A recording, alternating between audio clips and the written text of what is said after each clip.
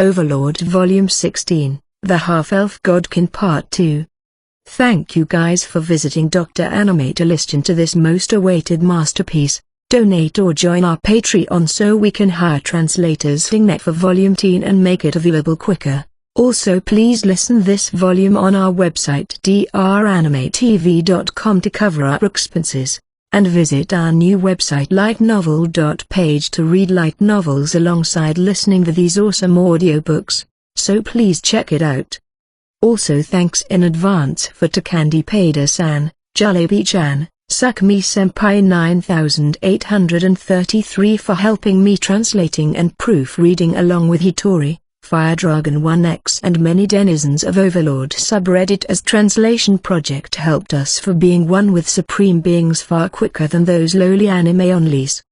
Although this is a translated by professional and local people, this is considered a fan translation. It is translated by multiple people so you may notice some differences in some parts. Also as a fan translation you may encounter many vague terms, word puns which are hard to translate and added translation notes for it. Note this volume covers chapter 4 and 5 and epilogue. Diamond, Diamond, Diamond. Chapter 4, Life in the Village. 1. Aints walked towards the Dark Elf village with Mare in tow. Mare was wearing the male attire that Aints had lent him instead of his usual feminine wear, just like the ones he had lent to Aura. These were just simple clothes that didn't have any data in them and thus, no magic. This world's clothes wouldn't automatically adjust to fit the wearer unless imbued with magic, but it's different for the clothes from Idrissel and so they fit Mare to a T. They just had to be careful in a battle with these clothes due to the absolute drop in defensive stats compared to their usual outfits. Aints actually thought about having them wear something else at first because of this. He had already heard from the twins that Bukubuku Chagma prepared a lot of items for them aside from their normal gear. But, was there really anything suitable among those items to hide their status and true strength in the place they were heading to? Aints could only shake his head in disappointment. Most of them were things like Aura's animal suit armor or Mare's dress armor, things Aints would consider as fetish gear. That was how Aints ended up providing the clothes for them. In the first place, this was Aints's plan, so it stood to reason that he should be the one to provide the things necessary. That didn't mean they were all wearing similar outfits in this case. Mare and Aints's outfits had one big difference from Aura's. The two of them were covering their lower faces with cloth, like they were wearing a mask. There was also the bandana covering their foreheads, so only the area around their eyes could be seen. Although he felt sorry for making Mare bear with the additional heat, Aints needed him to do this for his sake. They found Aura waiting for them at the entrance of the village, though the village didn't really have a place that could be called an entrance. She was not here because she saw them coming or because she was at the right place at the right time through sheer luck. It was because they had already contacted her with a message. Behind Aura stood a group of fanatical dark elves. It's rare for the dark elves, who spent their daily lives on trees, to be seen standing on the ground like Aura. It was still a dangerous place, even if it was near the village. They were probably doing it because of the trust they had in the strongest person around, Aura, or maybe it was because they wanted to be in close proximity to the one they adored, as much as possible. There were other dark elves gathered on the bridges spanning the trees, looking down at Aints and the others.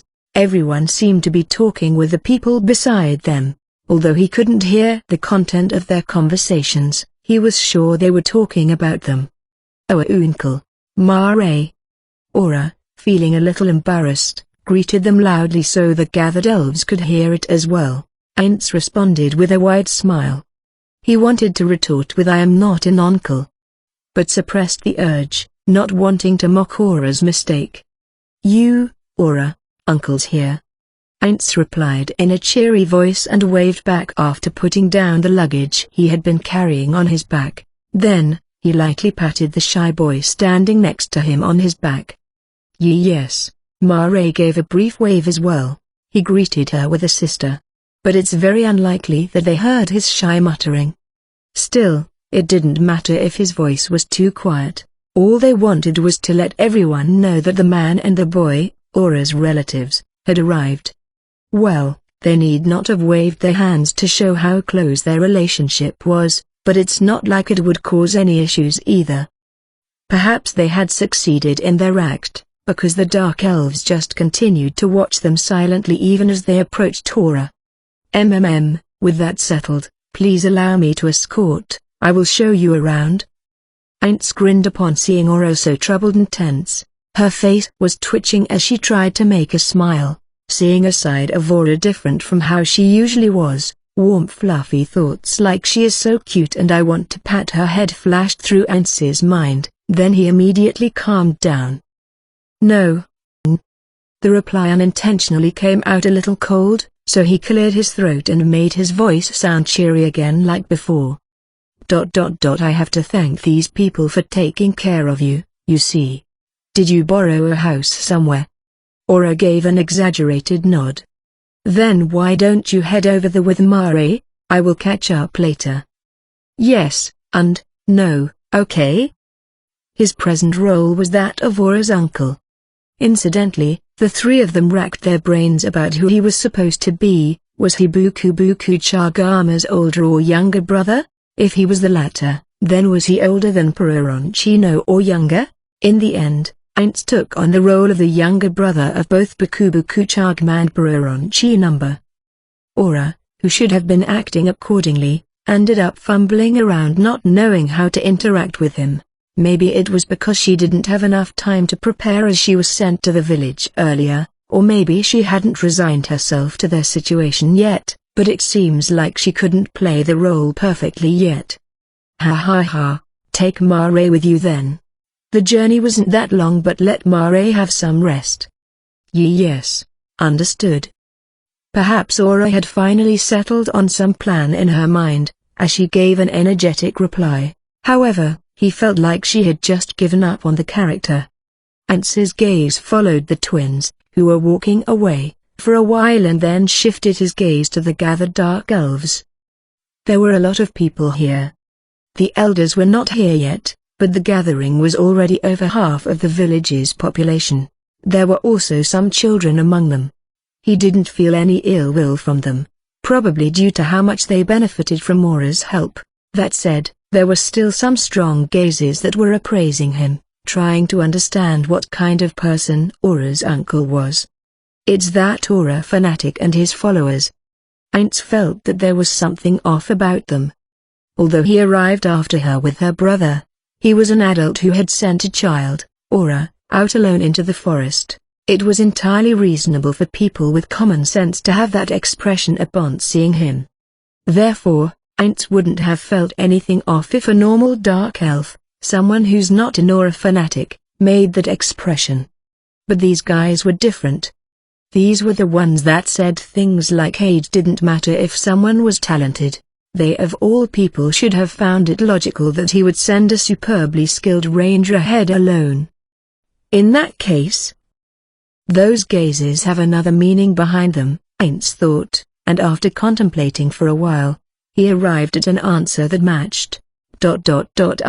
Maybe they are wondering if she was just being taken advantage of by an incompetent uncle. That's probably the reason for that look in their eyes.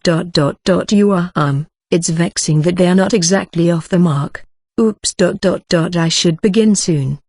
He had gotten a large enough audience. It was useless to spend more time waiting, and he didn't want to let their accumulated curiosity cool down if possible. It's been a long time. Aints felt a little tense, idly wondering if this was how a lecturer in the classroom or a conductor on a stage would feel. He started to speak to the Dark Elves gathered on the trees in a cheery voice, just like the one he used in the orchestrated act he put on before. Now that's settled. Aints removed the cloth covering the lower half of his face and displayed what was underneath it. He showed them a smile and immediately covered his face like before. I apologize, my tribe's tradition dictates that men have to cover their faces like this, even if covering one's face is considered rude here. Please forgive me for not removing it. No voices of discontent arose from the audience. It seemed like they had accepted Aintz's explanation. Of course, it was a huge lie. Ainz wore a rubber mask on his face and it cast an illusion over it moment-style, but it was only a low-level illusion, so rangers with sharp senses might be able to see through it if they looked closely enough. This excuse was to cover up the faults in his disguise. He hoped that it would be hard to see through the illusion just from the area around his eyes alone. "Well then, pleased to meet you. Seems like you took care of my aura. She may have already told you about me, but my name is Ain Belfior." He stated his name, which was thought up by all three of them after exhausting their brains. Well, in reality, the twins did most of the thinking and he just received the name from them. "I've brought a few meager gifts with me. Would anyone lend me a table please?" Suddenly, he saw a nearby tree wriggle a bit before branches grew from it rapidly, wide enough to spread the luggage on it. Someone in the crowd probably used magic. "Thank you." Ainz gave his gratitude and lifted the luggage from the ground onto the table. "I don't know if they will be to your liking, but I would be glad if you would accept them." Ainz thought a lot about what he should bring as gifts. Seeing the elves in Nazarick eat its food with relish, he thought about bringing condiments like salt. Even Ainz knew that salt was something no dish could do without. So, he initially planned to bring lumps of rock salt with him, but realized that although salt was essential for humans, that might not be the case for the Dark Elves. Even if it was essential, it could be the case that the Dark Elves required it far less than humans. In that case, its worth would be reduced in their eyes. Also, as Ainz found out, they didn't seem to use anything similar to salt in their cooking sessions, at least not during the ones he snooped on. He also didn't see any elves salting their meat. That they had the magic to prevent their meat from spoiling was probably a major reason why they didn't. Maybe they actually did use salt, but only on the rare occasion because they found it precious. That didn't seem to be the case either. Well, it's not like he could go around checking all of the kitchens for salt just because he could use perfect unknowable. Considering this absence of salt and how they didn't waste the blood of their prey, perhaps they were satisfying their need for salts from the blood as carnivores do. Incidentally, because Erantal didn't have anything like rock salt mines or salt lakes, their salt was produced by the magic casters who were proficient in domestic magic. They also imported some from the Empire and the Kingdom. That's why he was told the price of salt increased a bit for a while under his rule, but that no longer seemed to be an issue. Ainz vaguely remembered reading something like that from the documents that passed by him. Albedo had probably dealt with it. Anyhow, Ainz decided not to bring salt. In its place. "These are metal knives created by dwarves, you see? Splendid, right? I heard that you make some very strong ones here from trees using magic, but they probably aren't stronger than metal, right? These are made by dwarves who are especially good at smithing. They are first-rate stuff." The first thing he took out from the bag was a slender and thin wooden box that held a cleaver in it. He followed with arrowheads and cutlery knives, arranging them neatly on the table. This was a trade fair, to bring foreign exchange to the dwarven country which was under the Sorcerer Kingdom's economic sphere. Of course, this village which was self-sufficient didn't have the coin to pay. A method to bring foreign currency into this village would have to be prepared in this case, but Ainz thought that this was a chance for the Sorcerer Kingdom to act as their intermediary and thus bring them under its economic sphere as well. The issue was that he didn't discuss this plan with Albedo. "I don't expect a plan thought up by my useless brain will go smoothly, but it's not like there's anything to lose. There's not, right?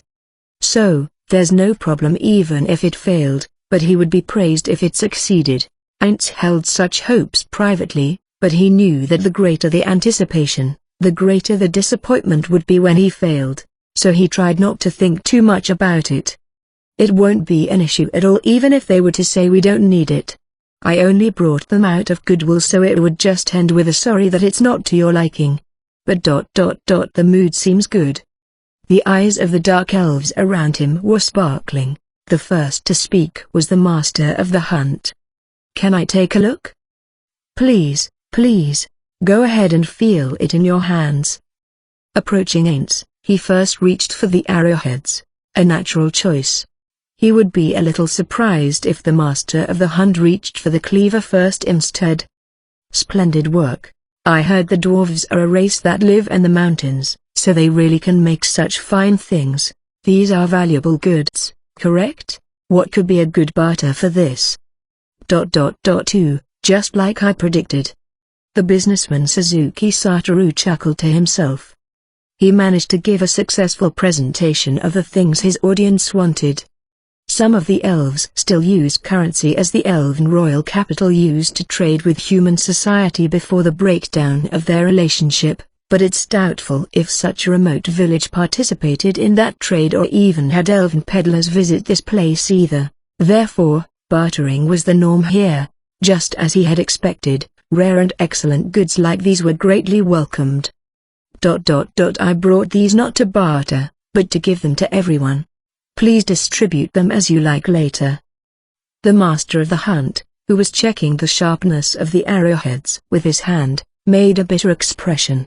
No, we are the ones who are indebted to your niece, Fiora, Dono, to receive these without giving anything in return. No, no. These are meager gifts, a mark of our affection and gratitude. Please accept them. But if you want to barter for something ... I have magic items that were produced using a splendid technique of dwarves called runes.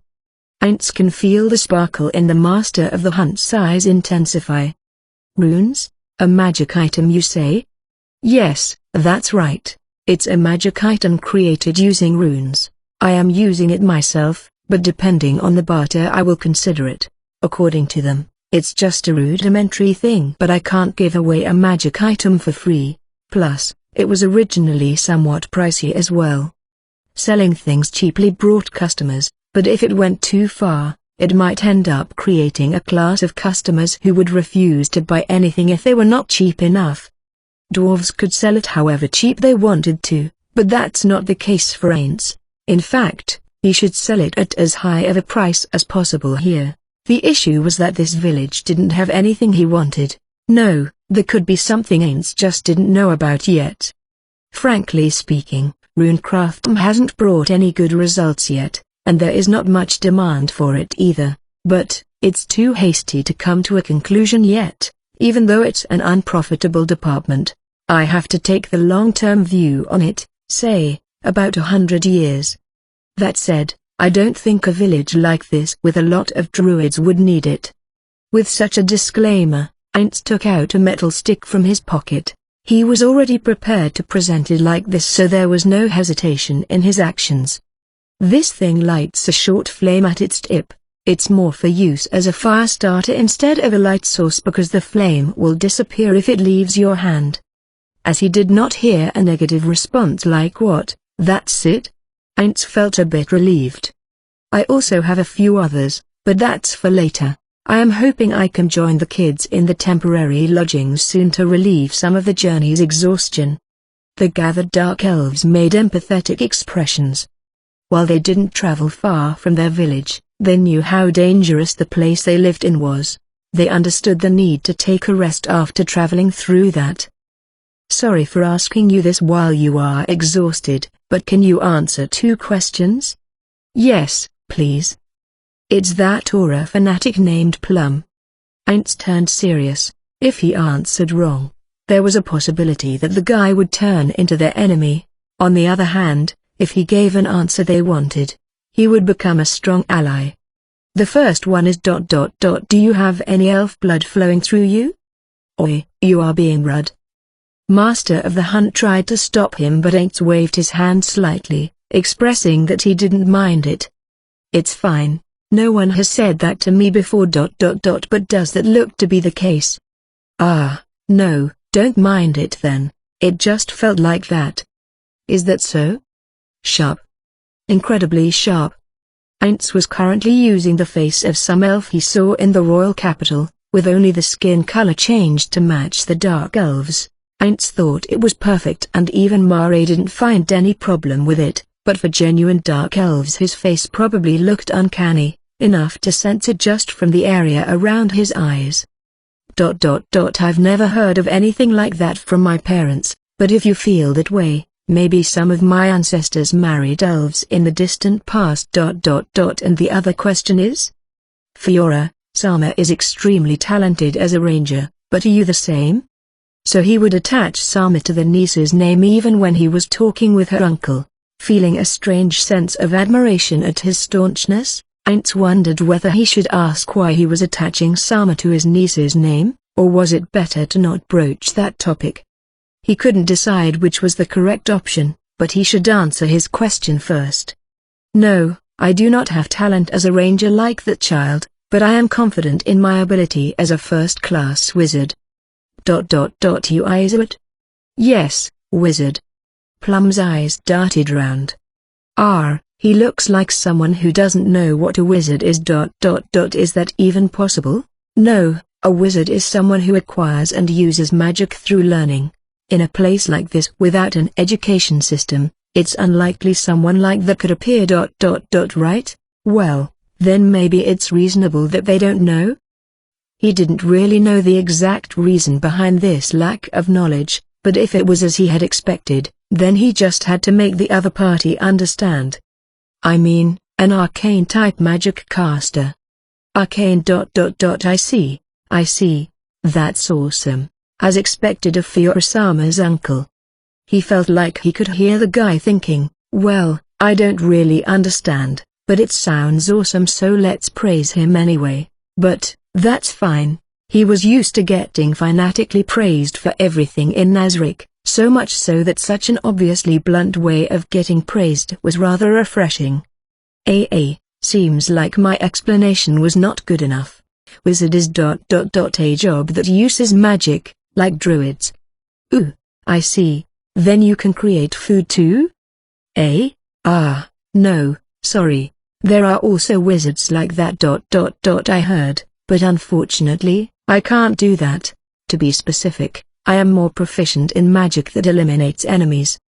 He remembered hearing that domestic magic could create condiments and spices, but wondered if it could also do high-quality foodstuffs. Even if they thought of him as incompetent because he couldn't do that, he wouldn't mind it. He knew himself to be mediocre, so if the other party thought him as incompetent, then it would just be a reflection of his own thoughts. Rather, he would even feel happy if that was how they saw him. But, he couldn't let himself be thought of as incompetent while he was acting as Aura's uncle. Ainz was currently standing in for Bukubuku Chagma after all. Enemies. I see. Then you can hunt, right? I understand. As expected of Fiora-sama's relatives. This guy was supposed to be a genuine hunter, so what the hell was he talking about? Ainz wondered. Taking down external threats was probably a part of a hunter's duty in this village, but that would not be the only one. Returning with food from the dangerous forest would be their primary work. If taking down enemies was enough for one to be called a hunter, then this village should have been filled with fully armored burly-looking warriors instead. But Ainz, who was neither a hunter nor one of the villagers, couldn't point it out to him. It would be bothersome if he ended up hurting the other party's feelings. Aura and Mare would be living here for a while, so he couldn't go around creating discord with the villagers. No amount of apologizing to the twins would be enough if his arrival made them look bad in the villagers' eyes. He would feel even more guilty because, even if that were to happen, Aura would surely say don't worry about it with sincerity. Anyhow, it was better to explain it clearly and get a verbal acknowledgement from him. He didn't want to be accused of lying or some other things later. After all, the twins would be constantly aware of his actions here. The circle of Nazarick's most intelligent people would probably conclude with a Sasuga. Even if Ainz made some idiotic mistake, but he was scared that the children would ask him, why did you do that? Please tell us innocently. He didn't want to use the think for yourself card with a child. While Ainz was having such thoughts in rapid succession, Plum nodded like he understood it more or less, and finally replied. Really, that's great. Splendid. Was it really so splendid? Ainz wondered, but he was fine with it if that's how it looked to the other party. This situation wasn't bad either. Ainz decided to go with the flow. I am not too confident about my hunting skills as I have never hunted, but I am happy that a skilled hunter from this village thinks so about me. With this, they would be the one responsible for calling him a hunter and expecting good hunting skills from him. That kid is probably helping you with the hunts. I think, but let me take over that duty from her. Can you let those two play in the village meanwhile? Plum made an expression like he just heard something preposterous. Aints didn't think he had said anything particularly strange and tried to recollect his words, but he couldn't find anything wrong with them. I came here hoping to let those city kids experience life in a dark elf village, so I want them to experience something they can't in the city. Right, like the games the children in this village play, if possible. I see. So life in a city is a lot different from the village, huh? The master of the hunt nodded in understanding. Aints was unsure what city life looked like in the master of the hunt's mind, but he was not responsible for the other party's own misunderstandings. He might have lied a little, but he was not exactly wrong either. He could make any number of excuses even if he was solicited about it later. Can I ask a question as well? The one who spoke was a man who looked like a ranger, standing on the walkway. That was true for all the elves here, but he had quite a pretty face. It would be appropriate to describe him as cool.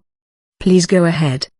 Aints was not happy about this and didn't want to get questioned at all if possible, but he couldn't say that to his face.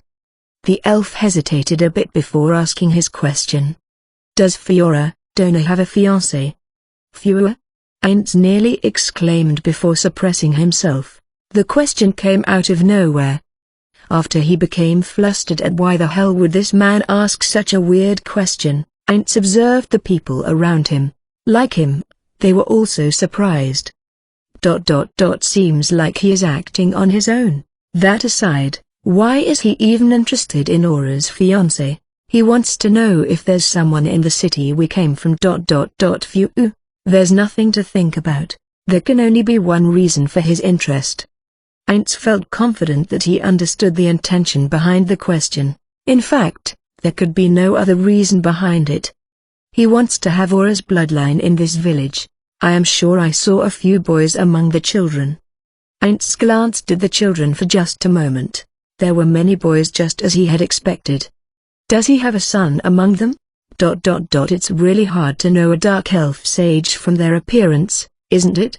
But the thought of their marriage never crossed my mind till now. Well, isn't it fine if there's someone who Aura likes? I'll need to make sure that person is decent first though, as Buku Chagama's stand-in. Oops, going on the tangents again. I will have to decide if I will lie here or tell the truth. But he didn't even need to think about it.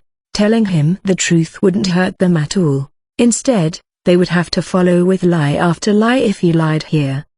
No. There's no one like that right now. Is that so? The man looked a little relieved. Is he the type who interferes too much in their children's choice of a partner? This is bad.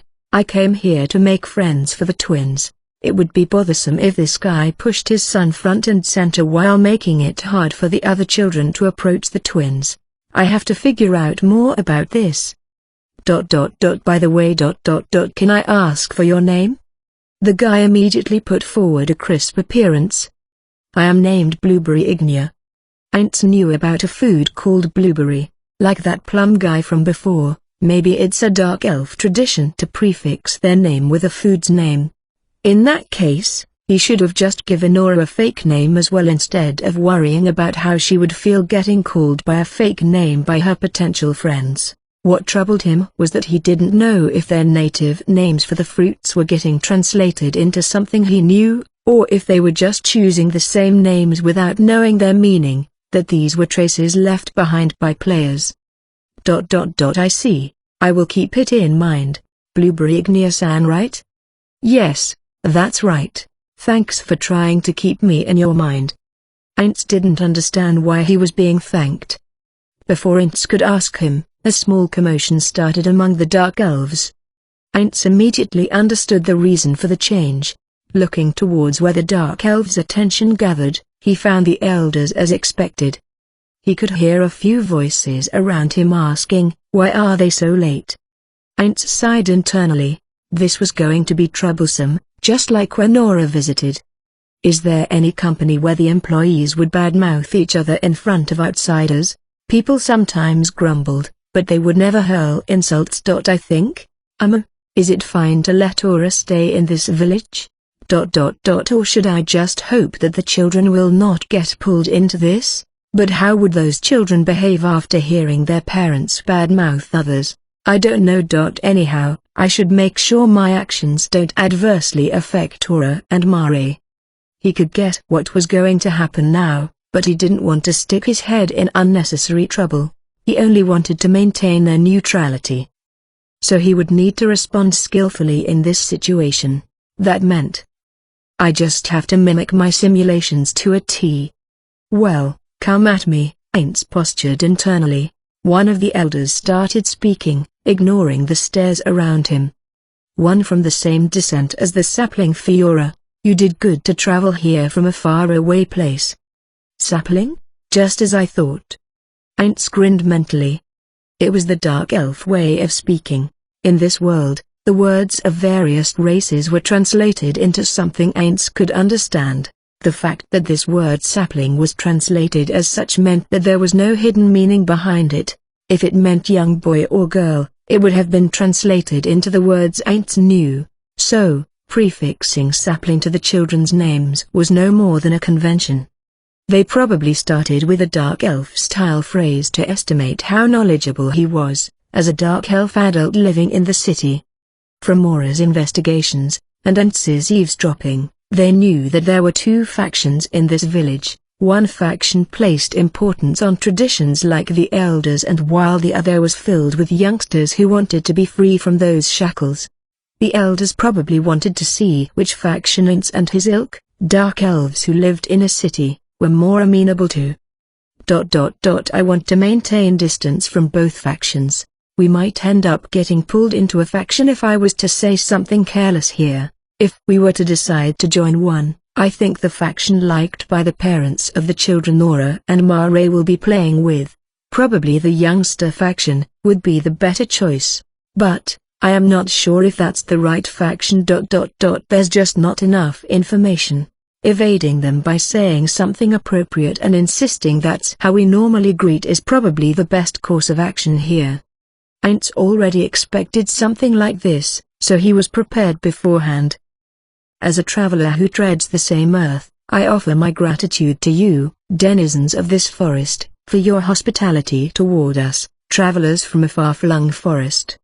Aints said something that sounded authentic without thinking too much about it. The elders blinked once and then sighed with a new. That certainly was not the sign of a bad impression. In fact, he could sense that his words got a good reception. Both the sawtooth and ring-cupped oaks are similarly sturdy, and both are majestic in their rise towards the heavens. I am satisfied. If the trees continue to flourish, they will certainly give birth to a forest someday. Aints spoke without a hitch and finally nodded in satisfaction. Frankly speaking, even he couldn't understand what he was saying. It's not like he was thinking about anything in the first place. He couldn't expect the listeners to understand if even he, the speaker himself, didn't, but unexpectedly, the elders were nodding just like him. They behaved like they understood his words. Suzuki Satoru, the salaryman, found their reaction very familiar. He had seen many situations just like this. No, he should say that he understood it because he himself did that all the time.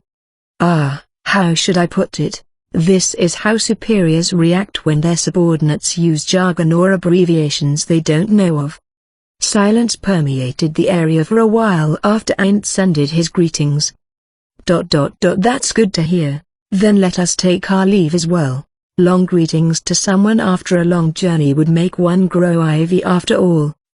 Ivy, is it? Aints unintentionally repeated the word back. Maybe that was how dark elves say that it's not good to extend a conversation too long.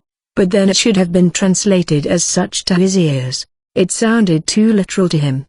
They probably heard Aints's unintended question, but despite that, The elders turned away and started walking back, ignoring him. What? It didn't go according to his simulation. Heinz looked at the gifts he had brought. He originally expected that they would request the distribution of gifts to be left to them. Only greetings? What does this mean? Did I make a mistake? Heinz felt uneasy, like this was an interview that ended too quickly. This was exactly how one would react if the interviewer asked, "Are there any questions?" After just a few words. If they had shown clear signs of dislike at Hentz's words from before, he would have chalked it up as valuable experience even if they end up having to move to another village. However, he didn't get any reaction out of them at all at the end of their conversation, so he was not even sure if he had left a good impression or a bad one. On observing the people around him, he couldn't feel any dislike or hostility directed at him. Rather, it looked like they too were puzzled by this development. "I don't understand at all. But there's no use in thinking further. Depending on the situation, maybe I should use perfect unknowable to snoop on them and what exactly they are thinking." Heinz stared after the retreating elders and then asked a nearby villager as if he suddenly remembered something about a related matter. Seems like I am welcomed at least. I have something to talk about with the elders. Are they busy?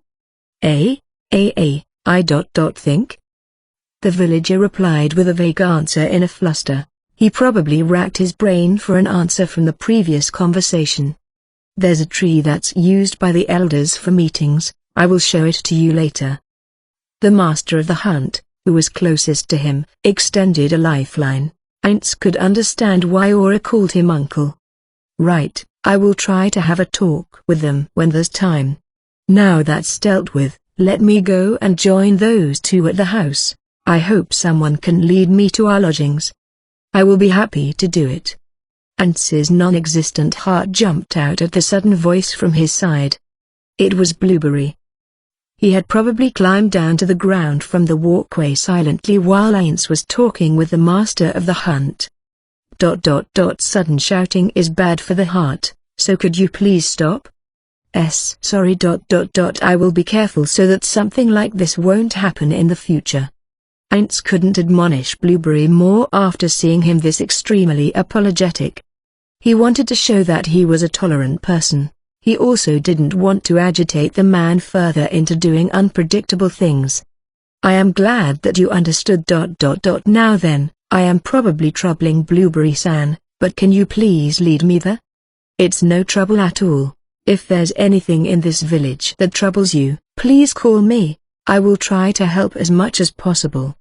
"That's reassuring to hear," Heinz replied and started walking after Blueberry. However, that didn't mean his work was done yet. His most important task still remained. Heinz stopped on the way, his eyes landing on a group of kids, and although it was hidden by the cloth, he smiled at them. There were 4 boys and 2 girls, a total of 6 children. 2 kids, a boy and a girl, looked younger than the twins. 1 boy was of the same age and the remaining 3 looked older. "Yeah, you kids," Heinz greeted while walking toward them. None of the adults around stopped him out of wariness. Heinz had probably left a good impression on them with his behavior since his arrival. "I hope you will look after Aura and Mare." Said the children's faces. He couldn't stop here. He needed something to push them on. Frankly speaking, it was for this moment that Heinz even set out on this journey. "Please let those 2 play along with you all. That said, you probably can't win against them if you play games that involve moving your body. So I would be grateful if you could invite them to play something different, the kind of games that they can't play in the city." Heinz had simulated his conversation with the elders with Mare's help. In contrast, he had simulated this conversation with the children by conferencing with himself in his mind. There were probably going to be mistakes and some things he had forgotten about. He couldn't be seen making mistakes by the adults as it could affect them adversely hereafter. That was why he wanted to talk with the children alone as much as possible, but it's doubtful if they would allow him, some unknown outsider, to interact with their precious children without an adult's supervision. He would have to use this chance now. Heinz brought out a leather pouch from his pocket. Then he took out an amber-colored lump half the size of his thumb from it. "Now then, hold out your hand." The one Heinz spoke to was a boy standing at the head of the group. He was probably the leader of this village's children. Heinz dropped the lump in the boy's palm, taking care not to let their hands touch directly. Though it looked like a bribe, it was certainly not one.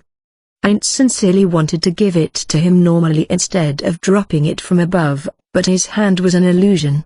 If they were to touch, he might find something wrong with the texture. He absolutely had to avoid that. What if I cut some criminal's hand and make a glove with the muscle and skin? Maybe Nazarick has someone good at that task. I wonder if they would hate it if it was a human's hands though, but again, someone like Neuronist might like it. This is. Heinz spoke gently to the boy who was looking at the weirdly shaped thing in his palm. "It's candy. It's sweeter than fruit.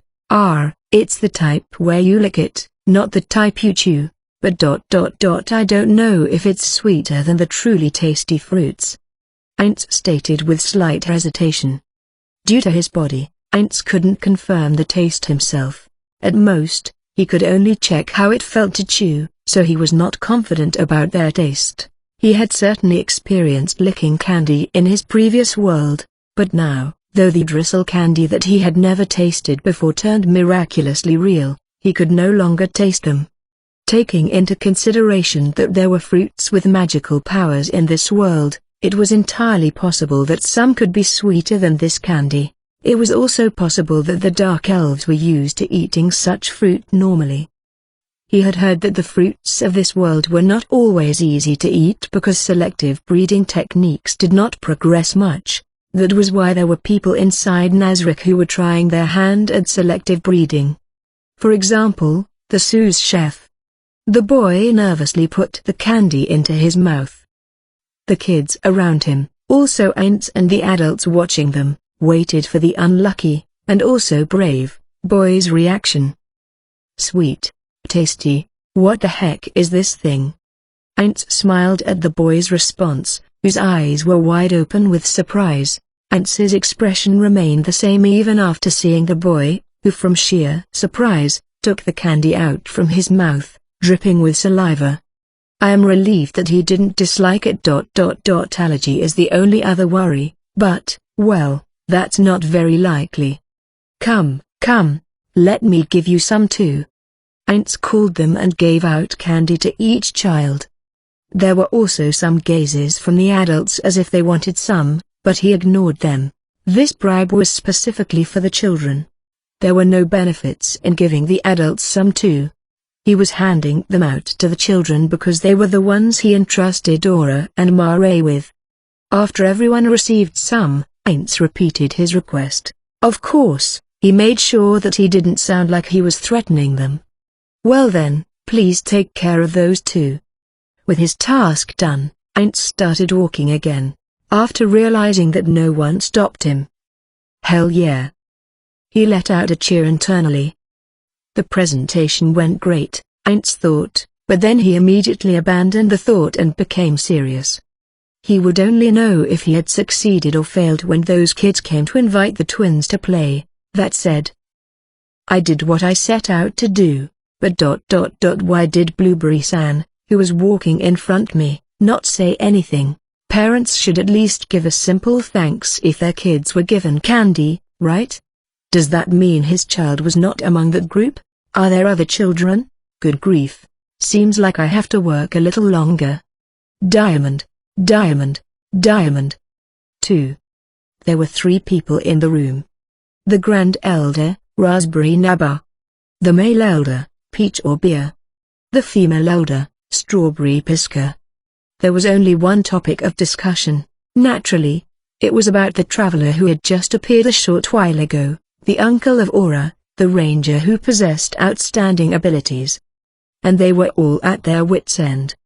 The reason for that was the Sawtooth Oak.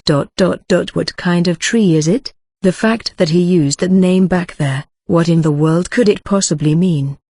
At the meeting they immediately held upon their return, Peach asked that question while he grimaced. Raspberry, with a similarly sour expression on his face, answered. No idea, but do you really think we could just ask him that right then and there? If it meant the sacred tree that his tribe uses for ancestor worship or in rituals, wouldn't he think that he had been insulted if we said we didn't know what kind of tree it was? Heaving a sigh, Strawberry grumbled. This is all because we put on the demeanor of obviously we know that back there, the words we don't know would never escape our lips, no matter what was said. It would be one thing if we were different races, but we're all dark elves. Considering the direction they came from, it's very likely that they're from one of the clans that split off in our parents' generation.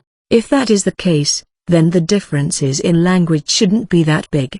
When you put all of those together, that was probably a formal greeting in the style of his tribe.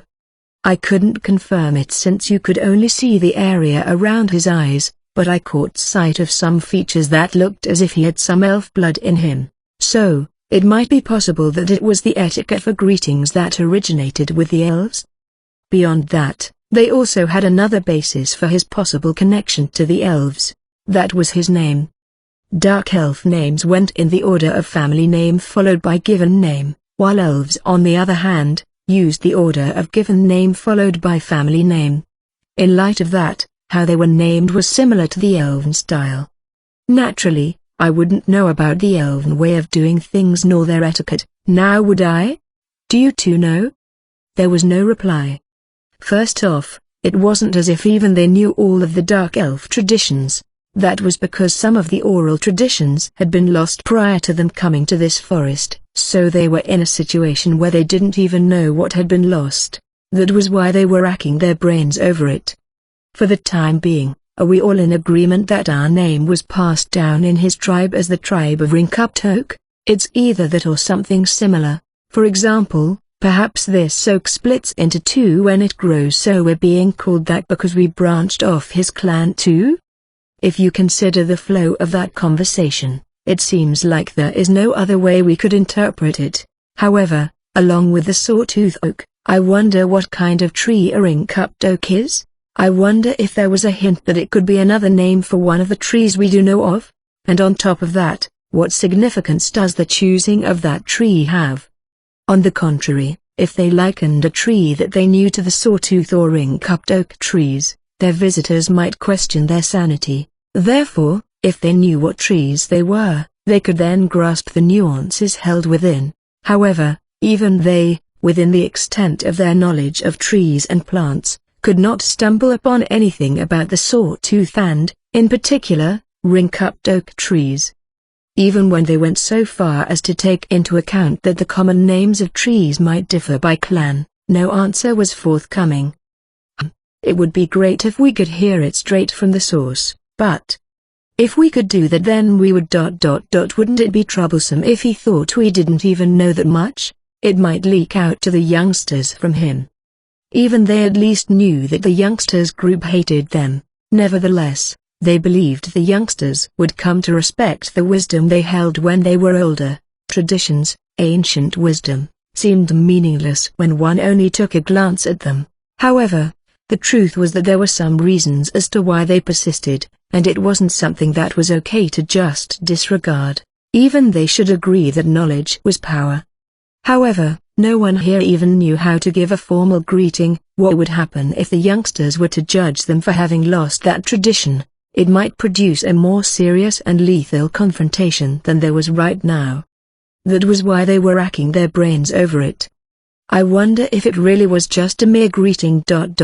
Even when I looked him in the eyes, he didn't seem to be showing a hint of emotion. He was so expressionless that it felt a little unsettling. So what do we do? His knowledge concerning dark elf traditions is something I'd like to ask him about though.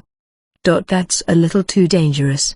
Even if we were to abide our shame and say to him that we wanted to talk with him privately, I don't know if he would really keep his mouth shut. If that's the case, you don't jump into a briar patch if you're not being chased, huh? You're right. It's best to keep a certain distance, and not approach him. That being the case, what do we do with his gifts? The souvenirs from a land where races other than elves or dark elves live. There are probably rare items among them. If the three elders took responsibility for distributing the souvenirs, there would be some suitable benefits to it.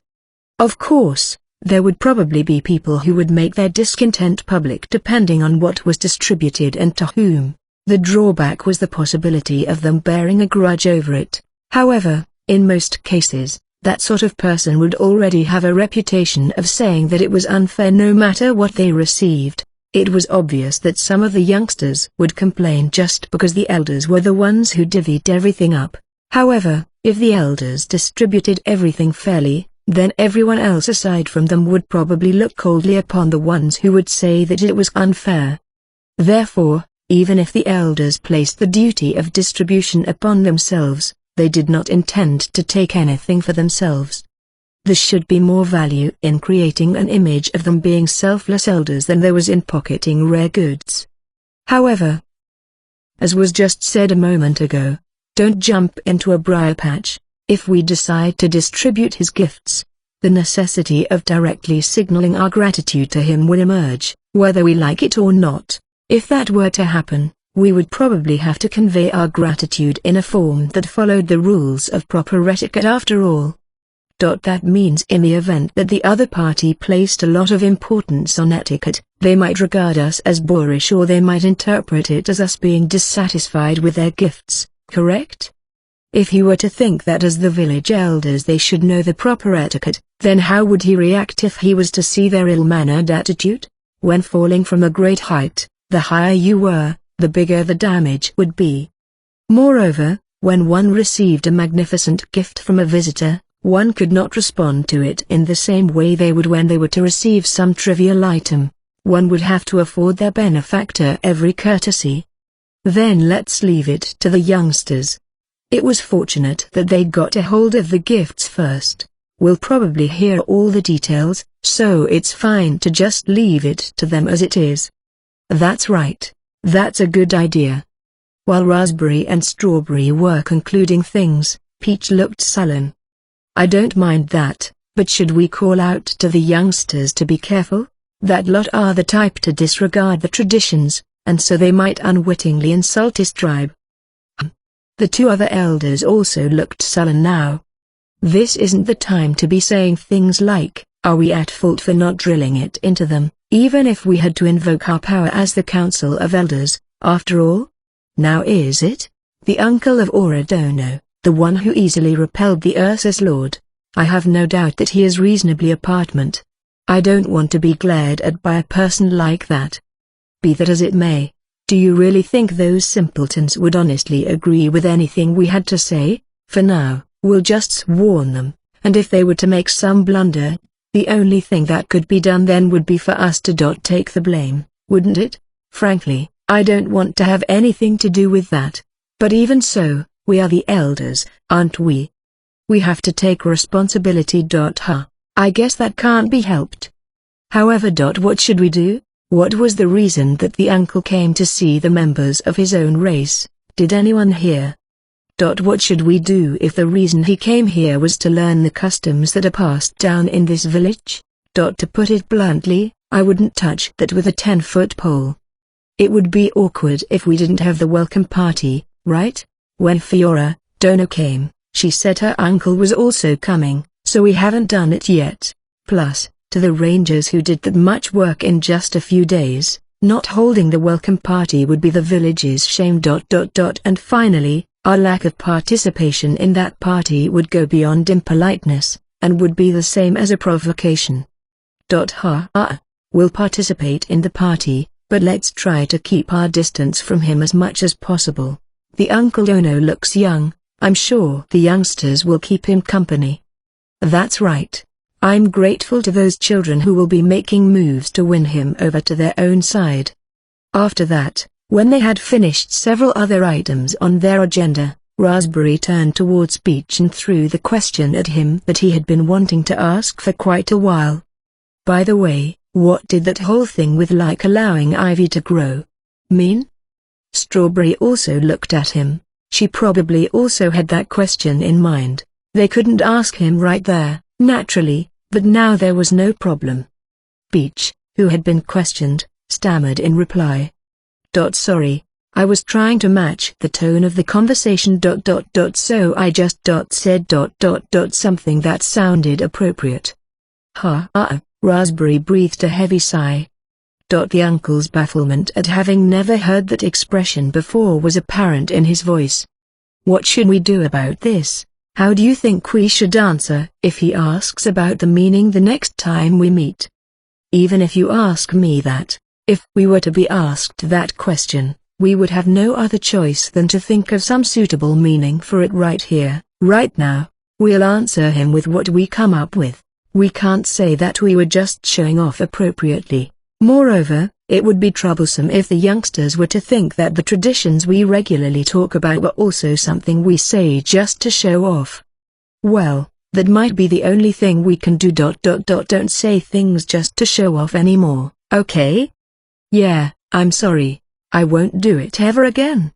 Well then, what meaning would the words, like allowing ivy to grow, have? Let's all decide on that so that we are all able to give the same answer to whoever asks, okay? The elders, who had thought they were done, once again started exchanging their opinions on the new agenda item that had appeared. It was around the same time, while the elders were at their wits' end trying to produce a tentative answer, that there were people who were similarly at their own wits' end. It was the youngsters who opposed the elders. The reason they, if you were forced to call them something, it would be the youth faction, were rebelling against the elders was because their very own principles opposed those of the elders. Since they lived in the forest, a dangerous place, they held the opinion that for the sake of the village, they should yield to those who possessed superior abilities. Even if you were long-lived, you should give up your seat to someone else if you were inferior in ability to the younger generation. It was the elders' respect for convention and tradition versus the youth faction's belief in ability supremacism, so to speak. Therefore, if the elders were outstanding in terms of pure capabilities, in this case, that meant things that could be seen with the eye, like magic or fighting strength, the youth faction would probably also yield to them. Unfortunately, the elders didn't have that level of ability. From their point of view, people who were finding one way or another to butt in were just irritating. And yet, the reason this had not developed into a total conflict between them was because the four people in this village they deeply respected, the master of the hunt, Blueberry Ignea, the chief pharmacist, and the Rete master, did not wish to oppose the elders. However, something had shaken things up here. It was the existence of Aura. The magnificent and outstanding ranger, even bearing in mind that she was a traveler, Aura's words carried serious weight among them. Her words were equal to, or above, those of the four people in the village who had gained their confidence up till now. They couldn't help having Aura's opinion weigh on their minds. Incidentally, those who had extreme views, even among the youth faction, were the Dark Elf Zealots. So what do you think will happen? One of the youngsters asked everyone without moving his line of sight. At the edge of his vision were the souvenirs that Aura's uncle had brought. Since no one had appeared who said that they would distribute them, they had been carried to the elf tree that was being used as the village's communal storehouse for now. Somebody'll probably distribute them, I suppose. The elders? If it were the usual pattern, that was how it would probably be. At times like this, the ones who would butt in would be the elders. Therefore, if things went the usual way, they would have commented that they would distribute it themselves first, but this time nobody said anything. On the contrary, I might not mind even if they did. It was a set of circumstances where that opinion formed. As expected, this was related to Aura, who they revered. When Aura came, she hadn't shown them the etiquette passed down through her own tribe. Due to that, they got a sense that their ideology was being vindicated, that those sorts of things had been abandoned outside of the forest, or that capable people didn't worry about such things. However, at the appearance of Aura's uncle, Ain Belfior, doubts about those ideas arose. The greetings of the dark elf who was her uncle, who seemed to have a little elf blood mixed in him, were incomprehensible to them. Since he wouldn't have said something meaningless in a situation like this, there was no doubt that it was what the elders would call a greeting that obeyed proper etiquette. The one who came first, Aura, hadn't displayed that sort of attitude, yet, the one who came later, the uncle, respected such manners. Where did this difference come from? Although they wouldn't say it out loud, everyone had already deduced the answer. It was the difference between children and adults. He, the uncle, had made the request for the children to please look after the two of them. In other words, it meant that he was treating Aura, who possessed that much strength, as a mere child. It was inconceivable. Certainly, when living in the forest, a harsh place, the first important thing children should learn wasn't politeness. There were plenty of other things that were more important than that. It was necessary to drill into them the things related to survival. Therefore, it was no wonder that the children would be totally unacquainted with the rules of etiquette. Even the elders had never shown any signs of trying to relentlessly drill it into the children. Based on that, what became a problem for them was why Aura's uncle hadn't shown a courteous attitude until the elders came. Was it because Aura's uncle viewed everyone gathered at that place as children just like her? Not just the ones in the youth faction, no one there had shown the proper courtesy to the uncle. What sort of attitude would an adult take toward children who didn't know about that sort of etiquette? Certainly, the adult wouldn't extend a greeting that followed the rules of etiquette. They would look at them in the same way they do children and treat them as such. That etiquette stuff they had dismissed as meaningless until now suddenly had meaning. It was code used to show respect to the other party, and he had only shown it to the elders. That was the answer they arrived at. If we're thought of as children with the appearance of adults by the uncle and then we just go ahead and divide up the souvenirs of our own accord, we might be regarded as a village where the children are in control, or worse, a village of savages who don't even know what etiquette is. Even if we couldn't give a greeting that followed proper etiquette, he might not decide that we're children just because of that ...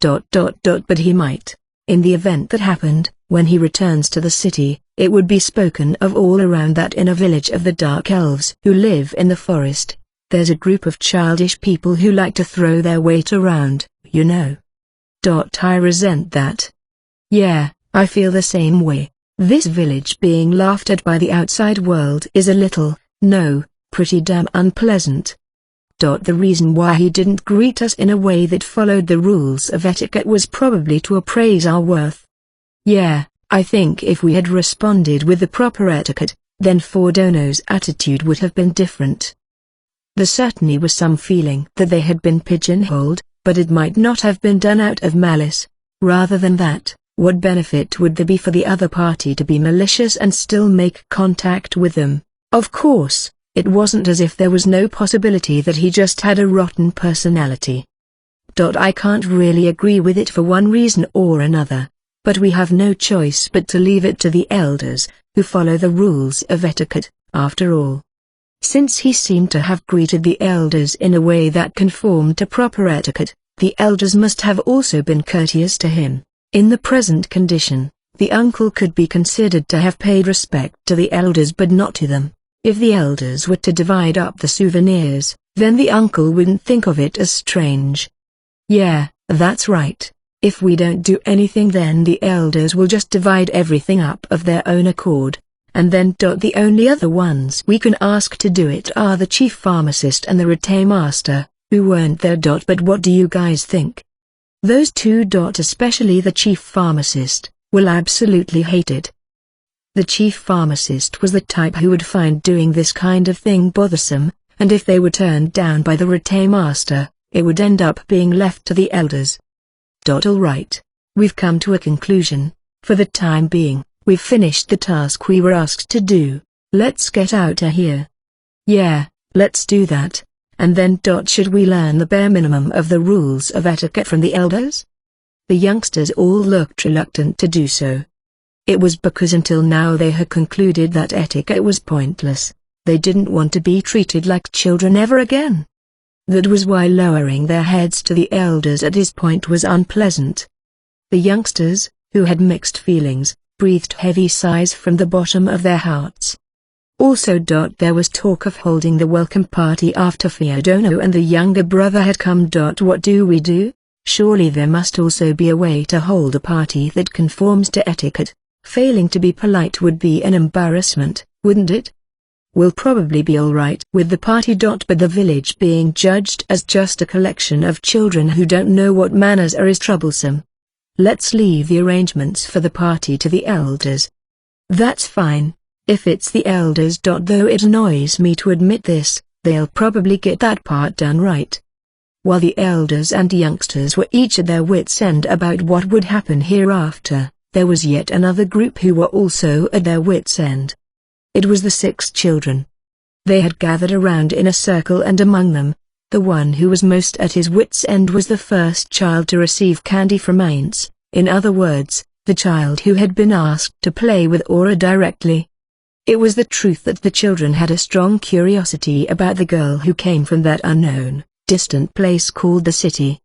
Even now they were interested in, wanted to make friends with, and wanted to play with her. In spite of that, there was a reason why they just looked at her from a distance and never approached her. It was because they were living in different worlds. Even if the girl who had abilities that surpassed those of the #1 hunter in the village was close to them in terms of age, the difference in their standing was on the order of that between heaven and earth. They couldn't just approach and start a conversation with that kind of person. Even if you saw a super famous person that you yourself respected, it was normal to hesitate to even talk to them. However, from this moment on, they had to do that. What are we gonna do? What kind of games should we play with them? What even is playing if a contest of athletic ability isn't on the table? So basically it would mean things other than tree climbing, which uses your body, or something. There's no playing like that. You could say that the reason the Dark Elf children were optimistic about inviting Aura to play with them was because of the candy they had received just a bit ago. But you could also say it was because they wanted to try playing with her even more than that too. In a sense, you could say that Ainz's proposition had been a godsend for them. How about what's in the leaves? What's in the leaves was what the other races would call hide and seek. I don't know about the boy who came today, but that girl is a super amazing ranger, you know? She'd find us all instantly. We couldn't do the same for her. Who cares if we get found? That's not what playing's all about, is it? You moron. Getting her to play with us is different from playing together with us. The other children who heard that whistled in admiration. You're so cool, Ku-chan. That's our Ku-chan. Whoa, don't say something so obvious. Ku-chan, orange colors.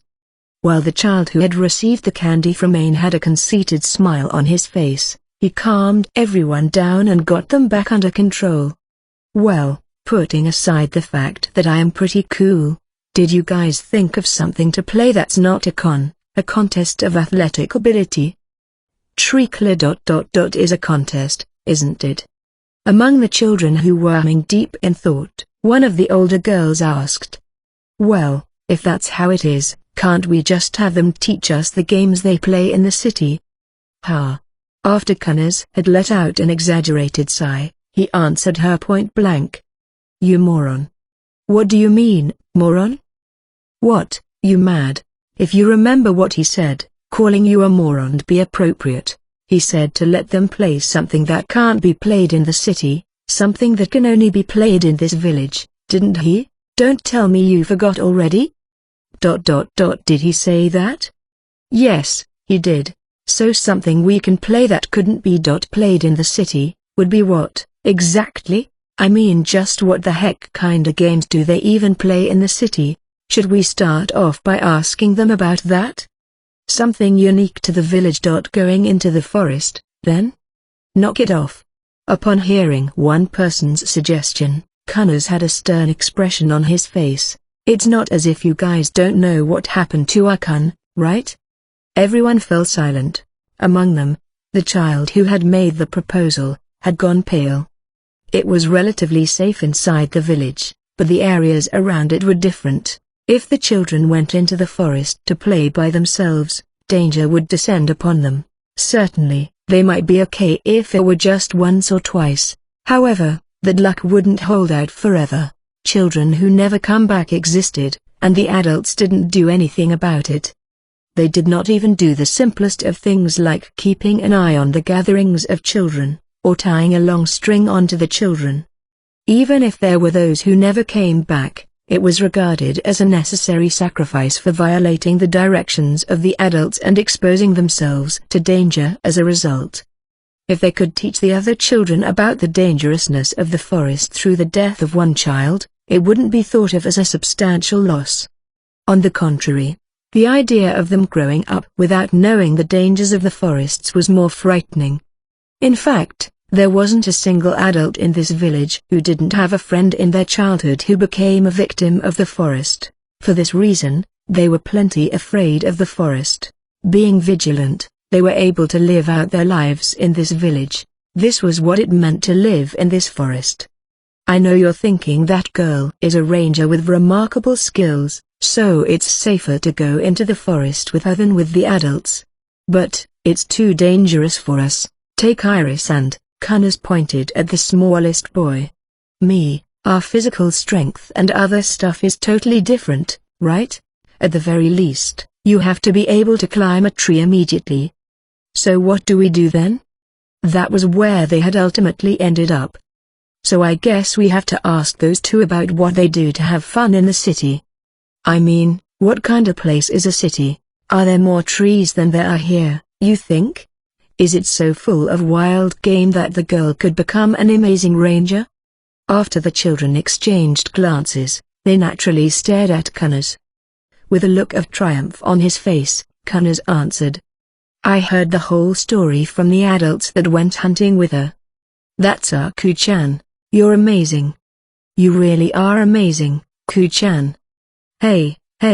It seems like a city is a place where it's not just elves or dark elves, but also a lot of guys from various other races are there. It sounds like there aren't any trees at all. Instead, they say that a lot of houses are made of bricks, mortar, or some other kind of dirt there. From dirt, so it's something like the Garakus do? Translation notes. The original is Furigana. Seems to be a reference to termite mushroom plus man, so Garakus, Agaricus, would be my guess for the intended name. The name of one of the races that live in this forest came up. The Garasi were also omnivorous, but since they didn't go so far as to eat intelligent life, even if they ran into a dark elf in the forest, they would both keep their distance and silently pass by each other. It seemed like their dwellings were shaped like boxes of hardened dirt. The children imagined a meadow with a lot of those boxes. They tilted their heads in puzzlement because they simply couldn't understand it. Whoa, they came from a place that's kinda amazing. I kinda feel like I want to hear more about the city. Look, even if we asked them about it, it could turn out to be something they've played even in the city, then the number of games we've prepared would just go down. Wouldn't they? In other words, we'll have to prepare several games to play, won't we? Arg. Once again, the children pondered. It really was difficult. Hold on, what about playing house? The smallest girl murmured. The three oldest boys looked a little reluctant. As you would expect, they probably wanted to say that they had already outgrown that kind of game. However, only Connors looked like he thought it might not be that bad of an idea. Certainly, if it was playing house, it wouldn't be a contest of athletic ability or anything, would it? No, anything but that. But it's not something that can only be played in the forest, is it? It's something you can do anywhere. All we have to do is play a version of house that's unique to the village. A version of house that was unique to the village. What kind of house would it be? Excluding Connors, the speaker, nobody gave an indication that they knew. Also, that boy who came later, he doesn't look like he's very good at physical activities, so playing house might not be a bad idea. At that age they probably still play house, right? I do not. One of the boys, who was around the same age as Aura, said. The children around him countered with, "Wow! You were playing house by yourself." That wasn't playing house. I was playing Dark Elf Heroes. The children's conversation shifted to a discussion of what the difference between playing house and playing Dark Elf Heroes was. Accepting Blueberry's guidance, Aints arrived at an elf tree. Of course, Aints knew where Aura was staying, therefore, being led here was unnecessary, but, seeing as today was supposed to be the first time Aints had come here, he couldn't act as if he did. Since he didn't see them outside, it seemed like they had gone inside the house first. Thank you very much for showing me the way here. Was there something he was curious about? Blueberry, who was acting as if he was examining the elf tree, said in a disappointed-sounding voice. I am glad that it seems I was able to be of service to you. Should anything else arise, please do tell me. Shall I carry your luggage inside? No, I would hate to have you go to all that trouble. Please pay it no mind. Is that so? You may ask anything of me, if you wish. Aints didn't know why, but Blueberry was coming closer to him without any hesitation. Humans had a concept called personal space. Maybe for dark elves, that personal space was closer than for ordinary humans?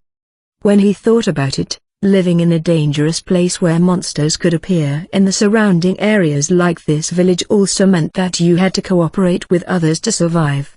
Perhaps that was even being expressed in a situation like this. Be that as it may, there really wasn't a single thing he wanted to ask him to do. No, there really is nothing. Just guiding me all the way here was more than enough. Is that so? Well then, P please give my regards to Aura-san. Why only Aura? R. So that's what it is. Aints had arrived at the answer. Crap. I forgot to introduce Mare, didn't I? Aura called out his name, but that was it. However, the merits of introducing Mare to the adults weren't that big. Since he just needed to have the children know who Mare was, he could just let Aura take care of that. Understood. I shall pass it along to her. Seeing off Blueberry, who kept looking back at him, Aints went inside the elf tree and, just as he had expected, the two of them were waiting for him there. Goodwa. Aints suddenly hesitated and corrected his form of address. No, I kept you guys waiting, didn't I? I know this is abrupt, but what shall we be doing from here on? Wait, let's quit it with the excessive honorifics. I understand very well that if we have Aura the Ranger's ears, then no matter what dark elf in this village tried to creep up on us she wouldn't fail to hear their footsteps. In other words, right now, this place is safe, which means there's no problem as to the kind of language we use. However, acting is something where if you're not always on point, the slightest thing could reveal the faults in your performance. While we are in this village, I'm Aura's uncle. There's no need for you to use honorifics with me. You, Aura groaned. When she cast a quick glance at Mare, who was next to her, she dropped her gaze just a little bit. Then, while looking at Aints with upturned eyes, she asked, Uncle, what are we gonna do now?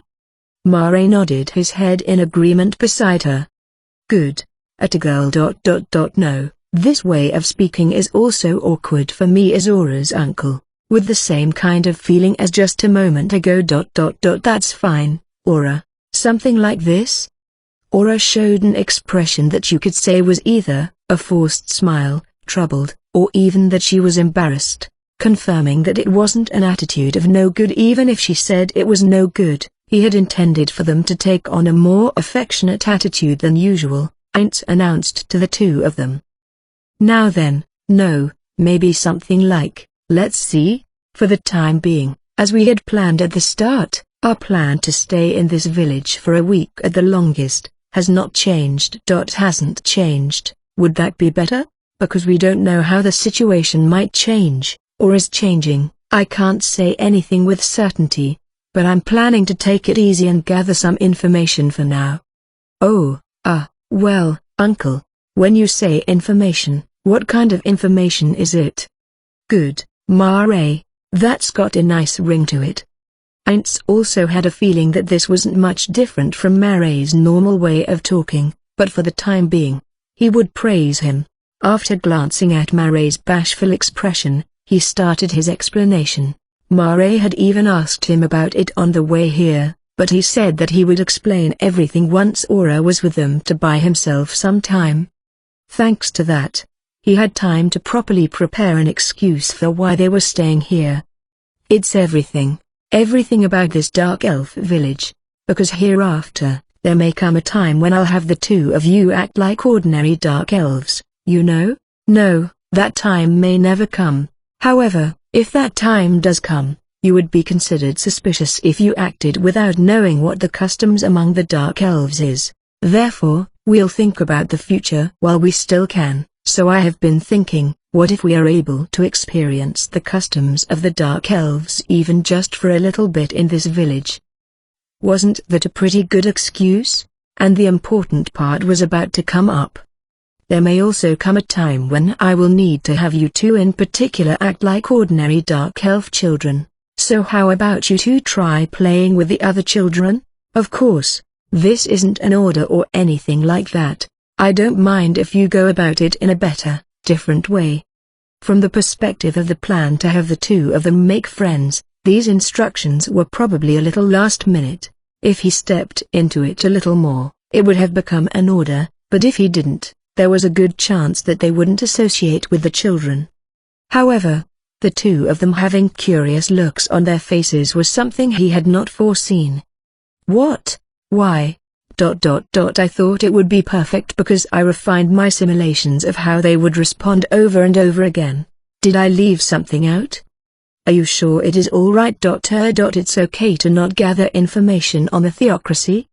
This time it was Aints who had a curious look on his face at Aura's question. Be that as it may, not even the slightest movement would show on an illusory face. Why would they even be talking about information on the theocracy? Mentally, Aints was tilting his head in confusion.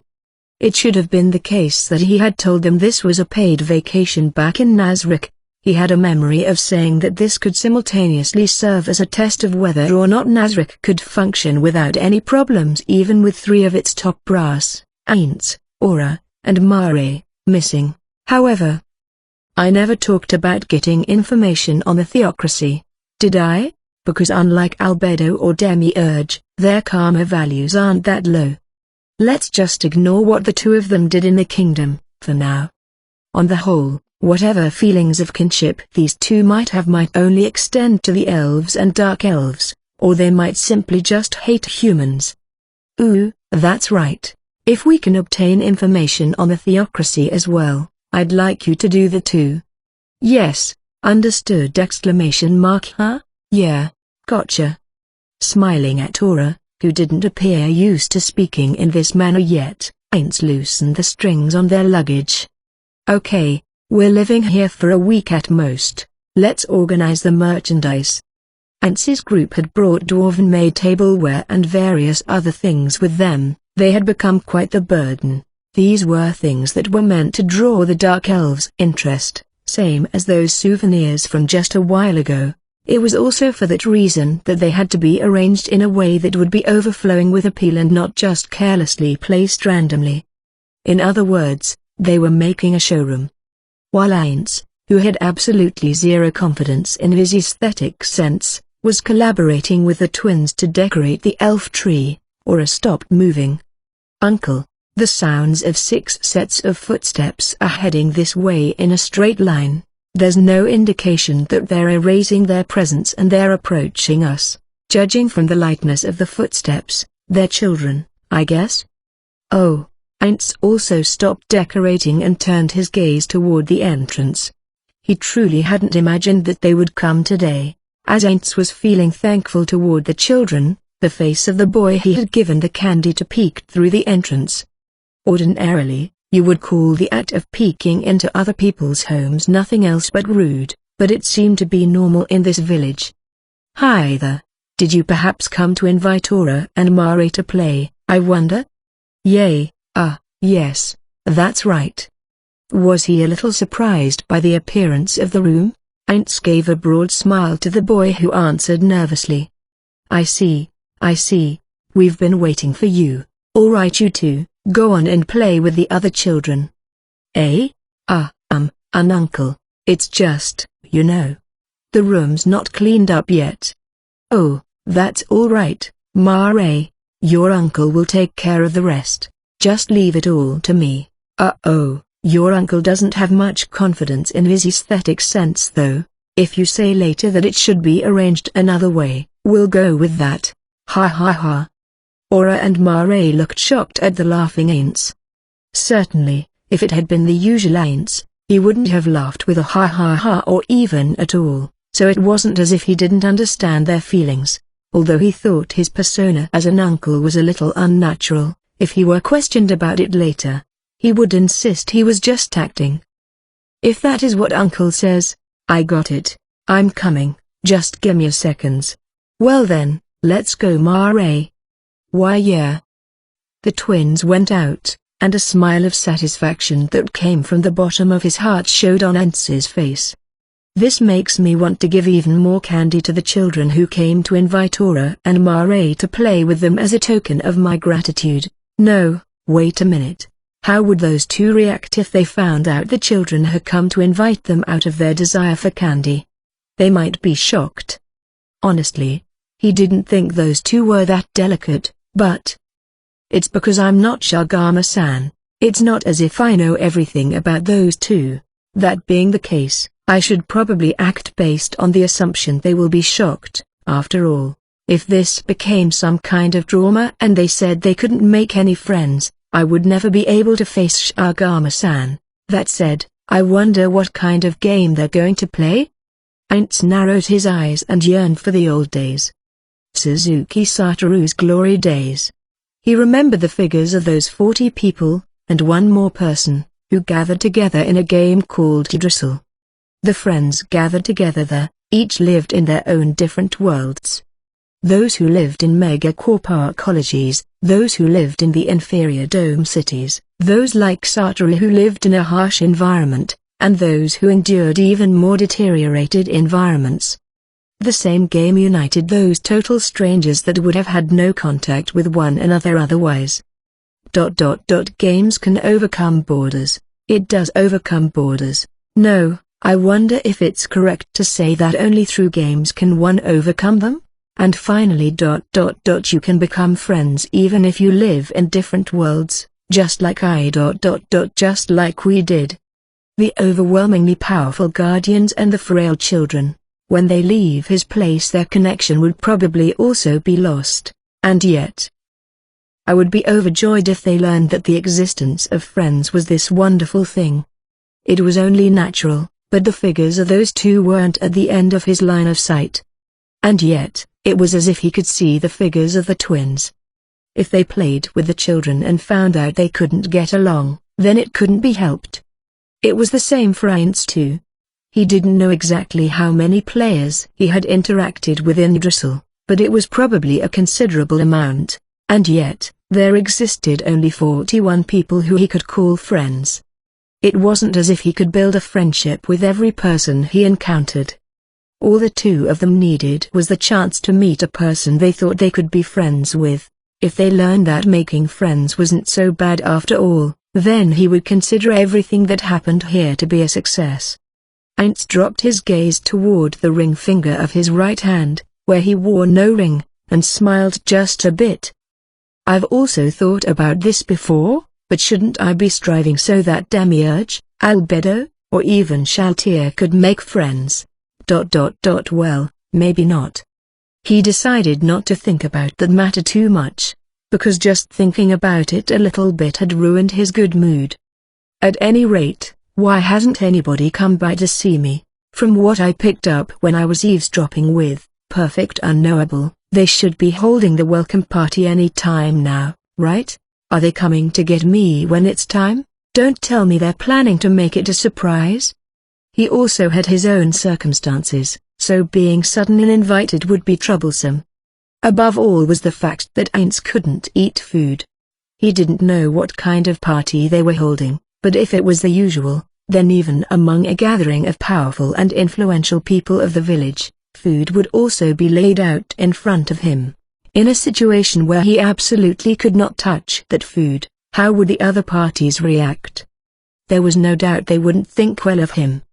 If they were totally different races, they would probably think that this kind of thing was normal, and a host who provided food that wasn't palatable to their guest should be reproached. However, Heinz had transformed into a dark elf with illusion magic, so while there might be some foods that he could say he couldn't eat due to allergies, he couldn't just say he couldn't eat any of the food. That would be impossible to gloss over with his usual excuses. For this reason, it was necessary for him to take the initiative and prepare a reason ahead of time. Or are they being thoughtful, thinking that I'm probably tired, so they don't intend to come and get me right away? In that case, I wouldn't mind if they postponed the party itself, but it would still be a problem even if they came to get me after they've finished the preparations. Should I go see them? Heinz pondered for a bit, then shook his head from side to side. No, let's give up on that idea. Then if somebody does come, should I ask the Dark Elf if they would deliver a message for me? Heinz recalled the sights he had seen when he was lurking in the village in his perfect unknowable state.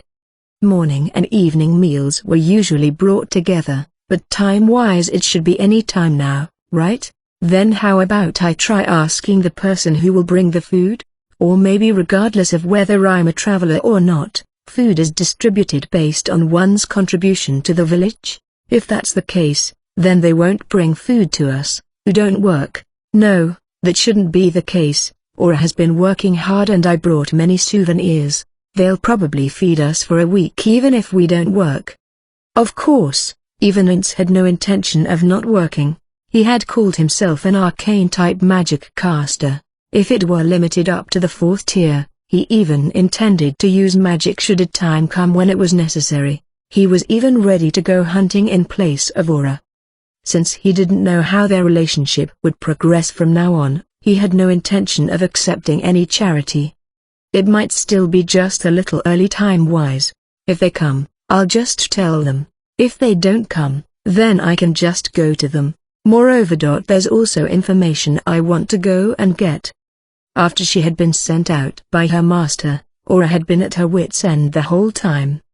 Her master's proposal was to play with the children in order to learn the Dark Elves' customs.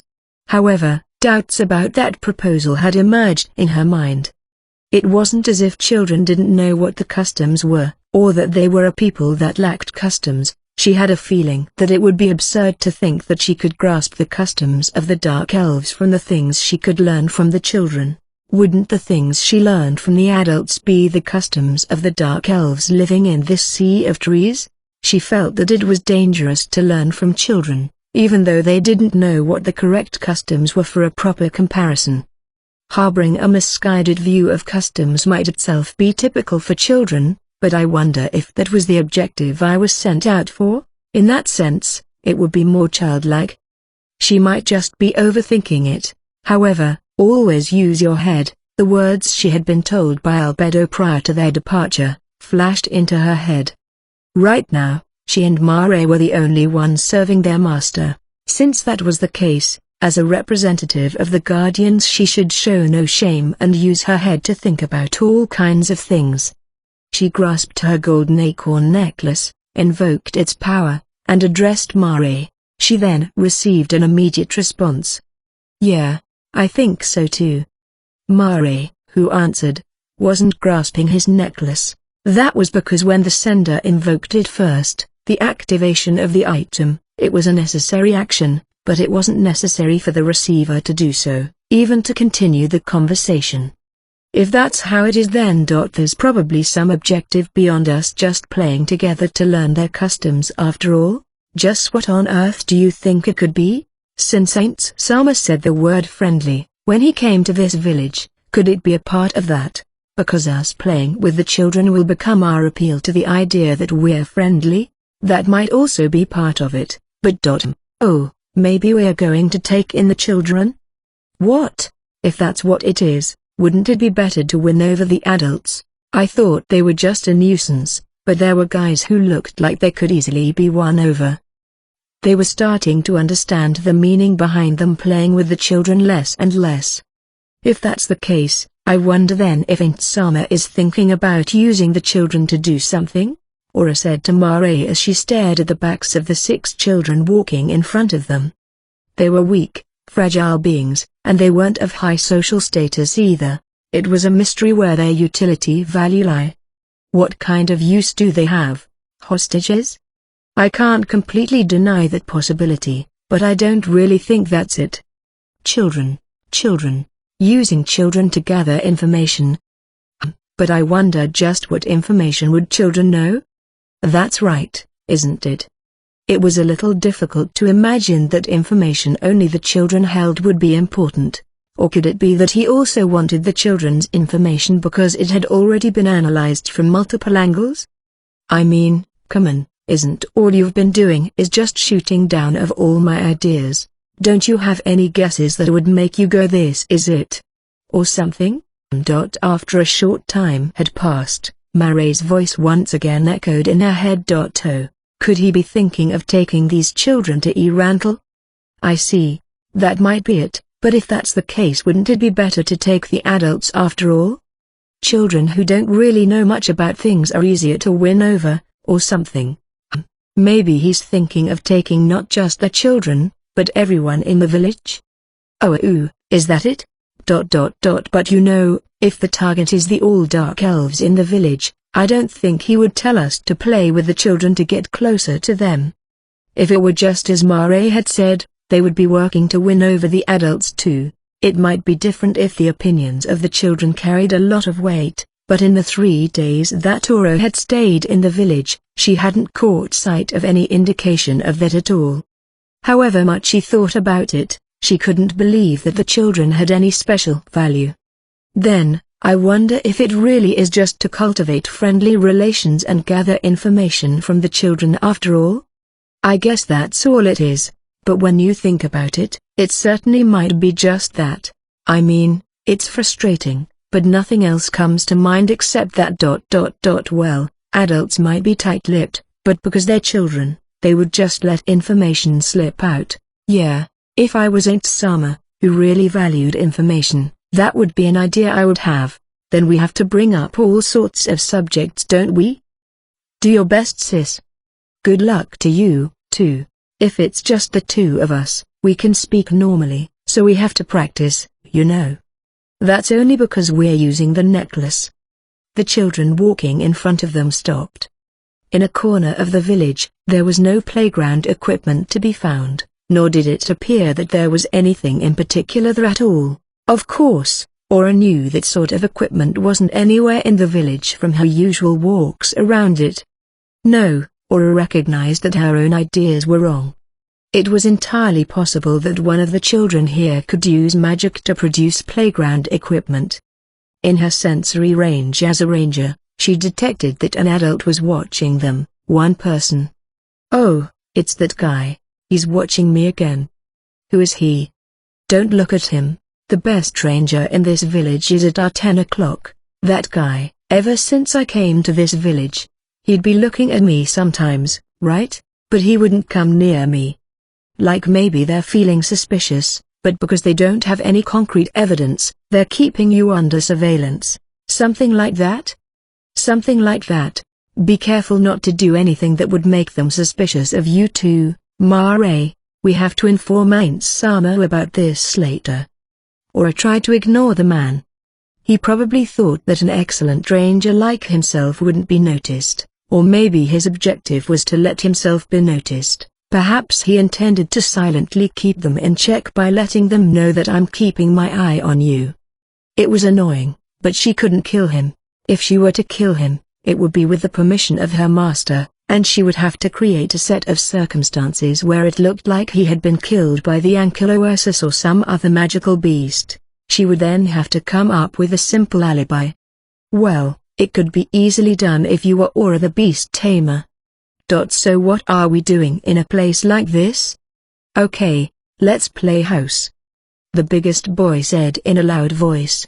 It was like he was trying to get them to agree through the sheer energy with which he said it. Playhouse?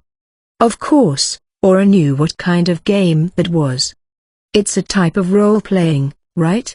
If I remember correctly, Buku Chagma-sama regretted it when Puroroncino-sama said that. I want to be the baby and have mommy rub my head and tell me everything's going to be okay. Is that what we're going to do? Aura pictured herself rubbing Shultia's head and saying there, you'll be okay. So something like that. But will I be doing that, or will I be the one it's being done to? It would still be fine if she had to take on the mommy role, but having the role of the baby was embarrassing. Or rather than it being just some role play, wouldn't it be an insult to Bukubuku Chagma-sama if she, who had been created as a floor guardian by the supreme beings, were to play the role of a baby? Though Yamaiko-sama and Ankora Mochi-sama did laugh when they heard about Puroroncino-sama's actions. Bukubuku Chagma-sama might get angry with me. It was simple enough to say she didn't want to play that game. However, in order to gather information and to also loosen their lips, it might be necessary for her to agree to it.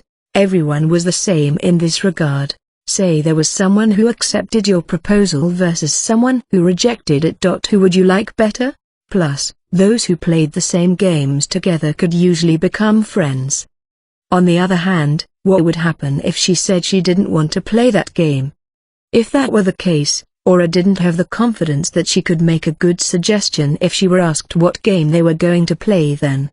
Aura could suggest a few games to play, for example, foot races, tree climbing, sword fighting, and so on.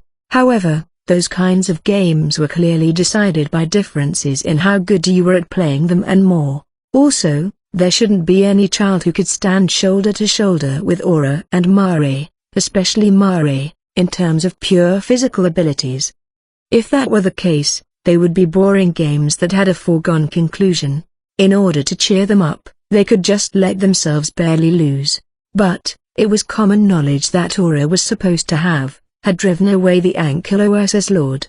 If a person as strong as that started saying, "Oh no, I lost," in a foot race or something, then even a child should realize that she was losing just to butter them up.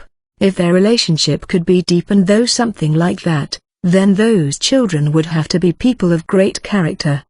So, if you were to ask her if there was an option of not playing, that would be impossible. Because her absolute master had told her to go play. If that were the case. See sis. See could it be? Mare had a startled expression on his face. He probably remembered the same things as she did, and arrived at the same conclusion. Aura used all the strength in her body to give the frightened Mare her best smile. So this really has been an extremely high-level mission, Mare. Diamond, diamond, diamond. 3. Having sent out Aura and Mare to play and after he had finished putting their things away, Ainz leaned against the wall, idly looking up at the ceiling while occasionally glancing at the small memo pad in his hand. He had nothing to do. Since they didn't have that much luggage to begin with, it didn't take long to tidy up everything. He just had to consult with those two on how to coordinate the interior when they got back. He had thought that someone would come to see him right away, but, all things considered, no one had come yet. Ainz dropped his gaze to the memo pad in his hand. What was written on it were the possible situations that could occur after they had come to the village and how to deal with them. However, no one coming to see him was not something that he could have ever imagined happening. He had to acknowledge that holes had suddenly appeared in the scenarios he had thought up. It wasn't a shock to him, because he was just an ordinary person after all, so he thought that was just the extent of his ability to plan ahead. What was important was how he was going to recover from this. There were two main paths that he immediately thought of. One was to be calm and composed while staying in place, the other one was to take action of his own accord. Ainz chose the former. He chose the path where he could avoid passing them by mistake. For a short while, Ainz didn't do anything at all. Around the time he started worriedly thinking that maybe he had chosen the wrong path after all, a single dark elf woman finally came and rudely peeked her head into the room from the entrance. People in this village were usually close enough to do this. When she finally made eye contact with Ainz, she acted a little surprised. Ainz felt a little uncomfortable there. Would Ainz's presence really be that surprising? No, is this sort of reaction appropriate if you were to look into a person's house, though we're just borrowing it, and make eye contact with the person inside? Though considering the sense of distance in the interpersonal relationships of dark elves, I have a hunch this is a little different. As if she were greeting Aints, the woman bowed her head once, turned her gaze to the floor, entered the room, and placed the dish she had brought with her on the floor. The dark elves wore shoes even when inside the elf trees. Because of that, he had some personal reservations about the tray of food being placed on the floor. That said, given that the dark elves sat on the floor when they ate, as far as Aints had seen, less than half of the people here used a table. This might have been the natural thing to do. And there was a point he was more concerned with than that. The distance between them wasn't that great. If she had intended to hand it to him, it could have been accomplished by walking a few steps forward. In spite of that, she just silently placed the dish on the floor. Furthermore, since she first peeked her head in, they hadn't made eye contact once. Even Aints understood why. She had no intention of talking to him.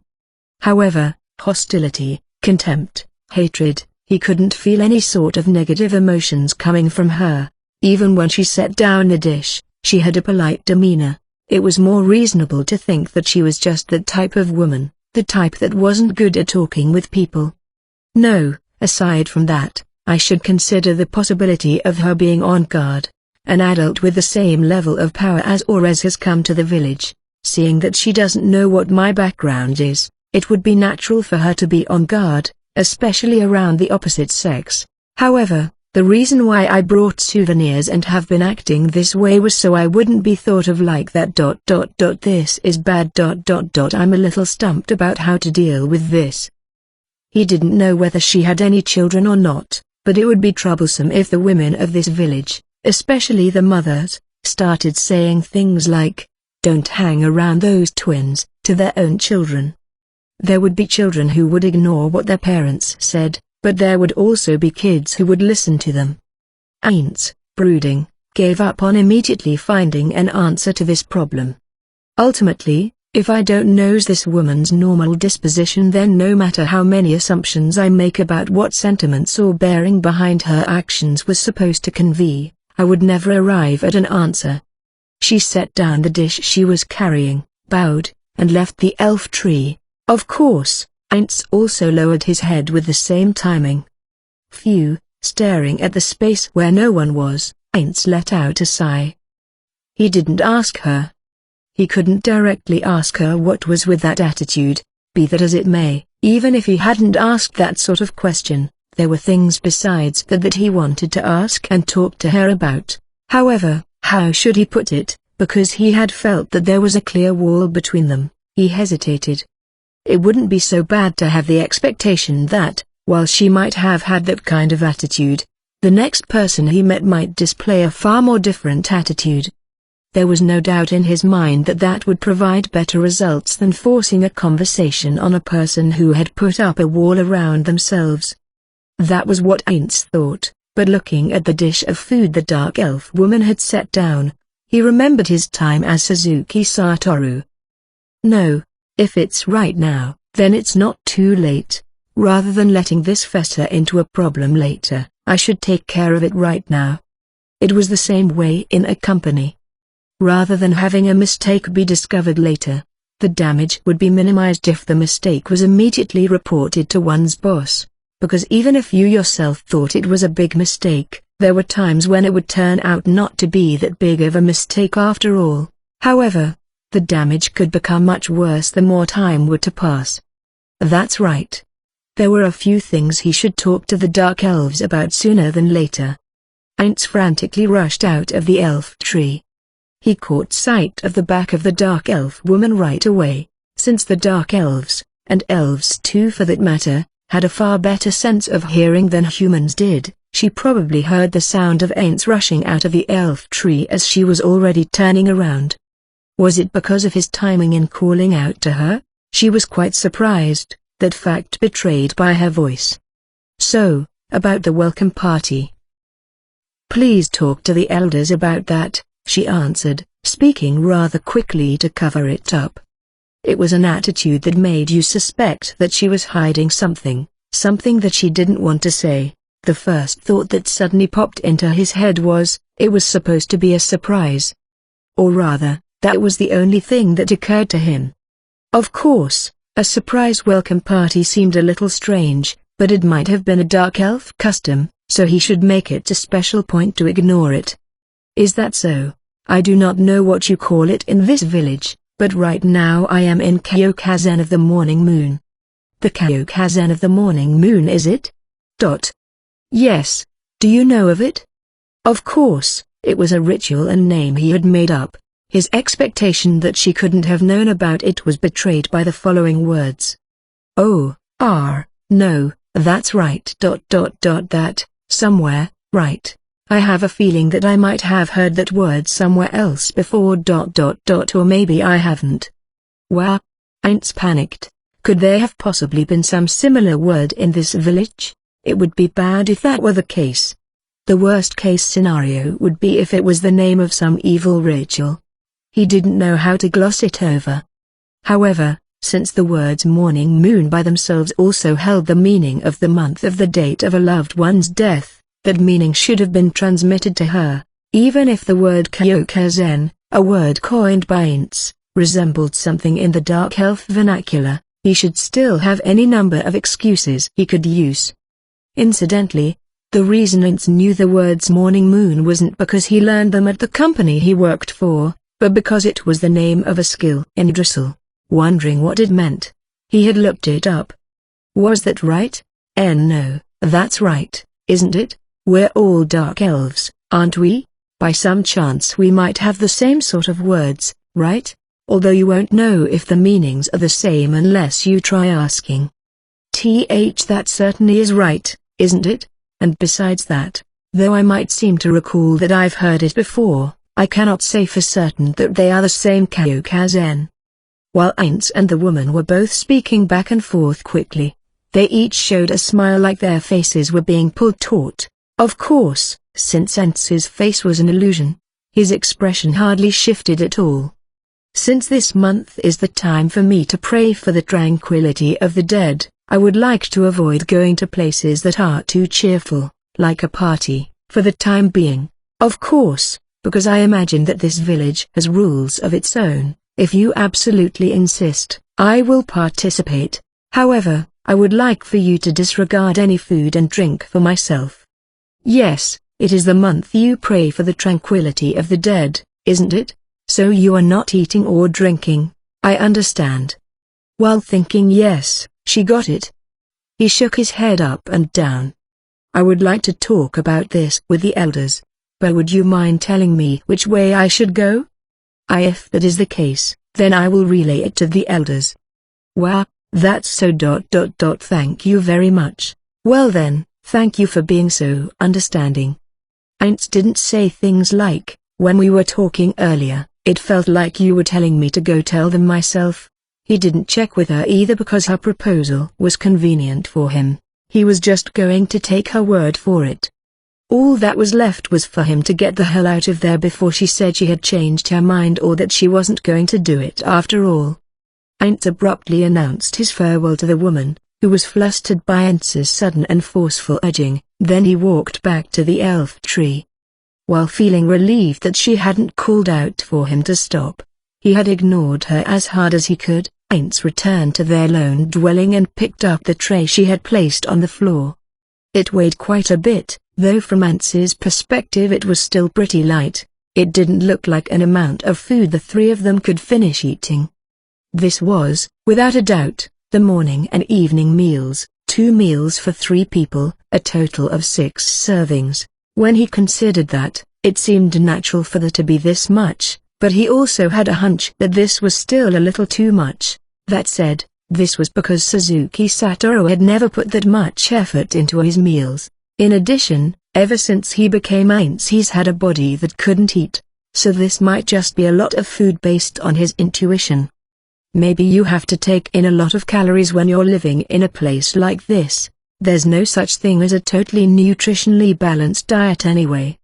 Their meal consisted of cooked meat, which appeared to have been only roasted, and dried fruit. It was garnished with what looked like a salad of some kind of chopped leaves.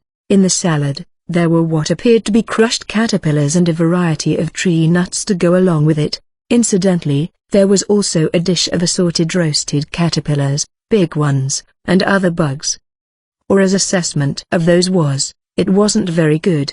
Moreover, due to the lack of variation in the flavors and ingredients, it seemed like one would quickly get tired of it. Be that as it may, it had sparked his curiosity. What sort of flavors would spread out in his mouth? Since insects were packed with protein, Suzuki Satoru used to eat the barbac-flavored ones often. However, he had never eaten these kinds of fat, whole-roasted caterpillars before. While thinking it was a little unfortunate that his body couldn't eat, Heinz placed the dish on a shelf in the room downstairs. Finally, he started to think about what he should do from here. Since the Dark Elves don't have the concept of lunch, the children's playtime should go on for a while, probably. If the children were counted as part of the workforce, their playtime might be controlled to a certain degree, but there were many people who knew Heinz had thrown a word or two at the children about his wish for them to play with the twins. Given that was the case, the adults would probably allow the children to play full-time, at least for today. In other words, there was a good chance that neither Ora nor Mare would return any time soon. In that case, Heinz decided that he would use the time to pursue his own interests. Even if he had used perfect unknowable, and walked, well, flown, around the village, he had never shown himself in public and strolled around before. He might even discover something new. The last reason was that there were some places that he thought he would like to visit. And I've made some preparations, just in case. Unlike the memo pad he had been looking at just a while ago, this time he produced a proper notebook out of thin air, from his item inventory, and made it a point to try and memorize the various things he had written in it. What had been recorded in it was the production method of a potion that used various medicinal herbs and minerals. Unfortunately, with Heinz's brain, he could only remember 2 or 3 kinds of concoctions at best. However, while Heinz's brain certainly wasn't anything outstanding, you couldn't say it was the cause of all of his problems. It was because the mixing process was fairly detailed, though that would obviously be the case, and it was also rather difficult to memorize them for a person who completely lacked basic knowledge of, and interest in, the production of the aforementioned concoctions. While Heinz mumbled and recited the mixing process over and over again, he stowed away the notebook in his inventory, went outside a second time, and started walking around town. A number of dark elves recognized Heinz and glanced his way. It wasn't as if he was being watched. What resided in the glances of the people who normally walked around the village were curiosity and interest. While it would be dangerous if one person could see through his illusion, there was fortunately no sign that a person who possessed such an ability was present in this village. No, if there had been, then there would have been a huge uproar when they arrived at the village. Though there were villagers who were curious and showed interest, no one came up to talk to him. In this kind of isolated village, they would probably keep their distance from outsiders, as one would expect. No, even Heinz, no, even Suzuki Satoru, wouldn't try to approach and talk to some unfamiliar face just because they were in the company offices. On the contrary, if anyone did approach and talk to him, it might be logical to think they suspected him of something. In the first place, Heinz didn't feel he was being alienated. The twins were the main characters this time. Right now Heinz was just an insignificant side character in this play. The problem lied in overemphasizing that sort of minor role. Yet, the need to call attention to his presence, to a certain degree, would probably appear before long. He intended on that course of action anyways, in order to diminish Aura's role of a hero down to a mere child when the time was appropriate. A dark elf in front of him walked toward him. They would occasionally turn their gaze towards Heinz, but that was nothing more than the gaze you would turn to a person you were crossing paths with. Perfect. Let's use that as part of my disguise.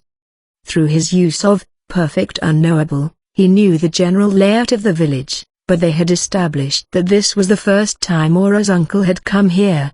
He would probably appear suspicious if he were to walk around like he was too familiar with the place. Of course, he could make any number of excuses in that case. For example, Aura had told him, and so on. However, intentionally making excuses and appearing suspicious to them were both troublesome acts. He wouldn't do a single thing that would raise their wariness of him, and if that were the case... Excuse me. Oh, yes.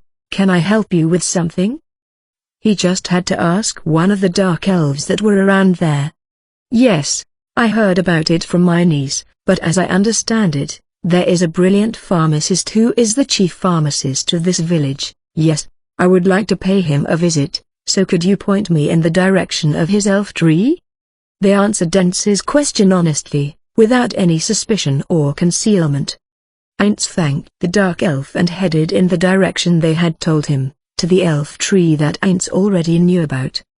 Along the way, he saw the sight of a dark elf man with his hands sticking out towards the ground underneath a tree. Wondering what he was doing, Ainz stopped. As he watched, the earth bulged, started moving, and a lump of soil climbed up the trunk as if it were a slime. It resembled their earth surge spell that Mare used, but it was different in various senses of the word. Whether it be domestic magic or the divine type magic of the druids, it wasn't the magic of Yggdrasil, but probably something they had developed over the course of their lives. The lump of dirt conformed to the man's manipulation without delay and climbed to the top of the tree, which Ainz couldn't see from where he stood. That was probably the soil the Dark Elves used in their household vegetable gardens. The Dark Elves had vegetable gardens using planters that they built either inside or on top of the trees. Even though the planters themselves were made from the trees, he had wondered how they had transported the soil up to them. This seemed to be the answer to that. Ainz was satisfied that he was able to see something interesting, and once again made his way towards his destination. The elf tree he was directed toward was a rather imposing and thick one. It might possibly be the thickest in the village, as expected of the home of the chief pharmacist, an influential man in the village. And on top of that, there was quite a distance between it and the other elf trees around it. This was probably done so there wouldn't be any harm caused to those around it even if toxic substances were produced during the mixing process. Even if they were a high level, with consequently enhanced immune systems, pharmacists who could withstand the poisons that were produced, it wasn't necessarily the case that children, the sick, or other sorts of people without that kind of resilience would be able to withstand it. And maybe in addition to that, it might also be to prevent the theft of information. From Ainz's perspective, he truly could empathize with the idea of monopolizing information, both in the sense of protecting one's vested interests and in the sense of wanting to avoid the trouble it would cause if they were stolen. Everyone knew that a medicine could become a poison if you misjudge the dosage. So, would the person who willfully stole that information be able to make proper medicine? Probably not. If an inferior imitation appeared on the market and victims of it emerged, then even the pharmacist who originally created the medicine would be suspected. In short, that's what this was. "Hello, do you mind if I come in?" Ainz called out into the interior of the elf tree. There was no reply. Knocking on the trunk of the elf tree, he called out one more time. When he strained his ears, he could hear the sound of something being rubbed and scraped together. "If you'll pardon the intrusion." Ainz just walked in of his own accord. Then, he immediately caught sight of the back of a slightly plump male dark elf. Although it could be due to a lack of exercise, this sort of physique was probably the result of having food delivered that was commensurate with having a prominent, high-status job. First of all, it was probably safe to assume that this wasn't an apprentice, but it was indeed the master of this house, the chief pharmacist. Sitting on the floor and turned towards a low-sitting desk, the pharmacist single-mindedly rotated his arm. On the desk were an ordinary mortar and pestle, a Yajin mortar and pestle, and other rudimentary tools. The pots on the shelves probably had herbal medicines inside them. Herbs and plants that appeared to be medicinal hung down from the ceiling. Translation notes: Yajin, is a type of mortar and pestle that is used to crush ingredients for herbal medicine in Japan. Picture a boat-shaped bowl for the mortar and imagine the pestle is a wheel with a rod in the middle. The odor of bitter medicines and green grass mixed together and flooded into Aintz's nasal cavity, reminding him of Inferior and his grandmother's workshop. The Dark Elves possessed a far greater sense of hearing than humans did. Be that as it may, it would only be slightly better compared to humans, so Aintz had no way of distinguishing whether the chief pharmacist had noticed but dared to ignore him, or whether he hadn't noticed him because he was so focused on his work. Aintz called out to him once more. "Excuse me. Do you have a moment?" There the chief pharmacist stopped his hand that was grinding for the first time and looked over his shoulder, sending Aintz a reproachful look and knitting his eyebrows. I see. That face-concealing cloth. If I'm not mistaken, you're that man from the same place as that girl who came here a little while ago. An arcane-type magic caster, was it?" "Yes, that's right. It seems that you are already well informed about me." When Aintz tried to remove the cloth, the chief pharmacist spoke. "That won't be necessary. It is the custom of your tribe, right? There's no need to show me your face. It's not like I care about what you look like anyway. You're fine as you are now. I accept your greeting." "Okay, well then, if you're done here, please go home. I'm busy."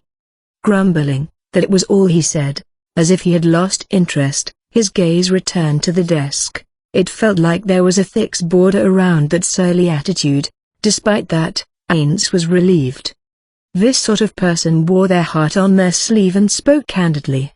If they straight up said, "You're bothering me, so get out," to get rid of him, then from there even if Aintz were to display his abilities as a salesman, it would be extremely difficult to get them to look at him. However, he hadn't said anything like that. In other words, it meant that there was still room to get him to listen to what Aintz had to say. While watching the back of the chief pharmacist as he was grabbing the mortar and pestle, Aintz asked him a question. "What is it that you are making right now? What's it matter to you?" There was some harshness in his words. He didn't have time for useless conversations. "Is that right?" Aintz answered, after he let some time pass by.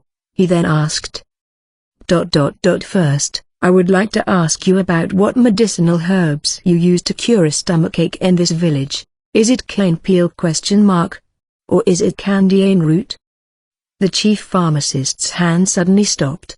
Just as he did a short while ago, he twisted his neck and looked over his shoulder to stare at Aintz a second time.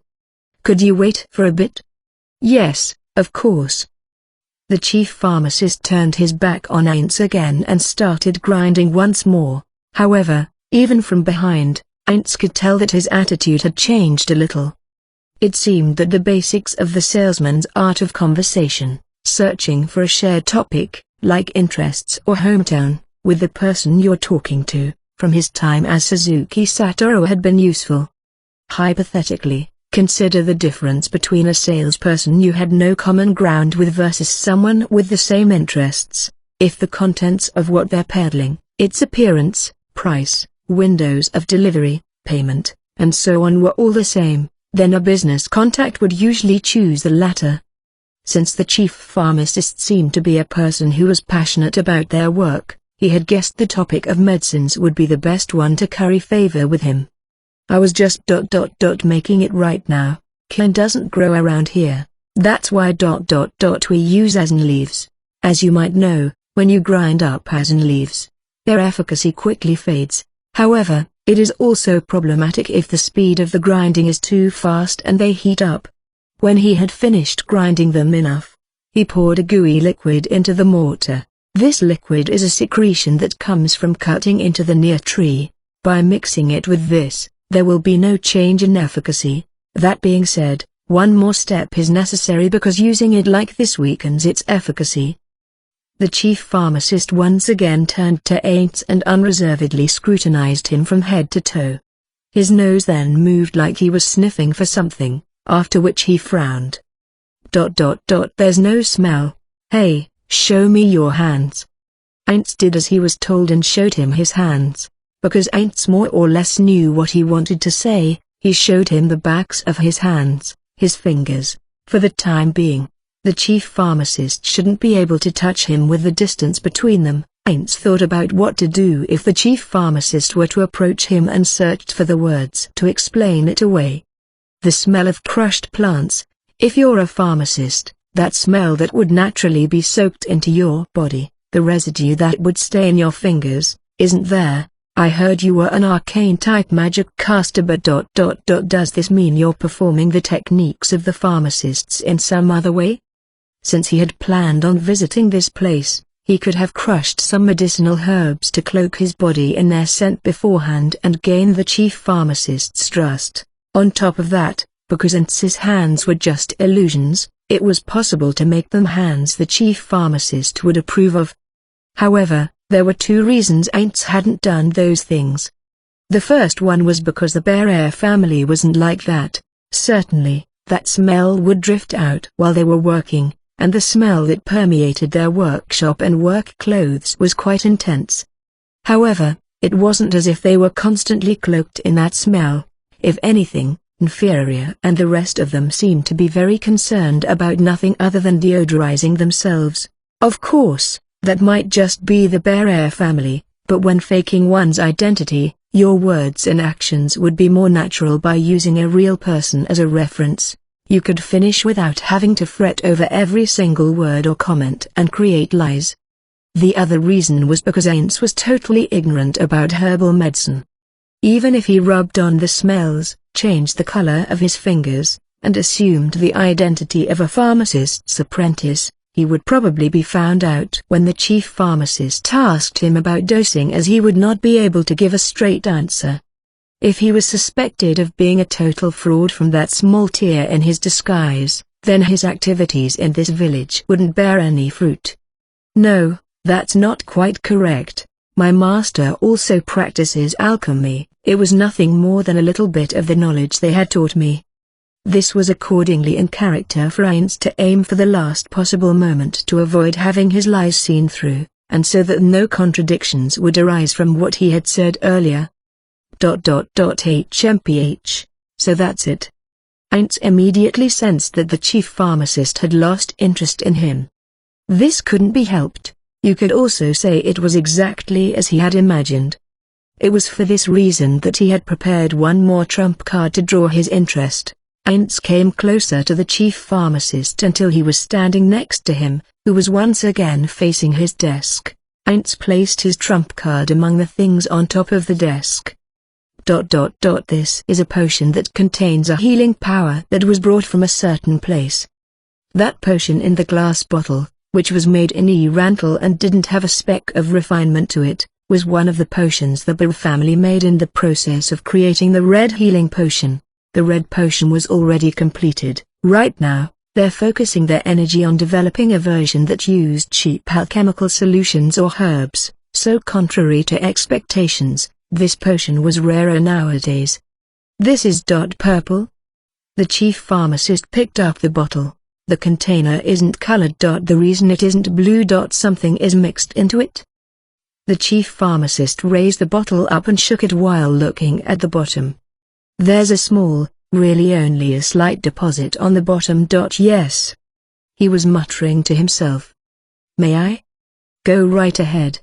The moment Aints granted his permission, the chief pharmacist opened the lid of the bottle and without any hesitation, lightly cut his hand with a knife. He then splashed the potion onto that small cut. It was a fairly good amount. He had used about half the bottle. The cut closed. You couldn't say that it was instantaneous, at a visible speed. That's fast. I couldn't even calculate the time it took. The medicinal herbs and magical reagents used to make it. Are in this deposit? He sure talks to himself a lot. Or rather, the knife. Wasn't it the one he was using to chop something up until just a moment ago? And on top of that, he was able to use it in that way. Wasn't the effect not supposed to activate if you didn't use the whole thing, regardless of the wound? No, that was probably because in an extreme situation, like in the middle of combat, you wouldn't be able to consider things like wound depth to calculate the amount to use, Would you? The chief pharmacist licked off all the potion that covered his hand and then smelled it. I smell asin. He seemed to notice that it was something else faster than Aints could slip in a retort. Is that not it? Is it the smell of my own hand? Odorless and tasteless. For concealing? Concealing what? No. The chief pharmacist spun his head around and fixed his gaze on Aints. Are all the healing medicines of the city this color? That is incorrect. I hear it was spread there via the undead king who rules over Erantal. I do not know all of the details of how it came to be, but, well, it is valuable. In fact, the color of the common healing potion in circulation is blue. The chief pharmacist heaved a heavy sigh. An undead king? No, that's not the problem, I guess. Though I also have a feeling that it is a problem. Well, it apostrophes. Fine. So, you wouldn't mind if I kept this? The chief pharmacist pointed at the bottle with about half of its contents left. Depending on the conditions. Upon confirming that the chief pharmacist was waiting for what came next, Aints continued, the price is information. If it's you, who has served the role of a pharmacist in this sea of trees, I believe you hold knowledge that can only be found here. I believe things would be balanced if it were to be in exchange for that information. But what say you? After silence had reigned over them for a little while, the chief pharmacist opened his mouth. For what sort of purpose do you want to use that knowledge? If Aints recalled the attitude of the chief pharmacist from just a little while ago, he would have a rough idea about the answer he would be pleased with. Those were probably the words: to aim for the top as a pharmacist, I want to be an even greater pharmacist than I am now, etc. However, Aints could not say that.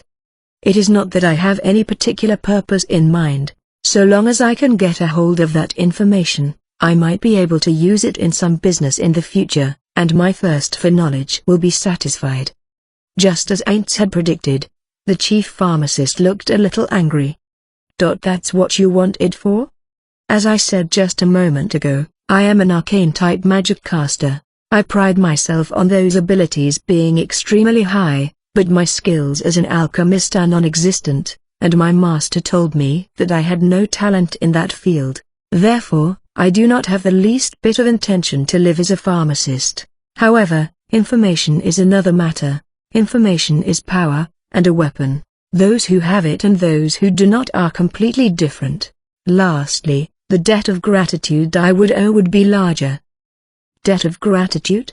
Yes, since I have no intention to become a pharmacist, you should be reluctant to teach me your secrets, am I right? Without waiting for the chief pharmacist's reply, Aints continued, if that is the case, then the only question that remains is, can you offer me information that is equal in value to the unknown healing potion, an extremely rare thing, in exchange? Thus, the difference in this trade would become a debt of gratitude. You might end up accepting information about trivial mixes or plants, you know, and then I might declare that I haven't taken on any debt. Or, can I assert that the price I paid was higher and that you are the one who will be in debt to me? Even so, I don't mind, you know. The chief pharmacist made a face that said, what? There are two demerits you receive by doing that. One is that you cannot lie to yourself. The feeling of guilt you'd get from exchanging some useless information for something really valuable would stay with you, would it not? And one more, you would be appraised as a brazen and unscrupulous person. Should there be a next time, our past association would be taken into account. And, if I were to talk about this in the city, how would the others, the pharmacists whose knowledge is greater than my own, feel about it? How would they think of you? I see. The knowledge of the savages of the frontier would be evaluated as only of that level, and the dark elves who live in this forest, and their pharmacists too, will be the targets of derision. Would I be evaluated as a pharmacist who can't even discern the value of the medicine that was handed to them? Would I be considered a pharmacist who doesn't have knowledge that could balance out the trade? Or, would I be judged to be a greedy pharmacist who can't conduct business fairly? Though you might also be praised for buying an expensive item for a lower price. Is that how pharmacists in the city think? They try not to pay the proper price for the things they are offered? Many kinds of people live in the city after all. I cannot say for certain that there are no people who are obsessed with the short-term benefits and do not have foresight. Well, those sorts of people will soon disappear thereafter because a second chance will not come their way ever again. On the contrary, it is those merchants who look after first-time customers who will be given a chance of success. As the saying goes, you must lose the fly to catch the trout. Hey hey hey. The chief pharmacist laughed in amusement. It was the first time he had smiled since Saints got there. You really are a smooth talker, aren't you? You sure run your mouth a lot. Aints breathed a small sigh of relief. He had thought the chief pharmacist would be a much more emotional dark elf.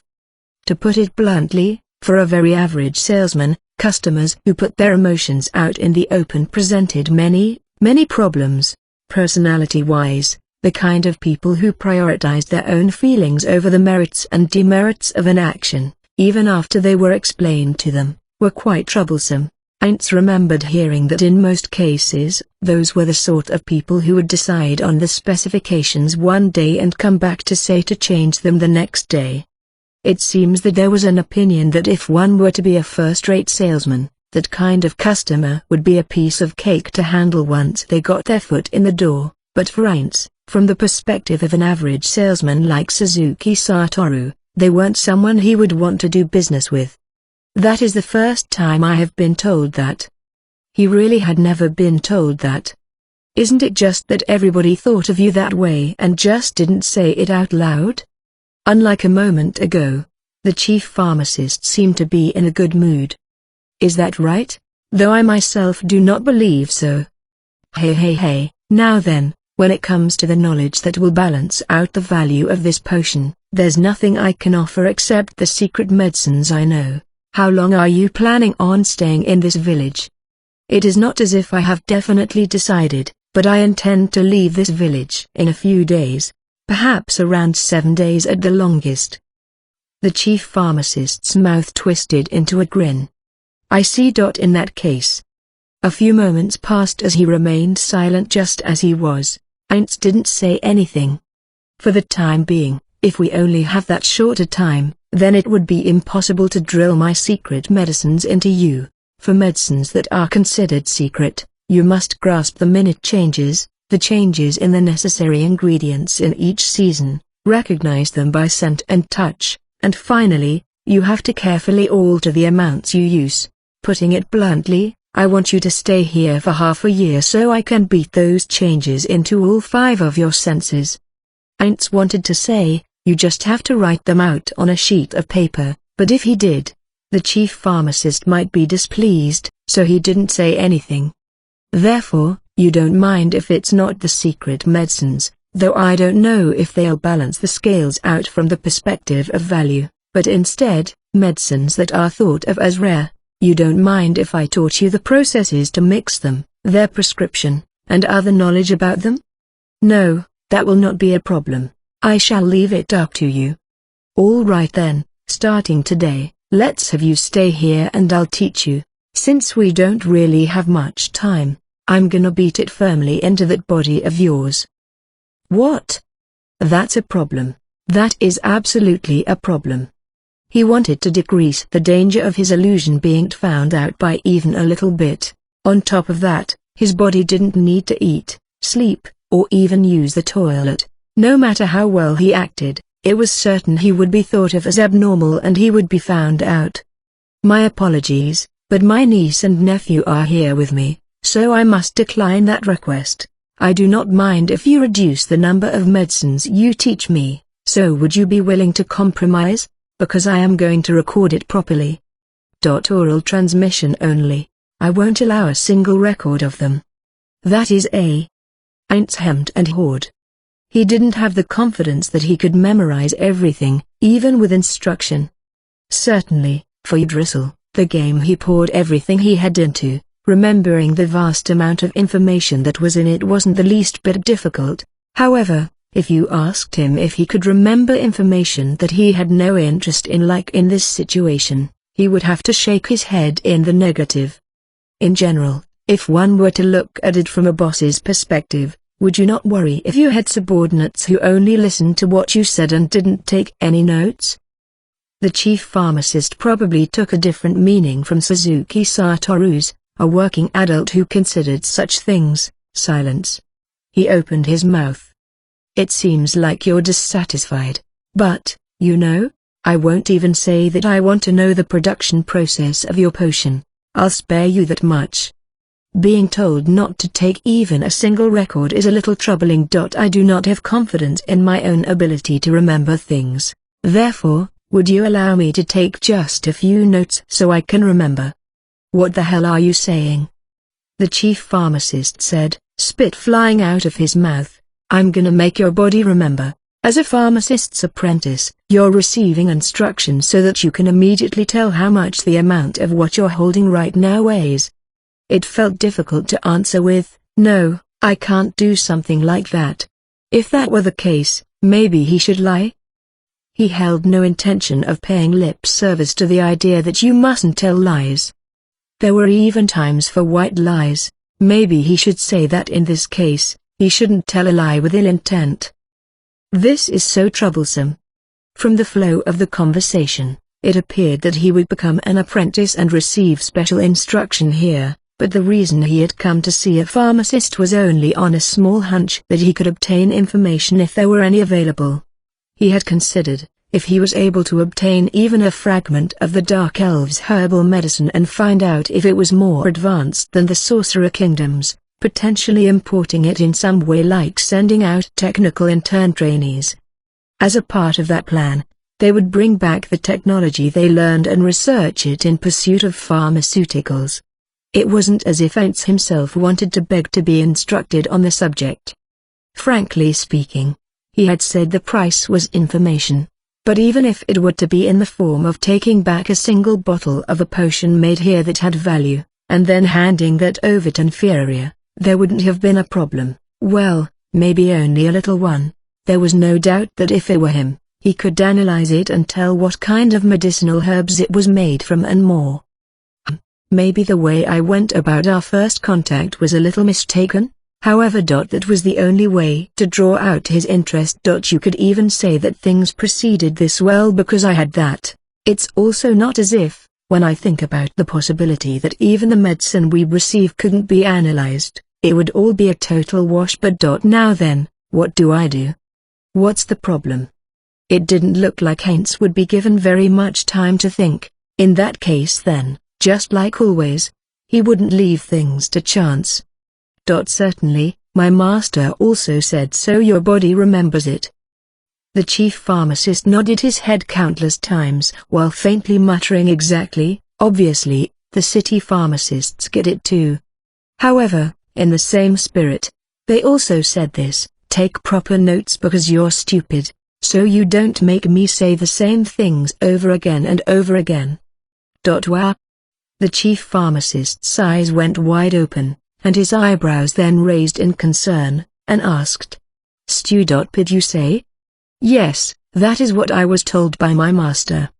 I see. No, masters are strict with their disciples. I don't think they were saying that seriously, you know? Look, what you were talking about just a little while ago was well reasoned, and was formed to seal off my escape routes. That definitely wasn't something someone stupid could do. I'm being consoled. It seemed that it was also the same for the Dark Elves, that they didn't know what to say when the other party themselves declared, I'm stupid.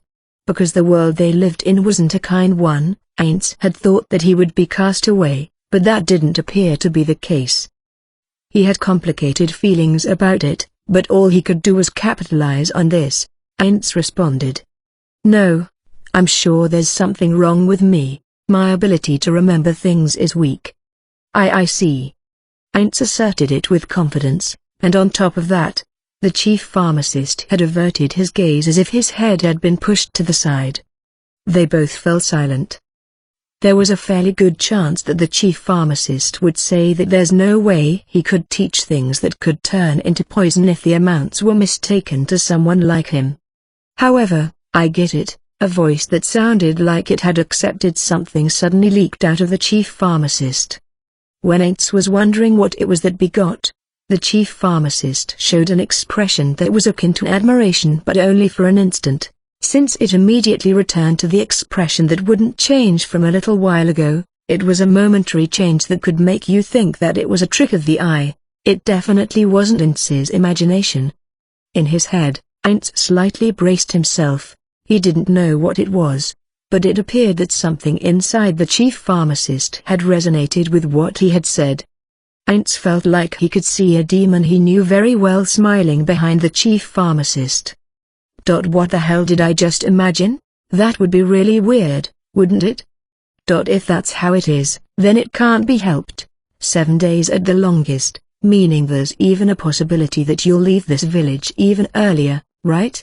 Repeating the same explanations over again means squandering even more of our time. Make sure to burn those records when you've remembered them properly, okay? He didn't know what had caused the change in the chief pharmacist's attitude. While keeping his guard up, Aints answered as he normally would. Yes, I promise. You get it, then. In accordance with your request, I will teach a rather difficult mixture. My instruction will be strict, but you won't cry about it, will you? Aints didn't remember anything about a request, but even leaving that aside for the moment, this was the only thing he should probably say right at the start. No, please teach me gently. The chief pharmacist's mouth fell open with a pop, and then he made a face that looked like he had swallowed a bitter bug. It wasn't as if Aints had negative opinions about strict instruction. However, between strict and gentle, he was the sort of person who would choose the latter. You got some nerve. No, but I wouldn't like it if you beat me with a heated pole or something. Why, your master does things like that? No, they do not do things like that, but even I wouldn't do such a thing like that, all right? I would be very happy if you did not. When Aints shrugged his shoulders like he was joking, the chief pharmacist looked disgusted. I think I understand your personality a little bit, though I also do feel a little sorry for your master. Come on, I'm gonna teach you straight away. From here I'm going to cite the names of several medicines and their effects. If they're ones you know, then it'll be useless. No, they can't be said to be useless. I guess it wouldn't be so bad in the sense that you'll learn about the difference in the ingredients used and more. Well, anyway, tell me which ones you want me to teach you. Thank you very much. However, before that, one question. Are you alright with a verbal agreement? If he were to say, sign a contract or cast some spell, it might be better to just have him pretend that everything they had talked about until now didn't happen. I don't care. Trust is important, right? Who knows, maybe what you put in writing will get passed around and get carried all the way back to me. All that'll happen then is I'll scorn you. So that's the kind of people city pharmacists are, is what I'll say. I see, I understand. It's also a big loss for me if the assessment of the city pharmacists was lowered. I absolutely promise not to put them in writing and let them be distributed. Seeing off the back of the man until he was no longer in view, the chief pharmacist let out a soft laugh. How long had it been since he had last seen anyone off? It might have been the first time since he gained the status of chief pharmacist in this village. He is a surprisingly shrewd man. Are there a lot of people like him in that city place? There couldn't be. No, if that were the case, it would be a crazy story. I'd heard that the number of inhabitants in the city was greater than all of the dark elves living in this forest. That man should be counted among the upper echelons of them. If a man who thought that much was common in the city, you would have to be wary of the details so as not to be fooled, wouldn't you? The man humbled himself as a failure and so on, but if that were true he wouldn't run his mouth like that. It was true even more so if he considered the flow of the conversation and the information that had been given to him. He would never go on a fool's errand. If that were so, why had he been so hung up on writing down the chief pharmacist's teachings on paper? Maybe he didn't think the chief pharmacist, who had gotten angry with that, would reject teaching him. However, The reason the chief pharmacist hit upon the idea that he had some kind of objective was because he started saying things like his memory was bad, or calling himself stupid. All the things he was taught, he could secretly write on paper later. In spite of that, it was necessary for him to declare he was going to take notes right in front of the chief pharmacist until it put him in a bad mood. In other words, I didn't get it right away, but what that man wanted to convey to me was probably two things. One was that he's not hiding anything. Of course, he couldn't trust him just like that. It might be that even as the man showed him something true, he could be hiding something else behind that truth. Unfortunately, he couldn't fully trust a man he had met for the first time today that much, and yet, for him to say I will not cover anything up and thus lay my thoughts bare before you, held major significance for potentially building a trusting relationship between them. And finally, the other reason he could never say out loud was probably him asking to be taught an appropriately difficult level of mixture even given his lack of time, one at the level of definitely not being able to remember no matter how many times he saw it. He, who wasn't even a specialized pharmacist, trying to learn high difficulty level mixtures was outlandish. On top of that, pretty much all of the difficult mixtures utilized only precious medicinal herbs. Maybe it was for that reason he couldn't make a direct request himself. In other words, he was a man who knew shame. However, the chief pharmacist didn't think the second meaning was really a problem. Originally, based on the conditions of the exchange of that unknown medicine, which he thought to be related to the one from legend, he had considered it to be okay to offer up his secret medicines. The Dark Elves' secret medicines were split into three major categories. The first one was medicines that could be made through difficult mixing procedures. The second was medicines made utilizing extremely rare medicinal herbs. The third was dangerous drugs that had an excessively potent efficacy. Those were the three. He had stated the first one as the reason why he couldn't pass on the secret medicines to him, but he considered teaching him the medicines that were in the second category. It could be that medicinal herbs that are rare in this region might be abundant in the city or wherever. That was often the case with medicinal herbs. However, if he said that, it wouldn't have gotten them anywhere. Or rather, since those under the first category were impossible to teach him and there was no way he was going to teach the dangerous drugs in the third category, his answer had already been decided. And in this case, he had also thought there would be a benefit for himself too. He could offer up the ingredients that were rarely found here and were highly prized even in the city at an appropriate price simultaneously.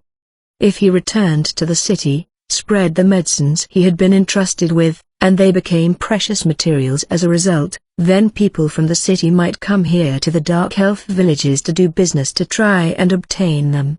When he saw the purple potion, he knew that the city's medicinal use was at an appropriately high level. Having a chance to obtain that material and knowledge, even the chief pharmacist didn't think it sounded so bad. Just from that man's arrival, he didn't know whether or not it would give rise to interactions between the village and the city in the future. However, even if you were to tell him that he should accept the request based on that practical perspective, there would be no doubt that the chief pharmacist would have frankly disagreed with that sentiment instead. If he had had a personality that could be influenced by some rational conversation on the merits and demerits, the villagers probably wouldn't mutter the word obstinate around him, and he probably wouldn't be without a wife at his age. It wasn't as if he didn't worry about it so long as he was esteemed by his fellow pharmacist friends, but as of now, he had yet to give thought to trying and changing himself. That man talked about gains and losses. If it had been way before, it would have been an argument that he couldn't stomach. However, it was about his gains and losses as a pharmacist. Interestingly enough, if in some far-off place his efforts as a pharmacist were mocked, he would have no way of knowing. He had no way of knowing, but if you were to ask him if he was okay with that, his answer would be absolutely not. Because he had perceived value in what that man had offered up, he couldn't relax if he didn't return something of equal or greater value.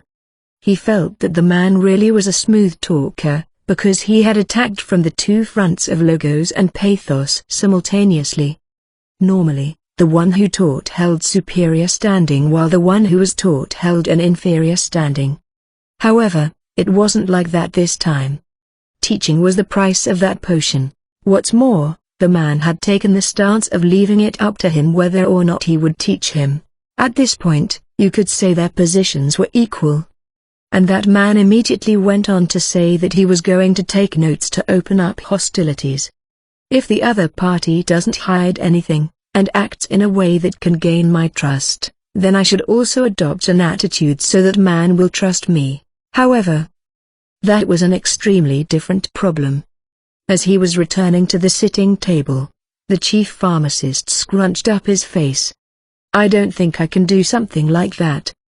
The chief pharmacist himself knew he was bad at getting along with others. Even looking back on the times he had passed on knowledge to the villagers, he could declare that he hadn't been a good teacher. Flicking a glance at the dried leaves, which were a type of narcotic, that were on the medicinal herb shelf, the chief pharmacist shook his head. That stuff was aimed at easing pain and could also be used to eliminate stress. However, it wasn't very appropriate for an educator to use it. Nothing else I can do but try my best, huh? The chief pharmacist mumbled. But, well, it seemed like acting wasn't his strong suit. To go so far as to stare at me so hard he even forgot to blink. Does it mean that he's that interested in me? He looked younger than me based on his looks, but he certainly is young. I guess he did have a pretty cute side to him after all, huh? Diamond. 4. Aints, Aura, and Mare were having their morning meal. Of course, because Aints couldn't eat, it was really just Aura and Mare who were eating. It wasn't only the dishes, which brought out the flavors of the ingredients, that the Dark Elves had provided them. There were also things from Nazrick that Aints had put into his inventory and brought here with them. After each bite of the dishes the Dark Elves had provided them, Aura and Mare would write their impressions of it on the paper next to them. They would then be shown to the intellectuals of the various races in Erantal and researched. However, as of right now, they had not made a single surprising discovery, including things of monetary value. They didn't know what would happen to their relationship with this village hereafter, but there didn't seem to be any materials that they could use as the basis to form beneficial trade relations with. The reason Aura and Mare were recording their impressions of the food after each bite was so that when they were asked about it, even Aints would be able to answer. However, there was just one problem: being used to the food of Nazrick. No good impressions of the Dark Elf cuisine came from the refined palates of Aura and Mare, but the only people who could possibly say it doesn't taste good to the people who made it were people who didn't consider others' feelings, people who wanted to worsen their relationship. In other words, and for the sake of the argument, children. Therefore, their meal took quite a long time to finish. They would take a bite, chew it, raise their eyebrows, and then write their honest impressions. After that, Aints would flip through the notebook they wrote in, knit his eyebrows, and finally write a more flattering impression. To write the ingredients are fresh every time would hardly qualify as a proper impression. For that reason, it was necessary to change up the words even if just by a little bit. When they had finished writing down their impressions, which were so painstakingly hard to come up with that if they had a thesaurus, they would have immediately started flipping through it, Aura and Mare were exhausted. They looked as if they had been in an eating contest. It was precisely because he knew how hard their work had been that Aints told them, "Thank you for your hard work." At the sound of Aints's voice, the two of them stiffened their faces. This sort of thing is nothing. You know, uncle. Right. Because we just ate and wrote our impressions. No, it was just as Mare had said. However, there was no way he could have said things like "yeah, you're right" or "exactly," since he had a body that couldn't eat. Their hard work had been for Aints's sake from the very beginning. Even if those two, who were children, were to give their honest impressions, it probably wouldn't be that big of a problem. The only one for whom it would have been a major problem for was Aints. If Aints were able to eat, he wouldn't have had to have them rack their brains this much. It would never be enough, no matter how many times he thanked them. Although, if he were to declare his gratitude over and over again, the two of them would probably feel weighed down by it. That was why Aints didn't say any more than that, and asked for their impressions of the meal. Those honest impressions were the same for both of them, and were the same every time. That said, he still had to know just in case. Maybe we should have offered them some well-seasoned food from the outset and told them that we eat this kind of food.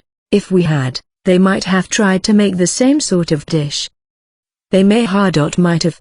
While tilting her head in puzzlement at her own words, Aura continued, only sprinkling salt on the meat when you're grilling is simple and not a bad idea, but maybe their method of preserving the freshness isn't perfect. The gaminess of the meat really lingers in your mouth. Right? I think there are people who would even say that's fine, but I don't really like it, you know? A fair amount of time had passed since she had come to this village, but Aura's way of speaking was still inconsistent after all. I agree, it's a little gamey. I see. The vegetables aren't too bad, but there isn't much sweetness to them, and the bitterness or acidity would be the first things you'd notice about them.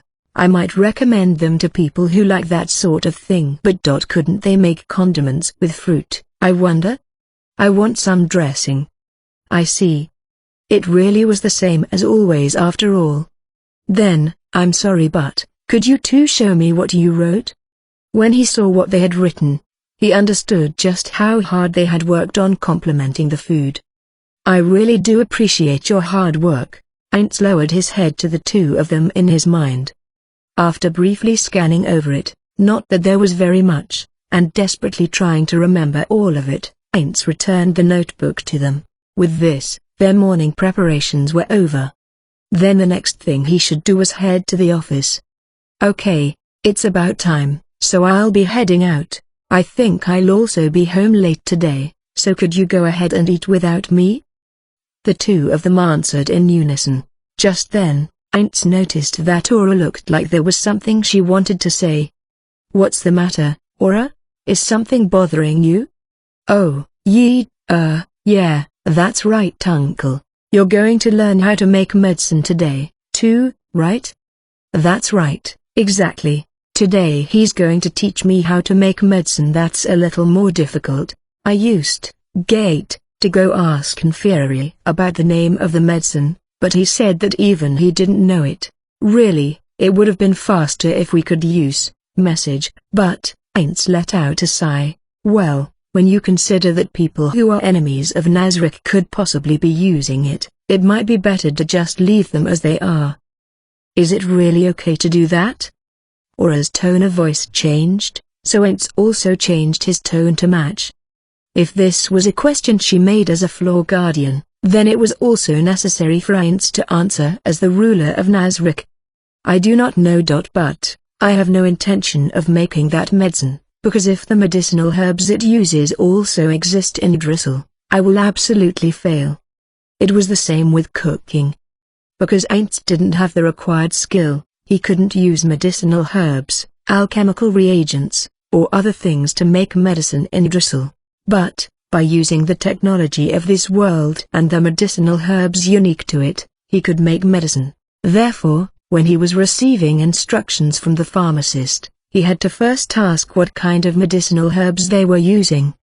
However, there really are a lot of mysteries. I can't use the medicinal herbs of Idrisil, but what would happen if they were raised in the soil of this world? Would they be judged as being particular to this world? Or would that not work? Probably there, the latter I think. You're probably right. Then, what would happen if their efficacy dropped? Isn't it true that the efficacy of whatever is grown in a man-made medicinal herb field drops? According to Inferi, the reason for not making medicinal herb fields in Irantal and other places is because of the soil, or because of insufficient nutrients. He said the effects were weak, though it seems that is the very reason why he was conducting experiments by making a medicinal herb field in the middle of that forest. Yes, it does seem like that is the case. It was small, but there was one in the forest. Then there were also a lot of logs with mushrooms growing on them, as well as ones with moss growing on them. I remember seeing that kind of thing when I secretly checked in on them. It really is pretty tough to secretly get close to that village. Aura said earnestly. The goblins under Enray's control were standing guard in a wide area around Carney village. In particular, there seemed to be a being called the Goblin Trapper. Unlike damage-type traps, the alarm-type traps set by the Goblin Trapper were more difficult to discover. But, if there aren't enough nutrients, then I think we just have to use items and have Mare work hard on them. Upon receiving the gazes from the two of them, Mare shrank back. Well, you see, I don't think it's something that I can't do, but I think what might be really necessary is the nutrients in the soil. Oh, of course, I'm secretly doing that at night in the Erantal Adventurers Guild's medicinal herb garden, but I also have a feeling that it's not really doing much good. Though they may look the same, when they actually tried making potions using the medicinal herbs from the guild's field, a troubling result appeared. There were signs that the effect was slightly inferior. Was it because there was an overabundance of nutrients from what Mare was doing? A coincidence? Was something else lacking? Was their magic suited to medicinal herb cultivation? Because there were a great many elements that could be the cause of the problem, they had not yet been led to an answer. Even though several years have passed since we came to this world, there really are a lot of things that we still don't understand, huh? Yes. Yes. Every time their knowledge bank grew, every time they discovered a thing they didn't understand, the mysteries of this world grew as if they were connected. Aints didn't know whether or not you could say they were fortunate, but the only question that remained was if they were a high priority. As a result, the things they hadn't investigated and put off until later accumulated. If they were able to leave it to the servants or summoned monsters, they might be able to solve them quickly, but unfortunately, servants and summoned monsters couldn't do a portion of the experiments. Aints had considered that at a minimum, the experiments had to be done by beings who were born in the same way that the NPCs or players were created. However, if that were the case, then even if Aints, a player, and an NPC were to do the same things, there might be differences in the results. If he believed that it was necessary to investigate something, they would need to have Aints, an NPC, and a servant, 3 people repeating the same experiment. If we do this kind of cultivation experiment, it might be fine to leave it to the people we have placed under our control, but important experiments and such can't be entrusted to those who could become our potential enemies in this world, and if that is the case, it means they must only be performed by those from within Rick. But we don't have that kind of leeway in terms of personnel. It's a troublesome thing. So that means while being on guard so that other countries' technologies don't make breakthroughs, we'll only be improving the technology in Nazrick so that it benefits us, huh? It was troublesome, but there's no doubt that if I left it up to Albedo or Demiurge that they could take care of it one way or another. Those two are smart, after all. Or rather, it was because it was those two that there was a chance they were already tackling it, so it might just be unnecessary worrying on his part. For the time being, he probably only had to raise the issue. Just like last time, all I would have to do is make a summoned monster, write it down, and throw it into the suggestion box. If he did that, he could avoid the danger of it appearing like he was only just realizing that now. Whoops. Crap, it's already time. Well, I'll be going then. Faster than he could even see the two of them nodding, Aints flew out their borrowed elf tree. As expected, there was no way he could be late. Even in his former working life, he hadn't been late even once, no matter how absorbed in Drizzle he had been, for instance. Hurry up, hurry up. Light shone on Aints's face. The sunshine falling through the slight gaps made by the thick branches of the trees told him the weather would be good again today. With the sounds of their master's footsteps no longer audible to Aura, she finally opened her mouth. Somehow Aura sighed. When she was alone with Mare, it was impossible for her to keep up the act. This was bad. On that point, Mare wasn't really acting like he was acting. That's a little unfair, isn't it? Aura gave him a reproachful stare. Huh? What's wrong, sis? Nothing at all. It's nothing, okay? It wasn't as if anything would change by taking her anger out on him. Aura regained control of herself and said what she was trying to say just a moment ago. Uncle looked like he was somehow having fun, didn't he? Mare nodded in agreement. To Aura, that point was something she really didn't understand very well. HNNGH, she groaned, her head cocked to the side as she asked a question. At any rate, he's been going to the chief pharmacist's place every day since we came to this village, but I wonder if there's any value in going that far? I wonder about that. But, you know, since even I can't cast druid spells that make use of these trees, maybe they also have independently developed pharmaceuticals, right?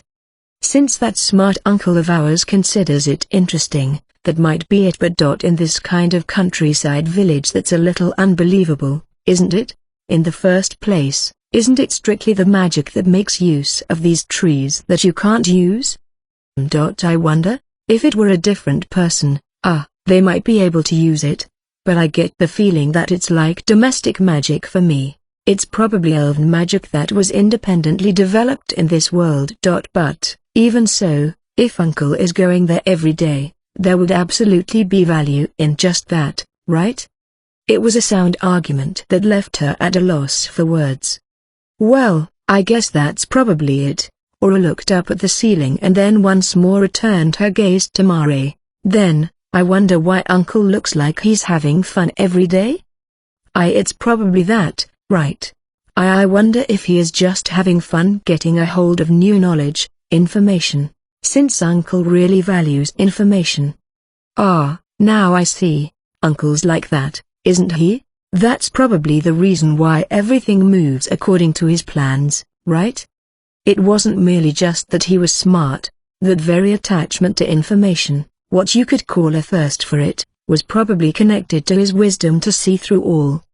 She remembered hearing from Demiurge that he had fixed his gaze 1,000 years ahead, but when she saw her master's attitude, she had no choice but to accept that it was indeed true.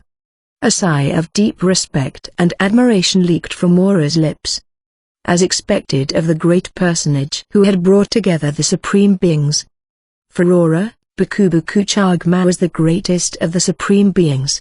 Aints came in second for her, edging out Pururonchi number.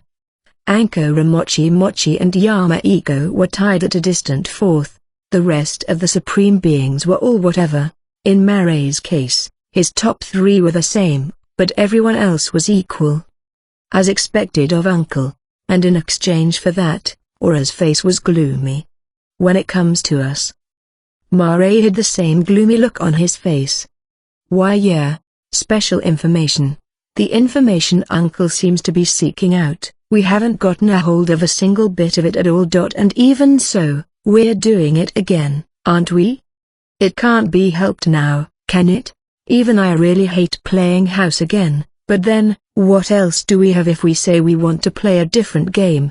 There's no way we could lose. And if we lost on purpose it'd be a bother if they thought we were making fun of them, wouldn't it? So for the time being, that means it'd be better for us to get along with them.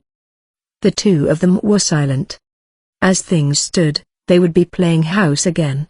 However, they didn't have the perfect excuse to refuse to play it, nor did they have an alternative idea for a game to play. If this hadn't been an order from a supreme being, they might have said they weren't feeling well and avoided them. But they couldn't do that.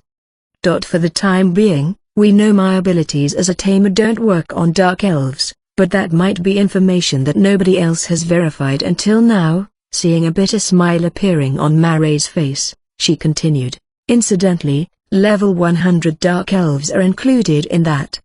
Mare, upon remembering something, looked pretty disgusted.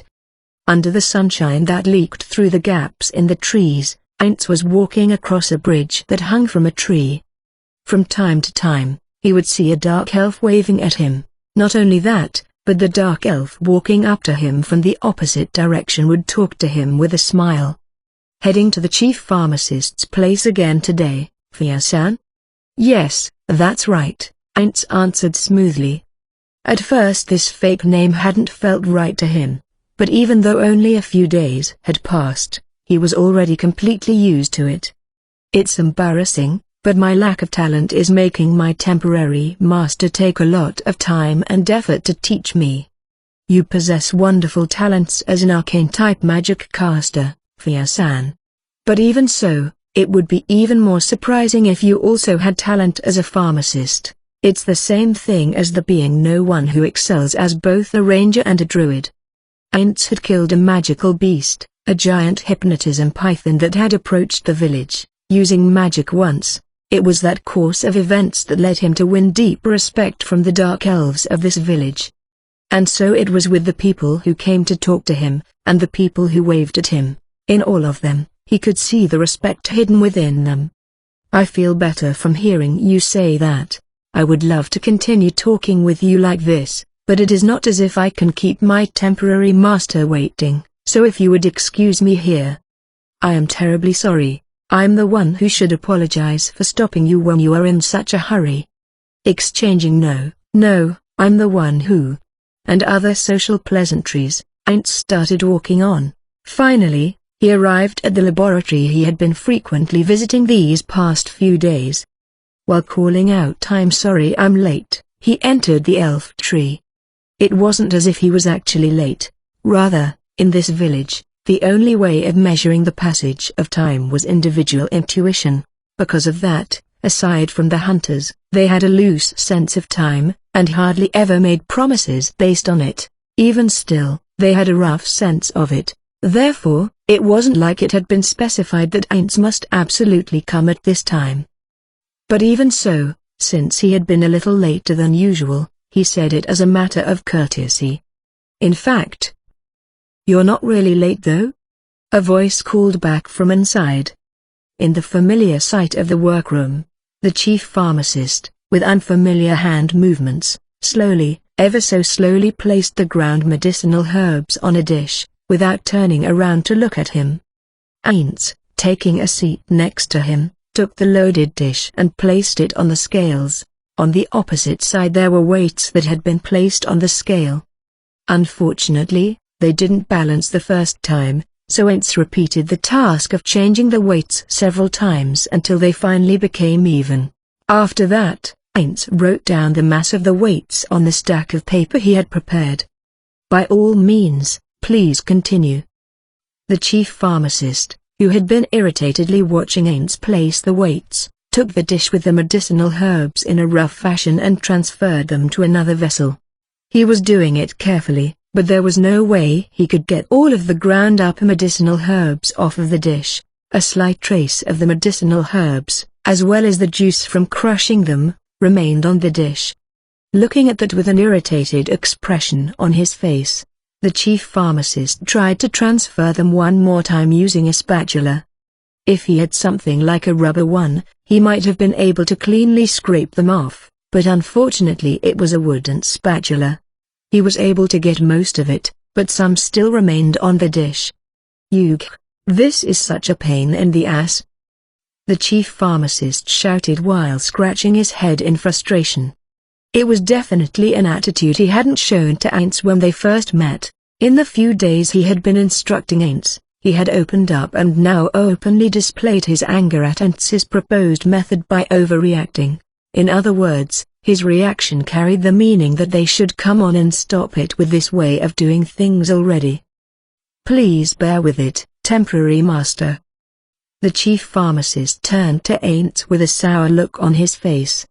Maybe if it were a woman or child, a different emotion might have arisen in him. Yet, even if a man, a full-fledged adult member of society, had shown that kind of attitude, Ainz wouldn't have thought anything particular of it even if they were handsome, for instance.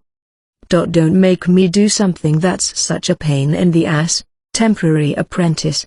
"No, I told you the reason before, did I not? And you agreed to it, did you not? It was not as if I forced you to do it, did I?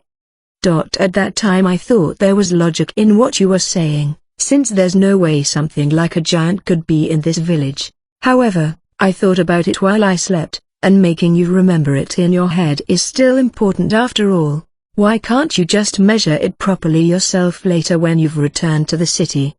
Maybe he was quickly losing his confidence, but the chief pharmacist's voice slowly grew quieter. Meanwhile, Heinz mentally clicked his tongue, so he noticed that, He didn't know whether the chief pharmacist's act of noticing that had been fast or slow, but he had wanted him to remain deceived.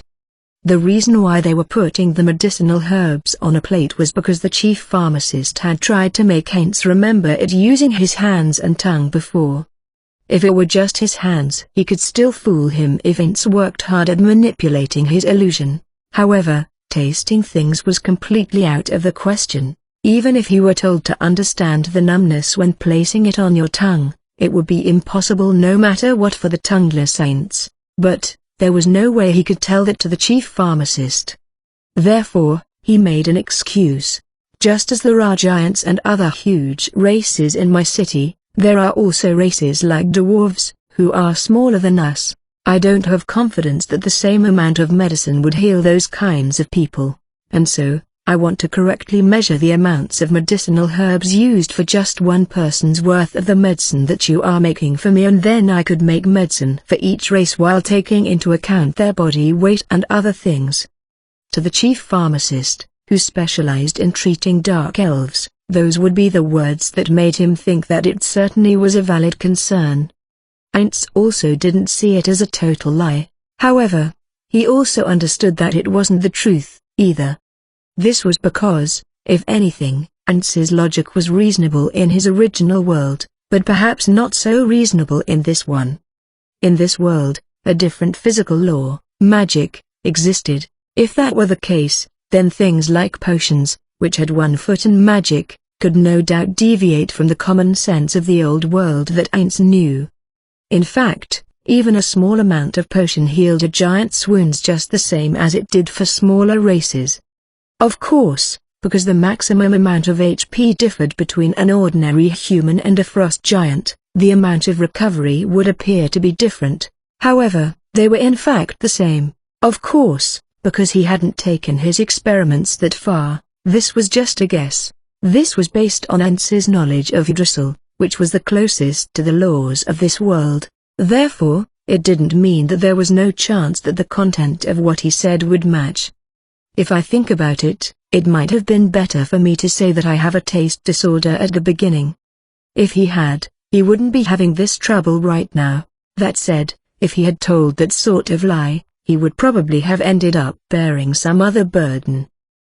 Even if I regret it right now, there's nothing I can do about it. What I need right now is something to deceive him with, something he'll accept. But nothing's coming to mind. It was a failure on my part for thinking that I had deceived him well and for not thinking up additional excuses. Heinz moved the illusory face and slowly closed its eyes. Since it was just an illusion, his field of vision remained as it was, unchanged. Since those two had told him that, your face is motionless, like you're wearing a mask, he had been intentionally closing his eyes from time to time, because the parts of his face not concealed by the cloth were his eyes and eyebrows, the places where emotions were most visible. Heinz himself hadn't noticed that it would be a little unsettling if he focused his vision on one point and didn't move an inch from that point. Therefore, under the supervision of the twins, he practiced and practiced. Now, if he consciously did it like this, the process of changing his expression was clumsy, and he couldn't possibly do it unconsciously. He had improved his skills enough to somehow look like he had closed his eyes. How had he reacted to Heinz's silence? The chief pharmacist continued. Furthermore, doing this kind of thing is that's right. Productivity drops, that's what it means. For the amount of medicine I can make in a day to decrease is a huge loss for this village. It was a sound argument. Because there were a number of druids in the village, though they were of a lower position, they could generally heal urgent injuries. However, those who needed the pharmacist's medicines were the hunters and others who spent their time outside of the village, where the druids were not. If a druid accompanied the hunters, they might be able to help them when they were injured. However, at the actual hunting grounds, A druid who wasn't good at concealment would be a burden on them. From the perspective of someone without much hunting knowledge like Ainz, he would consider saying, "Why don't you just create a base camp and have the druids on standby there?" But this village had its own rules. In most cases, that kind of thing was born from the results of trial and error. They had no knowledge of that practice in this sea of trees, and there was no way he could tell them that in his position as an outsider. In the first place, who can claim that there are no alterations to the medicinal herbs when placed on this dish, right? These scales and dishes were old ones used by the Bear family, who as far as Ainz knew were the most outstanding alchemists in this world. Since even they were using something like this, there probably shouldn't be any problems with them. Of course, Ainz had already told him that. He had told him that these were things he had received from his master, so there shouldn't be a problem. But even still, the chief pharmacist persisted. "Did that master of yours use the same kinds of medicinal herbs? You can't assert that there have been no changes in these medicinal herbs, can you?" When Ainz was asked that, he was hard-pressed to give him an answer. In fact, he would have to ask how they could have changed. "So far as it goes, in regards to that, I said before that it is believed that there are no differences." "You said is believed, didn't you? That's not a guarantee now, is it?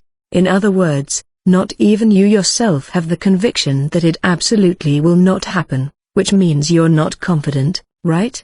Are you okay with that? Medicine can sometimes harm people. It might change into something that harms people because of the alterations caused by placing it in this dish, right? First of all, I believe that will not happen. Of course, that may be true. However, to investigate if that is true, you will need to make all the medicines and confirm it, won't you?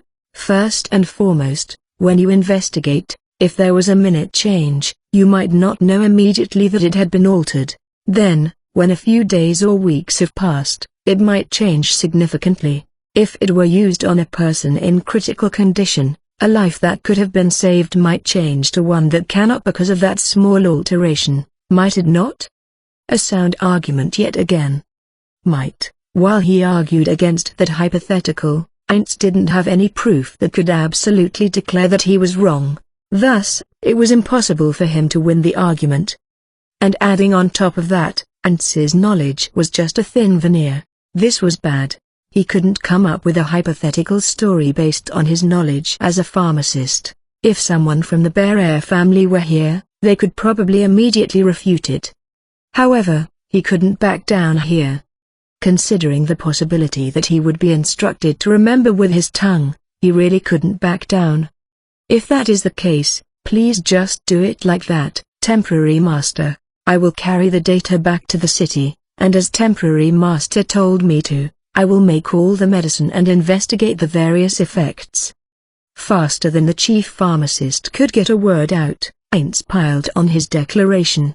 To give an opponent a chance to counterattack was the act of a fool. Incidentally, because Ainz was a fool, he was constantly receiving his opponent's counterattack. He wondered if that was what they called friendly fire, especially from Demiurge. The number of pharmacists in the city isn't in the ratio as it is here. If I were able to gain their cooperation, I would be able to make a large amount of medicine at once, wouldn't I? Moreover, because there are various races living there, in order to investigate whether anybody can use them without any problems, I must also borrow the wisdom of the pharmacists of those various races, mustn't I? The chief pharmacist looked just a little uncomfortable. The recipes of the medicines passed on to one's own tribe, be they secret or otherwise, being spread to many people wouldn't be a pleasant thing, would it? Ainz agreed with that. Rather than it being about protecting a vested interest, giving knowledge to beings who might become your enemies was sheer stupidity. In fact, even Ainz didn't seriously intend to do that. That was just some appropriate words he weaved to trick him. Ainz had also been taught this by his friends. It was precisely because the fruits of knowledge were monopolized that they had value.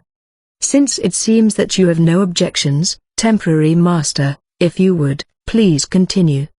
Upon receiving Ainz's counterattack, the chief pharmacist raised his voice in what sounded like disagreement. However, it seemed like a decisive way to mount his own counterattack hadn't come to him. Surely drooping his shoulders, he once more began putting medicinal herbs on the dish.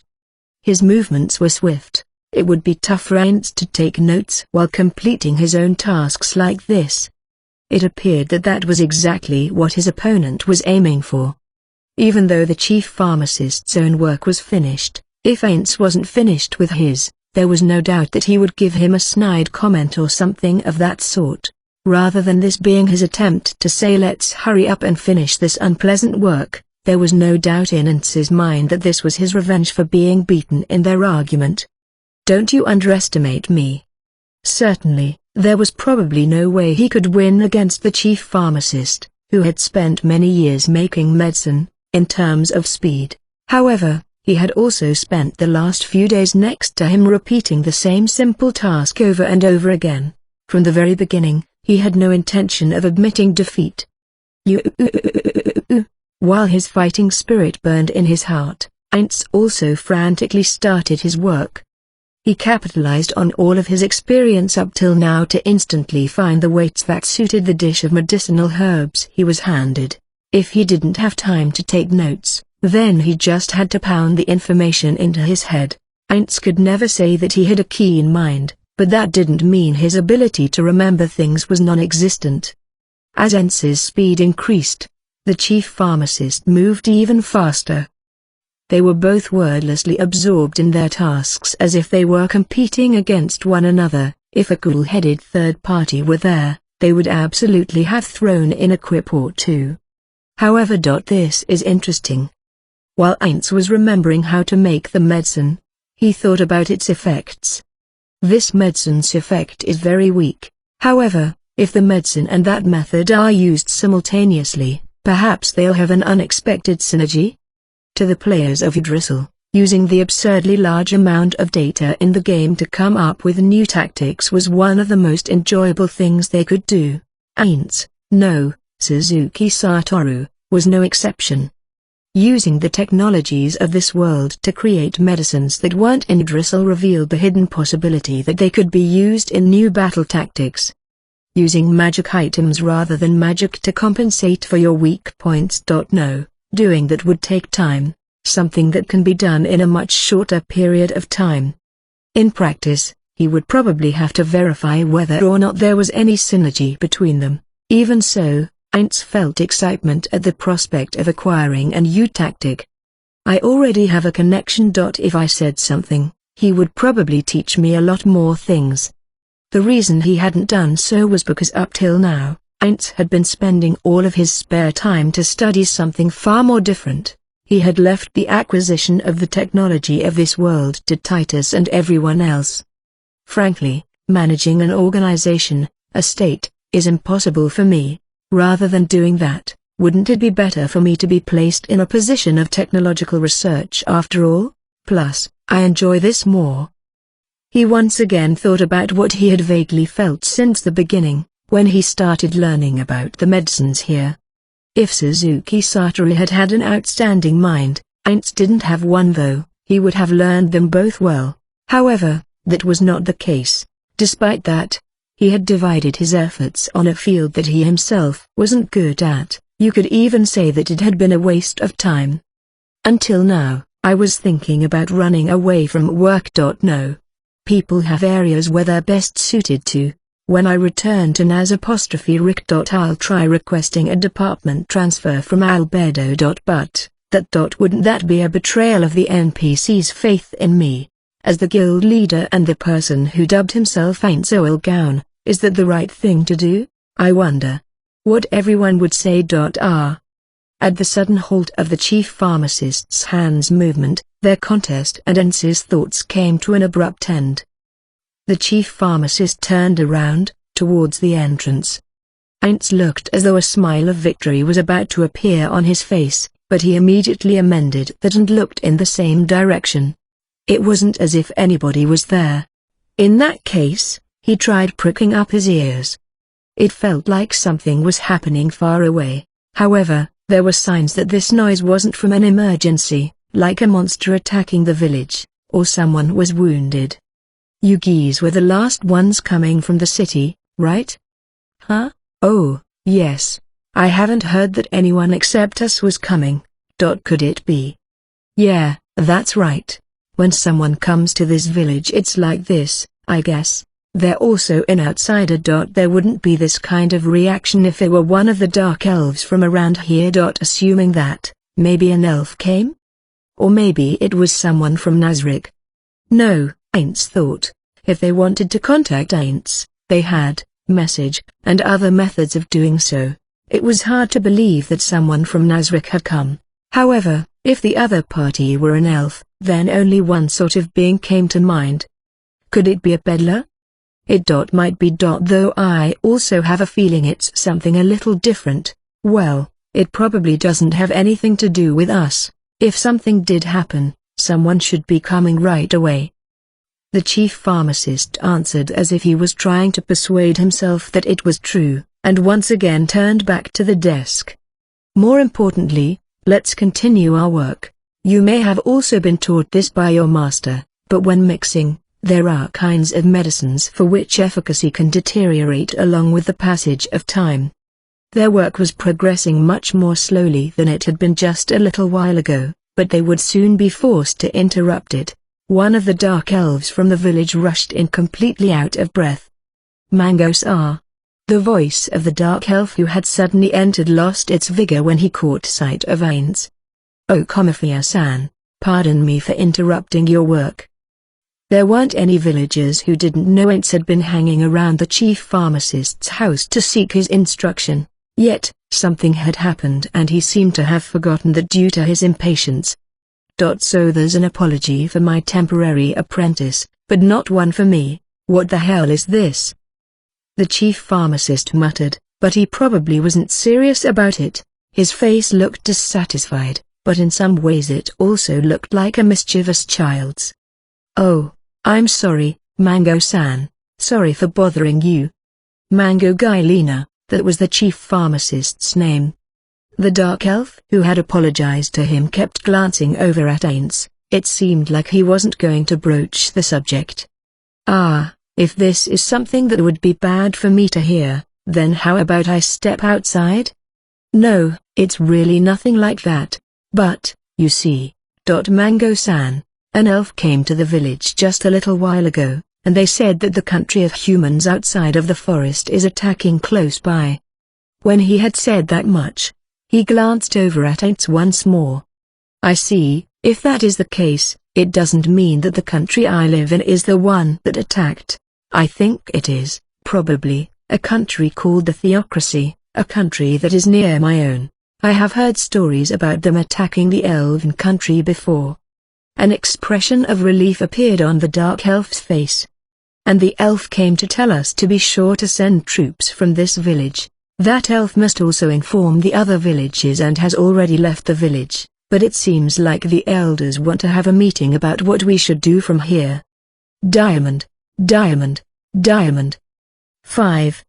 Quite a number of dark elves had gathered in the plaza. It was likely that everyone in the village, excluding the children, were gathered here.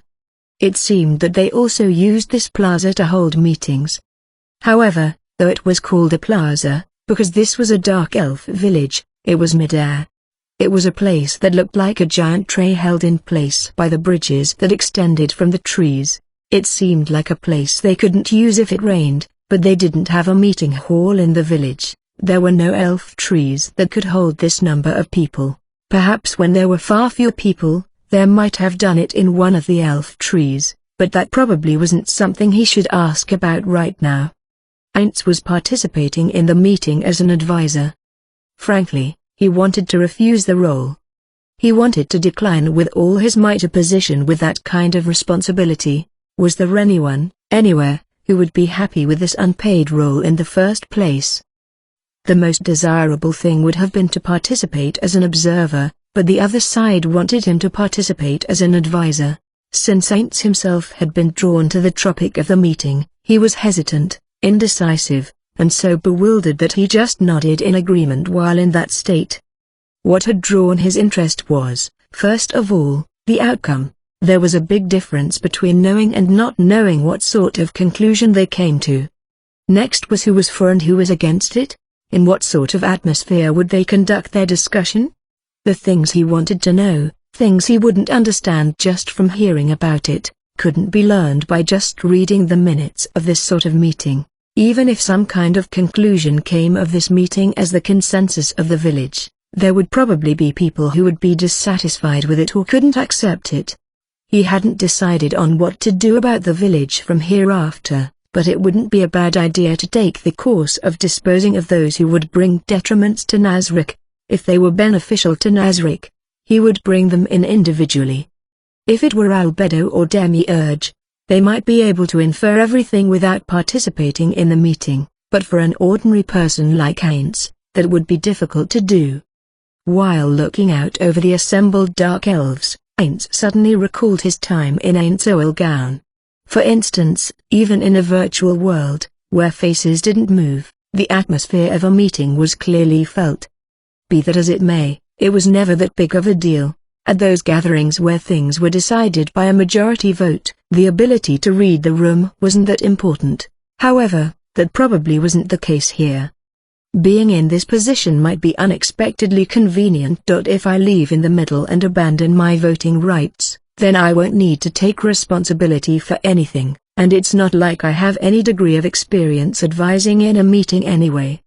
To put it bluntly, Ainz didn't know much about meetings. Of course, he himself had participated in them before. Suzuki Satoru was a working adult after all. It would be rare for a company to not have any meetings at all. However, even if he did participate, his single vote was worthless. They were meetings in name only, they only served to receive orders from above, so his feelings toward them was only natural. Therefore, he only attended, nothing more. Well then, how had it been since he came to this world? Meetings in the great underground tomb of Nazrick were hell for Ainz. Because the opinions of Ainz, the ruler, were always taken as being correct no matter how wrong they were, it was impossible for him to say anything wrong. However, since the Guardians recognized Ainz as their absolute ruler and, for some reason, a genius who sees through all, they would keep asking for his opinion. This heavy responsibility was one of the main causes of Ainz's psyche's deterioration. Since my opinion is always prioritized in Nazrick, it sure would be nice if I could acquire some useful knowledge about how meetings are conducted. At this one, there aren't any conjectures about what the absolute ruler is thinking. What he wanted to gain and what he was searching for were difficult for Ainz to put into words. Even so, he thought that if there was something that could expand his knowledge, he would want to obtain it. At long last, the elders appeared. They stood in the center of the U-shaped crowd. To their right and left stood groups of miscellaneous dark elves who looked like they were inserting themselves into the meeting. Ainz's position was in a spot that was a bit separated from where the elders were. Yeah, to be honest, I failed. Because I was hanging around the temporary master's house, I couldn't completely grasp the relationships between the dark elves in this village. Even at this gathering of the villagers, there were people who he had exchanged casual greetings with as well as those whose names he didn't even know. Ainz only worked hard on gathering intelligence on the VIPs of this village. However, if you were to ask him if he knew what shape the web of relationships took centering on those people, he wouldn't be that well informed. That said, he had clearly explained why it couldn't be helped. Furthermore, even if he had worked hard and built relationships with them, he wouldn't have been able to become close enough for them to drop all pretenses and talk to him about anything in this short amount of time. Adults don't have a lot of things going on after all. I'd like to believe it's not like that for children though. Based on Ainz's shallow knowledge of such things, there appeared to be no particular meaning in this arrangement of attendees. While thinking that he wished everybody had name tags, Ainz used illusory magic to put on a serious expression for the time being and waited for the meeting to begin. Now then, let us begin. One of the elders, the younger man, spoke. I believe you all have already heard about it from someone else. However, in order to determine what is factual, please allow me to explain it once again. Today, a messenger from the Elf King came to this village. He talked about how the country of humans to the north is launching an attack near the royal capital. Many eyes turned to look at where Aints was. No doubt they were thinking the same thing as the one who came to the chief pharmacist's house. That was the reason why he had to promptly deny it. It would be extremely inconvenient for them to have some weird misunderstandings. Excuse me, Aints raised his hand. It seemed that they didn't have that sort of rule, but he had interrupted the elder's speech, so he should at least do that much. Just in case, let me say this. It is a different country than the one I come from. The attacking country is a country of only humans, an ethnostate where elves are enslaved. A few voices of hatred rose up from the crowd in response to the word slave. No sooner than that could he hear whispers of "we know," elves, and other things of less significance. Somehow, it seemed that a rather free expression of opinions was allowed at their meetings. The country I live in is, as I have said previously, it's a country where various races live together. Because they are protected by law, there is neither hostilities nor persecution. That means they are not targeted because of their race. There are not very many criminals, but it is not as if they are completely non-existent, so if you were to walk around dangerous places, then just maybe. I cannot state definitively that such a thing wouldn't happen. I am sorry for interrupting you. Aints slightly bowed his head to the elder and he responded in kind. So due to another country's attack, they have also requested for the Dark Elves to send soldiers. That wasn't a request. One of the youngsters shouted, his hatred apparent in his voice. It was an order to send. Those soft voices of agreement could be heard from here and there. The elders also didn't immediately try to stop them. At the very least, they probably held the same opinion. Then what should we do? Thinking that we should discuss this, we held this meeting. We intend to take the consensus that emerges from this village to the other villages and discuss it with them. Therefore, we would like for you to understand that this doesn't mean our opinion as it is will become the opinion of the Dark Elves, as a whole. In addition, even if we bring this village's opinion to our talks with the other villages, not only may it not be adopted, depending on the situation we may not even come to a conclusion. To this elder's words, another one continued. No, there's probably a good chance of that happening.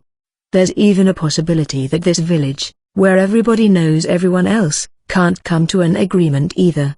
As a result of that, it may come to pass that the Dark Elves would split up and live separately from one another as it had happened once in the past. The elder looked in Aints's direction for only a moment. Not seeing eye to eye is by no means a bad thing. However, by not being trapped by one's own opinions and exchanging them with others inside the village, we can acquire all sorts of ideas. We also believe it necessary to take a broader perspective on things to decide on our course of action. How would that even work? Aints, having experience as a guild leader, couldn't imagine doing that. It would be wrong for the leader of an organization to support the idea of letting everyone do as they pleased and not unify their opinion. If the members of a guild went against the guild's decision for reasons they couldn't accept, or that they didn't like it, then wouldn't it have been meaningless to create the organizations called guilds in the first place? The reason they were able to attain strength was precisely because they were unified. Splitting up made everyone a good target to get crushed. Be that as it may, Aints didn't say any of those things. Under these circumstances, it wasn't good for an outsider who thought that their own opinion was correct to impose it on them. To see it from a different perspective, how would you feel having an opinion forced upon you by an outsider? On top of that, life in a dangerous place like the Great Sea of Trees might be the reason why they emphasize the idea of self-determination. Though he had only lived here for about a week, Aints got a strong impression that the idea of self-responsibility was stronger in Dark Elves than it was in humans. When he thought about it, there seemed to be many problems with that way of thinking, one that had been cultivated for who knows how many tens or hundreds of years until now, being changed by the opinions of one foreigner. The first one. Wouldn't the Dark Elves' scattering be a benefit to Nazric? It was for that reason that we heard he who knows of the outside world participate. The discussion suddenly shifted and Ainz, lost in the incoherence of his own thoughts, lightly nodded in agreement. I do not know if I will be of any use or not, but I'll wring out as much of my wisdom as I can. Ooh! Among the voices of admiration that could be heard, a dark elf tossed out a question to them. So then, what is it that the elders are considering we do? Sending someone even though we have no such thing as soldiers in this village? We agree with that opinion. We certainly haven't heard of a dark elf village being attacked yet, but that might just mean they are not being attacked right now. I believe you all know this, but our village lies on the outskirts of the elven country, and since it is located in the southeastern tip, if the adversary is attacking villages in order, this village would be last, yes. After they have exterminated the elves, we the dark elves may not be safe. If that's the case, we should cooperate and drive them back. That is where the question lies, elders. Just because the elves are being attacked, that doesn't mean the dark elves will also be attacked, does it? That certainly was correct. According to Ainz's, Nazric's, investigations, there was no evidence that dark elves were sold as slaves. And conversely, if we stood with the elves and participated in the war, the human country might then regard dark elves as enemies. To begin with, can we even fight and win against the human country? The air trembled with commotion. It was a reasonable question. The adversary had penetrated as far as the vicinity of the royal capital. From there it would be rather difficult to have a dramatic turnaround. If you thought about it logically, their prospects of victory were low. I endorse the elder's opinion, a dark elf said uncomfortably. Melon, in the past, when we fled to this forest, the elves accepted us. Do you not feel the need to repay that kindness? The dark elf called Melon, who had thrown out the question from just a moment ago, hurried to answer. No, that isn't what I was talking about. To fight or not to fight aren't our only options, right? For example, why don't we just invite the elves to come with us and run away? This forest is still so big. I don't know what kind of creature the ones called humans are, but they're probably not more skilled at living in this forest than we are. If we ran away, they might not pursue us. And if push comes to shove, we also have the means to migrate to a forest that is far away. Besides, why are the humans even attacking the elves? Isn't there a chance that the elves were the ones who attacked first? If that's what happened, then you reap what you sow. The one who whispered that was the chief pharmacist. It was a quiet voice, but loud enough for everyone to hear. Certainly, why are the elven and human countries fighting? Are the humans also living in this forest? The elder looked at Ainz like he was asking him for help. No, my deepest apologies, but I do not know the reason for the war. Rather than that, it is my first time hearing that the human country has penetrated this far. However, I do know that the human country lies outside the great sea of trees. I do not think this a struggle for existence by any means. Was that right? This forest is too big for us to know everything about it, and that means the outside world is even bigger than that, I suppose. So what is it you think we should do? What? You're asking me, an outsider, something like that? Well, this is awkward. For the time being, it doesn't mean the Dark Elves are absolutely one of the races I would want. The existence of the elf trees and the chief pharmacist's knowledge were among some of the things he wanted, but they were not incentive enough for him to absolutely want them. But, well, it's not like I want them to die. I just have to steer the conversation in a direction where they won't die without lying about anything. The faces of Aura and Mare popped into his head. He didn't know if everything had been going well for them, but they might be saddened to know that the children they played with had died. Ainz thought for a little bit and found his answer. Yeah, leading them out of this situation is impossible, since I didn't even prepare any presentation materials this time. He hastily put together a plan that was full of holes. He wanted to avoid having it become the seeds of disaster. If that were the case, he should just honestly tell them what he was thinking. First of all, If you have a debt of gratitude, betraying that would be disgusting. If something were to happen to you again, the Dark Elves would be considered a race that cannot be trusted, and no one would help you." The elders nodded their heads in agreement. On the other hand, the guarantee of victory, not what the elves believe, but based on the information that all of you have calmly collected, is it guaranteed? If your answer is no, then there is nothing more I can say other than the fact that all of you going to fight would be madness. The youngsters nodded in agreement. Therefore, if it were up to me, I would choose something that didn't make use of either of those options. Expressions of curiosity appeared on everyone's faces, while feeling everyone's gaze on him. Heinz remembered his time in Yggdrasil when there were disputes between guilds. They would carry out a strategy where they joined both camps so that they would benefit no matter who won. There were even nastier tactics for the same sort of situation, but Heinz and his friends only used those strategies because of their circumstances at that time. The Dark Elves certainly couldn't use them right now. First, each village sends a few people as reinforcements. Those people will probably die in battle, but you will still send them. The elves will be certain to complain about the small number of reinforcements, but if you make excuses like we're taking the protection of the village into consideration as well, we could only send this number of people, then even the elves would probably not be able to say anything more. That is more or less the reason why you sent the reinforcements. In the meantime, the remaining people will evacuate. When Heinz finished his explanation, voices saying "I see" could be heard here and there. At the same time, there were also voices saying "Isn't that a little underhanded?" However, it appeared that there were many people who viewed it favorably. As expected of the Dark Elf who lives in the city, we would never have come up with such a thing. Heinz made his illusory face change into a wry smile in response to the elder's words.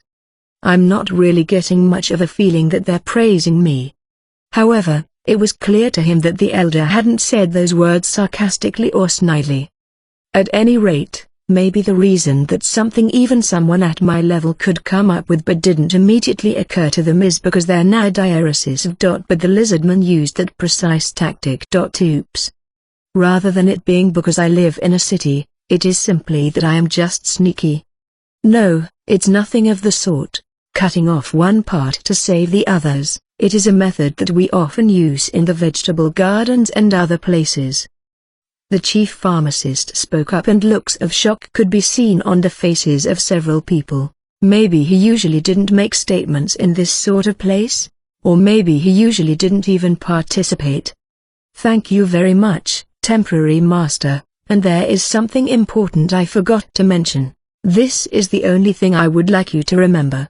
After the attention of everyone there was completely focused on Heinz, he continued, "That in the end, this is just my suggestion, it is only a single opinion. The ones to decide will be all of you who are up against time, because all of you will be the ones to bear the responsibility for whatever happens after." This was the only thing he absolutely had to say. He should say it even if it was just to remind them. It would be troublesome if they shifted the responsibility to Heinz because he proposed it. Those few Dark Elves who were chosen would almost certainly die. No, having them die would be better for them as a whole in order to have an excuse for the elves. If that were the case, the surviving families of the dead Dark Elves might hold a grudge against Heinz. Therefore, he had to make them choose independently, so he could say, "Wasn't it something you guys decided? It won't get through to people who have some misguided grudge against me, but there's no need to build a friendly relationship with those kinds of people." Punito Moe-san also said that it's impossible to win over everyone into being an ally. But, if the parents of the children who played with Aura and Mare were sent, it could come back to bite us a bit into the future. However, it'll be a problem if I butt in about it. Although just in case, I'll confirm it later. Considering how little time we have to work with, that's going to be difficult. Of course, it would be different if Nazarick stood to benefit. He would butt in, loan out items that could be collected later, and exert himself to have them survive. However, those Dark Elves weren't worth him going that far. Since they weren't a people he would regret losing, He had no intention of putting in that much effort for their survival. As an idea in addition to that, he had wanted to suggest surrendering to the theocracy, but that couldn't come out of Ance's mouth. Well, he had absolutely no idea whether or not their lives would be spared if they did surrender, and it also wasn't always true that yielding bore good results. It was a wonderful opinion. The elder shifted his gaze from Ainz and turned it towards the Dark Elves. Do any of you have any opinions on it? There were no voices of dissent. Ainz's suggestion had been finalized for the most part. In fact, it seemed like it was a done deal. From there, the discussion about how many people, who to send, and where to escape to, started. Since they were going to have a meeting with several villages afterwards, making a decision right now might be too hasty. However, to hold off on deciding these things until that meeting would be a bit too slow. Ainz looked over that scene in a complicated state of mind. He felt his need for social approval and self-esteem had been fulfilled by having his own opinion accepted, but this wasn't like the joy that came from giving a successful presentation. Maybe it was because he didn't have a clear goal in mind this time. It wasn't that he was leading them in a way that would be beneficial to Nazarick, it was just that his suggestion generated responsibility. The only thing he could do was to flee at once and have someone else shoulder the responsibility. Furthermore, they were already stretched for time. They had to leave right now. This is incredibly rude of me, but it seems that my presence here any further is pointless, and it's about time I returned to where those children are waiting for me. The eldest of the elders spoke as their representative. You have truly saved us this time. Later, we want to unify our opinion and propose it to the other villages. While thinking that the elder didn't have to be so deferential to him, Ainz responded. If so, then on that occasion, would you mind not mentioning my name? Why not? There will surely be those who would oppose it if they found out it is the opinion of one who does not really have any connection to this village, and the Dark Elves who live in this forest. Of course, his true intentions were different. His aim was to lower, by even a little bit, the chances of someone bearing a grudge against him. No, there won't be anything of the sort. Though they may have left the forest, they are the words of a Dark Elf with whom we share the same ancestors with. There shouldn't be anyone who would spurn them. However, I do understand. Let's conceal that part of it. I am grateful for that. Now then, it is much earlier than I initially planned, but it is about time for us to leave this village and return to the city. What did you say? I am terribly sorry to spring this on you so suddenly, but if anything were to happen to those children, I would never be able to apologize to their parents. Is the reason for Theodono being on guard. Because the humans are that strong? For a moment, Ainz was baffled, but he understood that they were probably thinking that if people as strong as them were leaving the village as if they were fleeing, that might be connected to the strength of the theocracy. I do not know about that. I am confident that I can win against ordinary opponents, but because there is no way I can know of all the powerful people of the human countries, what will happen is an unknown quantity. I am thinking that if there is even just a small chance that something could happen to the children, it would be awful. The elder nodded in understanding. While our parting is regrettable, I would like to get our things in order and leave. That is at least even a farewell party. Even though we haven't even held the welcome party, and now not even doing anything for your departure has become an embarrassment for us. Not at all, it will not amount to that. Right now it is a state of emergency. There must not be any hindrances to the village's safety in the future because of us. Repeating their back and forth of I want to have a party and you don't have to, Ainz ensured his victory to persuade them. This is not our final parting. I pray that there will be a time when we can meet again. In the corner of his vision, Blueberry was doing some kind of weird dance for some reason. Perhaps he had intended to introduce his child to Ainz at the party. Well then, Ainz said and was trying to walk off when an elder stopped him. Theodono, I had really thought that we would be able to discuss this when nobody else was around. This is a completely irrelevant question, but would you mind me asking? What is it? Has Fiona joined his hands with someone in marriage? Ainz was bewildered by the elder's question. If you don't have anyone like that, how would you feel about taking someone from this village as a wife? When he passed his gaze over them, there were no dark elves directing negative emotions toward him. On the contrary, the colors of expectation were in the eyes of the dark elf women, and it was not as if they were being sacrificed for the sake of the village. There were even people directing favorable smiles at him. It wasn't as if Ainz was particularly knowledgeable about women. On the contrary, he didn't understand a single thing about them. However, even then, he was confident that the smiles the women had on their faces weren't fake. No, I will decline. The truth is, there are quite a lot of women who have approached me favorably, you see. It really is quite a problem, you know. Ha ha. Shaken by an attack from an unexpected direction, his way of speaking became a little confused. However, the elder didn't appear to be particularly worried about it. I'm sure it is. If it were a gentleman with outstanding abilities such as yourself, there would be many ladies who would hold affection for him.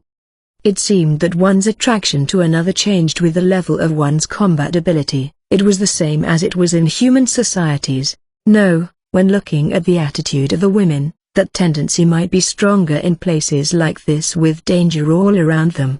But, there were signs that the women seemed to have accepted his excuse just now. This should probably be the last thing he said. These will be the final words I leave you with, but if you are all to decide that you want to abandon this village and flee to the city where I live, then I would be more than willing to help you. Should that need arise, do not hesitate to tell me. It may be a few months from now, but I would like to return to this village. If by that time it seems like you have reached the conclusion to abandon this village, I would like to have you bury a map with everyone's location on it in front of the tree I stayed in. I pray that such a thing won't happen, but should the time come, we will be in your care. The elder bowed his head, and in time with that, all of the dark elves bowed their heads as well. Ainz, seeing that they had all raised their heads, announced, "Well then, I will be taking my leave here." He looked over at everyone and bowed his head. Finally, he sent a sincere and deep bow toward the chief pharmacist. And then Ainz walked off. No one stopped him, of course. He had thought that sort of thing wouldn't happen. Ainz walked until he was no longer in their line of sight. The figures of Aura and Mare were there. His performance as an uncle had now ended. Their attitudes were those of floor guardians. Furthermore, Aura seemed to be extremely cautious, as she quickly ran her eyes over Ainz's entire body. Ainz-sama. I am happy for your safe return. However, did they do anything to you? Before Ainz-sama finally walked away, there was an unusual presence being generated over there. It had the air of hunters with knocked arrows to it. There was only one thing that came to mind. That it was just a slightly bothersome proposal they approached me with, that might have been directed at me by the ladies. That being said, I'm fine. I deceived them properly. Is that so? Even when Ainz-sama was walking toward us, a bit of that feeling remained. No, I had a feeling that it became even stronger. Ainz knitted his eyebrows. It had appeared to Ainz that the women had accepted his excuse, but perhaps that wasn't true. In any case, Ainz didn't know what he should do about that. Plus, they were already heading home, so there probably wasn't a better way to deal with it than what he chose. Normally, I would have asked this beforehand, but is there anyone who is paying attention to us right now? It's okay. There's nobody. Aura assured him. If that was the case, then there definitely weren't any problems. No, Aura already knew that, and that was why she tossed out that question when they met. Now, I thought it was fine, but were you listening to what we were talking about? Yes, Ainz-sama. I have already finished explaining the contents to Mare. Rather than talking here, it would be better for them to return to their temporary lodgings and do it there. However, the two of them might have noticed something that Ainz had overlooked. Depending on what it was, and while it would be a little embarrassing, it might be better to return to that place and participate in the meeting one more time. For that reason, It was necessary for them to talk here whilst being aware of the danger. In that case, did you not have any thoughts about it? Let me hear your candid opinions. The two of them looked at each other. There were no points of particular concern. I thought Aunt Sama's suggestion was perfect. Yes, from what my sister told me, I also thought that. Could it be that they didn't notice that the parents of the children they played with might be sent to the battlefield, sent to die? Or is it that they did notice it, but they can't voice their objections because it was my suggestion? If it were the former, it might make the two of them feel sad and put cracks into the friendships they had properly made. He should probably ask them about it a bit more. You know, the parents of the children the two of you played with might be sent off? The two of them had curious looks on their faces. After looking at each other one more time, they returned their gazes to Aints. It was Aura who spoke as their representative. That's right. Is there something wrong with that? Her expression said that she was sincerely curious. Is there something bad about that? No, nothing at all. He couldn't ask them how they could make those sorts of expressions. All that he could think was just that a friendship hadn't been born after all. Or is it that just as my friends prioritized the real world, these two are prioritizing Nas''Rick. If so, then what's the right thing for me to do? While Aints was not sure what to do, Aura cupped her hand behind her ear, the motion of her trying to hear distant sounds better. Maybe some important topic had come out over there. Aints was silent so as to not get in Aura's way. Aints Sama, it seems the subject of Aints Sama has come up over there. Could you let me hear what kind of things they're talking about? Yes, generally, they're saying things like this. Aura slightly changed the tone of her voice, although she wasn't very good at it, and let him listen. Why did you decide to keep it a secret that it was his suggestion? Because the country he lives in is close to the human country. If the human country were to learn the truth, that he stated that opinion here, it might cause trouble for him in the future, don't you think? The chance of that happening, is that what the elder is thinking about? I don't know. However, isn't it matter of fact that we should do it so that something that could cause him trouble didn't occur? All the other villagers agreed with this and decided to keep it a secret. I see, thank you, Aura. The fact that Aints Sama led them to this decision, won't be leaked, right? He didn't have any particular memory of leading them to it, and he felt the desire to ask Mare why he thought he had led them to it. All Aints had done was make a suggestion, but more important than that was the following. So long as there is mind control magic, if we want to perfectly avoid information leaks, it will be necessary to kill them. Are we going to kill them? No, we won't. I feel there is no merit in doing so. No, should I put it like this? There are no demerits in the theocracy finding out, because the theocracy is virtually an enemy nation. It's not like I particularly want to deepen our ties to them, and supporting the enemy of your enemy is an obvious thing to do. No, that itself has merit to it. I had a false appearance and name. We'll have the theocracy spend their efforts on useless things. Aints stole a glance at the twins' attitudes there. However, I suppose it's too bad. If the theocracy had directly attacked this village, we really could have gotten a lot more benefit out of it. After the twins looked at each other and made curious expressions, Mare tossed out a question. Aints Sama? Why didn't you make them attack the village? We should have killed the theocracy's soldiers, while disguised as dark elves and drawn them this way, shouldn't we? He was exactly right.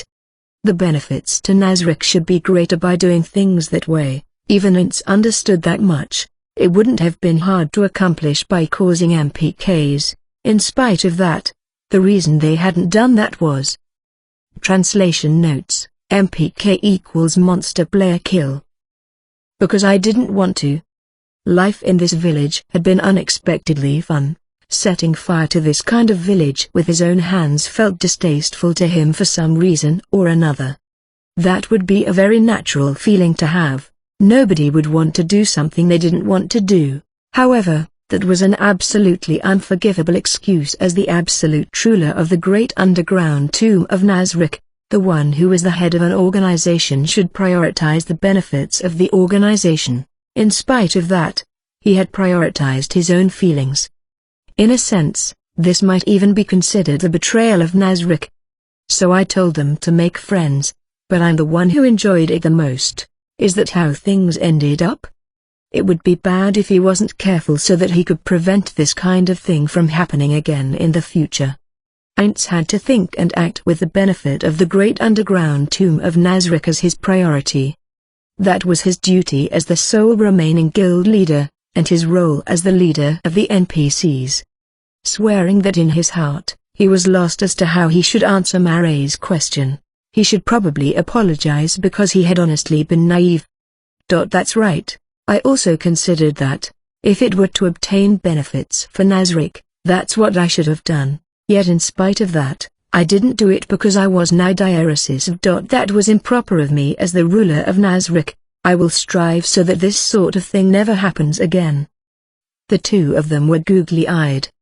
And no. It's nothing like that. That's right. Everything Ain't Sama does is correct. While the two of them were comforting him, they had arrived at their borrowed elf tree. Once they collected the things they had left there, their preparations for withdrawal would be complete. Since they originally had hardly any luggage, they finished right away and carried their luggage outside. There, Aura lifted up her face. When Ainz followed where her gaze led, he caught the sight of the chief pharmacist running towards them. He arrived in front of Ainz's group right away. The chief pharmacist was slightly out of breath. He possessed high abilities as a pharmacist, so he could be considered as a being of moderate level, but his physical stats were low. It was unclear what class he had taken, but it probably raised ability scores in the same kind of way as an arcane magic caster did. He didn't have the air of someone who had come to give them a souvenir. No doubt he came here directly from the meeting place. Perhaps he had come to say goodbye? What's the matter? I apologize for not being able to say goodbye to you directly. No, I thought I'd give a final present to my temporary apprentice. A number of the women are trying to go with you guys to the city. I know because I saw them dashing off to their own homes. If you really don't want to deal with that, you'd best hurry out of the village. What? What do you mean, what? They probably don't intend to leech off you, but jumping into an unknown place, they'll beg for the only one they can depend on, aid, probably as a tactic to slowly close the distance between you. Incidentally, if you can support them, our way of thought is that polygamy or polyandry aren't really a problem. They're probably thinking that it wouldn't be too bad to reunite our separated tribes with you as the intermediary. And, if the other tribes find out about this too, well I'm on your side, so you get what I'm trying to say, right? This was bad. If they made contact with his body, his true form would be found out. He couldn't guarantee that the women wouldn't make those kinds of moves. The elves regarded the undead as enemies. That was the same for the dark elves. Until Ainz had completely won over the dark elves, he couldn't allow them to know his true form. When he took placing the dark elves under his rule into account, he absolutely couldn't harm the women of the advance party. What? You didn't even imagine that it would come to this? Not even this much? Come on now, are you serious? A guy as quick-witted as you? Perhaps you did think this might happen, but you didn't think they would put it into action this quickly, or something. Oh, come on, be grateful I came to warn you, okay? There was only one measure Ainz could take. Let's go, you two. We're going on a little run. Well then, temporary master. And that was to just run away. Having barely finished his goodbye, the three of them slipped past the chief pharmacist and jogged off. They immediately entered the forest, but they didn't stop. Naturally, they ran until they reached a point where they believed they could no longer be pursued, and finally stopped. We're okay. There are no signs of any pursuers, so then, are we returning to Nazarick from here? Ainz, the sign of relief appearing on his face, grinned broadly at Aura's question. Of course. His actual expression didn't move an inch, or rather, he wasn't even controlling his illusion. "We won't do that. Returning to Nazarick, assembling troops, and taking action isn't a bad idea, but I don't want to waste this perfect opportunity. The three of us, a select few, are going to carry out the strategy that Punito Moe-san taught me in the past." What might that be?" Mare asked, his eyes sparkling. Ainz was a bit happy. If Mare had taken an attitude of whoop-de-doo here, his enthusiasm would have diminished. Ainz answered boastfully. "Strictly speaking, it's a little different, but we're kill-stealing. Diamond, diamond, diamond." Chapter 5 Kill-Steal 1. The highest authority of the theocracy's armies, the Grand Marshal, was said to have two right hands, General Valerian Inobini and General Gale Russell's Bulgari, each in command of a theater. Valerian was the one in charge of this war with the elves. A tent was erected near the Elven royal capital as a unified strategic command center which, at this moment, was occupied by Valerian and 6 other military strategists. In contrast to Valerian, who was over 50 years old, the remaining military strategists were pretty young, in their 20s. Age was not always a good marker for ability, but for positions that required knowledge and experience, it was one of the more important indicators. So, it wouldn't be strange if one found the strategists too young for the job. However, despite being young, they already had bags under their eyes and wrinkles etched into their foreheads. Their faces showed chronic exhaustion and they looked like they were running on fumes. Valerian ran his eyes over the documents that were partly responsible for their exhaustion. It was the casualty report of the Elven stealth raid last night. It was still early morning right now, so it had been only a few hours since the event in question happened. That's too many. Even though he had already expected these numbers, he couldn't help but be stupefied. Fortunately, the theocracy had an overwhelming number of divine magic casters compared to other nations. As long as they could retrieve the soldiers before they died, they could be healed. Due to this, the number of deaths was unusually tiny when compared to what one would expect from the corresponding number of soldiers who were heavily wounded. Most of the wounded should even be completely healed by now. That said, there was an issue with the number of dead elves they found in the camp. They were even fewer. It was hard to think they took their dead and the heavily wounded with them considering that the theocracy managed to fight back their night raid. So, it was probably accurate to think that the number of enemy corpses they found was pretty close to being the enemy's total casualty count. The kill ratio was absolutely terrible. Yes, we ended up taking higher casualties, probably because the stronger elves are appearing more frequently as we approach the royal capital. The strategist who compiled the numbers concurred with Valerian, but the enemy's main host is also originally smaller, so they can't disregard their losses either. A single hero could defeat 1,000 soldiers by themselves. Likewise, a hero's death was also a bigger loss than the deaths of 1,000 soldiers. Casualty numbers don't always directly translate to the proportional loss of fighting strength. That was what the strategist is trying to imply with his words, but that's no consolation. The soldiers will be grumbling more now. That's a natural reaction. They've lost their brothers in arms after all. Valerian replied to another strategist's grumbles. It was normal for humans to want others to like them instead of being hated. Subsequently, the possession of mutual trust with the soldiers, or the lack thereof, could greatly affect battle command as well. Furthermore, people like Valerian with commander classes couldn't utilize most of their support skills if their subordinates didn't wholeheartedly follow them. We managed to repulse the elves' night raids, so it's not like our defensive perimeter is at fault, but when the other side sends its elites out, we need forces of the same quality to face them. You're right. We do have a certain amount of strong forces at our disposal, but most of them are divine magic casters.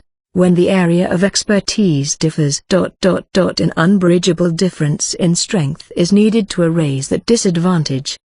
Divine magic casters were stronger when fighting face to face, but rangers were better at night raids. The casualty reports this time were the results of that.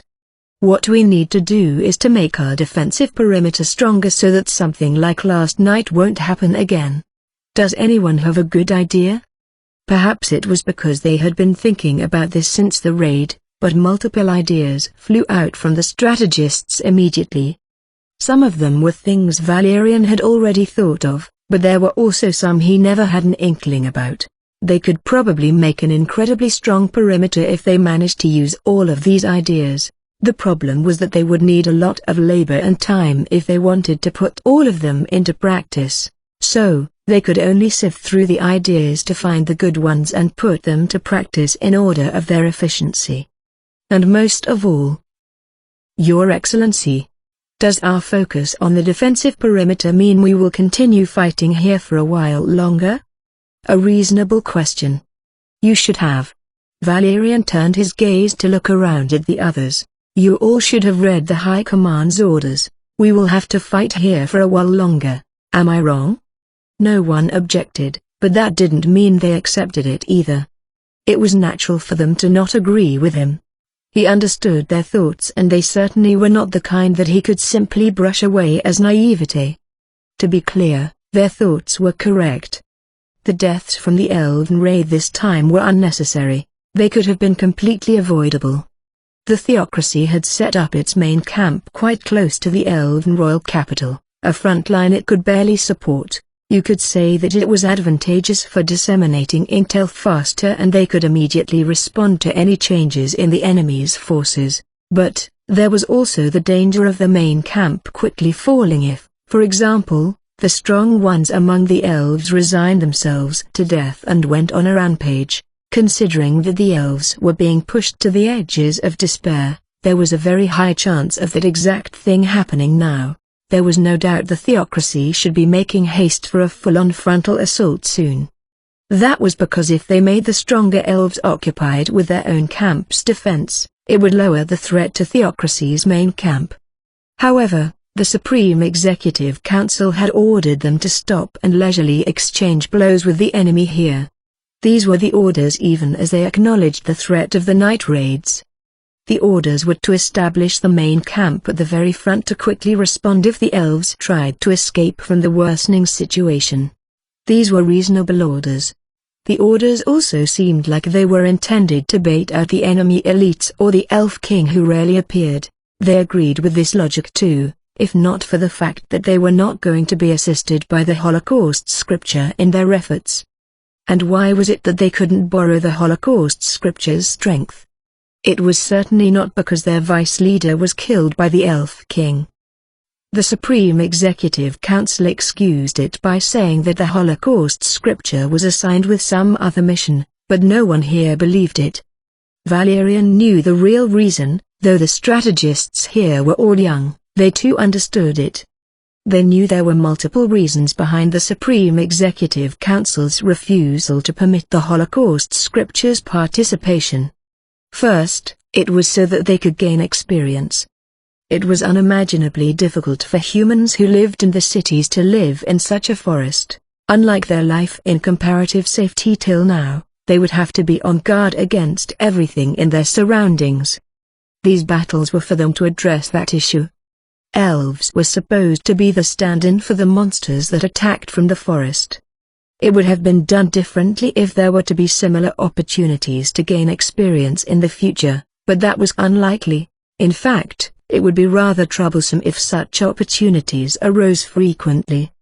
That said, if they wanted them to gain experience, a mock setup in a safe place would work nearly just as well. They could use the Holocaust scripture in place of the elves. There's no way that the Supreme Executive Council wouldn't have realized that. But then, why were they doing this, going even as far as expending soldiers' lives like they were nothing? That's for a change in our mindset. For soldiers who would have to defend many lives, hunter and ranger skills were probably going to be necessary. They planned to make the soldiers gain the expertise of fighting in the forest using this war with the elves, who were skilled at it.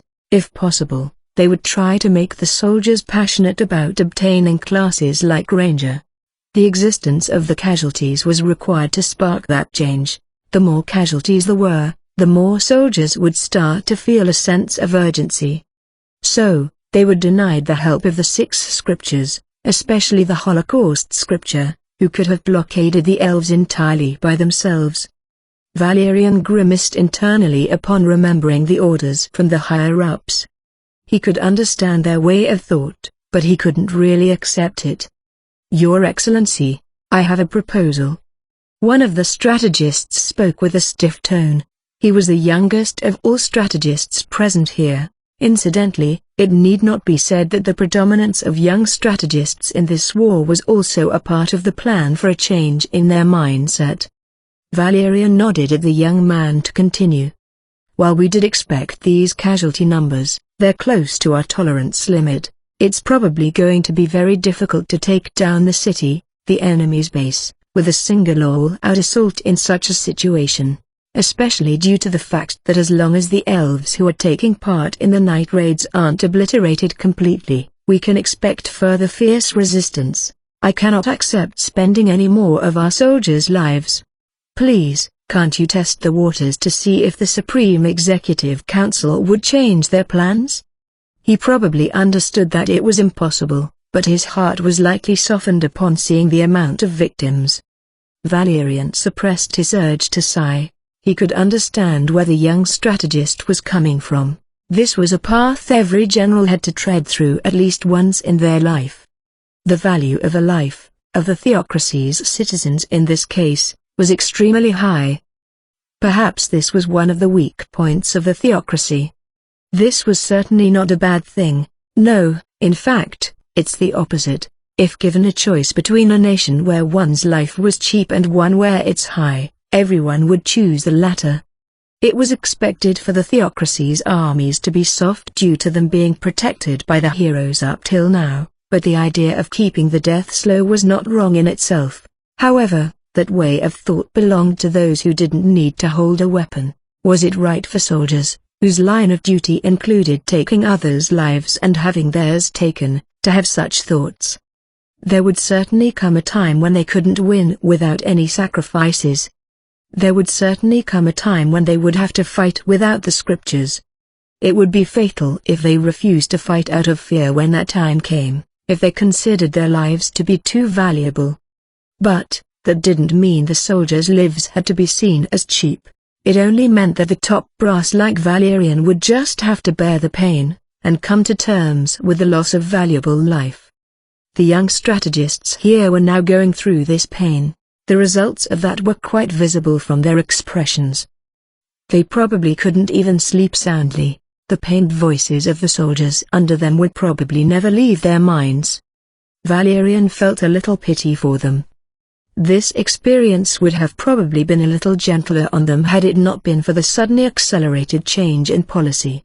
The mental health of the strategists wouldn't have been as grounded down as they were now. That said, they couldn't afford such leisures in this altered situation. More was being demanded of each soldier's individual skills as well as the quality of the generals who would have to lead them compared to before. The soldiers had to cultivate their strength and the commanders would need to be able to command their soldiers to die ruthlessly. We are expecting a lot of deaths among the soldiers and even some injuries among the ordinary citizens in a hypothetical future war with the Sorcerer Kingdom.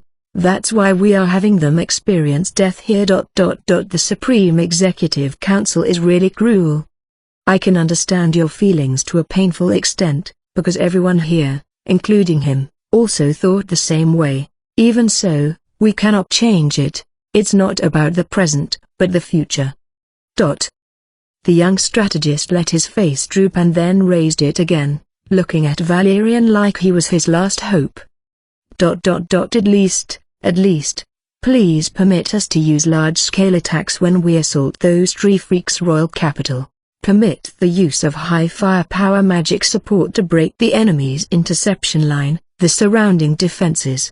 Never mind catapults, we are not even allowed to use fire arrows. There will be far more deaths under such constraints. I cannot permit that either. You can probably understand why, right? All of them were geniuses. They should have then reached the answer from what they knew about the theocracy's present circumstances.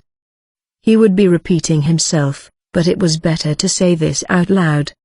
Hereafter, we may not be able to avoid confrontation with that evil sorcerer kingdom.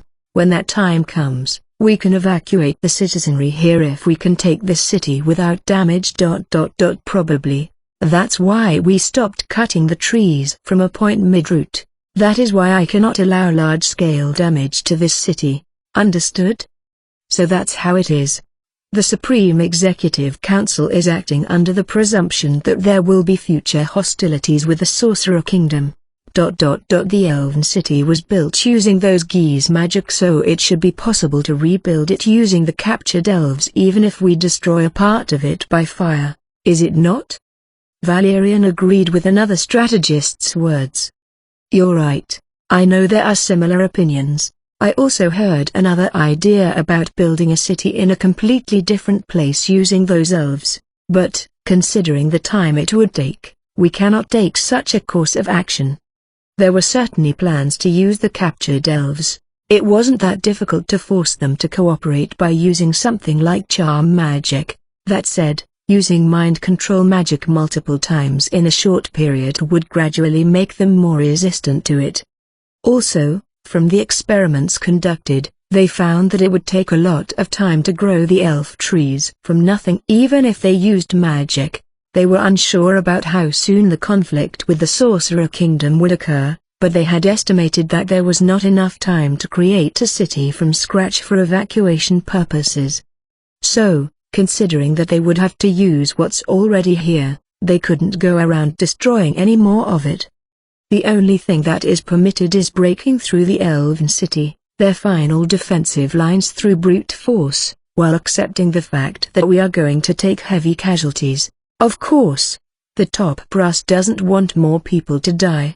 Even a single extra soldier helps in our future war against the Sorcerer Kingdom. We should not lose them here if possible. What the top brass was asking of them was truly unreasonable. Valerian thought they were being contradictory, but he also understood that it was a painful decision for all. Your Excellency. The most important thing implied here is that those who defied death will gain strength, right? Yes. You are right. It's exactly as you have said. Valerian agreed with the words of the strategist who held the second most levels in the commander class here. The theocracy's policy until now was that one hero is better than 1,000 soldiers. However, that was no longer sufficient, so it started to put effort into improving each soldier's individual strength.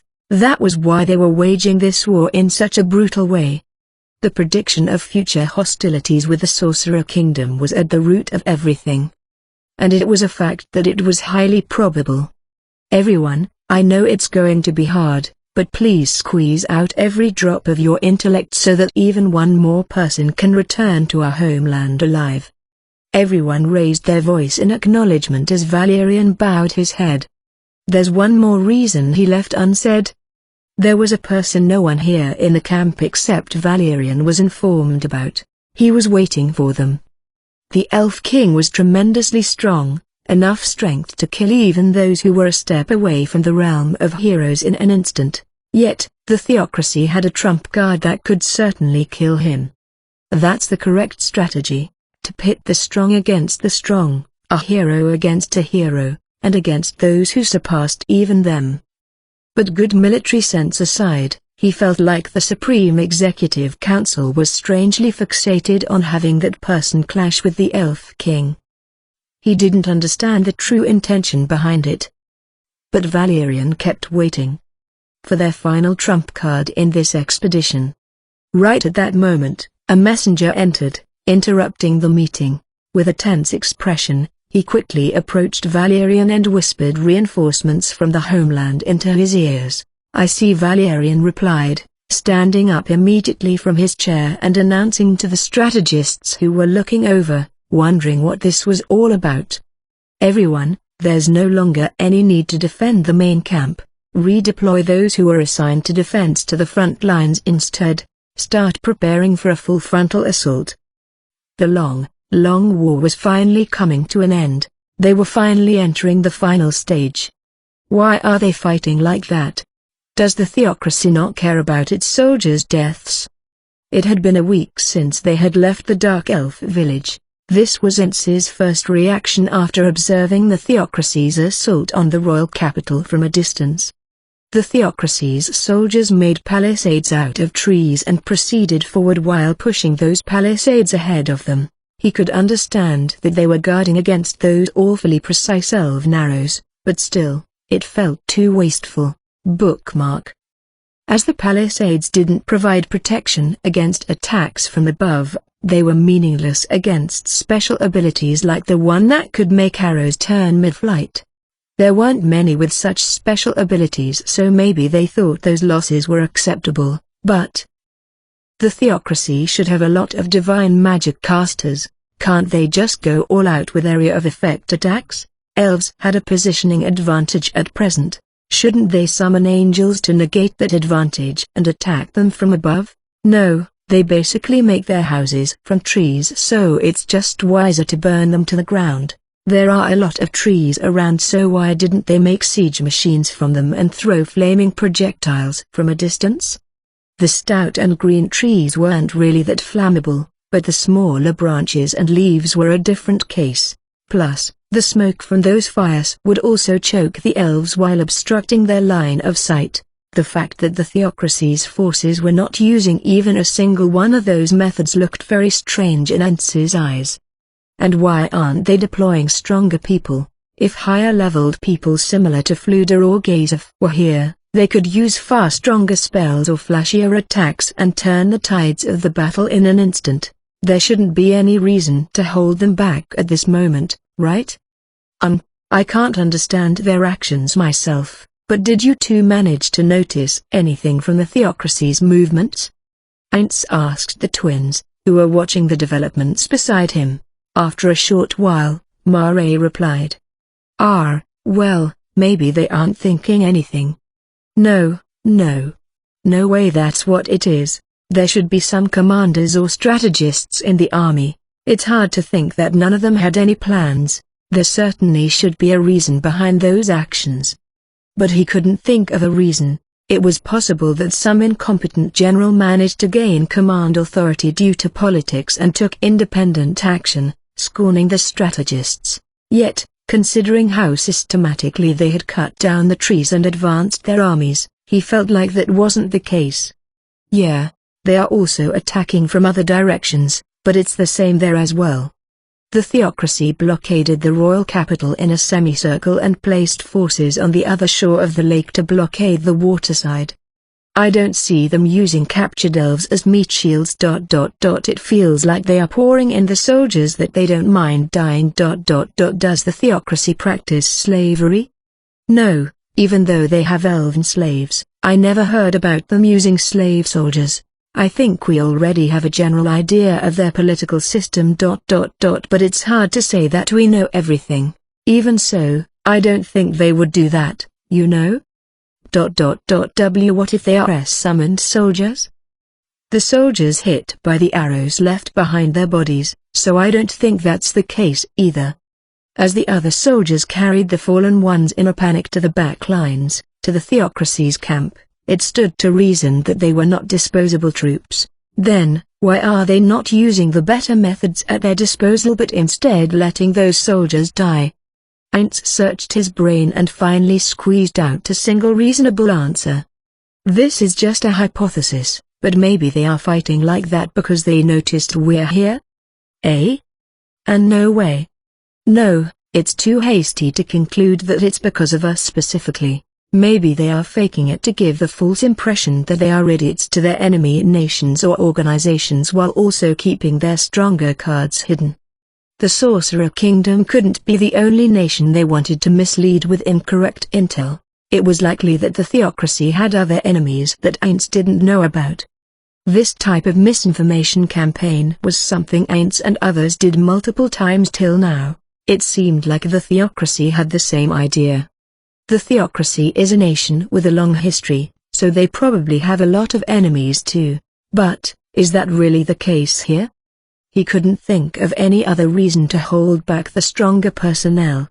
In this case, the ones they were guarding against would be the Sorcerer Kingdom and the Council State north of the kingdom. It was easy to imagine that the theocracy's human supremacist dogma made for fraught relations with the Council State due to its racial diversity.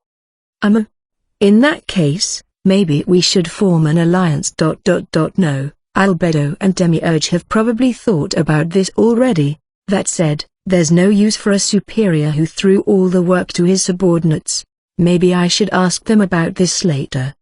They had already formed a conjecture that the mysterious Rikuagana who appeared at the tail end of the war with the kingdom was likely related to the Platinum Dragon Lord of the Council State.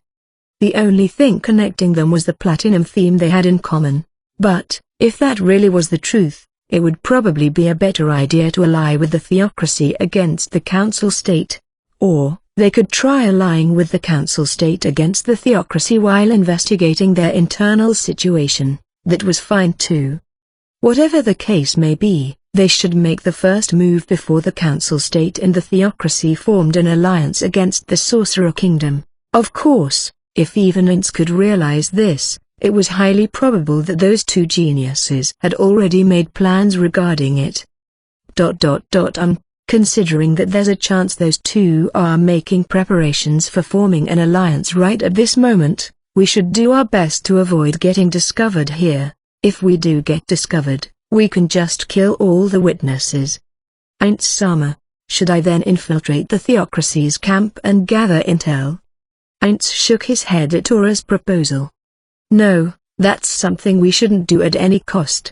Ain't tried to explain his thoughts to the two. Let's see. Say for example, if someone was hostile to Nazrick and was as powerful as I am, would it be possible for them to infiltrate Nazrick and steal the information they want? Yes, it's possible. I also think the same. If there's really someone who is as awesome as Ain't-sama, I think they can do it. He got extremely confident replies, including a rarely heard, clear reply from Mare, but those were not the answers he wanted. Wait, the question came out wrong. Right, let's see. Shall. Not her. He could easily imagine what the answer would be. If he used Shaltir as an example, impossible would be Aura's immediate reply. It was the answer he had hoped for, but the logic that would lead to that answer in this case was not what he wanted, so, he couldn't use her as an example. Then who would make for a good example, Aints wondered. Pandora's actor. Considering he can transform into other guild members, the twins' answer will likely be possible. Demiurge. It feels like he can do it easily. Aura. Or Mare won't make for a good example. In that case, I am going to repeat the previous question. Hypothetically, yes, hypothetically.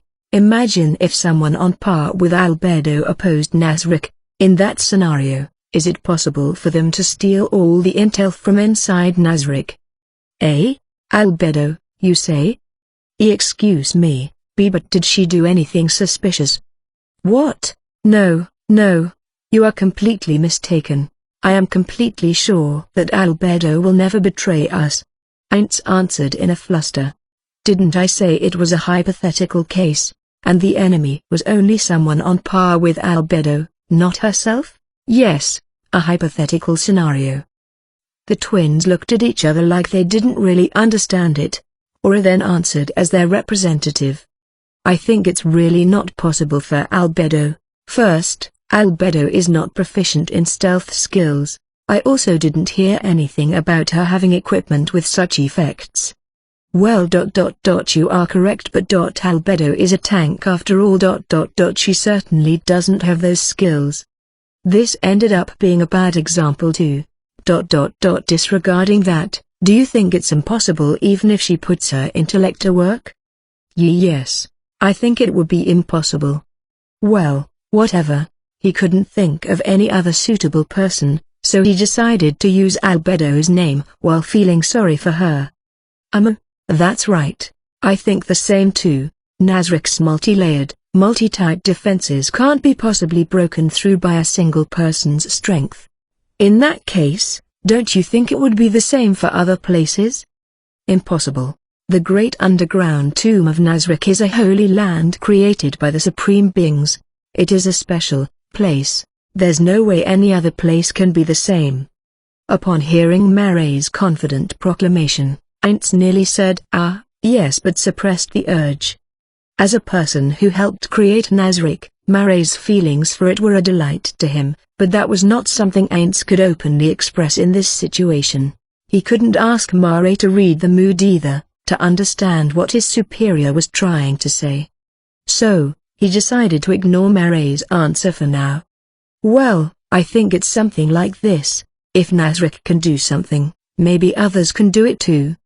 Ainz alone couldn't steal the information from Nazarick. Similarly, it was likely the same for organizations built by other players. No, there's no way he could be wrong. If they could intercept the opponent's intelligence, then the opponent could do the same to them. They had to take action while under the presumption of that being the case. That was why Ainz didn't send any spies into the theocracy, as he could see hints of other players in that nation. The theocracy was also a country with a lot of history. If there was a player there, they would also have the advantage of experience accumulated over all those years the theocracy was in existence. There was also the fact that they managed to create a spell Ainz had no knowledge of, the one that killed the prisoner after they answered 3 questions. Of course, there will probably come a time when we have to make a move while acknowledging the risks involved. But, I doubt that time is now. Aura and Maray. "Yes," the twins replied. "We, the great underground tomb of Nazarick, are strong. However, never think for a moment that we are peerless. Never look down on our opponents. Never forget to gather intel first." Hearing another yes from the twins, Ainz nodded. "Good. Then, maybe we should continue observing the situation for a while longer. The present situation is not quite suitable enough for our goals yet." They were here to steal the kill. No, to be precise, it was a bit different from kill-stealing. Kill-stealing was the act of killing a monster someone else was fighting to steal, things like XP and stuff. So, it could only be called kill-stealing if it involved them attacking either the elven country or the theocracy and hurting them in the process. But that was not what Ainz was aiming for. He was targeting the magic items in the Elf King's castle. Families with pedigree like royalty were highly likely to have a collection of magic items valuable enough to match their status. The more valuable they were, the more powerful they tended to be. Their power could be considered a part of the owner's military strength from a certain point of view. It was hard to think that the theocracy would lose after they had come this far. In this case, all of the elven country's magic items would finally end up in their hands. But Ainz couldn't allow a hypothetically hostile nation to increase its military strength, so their present aim was to preempt the theocracy and steal the elven country's magic items before they could.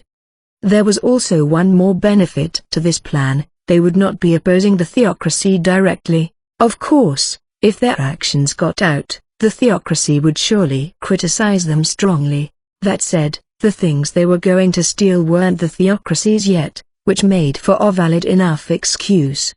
All things considered, to describe this as thieves stealing from a burning house would be more accurate than calling it a kill-steal. Incidentally, Ainz did this many times during his Yggdrasil days. He and his friends had cleaned out the enemy's bases many times, laughing when other guilds found them empty and raged. That was why this was the first idea he thought of. But there's a problem. Making a move here without knowing what kind of magic items the elven country and its royal castle held was not a good idea. They shouldn't assume that there were any in the first place. It was entirely possible that they actually don't have any magic items if their luck was bad.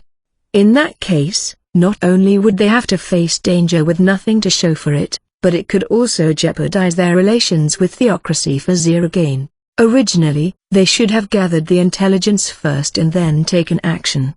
Even if the elven royalty possessed magic items, he could easily imagine that the dire situation of the war could force them to open the treasury and have the magic items put to use in the war effort. They could have also transferred them to a safe place elsewhere.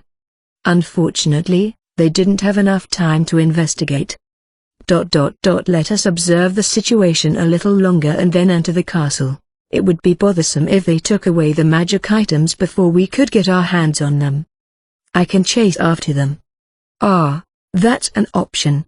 If Aura's the one tracking ... No, we can't be sure the other party doesn't have any skills like Forest Walker. Our best choice is to get those items before they are whisked away. ... Maybe we should start sooner considering we still have to investigate where they are stored. And now? Yes, we should go right now. Aints looked at the Theocracy's assault. It's been a week since they left the Dark Elves, so depending on how their talk with the other villages went, there were probably some Dark Elves fighting in there. He felt a minor urge to look for them, but remembered the regret he felt because of his misconduct as Nazric's ruler that time. He should only be thinking about Nazric's benefit now.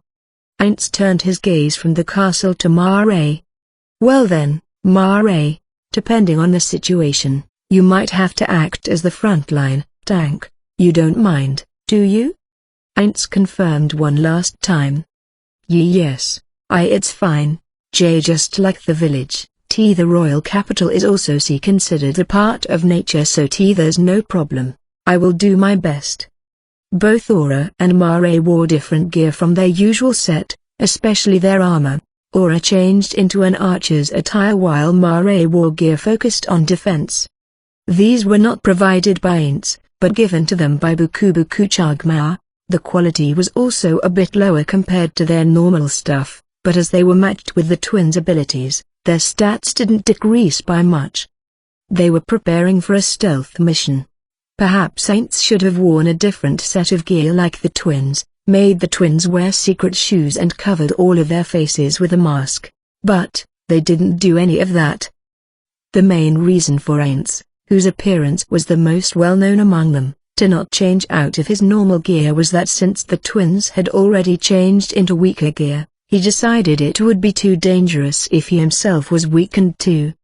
After some thought, Aints came to an extremely simple conclusion: can't we just kill all the witnesses? And so, they abandoned all thoughts of disguising themselves. The twins' armor also played a small role in making this decision. Even though they were just spares, their defensive ability was enhanced by data crystals that increased defense in return for sealing away an equipment slot. With Mare's head slot being the one sealed, he couldn't cover his face behind a helmet anyhow. That aside, these ones are reversed for the genders as well, huh? And that was not all. He couldn't help but wonder why they were given armor like these, especially in Mare's case. Mare was wearing something that could be called dress armor, showing a lot of skin and with his navel exposed. One could only wonder why someone would even make such a piece of gear. Yggdrasil's armor's defensive stats came from a combination of the metal's quality, quantity, and the data crystals used. So even though Mare's navel looked defenseless, it was being protected by the data crystal's portion of defense at the very least. In actual terms, it could be said to be protected by a layer of magic. Probably none of the ordinary people fighting here could even scratch his abdomen even if they hit with all their strength. Still, in Yggdrasil mechanics, such exposed surfaces were more likely to trigger critical hits. Frankly speaking, it was not something to be used as tank equipment. Albedo's grim-looking armor was how tank equipment should look like. Even Bukubuku Chagma, while burdened with the racial penalty that disallowed wearing armor, did things like equipping shields in both hands or using special skills to harden her clay-like body. So what was she, who was a tank herself, even thinking when she gave this armor to Mare? The answer was probably she didn't think about anything. No. She definitely would have seriously pondered on it, though not about its fighting ability, but rather how to best satisfy her tastes. They are siblings after all, Aints thought, but he wanted to defend his past comrades in this case. Originally, Mare and Aura were only NPCs, so they wouldn't have changed gear on their own. The navel-exposing armor Mare was wearing right now was an attire change and was never supposed to be used seriously. It was hard to think that someone would prepare useful gear for that. Buku Buku Chagma should be praised here instead for the fact that she made sure the equipment had some utility even though it was just for fashion. For some reason, the image of the sister with a smiling face, although she didn't have a face to speak of, and the brother who looked like he wanted to protest about something, flashed across Ance's mind. Diamond, diamond, diamond. 2. The theocracy's assault turned fiercer, finally breaking through the capital's outer defenses. Seeing that the theocracy's soldiers had begun entering the city, Ainz and his party started to move quickly. The first thing Ainz did after infiltrating the castle under perfect unknowable, was to find an elf who was alone, with no witnesses around, and capture them. After passing up multiple opportunities because of the possibility of being discovered, he finally captured a female elf who looked like a servant. Ainz immediately charmed her and returned to the twins' location using gate. Then, he questioned her just like they did with the elf before. Unfortunately, they weren't able to get much useful information out of the woman. Realizing there was no more useful information to be gained from the elf, Ainz immediately killed her with death, without hesitation. There shouldn't be any problem with a single woman disappearing from a castle that was going to fall soon. After divesting the elf of her clothes and other things that could be used to identify her, they moved her body to a faraway place, to the place they initially discovered the Ursus Lord, using gate. The wild animals would probably pick her clean. Even if she was discovered before that, she would just be a mysterious corpse without a single wound. It's very unlikely that someone would connect it with Ainz and the others. He thought it would be more natural to teleport her above the castle and have her die from the fall, as it would have been a reasonable action for her in this situation. However, given that they might need to use her identity later, he just made her disappear. Some MP exhaustion was necessary to deal with the body, but with Ainz's MP recovery rate in mind, it was not a big deal. Plus, even if he wanted to wait until it recovered, they didn't have any time left to observe things from the sidelines anymore. The theocracy's forces were still having a hard time against the elves' guerrilla warfare in the city. That said, considering the difference in their fighting strength, their victory was just a matter of time. No strong individual had appeared on the field yet, so it was probably correct of them to think that there was no one like that present here. The Elf King, who was said to be a strong person, was nowhere to be found on the defending side, probably because he had already escaped from this place. In that case, the magic items would have followed him, rendering their actions here into a meaningless endeavor. Ainz muttered such thoughts internally and then called out to the twins. Well, let's move. They now knew the general position of their destination, but it was unfortunate that they didn't manage to find out the abilities and items of the king, who was known as the strongest individual in this kingdom. Maybe they should have chosen a more important-looking elf, but there wasn't enough time to carefully select their target. There's only one problem left. How should we know, to be more accurate, who should be the one to conceal themselves? In this hostile territory, each of them moving independently was out of the question. They had acted out of sight up to this point, so moving brazenly in the open now would render all those efforts meaningless. It would then be best if all three of them moved in stealth. They certainly had the means to do that, but it also created a new problem. Aura was the only one who could sense Ainz in perfect unknowable, and even then, she could only sense that he was somewhere around them. Druids have a spell to see through perfect unknowable, but Mare, who mostly specialized in the use of offensive spells barring a few exceptions, didn't have that particular one. If Aura went into stealth with her Gilly cloak, even Ainz and Mare couldn't find her. The sunlight dapple cloak that Mare usually equipped had extremely high stealth capabilities outdoors, especially in the forests, but its ability would be reduced to half while indoors. Unfortunately, it seemed like this place was considered indoors even though the castle was made out of trees, reducing the cloak's ability to the point where even Ainz could sense him more or less. If both Aura and Ainz could sense Mare's location, it was highly likely that the enemy could as well, so it would be meaningless.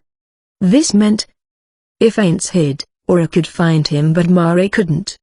If Aura hid, both Aints and Mare couldn't find her.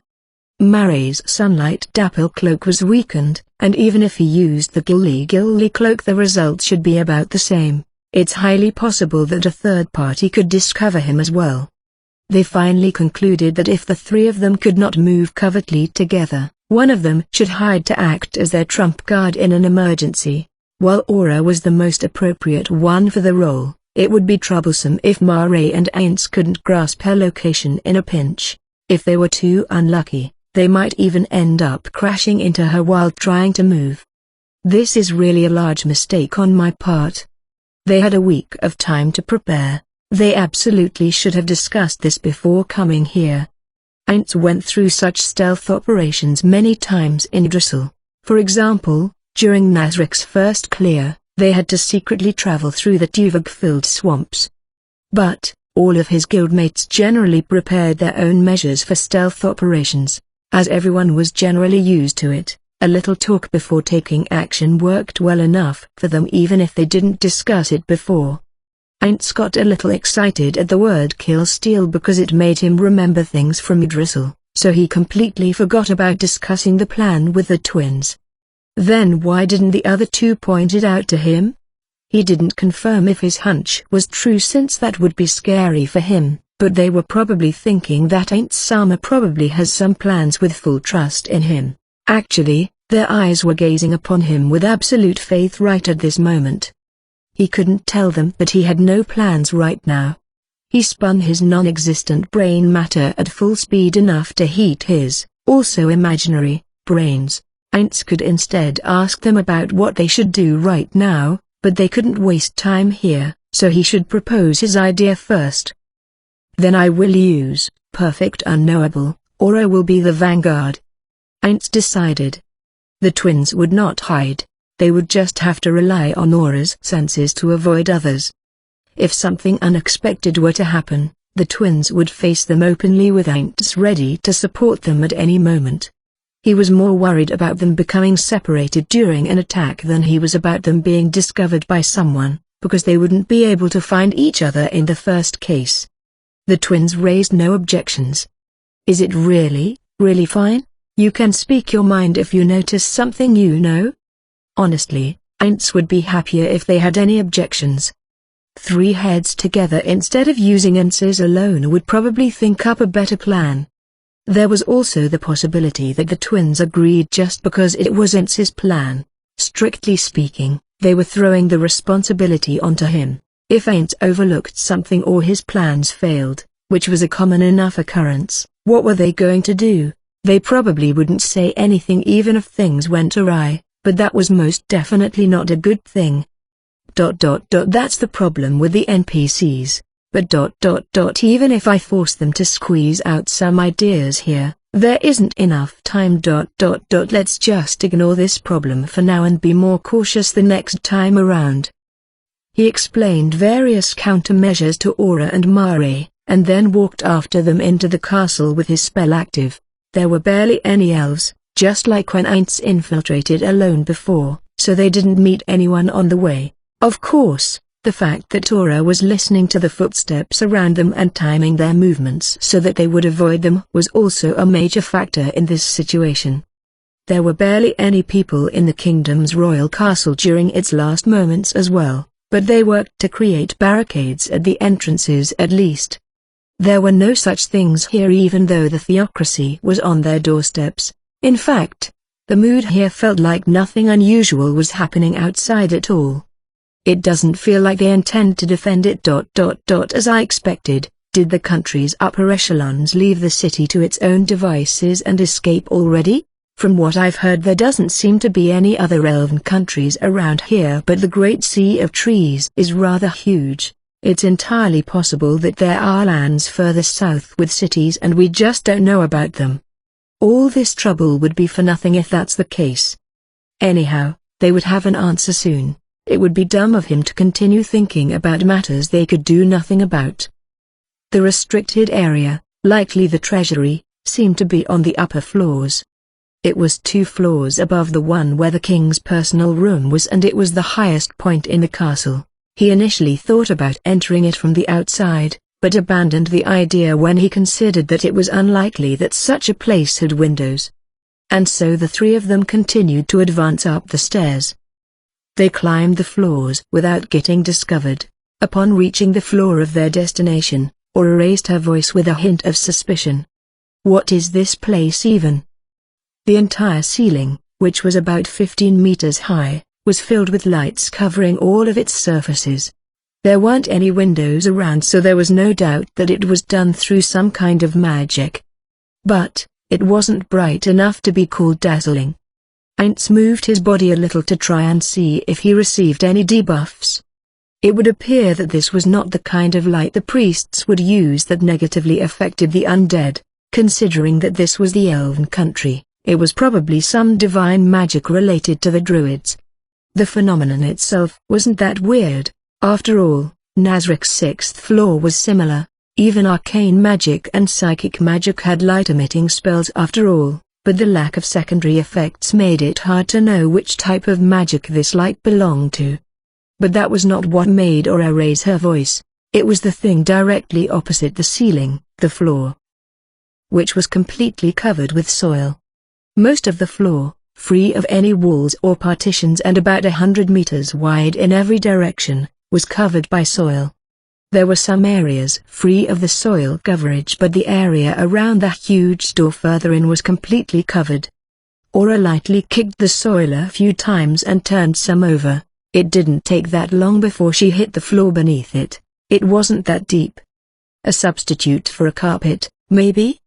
Hearing that, Heinz felt like that was probably the case. The Dark Elf village didn't have a culture of using carpets either. They at most used some floor cushions weaved from grass. Wait. No, culture is a diverse topic, but doesn't this feel a bit primitive? Or is this a measure of caution? To make intruders leave their footprints? But, in that case, shouldn't there be a patrol or a guard watching this area? Heinz concurred with Mary's words. There didn't seem to be anyone around here. Too careless. To think no one's here. No, maybe even the ones who were here were mobilized to defend against the theocracy's assault. That servant said this area was restricted, though nothing about soldiers being stationed here. Maybe they planned to cultivate vegetables and stuff if they ever need to hole up in the castle. Aura raised an R in agreement with Mary's hypothesis. Heinz agreed as well. It was possible for druids to cultivate crops here even though there wasn't any sunlight coming in. Maybe this light substituted for real sunlight to grow plants here. Though the area Aura kicked over was shallow, it was near the edge. It was possible that the soil further in was deep enough to grow plants. I can test this better if someone like Shaltir, who receives a penalty from sunlight, was with us here. I could use all appraisal magic item, if it's a magic item, but if they didn't find anything good in the treasury, they can try taking this along with them as a consolation. Heinz settled on that decision and started walking after the twins. Those 2 used skills to not leave any footprints behind, while Heinz cast Fly while maintaining Perfect Unknowable to do the same. As the group neared the center of the room, I felt some strange presence and came over to check, but to think it was some dark elves, twin kids at that. A voice suddenly spoke. Turning back, they found an elf standing about 10 meters away from them. He had a cold-looking but handsome face, with each eye being a different color. He was definitely not a servant. They could feel that this elf was used to ordering others around. One could feel the haughtiness that was radiated around him. What? Heinz let out a surprised voice that no one else could hear. There shouldn't have been anyone there, he was sure. Heinz and Mare may have missed him, but there's no way Aura would have as well. He had not been invisible either. Heinz would have seen him if that was the case. Maybe he deceived Heinz's A's with a special concealment skill while using invisibility at the same time to hide from Aura, or else he teleported here? Shit, I should have deployed delay teleportation. Aura moved gracefully to position herself between Aints and that elf while Mare took on a fighting stance, gripping his staff with his two hands. In contrast to the twins, the elf didn't change his stance at all. Aints found him full of gaps, but maybe that was the opponent's attempt to bait them. A skilled warrior could probably judge if he was being genuine or if it was a bluff, but Aints couldn't. Aints moved a little and tried waving his hand at the elf. The elf didn't turn his gaze at all. So, he couldn't see through Aints's perfect unknowable. Aints turned to look at the twins. His orders before the infiltration were, in case we were to meet any mysterious individual, focus on gathering intel from them until they attack us. Aura nonchalantly extended her hand to grasp her necklace. The twins probably intended to gather the information while having a discussion among themselves. He could understand their intentions, but they were being a bit rash. If it were Aints, he would have immediately attacked the infiltrators if they made any suspicious movements before him. Touching equipment was the same as drawing a gun in his eyes. Expecting the mysterious self to start attacking them at any moment, Aints readied himself to meet him with magic at any time, but he ended up tilting his head in puzzlement after observing the elf. There's no change in the elf's attitude. He saw Aura's actions but didn't look like he was particularly bothered by them. Was it because he was highly confident in his strength, or was it because he couldn't understand what Aura was doing? Or maybe he was trying to gather information just like they were and so was hesitating to attack them? What's the meaning of this? Those eyes ... I don't remember bedding any dark elves ...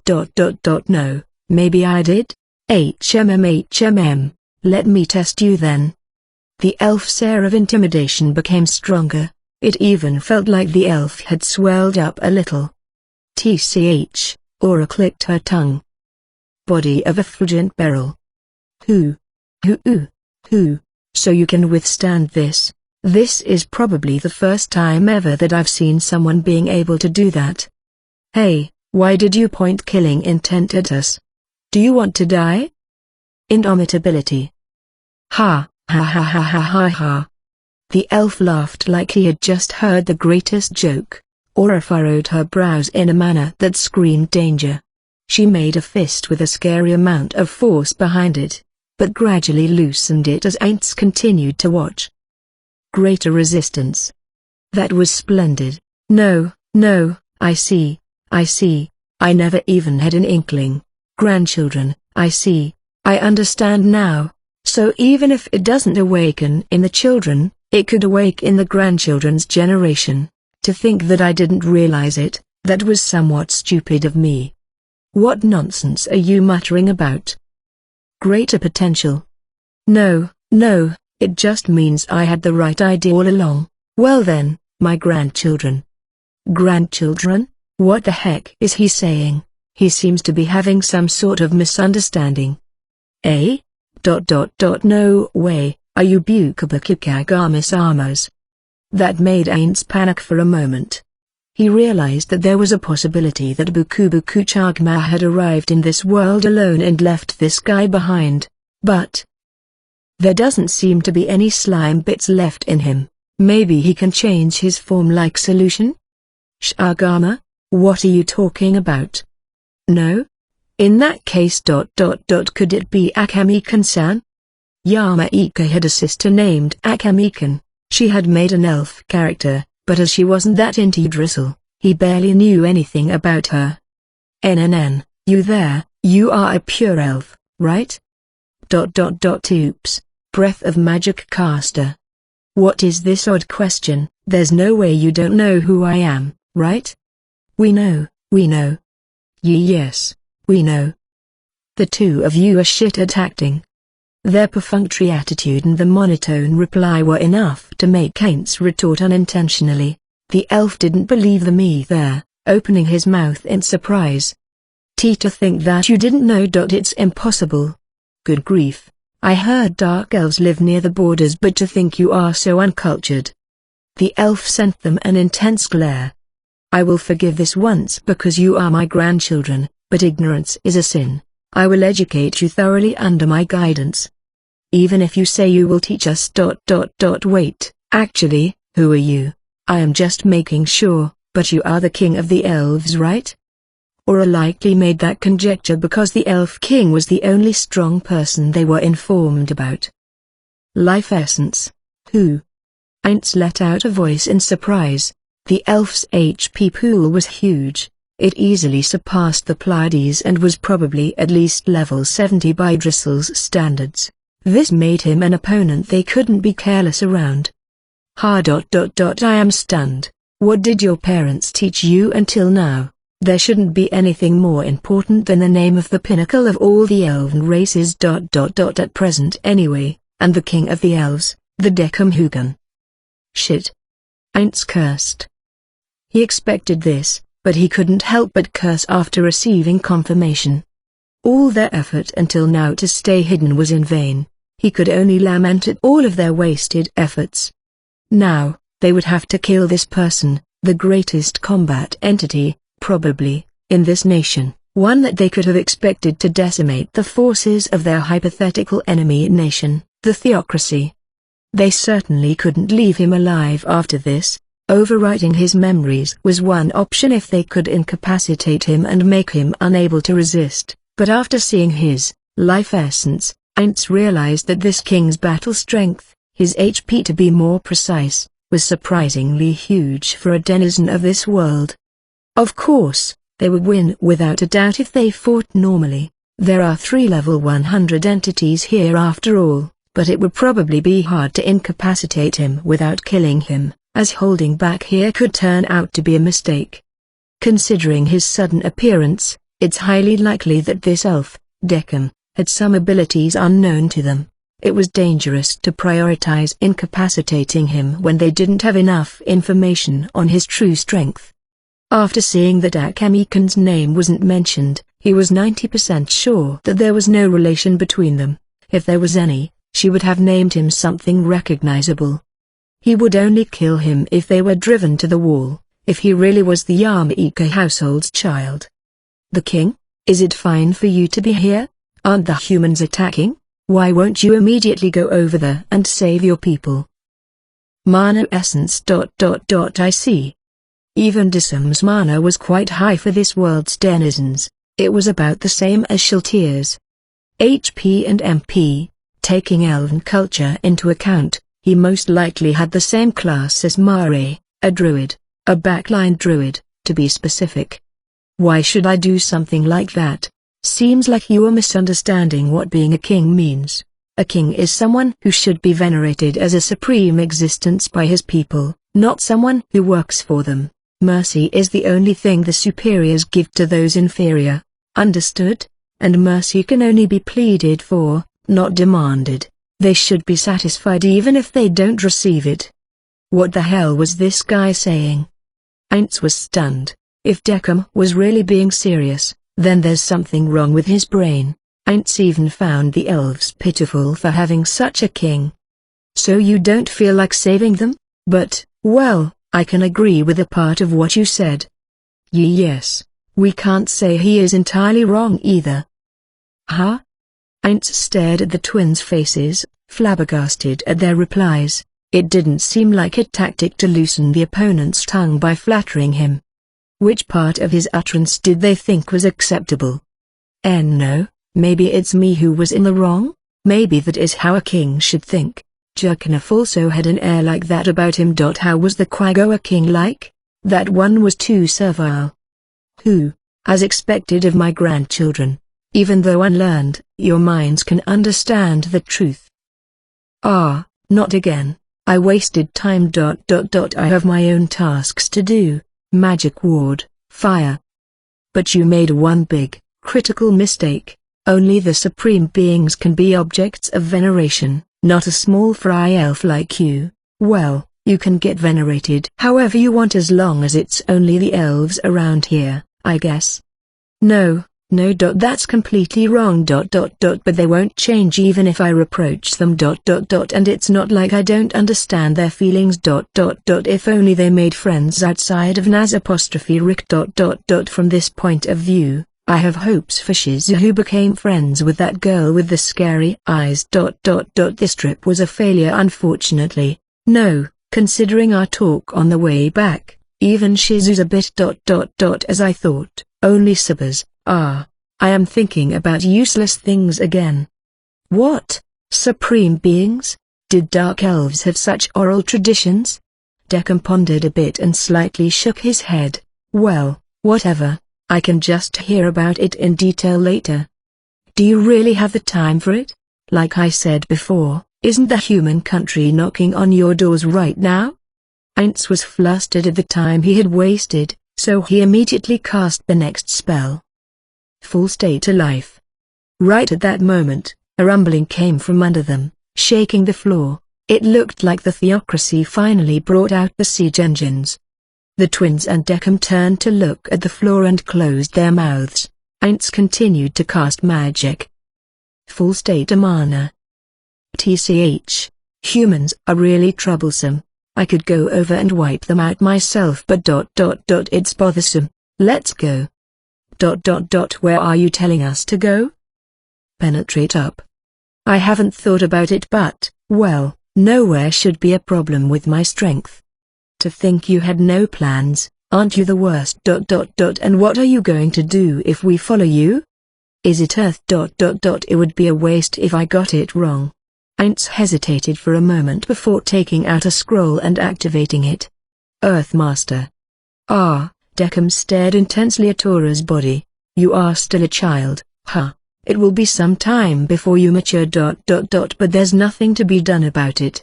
I have already waited for this long. A few decades is too long to be seen as a mere miscalculation, but we will just have to think of it as inconsequential. You asked what will happen if you come along, right? The answer is simple. You will have children with me. Eh? What are you even talking about? Greater luck. You too. Deccan turned his gaze to Mare. After the women become pregnant, it takes time before they can bear a child again. I expect more from you on that account. You will also be making multiple children alongside me. I assume the blood will be further diluted, but seeing how it awoke in the grandchildren's generation, it should be possible for the great-grandchildren as well. I should take time to experiment. It will be troublesome, but I will probably have to take some people along with us to become your partners. But why are you wearing a female's attire even though you are a boy? Is it the Dark Elves' tradition?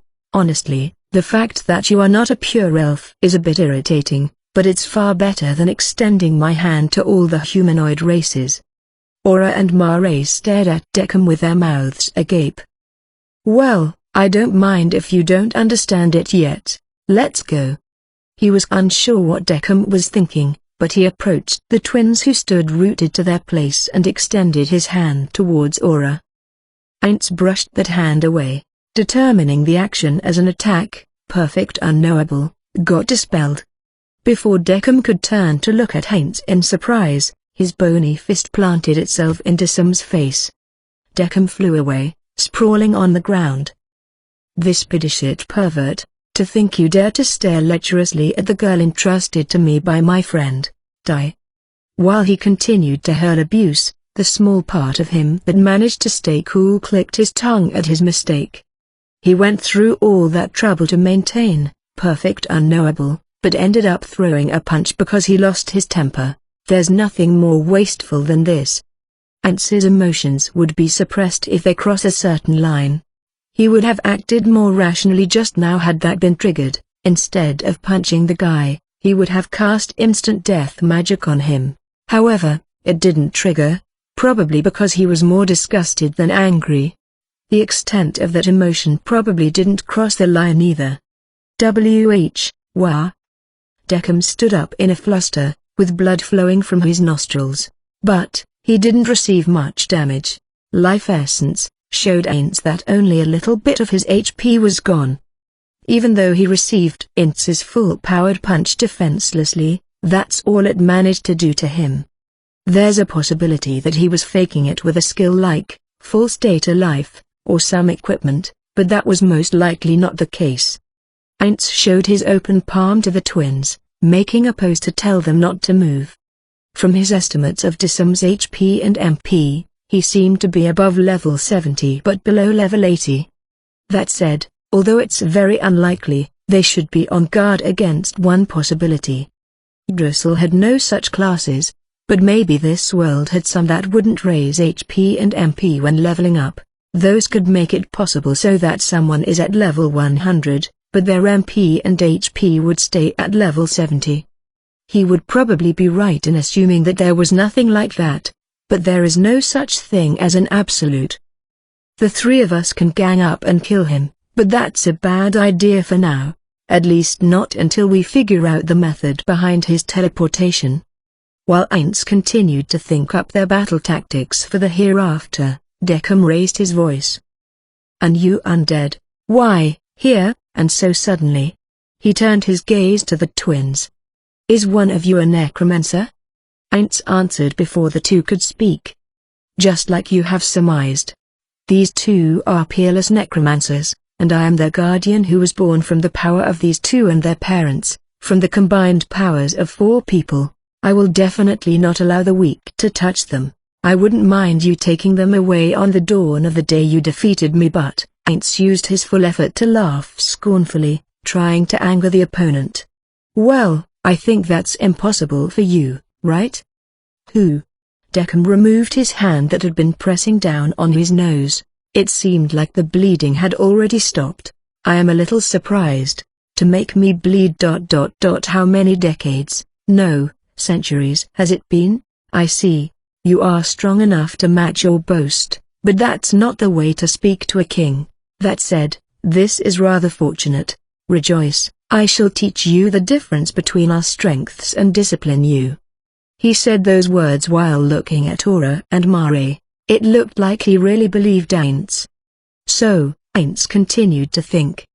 Why did it look like Deckham believed the enemy's, words without a doubt?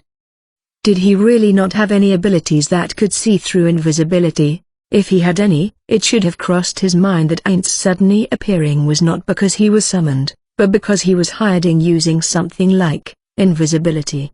If he really didn't, then he was probably a specialized druid like Mare. Or, in case this was all an act and he knew I was already here, a bluff in a sense, what is he aiming for? He wanted to simulate what he would do if he was in that guy's place, but spending too much time pondering on it would look suspicious. Then why don't we fight one-on-one, fair and square? That should make it easier for my masters to understand who is stronger, you or them, right? Deckham widened his eyes and laughed like he'd just heard an interesting joke. Meanwhile, Ainz used the silent metamagic to send a message to Mare. "Mare, that was a big lie just now. If it looks like I am in a bad situation, cooperate with me to absolutely kill that guy." Pass that along secretly to Aura as well. Obviously, he had no intentions of handing the twins over to the guy. Also, fighting one-on-one, fair and square inches of fight with one's life on the line was an act of utmost stupidity. Some battles were fine to lose, but not those where people were trying to take each other's lives. But Ainz felt like he had made a mistake. He wanted to spend a little more time buffing himself, but there was no way he would let a pervert like that touch Aura. The elf also could have had skills to force teleportation that Ainz didn't know about, which would have been dangerous if he had let him touch her. The sight of you two commanding an undead made me sure that you are my grandchildren. Then, the floor moved. Like waves receding back from the beach, the soil roiled towards Deckham. Ignoring it, Ainz took out a scroll from under his clothes with deliberate movement and activated it. It was extremely wasteful, but he had no other choice. Until he knew how much the opponent knew, he couldn't let the enemy get cautious. The activated magic was the 8th tier spell, Dimensional Lock. This spell had the same effect as the special ability used by extra-dimensional beings like devils and angels. It blocked beings from teleporting out of a specific range with instant teleportation magic. While he was doing this, the earthen lump that coalesced before Deckham turned into something huge. It was in the form of an elemental that Ainz knew. He could hear a gasp of surprise from Mare, but Aints was surprised as well. A primal elemental?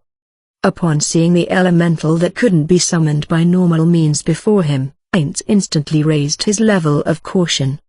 Unlike Mare, Aints suppressed his sound of surprise from leaking out. One of the fundamental teachings of King for Dummies was that you couldn't let others find out that you knew. Mare's surprise could be misunderstood as a kid's terror at seeing the elemental, but in Aints's case, it would make it clear that he had knowledge about it. So Aints lowered his shoulders in an exaggerated manner. HNN, so what? You created a big lump of soil called an earth elemental? Are you going to make it fight me instead of fighting by yourself? Aren't you underestimating me? Ho, so you know what this is? Deckham smiled haughtily. Good. Of course, that's just an earth elemental, right? I destroyed one that was summoned against me in the past. Well, that wasn't nearly as large as the one here, so you should be quite strong to be able to control one so large. Size is one of the marks of strength after all, but size is not everything. Yes, you are correct. Dragon lords who only have their large bodies to speak of can be defeated by elves after all, but I am surprised. Your knowledge is not incorrect. You were right that this is an earth elemental. Ha ha ha, your discerning eye, no, memory? I would bow to it. Dissam's clearly scornful grin deepened further. This is a rare chance, so why don't you take a blow with your body? A blow from an elemental you call trivial. The primal elemental slowly raised its fist. It should move faster if it was a primal earth elemental. Was this intentional? Well, I am thankful for it. Its behavior, like a cat playing with its prey, was a welcome thing for Aints. Isn't this the best? While hiding his smile, of course, his face won't move in the first place, Aints tried to recollect primal earth elemental's abilities.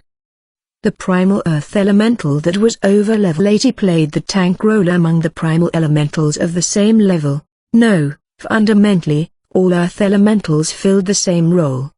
Its attacks were considered to have nearly all of the metallic attributes under its level to be included in them. For example, if beings like Lapus Regina who had a weakness against silver got hit by it, it would trigger that weakness. Also, as long as both the opponent and itself stood on Earth, it would have a bonus to all its stats, even though meager. But, that shouldn't work now as the original floor that was exposed after all of the soil had collected near Deckham was made from plant material. It also supposedly had the ability to hide in soil, but that couldn't be used here either. All things considered, he could say that this was not a good battlefield for the primal earth elemental. What he should be on guard for were the punches from those fists. It was a simple way of attacking, but it was highly destructive. They were not exactly fast or precise, but it was hard for a backliner like Aints to evade them. Furthermore, it does bludgeoning damage, which was particularly effective against Aints. It could also extend its arms like whips and do long-range attacks, but in that case, its power would go down a lot. Just like its attacks, its defense was also supposed to have metal attributes imbued. It also had weapon resistance V against all weapons and physical damage reduction on top of that. Considering all of the above, it was the ideal tank and was troublesome to deal with using only physical attacks. That said, it also had some weak points, naturally. For example, it didn't have any dangerous trump cards, that is, it had no special skills. That meant that it had no attack that could turn the tide in a battle. The other weak point was that everything that worked against metallic attributes worked the same on the elemental. Haruhiro-san could probably take it down easily. It was weak to acids and there was one more element it was weak against. Aints made preparations to take out the staff from his inventory when needed. He wouldn't be taking it out yet though. Since the opponent was assuming that he was just a simple undead, he should play along and not display any skills that would put him on guard. The question was whether or not he should take the incoming hit or not. It would make for a good act if he made it look like that single attack was what made the undead being realize that this was no simple earth elemental. The demerit in this scenario would be that the enemy would turn cautious after seeing that one serious blow wasn't enough to kill Ainz. Right.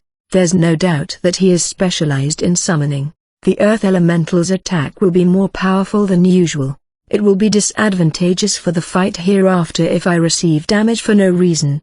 In that case, what I should be doing here is Wall of Skeleton. Ainz created a huge wall made of bones in front of him. At the same time the elemental brought its fist down. The wall was instantly destroyed and disappeared into thin air. As I expected. Did his mana just go down? What is this? Ainz exclaimed in a voice loud enough for the elf to hear. Why can it destroy my wall in a single hit? Ha ha ha, to think it was broken in a single hit from a simple earth elemental. Isn't your wall too brittle? Taking advantage of Dissam's good spirits, Ainz immediately shot a spell at him. Lopsided Duel. This was a third-tier spell that made the caster teleport to the same place as the person he cast it on if they tried to escape by teleportation. Furthermore, even if the opponent was protected by delay teleportation, it would still ignore it and instantly teleport the caster at the same time. Still, this obviously had a fatal weakness. If the opponent teleported right into the middle of his comrades, the caster who followed them would also teleport to the same place and would end up as their punching bag. That was why, even though it looked like an extremely useful spell at first glance, it was relegated to the third tier. Before it was patched, it could be cast on allies to teleport along with them. After it was patched out, the spell could only be cast on enemies. So, Ainz should be prepared to escape if there were people on the same level as Deckham waiting at the place he would teleport to. Luckily, Lopsided Duel had the small mercy of not taking the enemy along with the caster if it was the caster who used teleportation instead, so it would not be that difficult to escape. What did you do? I cast an instant death spell. I see, so you already have measures against instant death? Well, it looks like you are somewhat intelligent, so you tried to deal with me after seeing that you can't win against Behemoth. But, do you really think that I am weaker than the elemental? Summoners being weaker than their summons is impossible in Yggdrasil, but you are probably the lower-leveled one here. Keeping that aside, why didn't he answer my question even though he is looking down on me as a weakling? Is it because he really had no anti-instant death measures? And, what is this Behemoth? Deckham jerked his chin, making the primal earth elemental lift its fists again. It was far quicker compared to the last time. He could also hear Deckham cast a spell at the same time. Mercy of Shoriro Buster. TCH, his use of 10th tier magic was within my predictions, but that's a really troublesome spell. Now I will have to use twinned meta magic to kill him. Mercy of Shoriro Buster was a 10th tier spell, and its mana consumption was one of the highest among them, on the level of Reality Slash. This spell had 3 effects. First, for a limited period of time, it would gradually recover HP. However, the recovery rate was trivial and so it was hard to call it useful for people at this level range. The second one was absolute immunity against instant death. There were far better spells in the third tier if one only wanted to acquire resistance against instant death, but there was a reason why a lot of druids learned this spell despite that. That reason was the third effect, which automatically resurrected the target when their HP reached 0 and died. This would not cause a drop in levels from resurrection. The trigger condition of HP going to 0 made it useless against deaths that weren't caused by damage like those by drowning. But it was still a very useful spell. Priests had resurrection spells that wouldn't cause level loss if they were cast right after death. Druids also had spells like Phoenix Flame, but many used this spell to cover for any careless mistakes. That said, they would be at low health upon resurrection, so they were very likely to die anyway after a few hits. Still, there were a lot of cases where people were saved by this spell. Incidentally, it could avoid death from Entz's ultimate skill. The goal of all life is death, as this spell was considered resurrection magic. In that case, however, the spell would end even if there was still some active time left. It was because the spell was dispelled after it activated the resurrection portion. He is probably guarding against my bluff about using an instant death skill. I made a mistake. My bluff should have been about some magic I can't use. Let's do that next time. Triplet magic, wall of skeleton. As he expected, the first wall was destroyed with a single attack and the second wall soon followed. While the third wall was obstructing Disum's view, Entz slightly changed his position, took out a scroll, and activated it. Piercing cacophonous. It was a buffing spell that he didn't really need right now, but he used it just to be sure. Primal Earth Elemental attacked again. There, wall of skeleton, shattered and triplet magic, wall of skeleton. At the same time the first of the 3 new walls he created was being destroyed. He heard Decum chant his spell. Aspect of Elemental. It's an 8th tier druid spell that gave resistances similar to the elementals. It gave immunity towards bad statuses like poison and disease. Other than that, it also nullified critical hits and attacks with similar effects. There was also a similar spell in the 9th tier named Elemental Form. The areas Entz specialized in were being mitigated one by one, which was troublesome. That said, how much of his mana can I exhaust? Triplet silent magic, greater magic seal. Entz changed his position a little more. With this, he had moved 90 degrees from his initial position with Decum as the center. He was now closer to the stairs. The Primal Earth Elemental destroyed one more wall. Unfortunately, he couldn't make new walls of bone right now. Triplet maximize boosted silent magic, magic arrow. His mana went down by a lot instantly. Naturally, even a low-tier spell would consume a lot of mana after being strengthened by 4 meta magics. If this Primal Earth Elemental was a summon, all it needed was a single successful, greater ejection, and he wouldn't need to prepare all these spells. However, if Decum really was specialized in summoner classes as he assumed, it probably wouldn't succeed in dispelling the summon even with their large level difference. Plus, greater ejection could only dispel summons, not creations. Could it be an elemental adjutant? If it was created by sacrificing experience, it could be maintained nearly forever. But, it looks like he was consuming mana to maintain it, so that shouldn't be the case. I can't really gamble on it though. Then, he should also be prepared for that possibility. Fina. Decum stopped speaking, looked at the twins, and then looked at Entz's position with a puzzled expression. Why did you move over there? Are you planning to escape while calling yourself their guardian? TCH.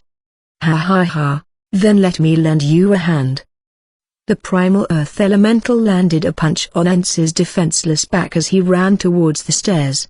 The knockback caused by its gigantic fist blew Entz away.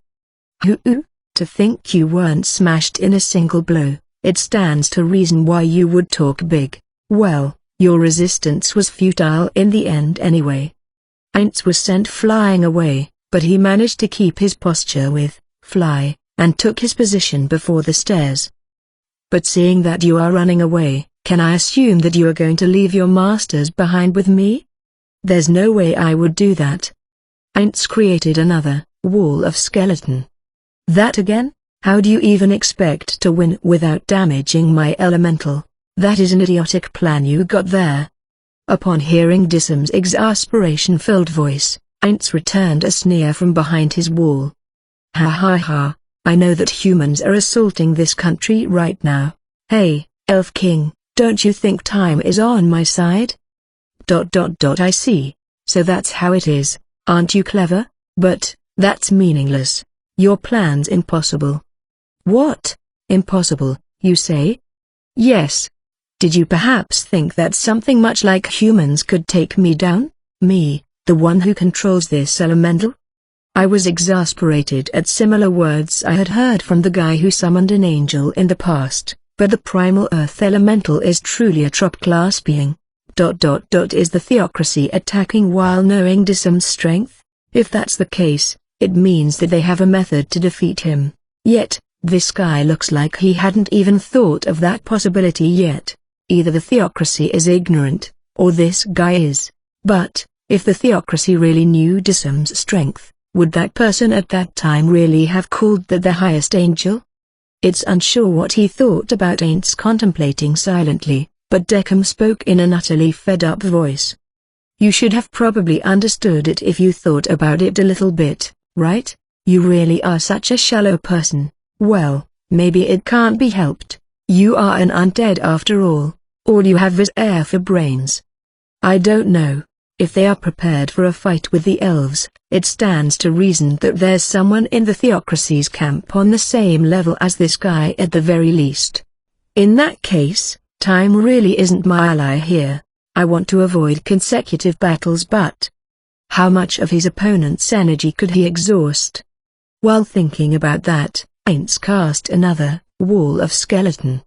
As he said to Mare in a message previously, fighting one-on-one is an idiotic thing to do when one really wanted to win, but he had to continue doing so this time unless he felt like he was in danger of losing. This battle also had one more irritating factor. He had to fight with a hand tied behind his back. Aints already concluded that Deckham couldn't see through perfect unknowable. He could easily win if he used that. But that wasn't an option. Why? What was the most likely development if he started to have an overwhelming advantage using perfect unknowable? Or, say, what would happen if he used a high-tier spell like Time Stop, and outed himself as a strong opponent? Deckham would likely run upon realizing that he couldn't win. Luckily, he wouldn't direct his attacks at the twins. Well, he couldn't be certain of that, but it was very unlikely. That guy's aim was to capture Aurora, and then, Mare. It was reasonable to think that he would not cause them fatal harm. Aints didn't want to let him escape without finding how Deckham teleported here. He appeared suddenly, so he could probably disappear suddenly as well. No, in fact, he should imagine the worst and assume that he had the ability to do just that. If he let this guy escape, this pervert could continue to aim for Aurora and Mare forever. That was one thing he certainly couldn't let happen. The twins could be standing at a dangerous precipice depending on Dissam's true strength, which he was yet to be certain about. That was why he was putting into practice what he said to them with the message. He would be sure to kill Deckham here, and not give him a chance to escape. That was why Aints didn't ask the twins to help. Difference in numbers was one of the main factors that decided victory. The first thing Aints would do if he were to encounter a group of opponents of unknown strength that outnumbered his group would be to escape. He should assume that Deckham would do the same. It was better not to make the enemy realize his disadvantageous situation before he could create an opportunity to take them out. So, not only did he not ask for the twins' help, but he didn't even summon any undead. His great lie about Deckham being allowed to take the twins if he was defeated was also for the same reason. By restricting his opponent's actions, Aints led his opponent into not wanting to leave the battlefield and gradually made him not able to leave it even if he wanted to. What was it again? Yeah, the Sankey cost effect. The important thing is whether or not I can make him accumulate enough of it. I hope that he doesn't see through it. Let's just pray that he doesn't have much battle experience. I should break his will at the very least. Translation notes: Aints is trying to remember sunk cost fallacy and mistook sunk with Sankey. How thank you is pronounced in Japanese. Scary. Upon hearing Mare's trembling voice echoing through the necklace, Aura immediately concurred. Scary. So Aints-sama can be this scary. Aura and Mare understood well why their master was intentionally fighting like that. To gauge his opponent, that it was probably one of his aims, but that was not the only one. He was aiming for one other major objective. He was slowly dragging the opponent down like quicksand to stop him from escaping and would then go in for the kill. When should someone choose to escape in a situation where they couldn't get a read on the other party's health? There were various opinions on this topic, but excluding cases like their attacks being completely ineffective on the opponent, it would be when their own health went below a certain threshold. Then, what if their health mostly remained the same, but it was their mana that was getting worn down? What if they already used a lot of their mana up till that point? What if they felt like they could win with just one more push? It was in everyone's nature to be reluctant to cut their losses even when they knew that was the right thing to do. That was why everyone made their own rules from their own painful experiences and the information they had gained from others. That meant that when one's battle experience was meager and the information they had on their opponent was nearly non-existent, they would have trouble deciding on the right moment to cut their losses. Their master saw through that very point. Especially since the opponent was a king, someone haughty and inexperienced at battling others whose strength was on par with himself. He was pushing him to a point where he couldn't easily cut his losses and escape. All of those shameful utterances were a bluff. Although it's rude to call him a monster, Ain't Sama really is one when it comes to a battle of wits, isn't he? Aura's body slightly trembled. It's understandable why Demiurge-san said that he is someone above even him. Mare also trembled in sync. It's also awesome how he is deliberately showing the guy that he is using the scrolls. All because he is trying to hide his own strength. They couldn't help but feel fear at the deliberate actions he had taken. They also learned a lot at the same time. Both of them felt how blessed they were to have one such as him standing above them. A new wall appeared the very instant the previous one was smashed apart. Deckham hid his irritation behind a smile, realizing that the opponent was uselessly stalling for time. He wondered how many times they had repeated this. Though he didn't count because it was tiresome, it should be at least 20 times by now. The walls were weak enough to break apart in a single hit, but the opponent was deploying multiple at a time to avoid Behemoth's blows. Mooks will use their brains in their own way. No, it's different. Maybe I should say that they need to be so desperate because they can only use such weak magic. It was probably incorrect to call him a mook, but that undead was certainly weaker than his behemoth. What Deckham saw till now in this fight showed that he was right. If that undead was stronger than behemoth, he would have proactively attacked them. However, all he did was fumble around while doing his best to defend against behemoth with spells. It was like he was relying on some third party to do the real work. Sure, behemoth was taking damage every time he broke one of the walls, but that was trivial. It was unlikely that the undead was stupid enough to think that he could take down behemoth with that alone. His attempt to damage behemoth bit by bit was probably a ploy to help the humans who he's expecting to come here later. Brings tears to my eyes really. Behemoth's got far more health than you think, you know? Won't your mana run out first? Another wall was smashed and he can see the next one behind it. Deckham sighed. Continuing with this farce any longer would be tiresome. Maybe that was his aim all along, to make me just leave them alone because it felt tiresome. How do I quickly deal with him? He already understood that it was not wise to deal with those walls one by one, but behemoth unfortunately didn't have any special skills. If he wanted to ignore the walls, the only other choice was to walk around them. If he did that though, the enemy would just make another wall. It would end up being a game of cat and mouse. Deckham could control and order elementals stronger than him. Generally, it would be impossible to summon or control those stronger than yourself, but due to one of the jobs Deckham learned, he could ignore that restriction. However, it came with the price that his mana would be gradually consumed while the summon was fighting. It was not like he had to concentrate while using behemoth, so Deckham could use magic at the same time, although doing that would reduce the time he could keep behemoth active. It can't be helped. Should I just use an attack spell? Behemoth and me. He shouldn't have any leeway to create new walls while taking on both of our attacks. Deckham could use 10th tier magic. A realm that the magic casters of this world could never reach even with all of their efforts, A tier only allowed for the chosen few. That said, he could only barely use it because he had specialized in summoning. He was certainly not good at it, though it should be enough to deal with something like that undead easily. But, was it fine to use his precious mana like that? He hesitated, wondering if he should save it for Behemoth instead.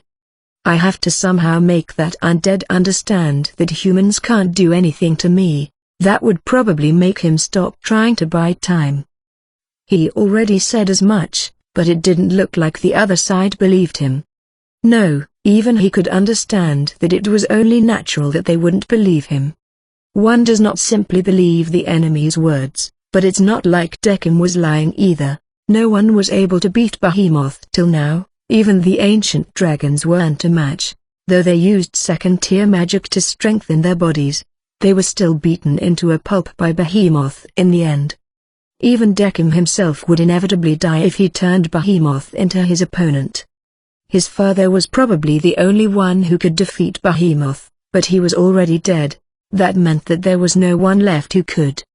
He's probably thinking that he can win if I exhaust my mana, but that's wrong too.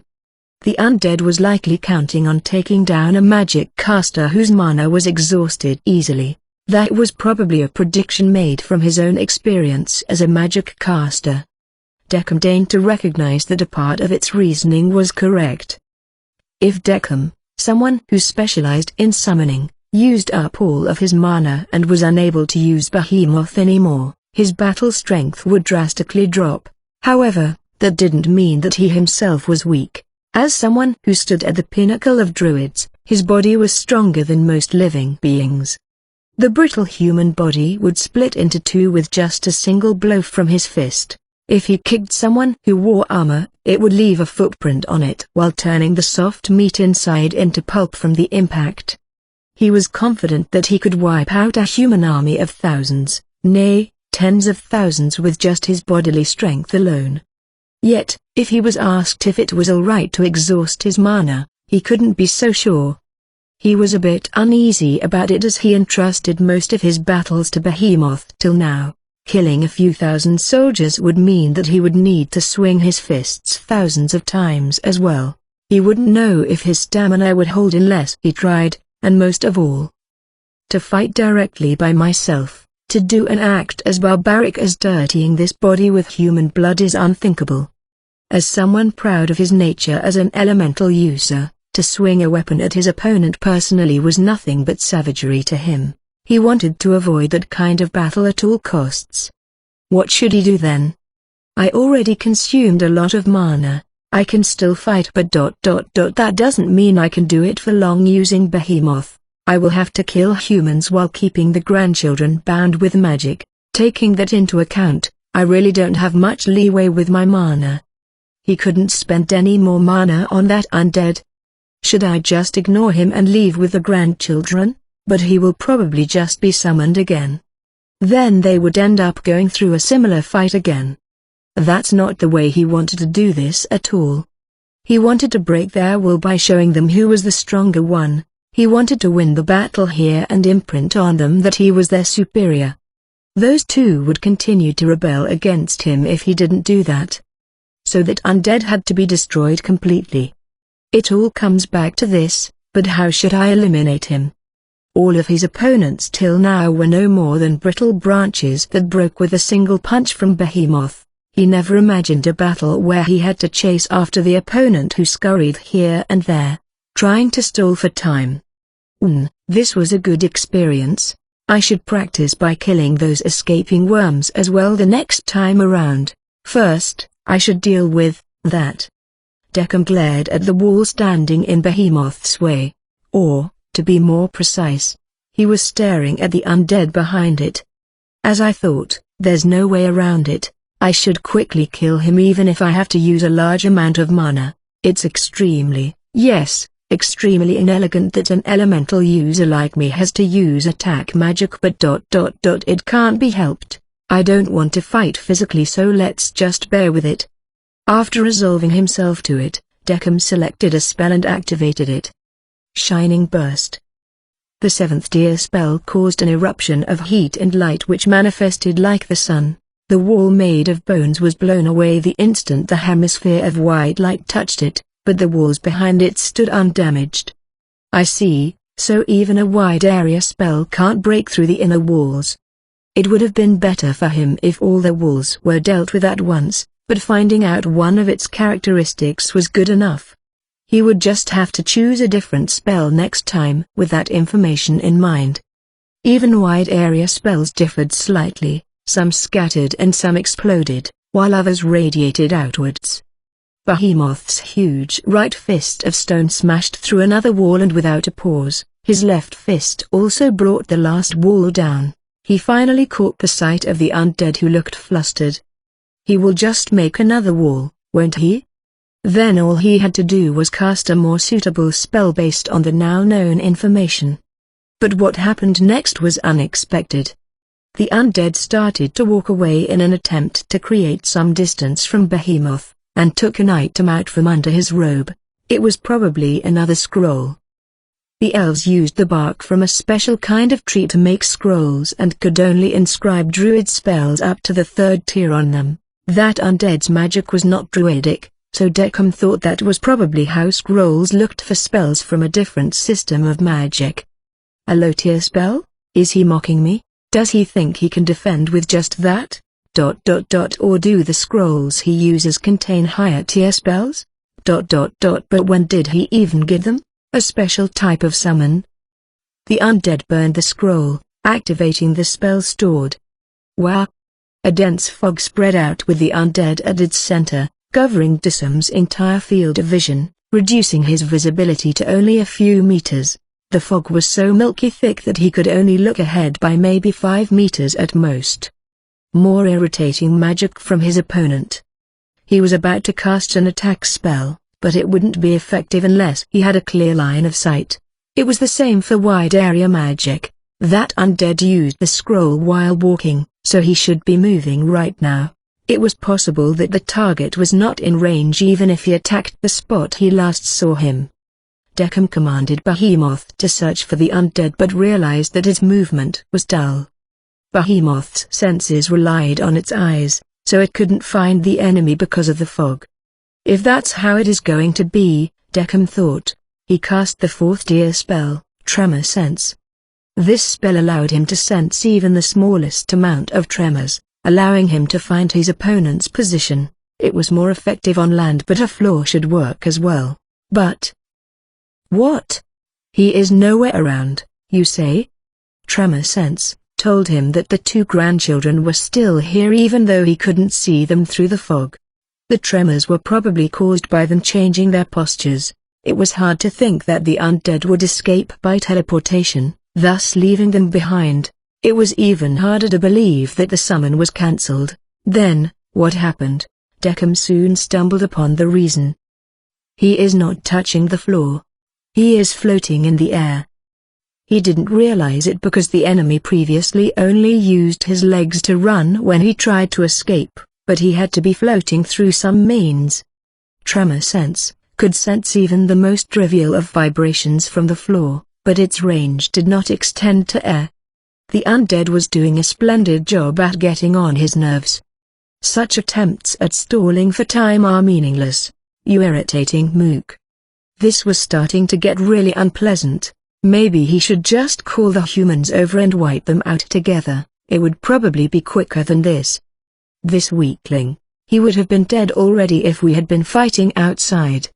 He couldn't immediately think of a way to drag the children and the undead outside.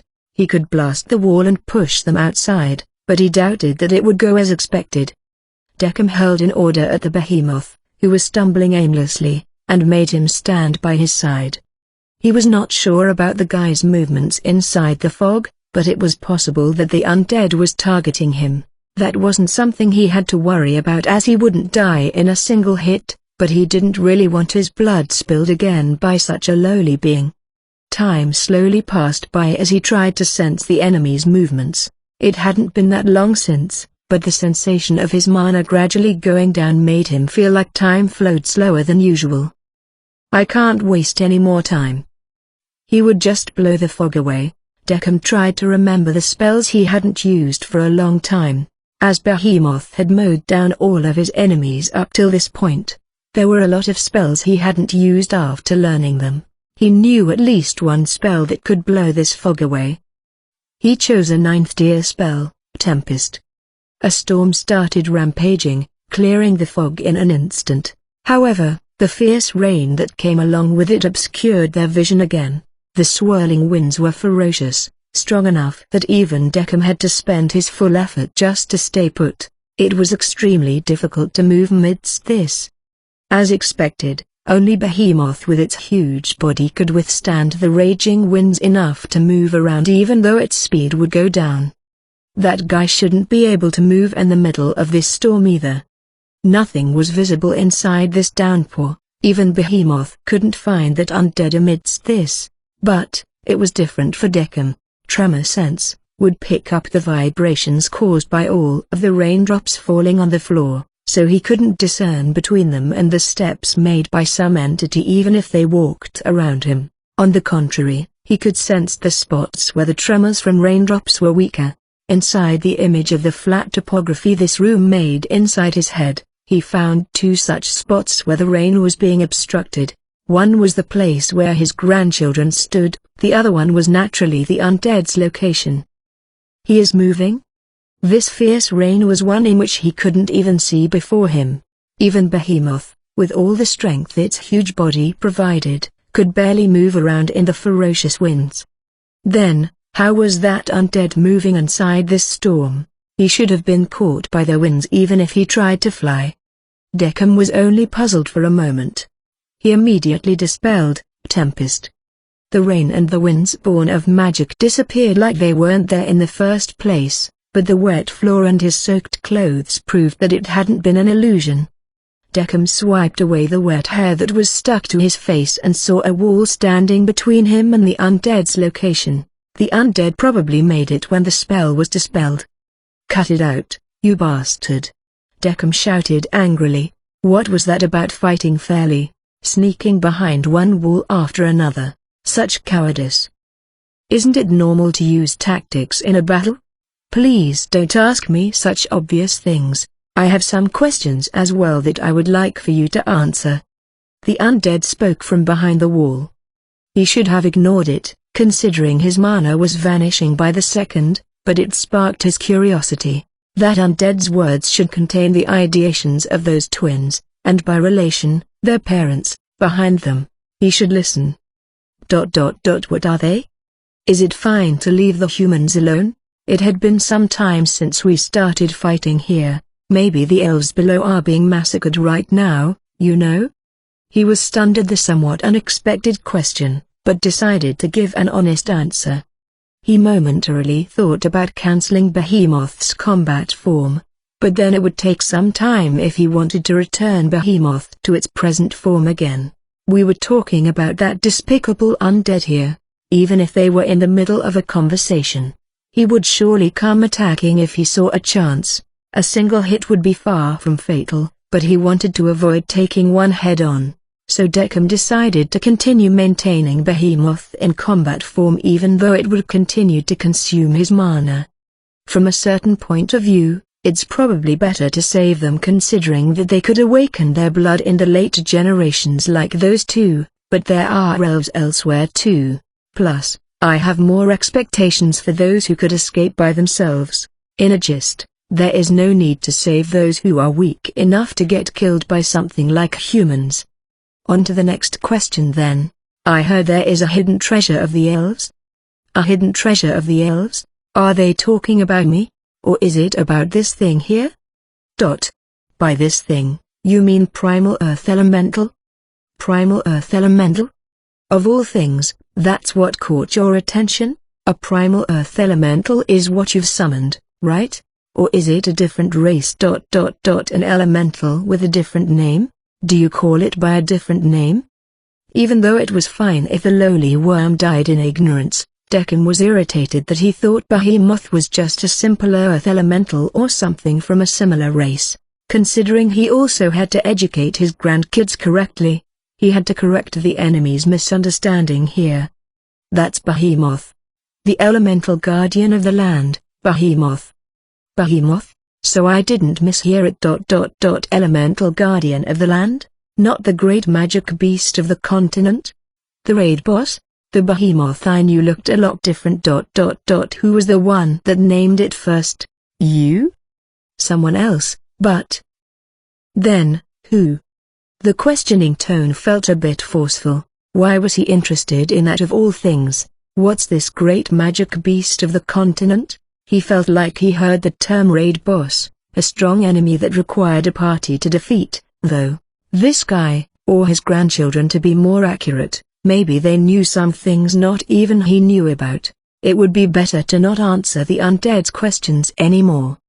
How about taking down that wall if you want me to answer? Isn't it rude to talk without even being able to see each other's faces? Then it's fine if you don't answer. I only asked that question out of intellectual curiosity. Was it the undead who wanted the information, or was it the grandchildren who somehow got their hands on some information and wanted to know more? The two kids who were drenched from the rain had blank expressions, so Deckham couldn't read anything from them. And another question. That's enough. There's no longer any reason for me to continue talking with you. Feeling anxious, Deckham put strength in the stare he was directing at the twins. The questions were completely different from what he was expecting them to be about, and he couldn't expend any more mana. There's no need to talk anymore. That's the end of our conversation. Suddenly, the wall disappeared. He was stunned at the unexpected development. Just as he was about to use green chain on the twins, he hesitated for a moment about who he should target. This should probably be your limit. Anyhow, your mana should be reduced by a lot at least. What? Deckham was confused by the undead's extremely cold voice. Why could he sense complete calm from him? An incompetent undead who could do nothing but stall for time. He should just command Behemoth to crush him into a pulp. Deckham turned his gaze towards the stairs behind the undead. He thought that maybe this attitude was because he had achieved his goal to stall for the arrival of the humans, but he couldn't see anyone coming up the stairs. Even if he concentrated on listening, he couldn't hear any human footsteps, or any other footsteps for that matter. He didn't know what the undead thought of his actions just now, but the undead started speaking again. I said your mana should mostly be gone by now. How much longer can you maintain Behemoth? Probably a few more minutes at least, I think. So that's what this is about. You thought that you could win against me without my mana. Sure, I wasn't able to avoid your punch at the start, but that's because you were summoned suddenly. I could have easily avoided it if I knew you were going to appear. I know. The voice was as cold as it was before. Deckham took a gulp unconsciously. Why does he behave like that? Strange. Why was he getting pressured by such a weak undead? He, whose blood came from the one who dominated the world in the past. He, who stood at the pinnacle of the elves as the current strongest elf. Deckham gritted his teeth and suppressed the shameful emotions welling up inside his heart. I see it now. He shouted with a thunderous voice. You made me bleed with your fists, so you're thinking that you can win in a physical melee. That punch barely did any damage to me, you see. I know that too. Upon receiving the undead's calm response to his anger-fueled shout, Deckham felt an unpleasantness that couldn't be put in words. Maybe he was. Just for a moment, an impossible thought flitted across his mind. Then why? Why did he fight like that? This was a bluff. The enemy was trying to deceive him by acting calm. There's no way it could be anything else. Behemoth. He wasn't sure if that was an angry shout or a scared shriek. Crush him. Let's start then. Deckham understood the reason behind the undead's calmness the very next moment. Triplet maximize magic, cacophonous burst release. There was an explosion of sound waves at first, then a pair of angel wings appeared next. A storm of shockwaves hit Behemoth, who stood between Deckham and the undead, as a rain of light rivaling the downpour from before pierced its body. The elemental guardian of the land's health was being blown away by the second. It didn't bleed or lose parts of its body like a living being, But Deccan, as its master, knew Behemoth was standing on its last legs. Confusion. Nothing but confusion. Behemoth was the greatest elemental. No one was on par with it. Even though it received damage in fights until now, they were no more than a few scratches considering its enormous health. And that. Like this. Not once was its health reduced to the verge of death like this. And no way. Well now, I didn't expect that even 6 hits weren't enough to take it down even though I triggered its weakness. Would it have been different if I was more specialized in offensive magic? Just like before, Deccan couldn't feel a single emotion from the undead's calm voice. It was like he was a completely different person from the undead before. What the hell is even happening? The confusion welling up in his heart calmed down for a bit, and in its place, fear ran through his body. The fleeting thought from before loomed larger now. That, perhaps, this undead was stronger than him. No, Behemoth, protect me. Behemoth, upon sensing his thoughts, moved to cover Deccan from the undead's sight and brought down its right fist on the enemy. I did it. What?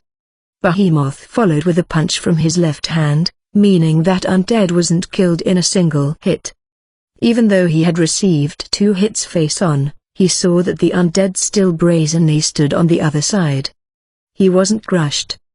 Although it had crushed every enemy until now, that undead stood there like it was nothing. Triplet maximize magic, cacophonous burst. In front of Dissam's eyes, Behemoth, the invincible great elemental, turned into a large pile of dirt. He was assaulted by a great sense of vertical bar. Vertical bar underscore. In that instant, something that was inside him had now disappeared without a trace, leaving a gaping hole behind. So it's overkill ... But considering you might have some skills up your sleeves, I don't think I made a wrong choice. What do you think? Impossible. The absolutely invincible elemental, his own shadow. It's impossible for Behemoth to have lost.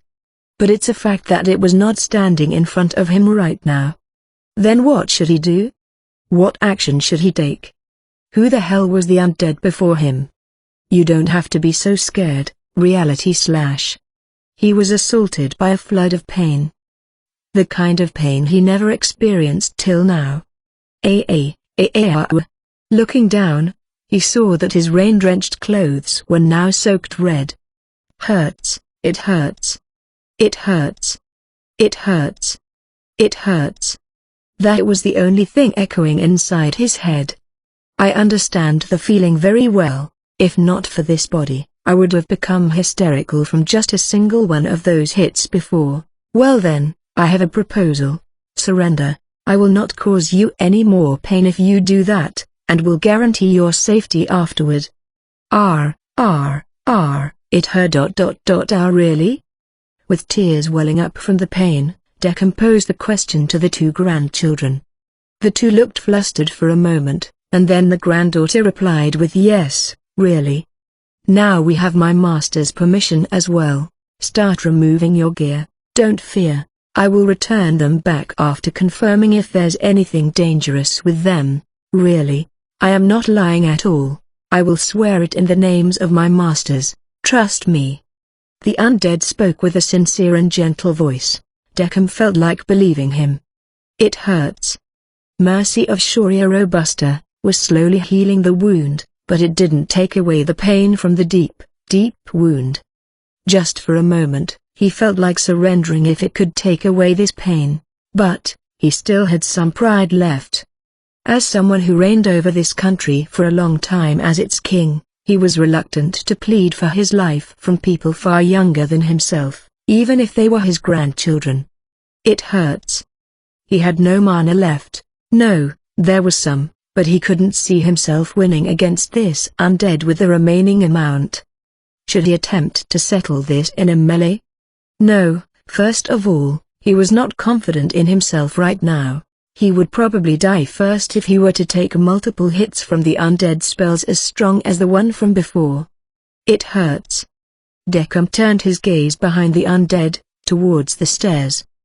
There's no one there. In that case, he should run. That's all he could do. It hurts. It hurts. It hurts. It hurts. Even so, Deckham started to run. The blood he left behind was a sign of his declining health. The fear of death welled up in his heart. Even though he had equipped magic items that resisted fear, it couldn't eliminate what was born from inside him.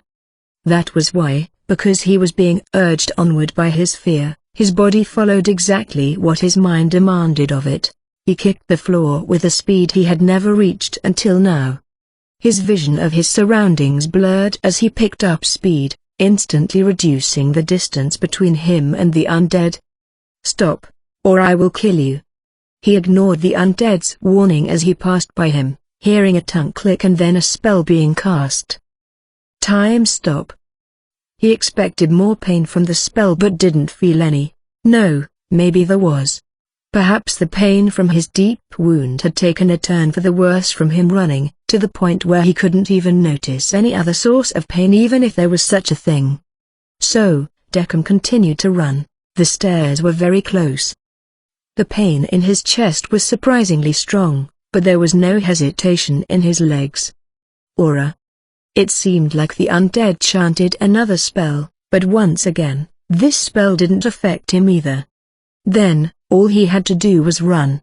He reached the stairs, and the floor under his feet exploded, 3 times at that.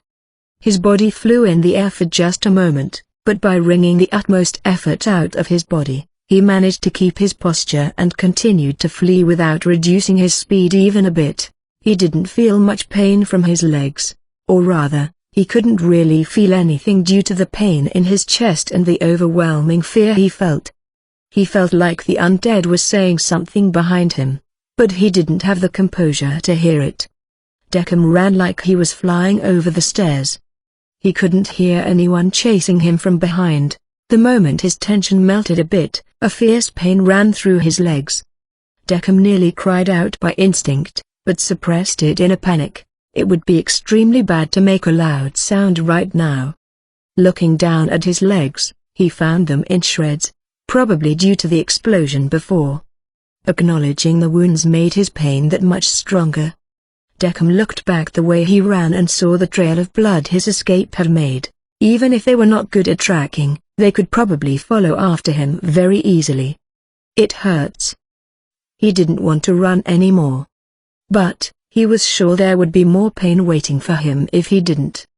And most of all, he didn't want to die. With his mind filled with that single conviction, Deckham bore the pain and willed his legs into motion. Why do I have to do something like this? Why won't my grandchildren listen to me? He couldn't understand it all. Why won't they cooperate for the sake of the elven race? Damn it all. Shouting silently inside his heart, because he was scared of giving his location away by his voice, Deckham spat profanities, wiping his tears away as he ran. Aints called for Deckam's surrender in the gentlest voice he could muster, maybe because he couldn't use that strange teleportation technique anymore, or maybe because Aints had succeeded in his attempt to guide the guy's thoughts down a certain path by pushing him to the edge. It looked like he would accept his proposal. Finally, Aints smiled scornfully in his heart. Of course, the proposal was a complete lie. He had no intention of guaranteeing the Elf King's safety. He would be dealt with the moment he took off his equipment. The guy probably wouldn't target the twins anymore with his will broken, but death was the more surefire way. Yet, he felt a fire burning in Deckam's eyes the very next moment. Deckham suddenly broke into a sprint, straight towards Aints at that. TCH, melee? In that case, I don't mind at all. Aints hid his smile from his face and instead adopted a voice of surprise and fear.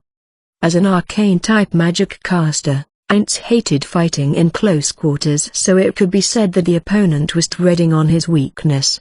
However, the fact that the guy still wanted to fight was a welcome fact for Aints. He would now be able to kill Deckham for sure in return for some of his HP. But, what happened next really surprised Aints. so much so that it felt like even his face that couldn't make expressions looked surprised. Dissam's trajectory was just a bit off from Ain's, and it looked like he didn't intend to reduce his speed either. Ain's immediately realized that his predictions were off. Damn it, he is making a break for it. This made his opinions of Deckham go up by a level, or maybe not, but it was raised by at least a little. The most troublesome scenario for Ain's was the enemy giving his all to escape. Ain's would do the same as Deckham in a situation like this, although far sooner, before things would reach this point. It was because he understood this, that Ain's put many countermeasures in place to prevent the opponent from escaping through magical means like the way he came in. However, he didn't prepare much against him escaping by physical means. There hadn't been enough time to prepare, and it had been difficult to set up the countermeasures in place while trying to hide his true strength. "Stop, or I will kill you." He shouted a warning but didn't really expect the guy to stop. Plus, it's not like he wouldn't kill him even if he did stop running. Ain's immediately started thinking of the next card to play. The opponent could just jump over any walls he made. They would instead obstruct him from seeing the guy's escape, making it more difficult to deal with him. Psychic magic could end this in a single blow, but it's doubtful whether it would work on Deckham, who was expected to be over level 70. Skills or items to resist mind control were very easy to obtain in Idrisil. It was hard to prepare against every type of mind control magic, but he probably had countermeasures against at least some. Jurkanov had a magic item against being affected by mind control, so to think that Deckham wouldn't have any would be idiotic. Personally, he wanted to kill the guy with instant death magic, but considering that he was protected by Mercy of Sharia Robusta, it was meaningless. So, he finally chose Time Stop. This could be resisted as well if he had measures against it, but it should be harder to deal with unless he used a magic item. Time Stop. He didn't stop. Deckham didn't stop. Ain's didn't click his tongue. He had already thought about this possibility in a corner of his mind. In this case, he only needed to borrow the help of others. He immediately shouted a command. Aura. Yes. Aura knocked an arrow and shadow sewing arrow. Shot an arrow that pierced Dissam's shadow, but that too failed at stopping Deckham even for a moment. He managed to reach the stairs. Luckily, Ain's made the minimum amount of preparations while he was hiding behind their walls of skeleton from before. Explode mine, activated under Dissam's feet. It's useless. At your feet. Deckham ignored him and fled. He could hear footsteps going down the stairs, gradually turning faint. Did he realize I was bluffing? Or was he just not in the mood to listen to anything? He was not knowledgeable enough to use piercing magic against wall-type magic, so I ended up underestimating him. He tried to stop him with a bluff, but it wasn't effective. Deckham was a druid, though from a different system. As a magic caster, it was entirely possible that he saw through Ain's magical traps. Generally, one couldn't cast multiple instances of the same spell at the same time. It's just like how one wouldn't be able to amass a lot of monsters by summoning them repeatedly. Sorry for letting him escape. Upon hearing Aura's apology, Ain's turned his gaze from the stairs that Deckham had disappeared under to her. No, you are right. That skill was a poor choice, Aura. You saw that he had countermeasures against time stop and instant death during that fight. You should have also assumed that he had some countermeasures against crowd control. Ain's lifted a hand to stop Aura, who was trying to apologize again. But, I am also at fault for not warning you about it. In fact, I didn't expect him to have measures for crowd control either. That aside. What do you think we should do now? I will chase and kill him. Wait. Ain't stopped Aura, who was on the verge of charging out. Considering Deckham was probably a druid above level 70, it was highly likely that Ain's couldn't overtake him with his speed. Only Aura and Mare could do that. However, in that case, Ain's, who had exhausted a fair bit of mana, would be left alone. I should get some reinforcements from Nazarick through a Gate no, there's not enough time. First, I have to decide if I want to let him escape this time or kill him here. Even with most of his mana exhausted, Dissam's physical capabilities were comparatively high. Aints couldn't win in a melee where he wouldn't be able to use his magic. Of course, that's assuming he didn't use Perfect Warrior. Without her beasts, it's possible that Aura may not be able to deal with him if he were to bring out some trump card he might be still holding on to. Maybe I should summon an undead ... No, what if he summoned another primal earth elemental? No, that should be impossible. It would be broken if one could just summon elementals stronger than them multiple times. Even Aints, who specialized in necromancy, couldn't do that. That said, what was impossible to Aints was ultimately according to Drissel's standards, and it was entirely possible that those rules didn't apply to this world. Even though his game knowledge had been applicable till now, Dissam's command of that elemental was impossible by the game's logic. In that case, Mare. Yes.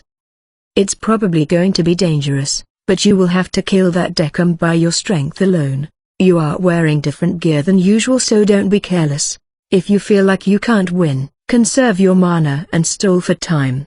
Aints wanted to give him more directions, but he couldn't waste any more time. Go. Yes. Mare gave an unusually energetic reply and started racing down the stairs, following after Decum. He was fast as Aints had expected, his steps already becoming fainter by the second.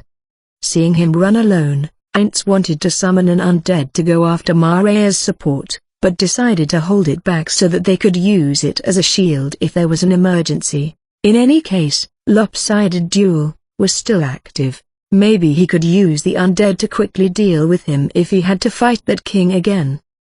Aura, you will be guarding me. Let's go through the treasury as quickly as possible and get everything. We will then regroup with Mare right after. Okay. Diamond. 3. The front line's unified command center had always been noisy, but it was even more so with the war situation finally changing. It would probably continue to be bustling even after they'd won this war, at least until the civil officials arrived to oversee the occupation. Right now, the strategists were compiling the information carried by messengers from different places, going over each piece and taking great pains to consolidate them into a comprehensive battle map. They still had the calculations for the casualties to do as well as the management of the prisoners of war. Other miscellaneous tasks like dealing with the dead bodies were postponed for later as they were in the middle of fighting right now. Anyhow, only accurate information, without any falsehood, reached General Valerian Inobini. That's why he felt relief from the bottom of his heart when he received the news that he was waiting for. Your Excellency, we finally broke through those elven defensive lines. With this, the enemy's counterattacks were reduced by 70%. We feel like they were weakened by too much, but that can be attributed to the absence of strong people in the enemy forces. Still, the remaining enemies have escaped into the city, waiting to lay ambushes in different places. How should we proceed? Avoid unnecessary casualties. The guerrillas who barricaded themselves in weren't too much of a threat, but those who are roaming around the city going on a rampage are to be feared. Expand the area under our control, suppress them and force those elves outside, into the waiting hands of our encircling siege. Avoid fighting indoors. Don't forget to include strong individuals in the squads deployed to fight inside the city. Understood. I will relay the instructions immediately. The elves fighting against the siege will probably fight as fierce as cornered, dying animals. Make sure to warn everyone again to be on their guard. Understood. It looks like our path lies open, but have we received any counterattack from the castle? Nothing. It continues to stay silent. That would have usually made Valerian's expression far grimmer. He doubted the castle was empty. It was highly likely that it was being protected by the elven elites. Also, there was no doubt that the desperate elven soldiers were escaping to the castle, and the most of all, there was still the existence of the Elf King. The death of the Holocaust Scripture's vice leader at the hands of the elemental commanded by the Elf King was still fresh in their minds. He might not have reached the realm of heroes, but was still strong enough to have stood on its cusp, yet he was killed just like that. According to the records in the theocracy, even a Holocaust Scripture, made up of hero class members, 100 years ago was nearly eliminated by the Elf King's strength. He didn't know what that operation was about, but seeing that it had succeeded, that at least meant that the Elf King was not infallible. Still, dealing with him would have been too heavy a burden for Valerian's troops and would be the greatest mountain they have to cross yet in this war. But they have a trump card here now. Just to make sure, are you certain that we can advance there directly? Yes, it's possible. Hearing the confidence in the strategist's answer, Valerian stood from his chair. In that case, we can probably consider our preliminary goal completed. Everyone, we've weathered through some tough times. Tell everyone to halt after we've surrounded the royal castle and continue observing it from afar. Ask them to put their efforts in other areas. I will go over to that person to pass on the information personally. Valerian exited his tent alone and headed to a different tent. This tent's owner didn't like others' company much. It would be bad if this person was displeased. He called from outside the tent. "Excuse me, is it all right for me to come in?" "Please." He received an immediate reply. Valerian took a single deep breath before he entered. She was certainly not a dangerous person. He had exchanged light greetings with her on her arrival and felt that she was a rational person. However, when faced with a person from the Black Scripture, someone who stood in the realm of heroes, or someone who exceeded the realm of humans, even Valerian needed a certain amount of resolve. Even though he knew that they wouldn't attack him, he required the kind of mental state that was necessary if one were to face a giant carnivore before them. And there was one more thing. Even among the heroes, the one inside this tent was kind of special for the theocracy. Different humanoid races could produce children between them, but that kind of thought was taboo in the theocracy. For the theocracy, which thought that only humans should flourish, every other race was an enemy even if they were humanoids. That said, that policy was comparatively new and had only been practiced for a century plus a few decades. Before that, the theocracy also took the other humanoid races into consideration, the policy being that they should join hands together and fight against the other races. The person inside this tent was considered one of the reasons for that change.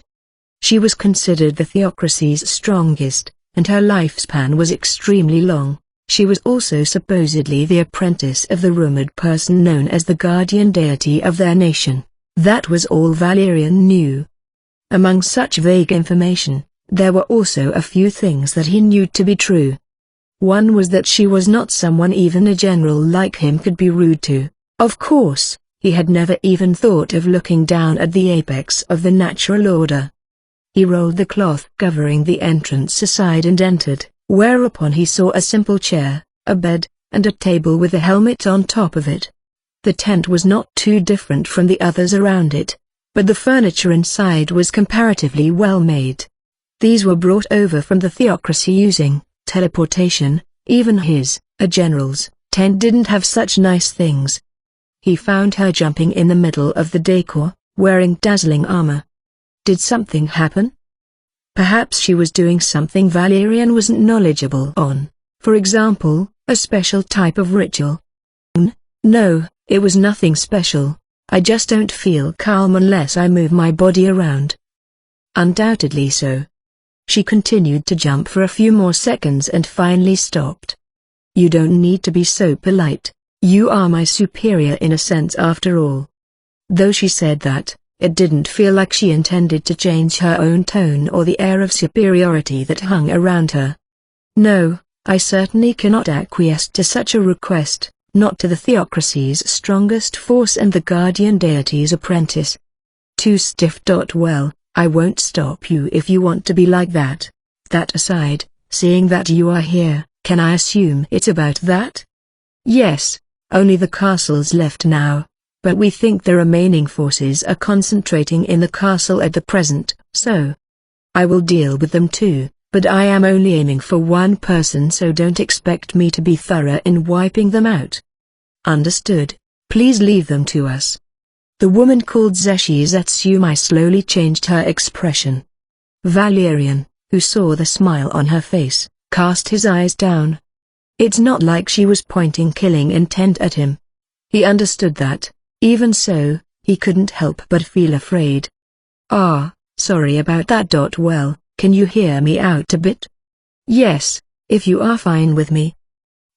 Honestly speaking, you could say that I don't really hate him, because he never harmed me directly. You could also say that he didn't do anything fatherly, but from his point of view that's unreasonable to ask of him.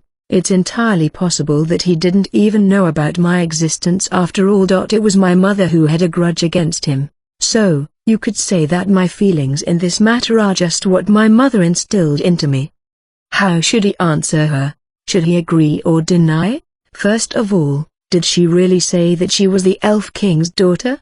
Then, who in the world was her mother? Question after question flitted across his mind. She ignored Valerian, who couldn't answer from confusion, and continued with her speech. He understood it now. This was just her talking to herself. She didn't expect an answer.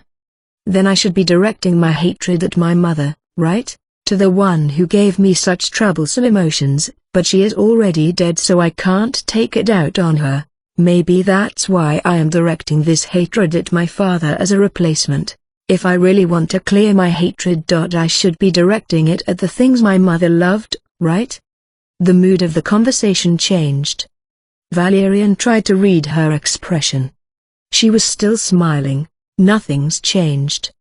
But, was that smile real? He gulped unconsciously. He was afraid that his answer could become the trigger that would cause the theocracy's destruction. She probably felt his tension, as her smile turned bitter. I did it again. Sorry, did I scare you? I was not saying that I would make the theocracy the target of my hatred, because all things considered I do love the theocracy. Is that so? That's great. He couldn't give her a good reply, but relief spread inside Valerian. But I don't know why, I just wonder if I can really feel free after I clear this hatred that my mother burned into me. I feel a little shy talking about things like this. This is probably what they call a moody phase. I see. If it were one of my acquaintances, they would be joking about my age right about now. Sorry for not being attentive enough. She continued, unbothered by Valerian's bow. I wonder what my mother felt. Eh? The weak can only be trampled upon, so become strong. The sentiment certainly isn't wrong. I doubt if there was any need to train a child so strictly, but then again, it's likely that I wasn't the only one who was trained to near death during their childhood. There could be someone who is receiving stricter training than me to become stronger. With that in mind, I am just being a spoiled child, am I not? About that. It's hard to say for sure, I think, but how should I put it? Agreement or denial? Valerian, who was focused on thinking about which answer would be less likely to displease her, ended up giving her a nonsensical response. Probably realizing what Valerian was going through, she laughed again, though it was an honest laugh this time. Maybe I should go through the old records after everything's done. There might be things the past me didn't notice. Maybe there are some things that couldn't be understood except from a third party's perspective. Anyhow. She should have probably left something behind. What did she really feel about me? Well then, shall we go? Huff, huff, huff.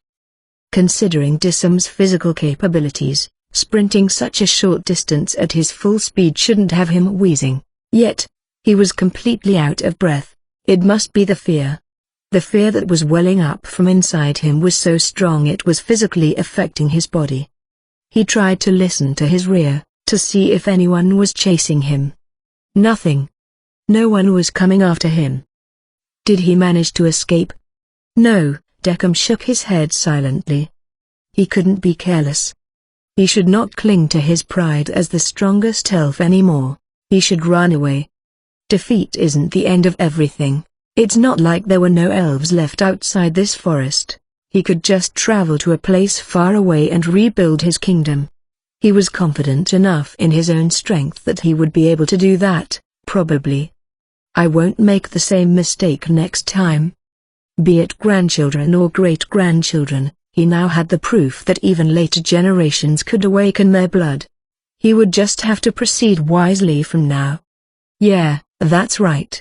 This is neither a mistake nor a defeat, just something that can be a good experience for me. I won't waste the experience that I have gained. I am not such an idiot. Only idiots repeat their mistakes. That's right. First, he would make his children have progeny with the Dark Elves. Or should he do it with the Dark Elves himself? Anyhow, there's no time. Should I just escape as quickly as possible? Or maybe I should carry some food with me? Deckham continued to think while running. His teleportation was limited to teleporting to the elemental he was linked with. As he couldn't use it anymore with Behemoth dead, he could only rely on his own legs to run away from this place. Still, he could fly, so maybe he didn't need to rely solely on his legs. That's right, Deckham had the power of magic. Frankly speaking, even if he didn't take anything along, he should be able to manage somehow with just the gear he had on him. Plus, if he passed by a civilized area, he could just pillage what he wanted from them. These things were possible for someone as strong as Deckham. Certainly, he had just been defeated. It was vexing, but he had acknowledged it. But those grandchildren's strength was an exception.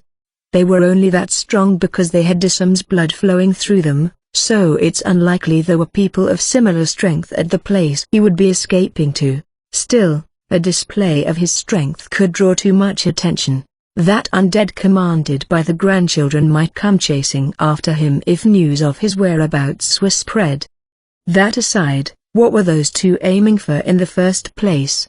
Were they on that floor because the treasury was there? In that case, maybe they are no longer interested in taking my life. Perhaps he was being too optimistic. It was hard for him to believe the grandchildren's words, or to be more accurate, what they made the undead say. Maybe they really are after me. He should expect the worst-case scenario. His life depended on it after all. In that case, I should try my best to lie low until I am as far away as possible from this area. I should also avoid using magic. I will have to carry some food with me then. There was a druid spell that could make fruits. There was also a staff inside his treasury that could do it 6 times every 4 hours. But Deckham himself didn't learn that spell. He wasn't used to living in the forest either.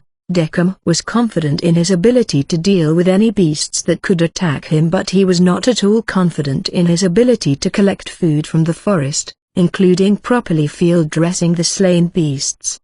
There is some fruit and wine inside my room. I should leave this forest with them as fast as possible, without using magic. After that, I will kill everyone I meet to stop information about me from reaching those children's ears. I can also snatch their goods at the same time. While doing that, I will run to a place as far away as possible. Oh, right. Maybe I should also carry some valuables. I remember hearing that jewels and gold coins are useful. Deckham finally reached his room, wheezing his lungs out. There should be some women inside, but it would draw attention if he took any with him. They would also be a burden, so they should probably be left behind here.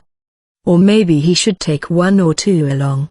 It was an unpleasant thing for a king like him to carry them, but they shouldn't be a burden if he did that. I don't mind taking along a woman who can cook, and it's unknown when I can meet an elf again after leaving this forest.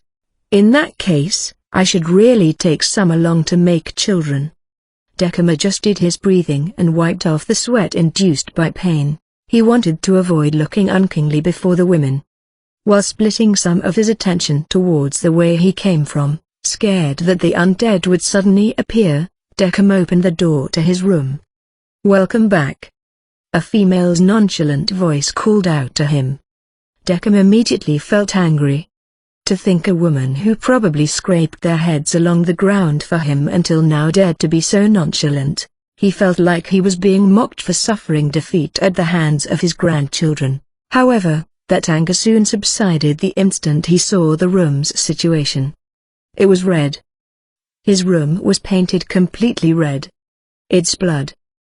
The scent of blood was so thick that he couldn't even begin to describe it. He probably failed to notice it outside the room because his nose had been distracted by the scent of his own blood.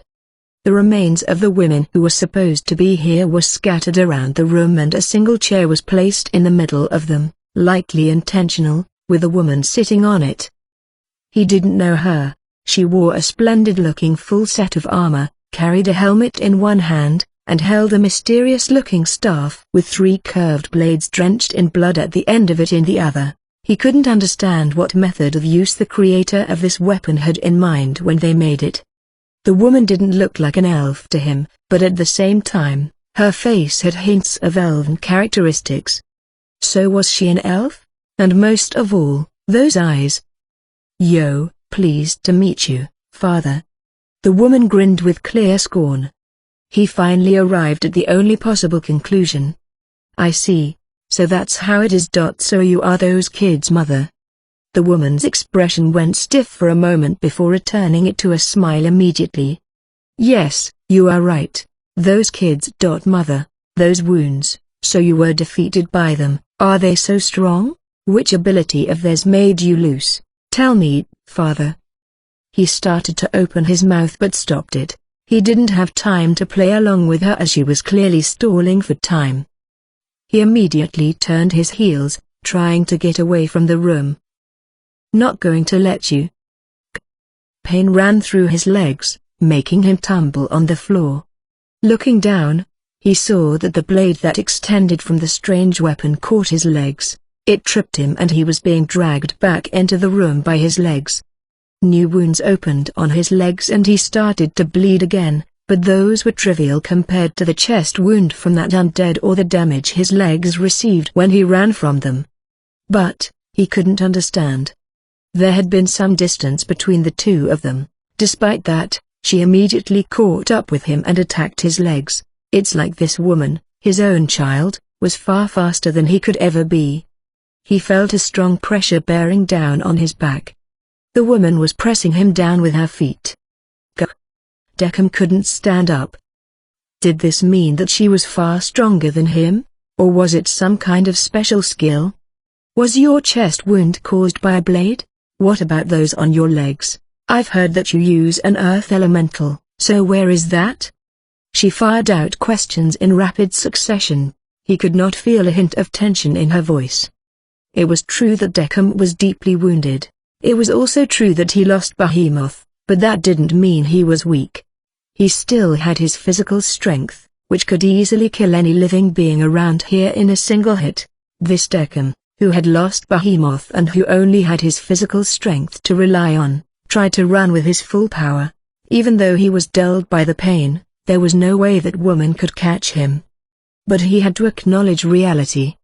This woman surpassed him in brute strength. But there was still a doubt left.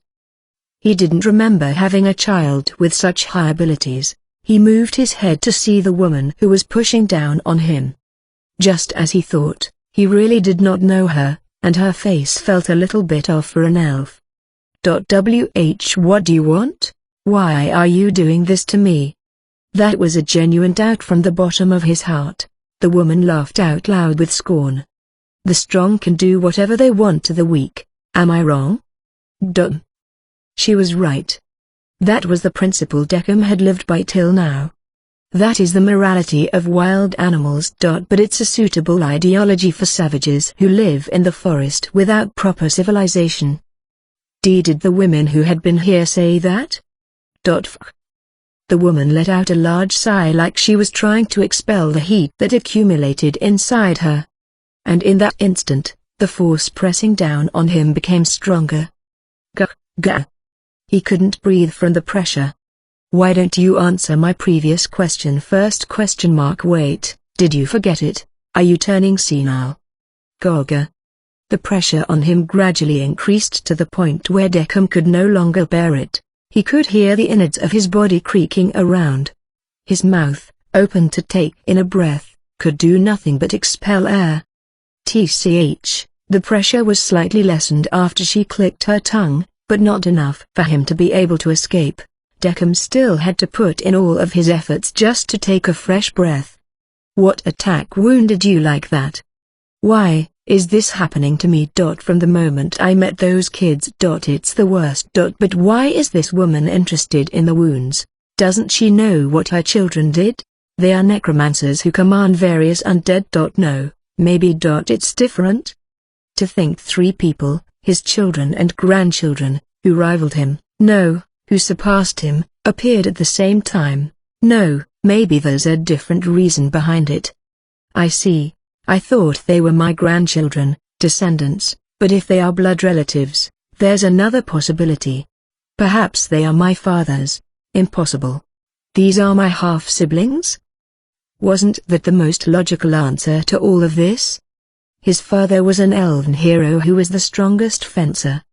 Translation notes: light warrior equals greater than lightweight warrior equals greater than fencer. The light, here is the light in lightly armored, not light as in luminescence, is general Japanese RPG lingo for classes like fencers, skirmishers and similar lightly armored martial classes, but in Overlord Maruyama specifically uses it for fencers.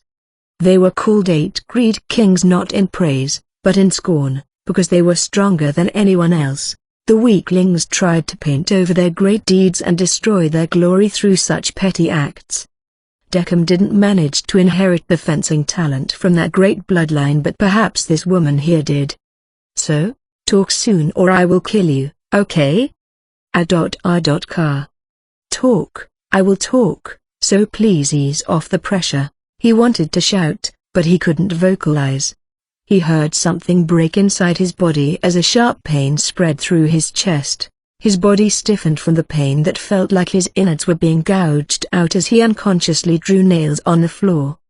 I never felt a single ounce of pity for my mother since then, but to think she conceived me after being raped by such a mook. Yeah, I do pity her a little. When he thought he heard her talking to herself, the pressure on the leg crushing him increased further. He could hear things inside him breaking one after another, revitalizing the pain he felt previously with every instance. He could taste the blood welling up from his throat. But even if he wanted to let it out, he could at most make a trickle down his mouth. It was stifling. Stifling and painful. Why did he have to go through this? Even though he did nothing wrong at all. Deckham struggled with his full might. Just a single breath would be nice, but he wasn't able to free himself. His struggles were meaningless in the face of an overwhelming gap in the level of their strength. Die. He would die. Not much time had passed since he has had similar thoughts, but it was stronger this time. Scared. He was scared. Stifling. It was stifling. Why, he? This is really irritating, because of this mook, my mother. Dark. Why? Tears welled up. Why was she doing such cruel things to him? Really. He couldn't breathe. He didn't want to die. Someone. Help. Suddenly, his consciousness came back, but that didn't mean the pain disappeared or that he could breathe. What? Something happened. Your body swelled up? Really, how stubborn. Crack. The sound of all of his bones breaking at once. Pain. Something. Happen. The world darkened for Deckham once again. Just like your ideology, right? You reap what you sow. Ah, but it's a bit unfortunate. I wanted to torment you more before killing you. Not a twitch could be seen from her blood-related father anymore. Zeshi moved her gaze to the elf corpses around her. Now that she thought about it, she really didn't need to go this far. It would be a lie to say that her hatred towards her mother wasn't a factor in her killing them all. However, most of all, she didn't wish for the country she loved to do the same things this bastard, whose very existence in the same world as her made her nauseous, had done. She thought that they would be better off dead, so she sank these female elves into a sea of blood. Those people, who optimistically thought that these elves could have achieved happiness elsewhere, probably wouldn't understand Zeshi's actions. In a similar vein, Zeshi couldn't understand those kinds of people either. Zeshi suddenly looked at the entrance. A dark elf girl could be seen in the gap of the still open door. There was no doubt that she was one of those kids that drove the Elf King into a corner. Upon seeing the mark of royalty in those eyes, each of a different color, Zeshi let out a small sigh. Decca mistook Zeshi, who he had never met, for their mother. Then, this should be his grandchild, Zeshi's niece. A little surprised at her own unexpected reluctance to kill this child, Zeshi kicked the Elf King, already dead from getting his chest caved in, towards the child with her full strength. Ordinary people, no, not even outliers should have been able to avoid it, yet, the girl did, by just jumping aside primly. The corpse hit the opposite's wall and bloomed into a bloody flower with a loud sound. To think that she avoided it. Her physical ability should be comparatively high. That guy's wound looked like it was from a blade though. The girl, her niece, was holding a black staff, a weapon to bonk with. A glance at that guy's wound was enough to know that it was from a different weapon. He actually did say those kids, so there should be one more at the very least. However, there were also magic items that could create blades of magic or could change themselves into blades. She couldn't disregard the possibility that this girl was the one who wounded the Elf King. Or maybe the other child caused the chest wound while this one smashed his legs, with her staff. Or magic? But why did the Stark Elf girl wound the Elf King? No, there were many things to hate him for. Perhaps she was the same as Zeshi, inheriting her mother's hatred for the Elf King. This could be the case, especially since she looked too young to have her own reason to hate the Elf King enough to wound him so grievously. It was also possible that she just wounded him while frolicking around, but the circumstances just now denied that possibility. Even though he was already dead, the girl avoided the body she kicked instead of trying to retrieve it. Excuse me, why you see? Where are you from, Annie-san? Very shy, a cute girl who was male fantasy made manifest. She was from a different world compared to Zeshi. Such a girl asked her a question. But a single glance was enough for her to see that the girl was different inside. The girl didn't look like she was scared by the Elf King's corpse behind her or the massacre done by Zeshi in this room. She can still behave like that after avoiding my attack? Yawa, it's highly likely her shyness is just an act, that just makes me more cautious. Well then, what should I do? How should she answer the opponent's question? If possible, she wanted to avoid a battle and feed her false information while taking her time to gain as much information as possible from the other side. But that was impossible. The Elf King's words implied there were multiple enemies. In case this was the one who wounded the Elf King, the fact that there wasn't a single drop of blood on her, there should have been some even if she was healed, meant that there was an overwhelming gap between the strength of the Elf King and this girl. Even if this girl wasn't the one who did it, considering that she was chosen to be the one to give chase, she and her comrades shouldn't be taken lightly. She didn't know how strong they were, but even Zeshi would be in danger if she let them regroup. This was her chance to deal with the girl alone, before her comrades arrived. Instead of gathering intel, she should seize the initiative and defeat her here in a short and quick battle. The idea that your enemy's enemy is your friend is just optimism. You'd more likely be correct to treat them as a new enemy instead. She thought for a moment and then, with a smile to ease up her opponent's caution, Zeshi finally answered. Good morning, I am someone from the Sorcerer Kingdom, but what about you? Are you alone? The girl's face twitched a little. Her shy attitude didn't change, but it slightly felt like she was thinking about something. I can't read her. I've made a mistake. I should have asked a leading question. With this reaction, I can't read if she doesn't know about the Sorcerer Kingdom, if she's from there, or if she sees it as an enemy. Considering that she didn't immediately attack me, the possibility of her being hostile to the Sorcerer Kingdom went down a little, but maybe she is just stalling like me to gather more information. Maybe I would have gotten a different reaction if I had mentioned the Council State instead. She mentioned the Sorcerer Kingdom because there was intel that the Sorcerer King had a dark elf as one of his retainers. They didn't get this information by sending spies into the Sorcerer Kingdom's internal organization. It was because the Thousand League astrologer had confirmed the presence of a dark elf girl beside the Sorcerer King in the battle against the kingdom on the Cat's Plains. They made a detailed report on the Sorcerer King and his forces after using illusions to recreate the scene the Thousand League astrologer saw. They also saw the dark elf who was the only one attending him through the illusions, but they weren't able to see her face clearly due to the blurriness. That was something that couldn't be helped. The Thousand League astrologer couldn't divert her energy to remember a single person as she had to observe the entire battlefield. Plus, what happened after made such a strong impression on her that a lot of other information had flown straight out of her mind. Remembering that vague picture, it felt like this girl wasn't the same one as the dark elf that followed the Sorcerer King back then. They both held a black staff, but the armor they wore was completely different. Well, there was also the fact that she didn't remember anything except for the gear because the illusion was of very low quality. If this girl really was from the Sorcerer Kingdom, what would she have chosen to wear when she planned to come here? The answer: she would have been completely geared up just like Zeshi was. This was a battlefield. Anything could happen here, so it was impossible that someone would appear in their usual attire.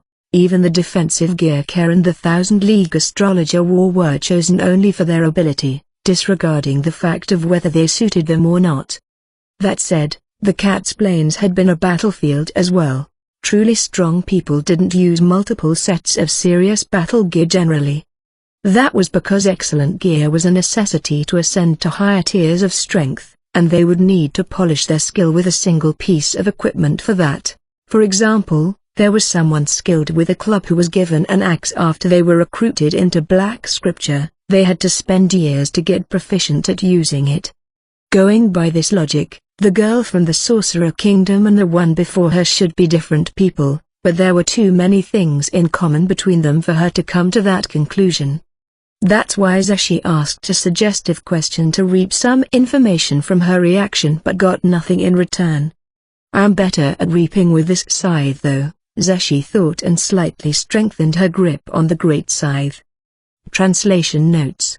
The original is a wordplay on asking a suggestive question, from the sentence before, which literally translates to grabbing by a sickle, scythe. Zeshi jokes that she is better at using the scythe in her hands instead. And there was also the fact that the girl was not human. Zeshi could mostly differentiate between the faces of fellow humanoids, but she was not perfect at it. There were some things that one wouldn't be able to perceive if they were not of the same race, so the other races tended to look all the same to her. Yes. I am alone. I see. Then everyone's probably worried for you. She lies so easily with such a cute face. Absolutely different from how she looks. In that case, any information I can get from her is highly likely to be false. There's no use in continuing this conversation when I already know that she has other allies here. First, I should incapacitate her with force and move to a different place. It's better to draw the truth out of her at a later time, either through magical means or through physical pain. The girl shyly raised her hand, which was not holding the staff, to touch the necklace hanging from her neck. A behavior like that was nothing out of place. It looked like her hand was just searching for something to grip to soothe her unease. One could call it a shy and girly action, but Zeshi, who sensed the disconnect between the girl's appearance and her true self, didn't think so. Tch. Zeshi reduced the distance between them in a single motion, faster than her tongue click could dissipate in the air. While putting on her helmet, she swung the weapon she was holding, Karen's guidance, to graze the ground at the girl's legs. If she could, she would cut her legs. A no-holds-barred attack with her full strength behind it, an attack even the man who was the strongest of her comrades would find difficult to avoid. That attack was deflected back by the girl planting down the staff by her feet. The weapon that could easily cut through even steel was deflected, But Zeshi wasn't surprised. She expected this possibility, but the fact that Zeshi's full-powered attack couldn't even make the girl's hand flinch was beyond her expectations. Then, so she's a martial type. She has now got a clue on the classes held by the Dark Elf girl. Wait a minute, a lightly equipped warrior? No way. Though it's not confirmed that the Elf King was his only child. Her appearance. Both Dark Elves and the Elves had the same lifespan, so the speed of their growth should also be the same. What are you doing so suddenly? Is it possible that she was from a different bloodline? Am I thinking too deeply into it? It looked like the Dark Elf girl was muttering about something, but Zeshi continued to swing her scythe, trying to think. She had already decided to fight her. From now, there was no need to talk anymore except if she wanted to stall for time or if she had won. Zeshi burst into the corridor, chasing after the girl who jumped back. Rotating the great scythe in a wide arc to accumulate a lot of inertia behind it, Zeshi swung at the girl's ankles. Swinging such a large scythe meant that she naturally hit the floor and the walls along the way, but that was not an issue. The weapon once held by the savior god of the theocracy, no, of humanity, Sashana, could easily part the walls and the floor in its path. There was a slight resistance, but it barely slowed down the great scythe. But it was deflected. Again. And again. The three attacks that followed each other like lightning struck at the same spot. All of them were parried by the black staff held by the girl. Her parries were not exactly graceful, but the explosive power in them was massive. The girl's lightning speed was on the same level as her without a doubt. She's pretty good. A warrior on my level? This is bad. I will be at a disadvantage if she is completely focused on defense. She already understood something from this short exchange. According to the Elf King's words, the opponent had allies. If they were also on this girl's level, then Zeshi could only put her full effort into escaping. However, it would be shallow to think that she could run away easily just because the Elf King had managed to escape. If the opponent was not an idiot, they would have some countermeasures in place now after letting the Elf King escape once. That meant, I will deal with her here in a short battle. Killing her, it can no longer be helped. Depending on the situation, I could just return with her corpse and try resurrecting her. Zeshi tried to suppress her urge to look at the girl's navel. Despite wearing a dress like metal armor, her flat and smooth navel was exposed to the elements. The girl was boldly exposing a place stuffed with important organs, a place that's considered vulnerable. That said, thinking that she could wound her deeply by attacking there was far too optimistic. The armor's defense could generally be said to be a sum of the infused magic in it, the metal used to forge it, and its special abilities. At the very least, that abdomen should still be protected by the strength of the magic power in the armor. Still, it lacked protection from the material used to forge the armor. There was no doubt that the defense there was weaker compared to other parts. Then why was she wearing such a thing? She was probably leading the opponent's attacks by intentionally exposing it. It's highly possible that this was a trap in waiting. Despite realizing that, Zeshi couldn't help but slightly hope to kill the girl with a single hit by targeting that area. That was why she was trying her best to not look at it. Power of Gaia. The girl suddenly cast a spell, making Zeshi widen her eyes. Huh? Magic? Not a martial class? No, it's not like there are no martial classes that could use a little bit of magic. Zeshi could use a little bit of divine magic, but she has never heard of the spell the girl used. It didn't affect her, so it's possible that it was self-buffing magic. If the girl's main class was martial and she only slightly dipped her toes into the caster classes, then she needn't worry much. Still, it would be a serious issue if her main class was actually a caster instead. Being able to choose any approach through the use of myriad spells would make the girl far more flexible than a dedicated warrior at dealing with a wide range of situations. If luck was not on Zeshi's side, it was entirely possible for the girl to overturn the situation with some awesome magic. Zeshi's thoughts about these spells were lacking in detail. only calling them awesome magics because she was not too knowledgeable about magic casters. That was why she had to be even more on guard now. In her experience, even being able to heal just a bit, like herself, was enough to affect the course of battle. Assuming the worst possible case, that she wasn't a warrior, what type of magic caster could the girl be? She didn't have absolute proof, but by considering their short exchange of attacks, she probably wasn't an arcane caster. She would have been weaker in their melee exchange if she was anything like an ordinary arcane caster. It was more likely that she was a druid or a priest, the kind of caster that was comparatively better at close quarters combat. She could also just be an atypical magic caster, or from other types. Psychic magic was one of them, but unfortunately, Zeshi was even less knowledgeable about those casters. There would be no end to it if she continued her conjectures down this path. It was fine to keep them in a corner of her mind and be on guard against the possibilities. And, taking into account that she was a dark elf, she was most likely a druid, even more so given that she was related to that elf king. Unfortunately, Zeshi couldn't do much if she really was a druid, so instead, she activated one of the two special skills she learned upon mastering the Inquisitor class. She activated it in case the girl was some kind of priest that could use high-tier magic that Zeshi didn't know about. Denounce Heretic.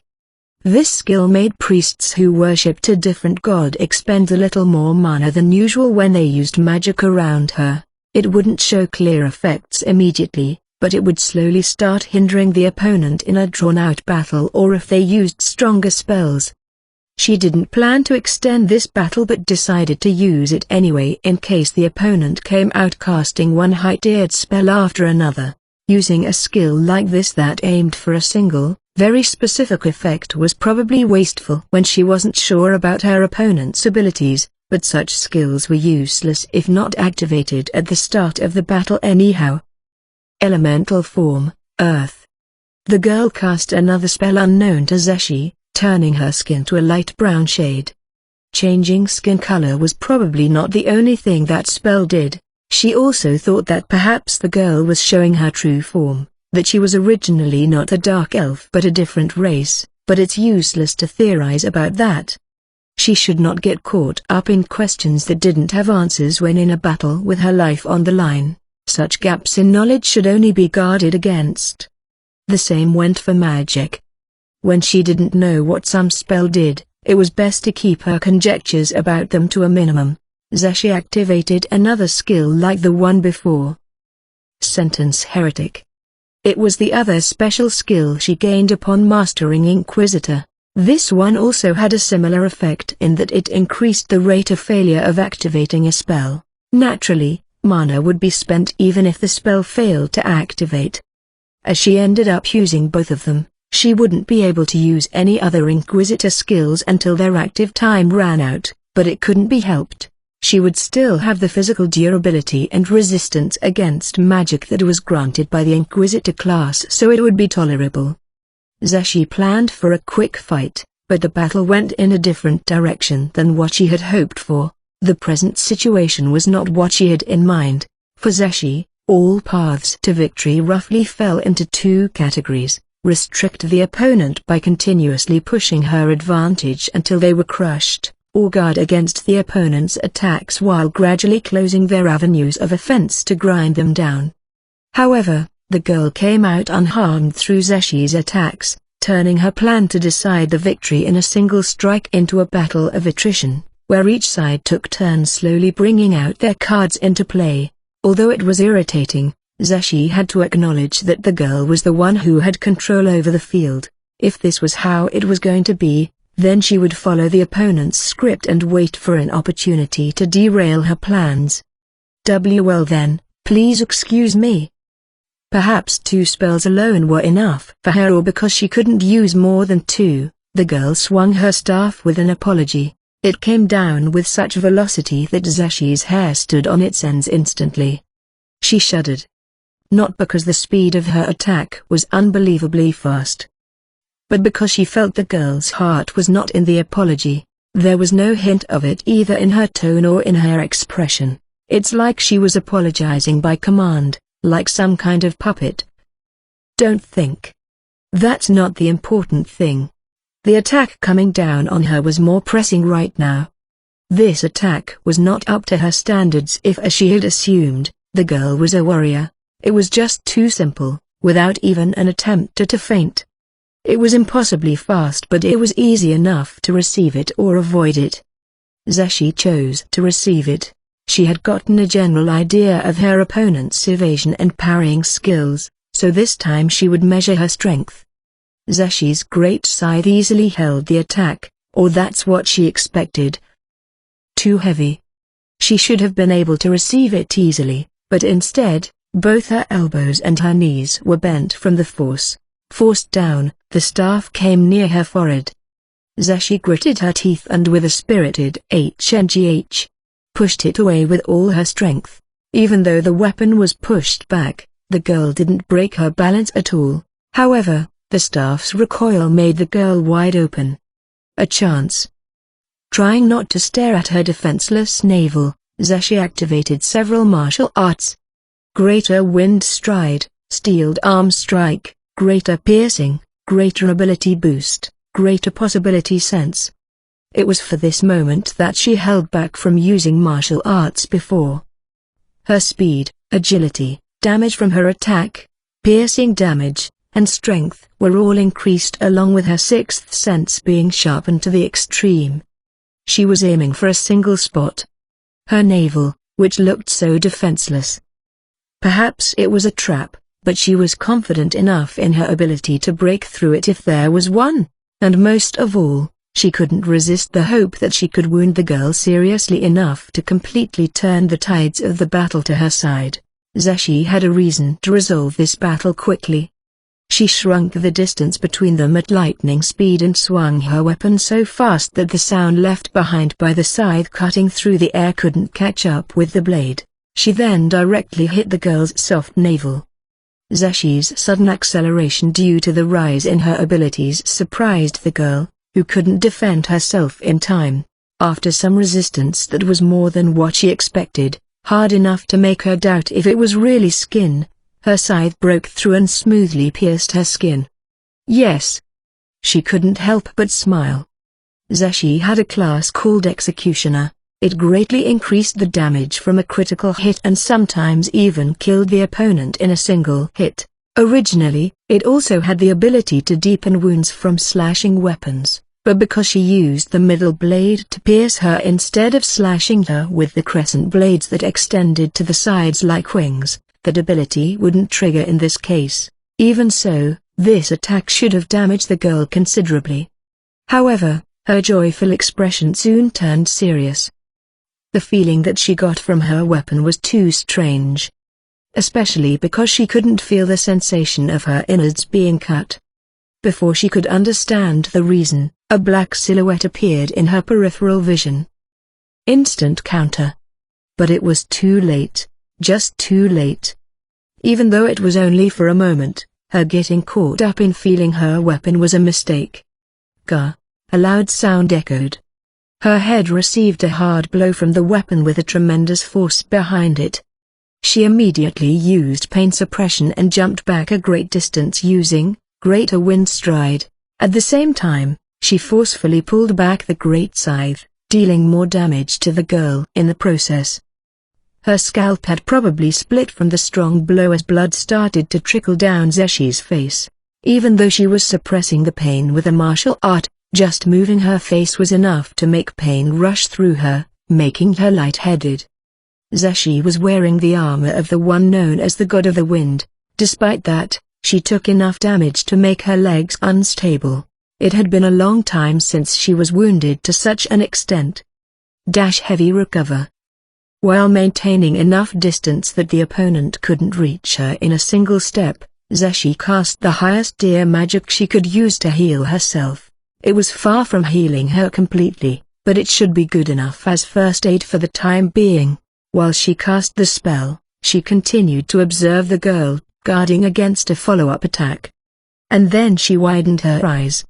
Putting aside the matter of her innards, the girl's abdomen wasn't even bleeding. Still, It's not like she was completely unhurt, evident by her face twisting in pain and the large gash in her earthen-colored skin. Painful.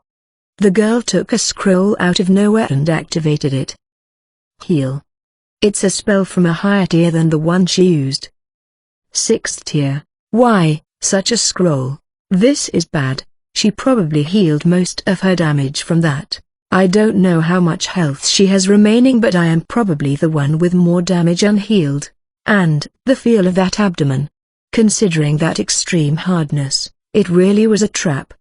The defense provided by the armor's enchantment probably had the attribute to negate critical hits in that part, but it looked like the girl still felt the pain of getting stabbed in the stomach. The trap worked splendidly at leading her opponent's attacks to that part, but it seemed like the girl would have to pay the price of pain for it. Zashi clicked her tongue, wondering what wicked person could make this kind of armor. If they knew they were going to be targeted there, they should have added pain resistance to it. This was no different than cursed armor. Zashi wanted to furiously scratch her head from irritation, but suppressed the urge. She didn't want to do anything that would increase the pain, but she didn't have the option to do that anyway. She couldn't feel happy that she made her opponent use a 6th tier spell. She was not certain that was the last scroll the girl had. Maybe she had multiple stowed away. In that case, there was no chance of Zashi winning if she fought like usual. But, she had a trump card that could kill the girl, however many scrolls of heal she might have. That said, she shouldn't use it yet. She should try other methods first. First of all, she probably wouldn't have used heal for just a scratch. So, considering that she could attack the girl to deal a lot of damage, she should just continue attacking without giving her a chance to use heal. After deciding on that plan, Zashi took a stance with the Great Scythe again. While the martial arts that raised her abilities were still active, she approached the girl in a single move. She would aim for the wrists next. What? The girl didn't look like she was going to avoid it. Previously, it was because she wasn't able to catch up with the sudden increase in Zashi's abilities, but this time it was different. It felt like she didn't even intend to defend. For a moment, the previous exchange of blows surfaced in Zashi's mind, but there was no choice for her except to attack at this stage. She spun her body like a top right at the edge of the girl's reach, swinging around the great scythe with the greatest inertia possible and hitting the front of the girl's arms. The blade went through her body, causing the girl's arm and armor to fall to the ground with a spray of blood, or not. The girl's wrists were unharmed even after receiving the slash that easily cut through all the armor it had met until now. It felt tough. Completely different compared to her navel. That was obvious because her hands were covered by the armor unlike the navel. Still, it was too hard even after taking that into account. Maybe that armor rivaled the ones worn by the 6 great gods, or maybe she was using a special defense-type martial art. And the most fearsome thing of all was that she received the blow with all of Zashi's might behind it with just a single arm of hers and didn't even lose her balance. But Zashi didn't have the time for further thought. Realizing that her right arm was being aimed at, the girl held her staff by her left arm alone and was about to bring it down on Zashi right at that moment.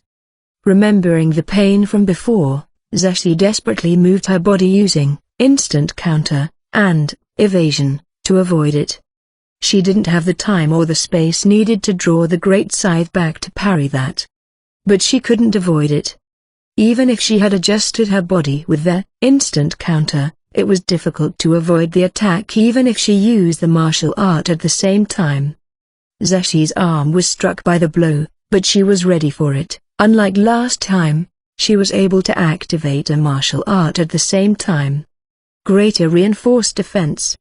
It was a martial art that increased defense. Reinforce hide was better at reducing damage, but as a half-elf, Zashi didn't have a hide to speak of. Despite using a martial art, the pain from the blow coursed through the depths of Zashi's body nonetheless. Greater reinforced defense was nothing but mere consolation. Perhaps it eased the pain just a little bit compared to the previous strike, but that's about it. She killed the whimper that rose up her throat as she didn't want to let the opponent know she was hurt. But this is bad. The exchange this time confirmed the girl's intentions. Thinking back, she had been doing the same since the start. The girl matched her attack for attack. It felt like the girl would bruise her own fist to break her opponent's jaw. It was possible that she was doing this because she couldn't hit Zeshi if they fought normally, but that was probably not the case. The girl intentionally chose to fight in this way. She is confident about defending. A tank like Sidoran. That's why she left her navel exposed, because she will heal any damage with heal? It was sound to assume that this girl who rivaled Zeshi in her strength was a tank specialized in defense, who could use magic, but it was slightly bad at defense. That blow from before was just a bit too strong for this to be the case though. Or perhaps that staff was a magic item of enormous power. It couldn't be cut even by a weapon of the 6 great gods, so that was entirely possible. Her suspicion that this girl was probably the same one that had been beside the Sorcerer King deepened by the second. If it was the Sorcerer King, the one who could cast tremendous magic and who led monstrous armies, it was possible that he would have such stupefying gear in his treasury that he could lend out to one of his underlings. After putting a little bit of distance between them, Zeshi keenly observed the girl's movements while taking a stance with the great scythe. The girl stood solidly, routed to her place. In contrast, she had to jump in and out throughout the exchange. This battle was slowly devolving into a foregone conclusion between a superior and inferior. It's really bad. If you asked her who had the advantage at the present, she would answer that it was the girl. She had received Zeshi's attack with her body and in return hit Zeshi with a single unavoidable attack every time. Health, defense, offense, and healing magic. She couldn't understand which of those the girl placed her confidence in. The fact that the girl chose to trust the simple method of trading blows with her and healing afterwards showed that she was confident in winning if she continued to do so. Though it was also possible that she was intentionally fighting with a handicap to make Zeshi reveal her hand. Considering that the girl didn't seem like she intended to attack proactively, it was also possible that she was just stalling for time until her comrades arrived. Zeshi didn't know how strong the girl's allies were, but their addition would solidify the tides even further against her.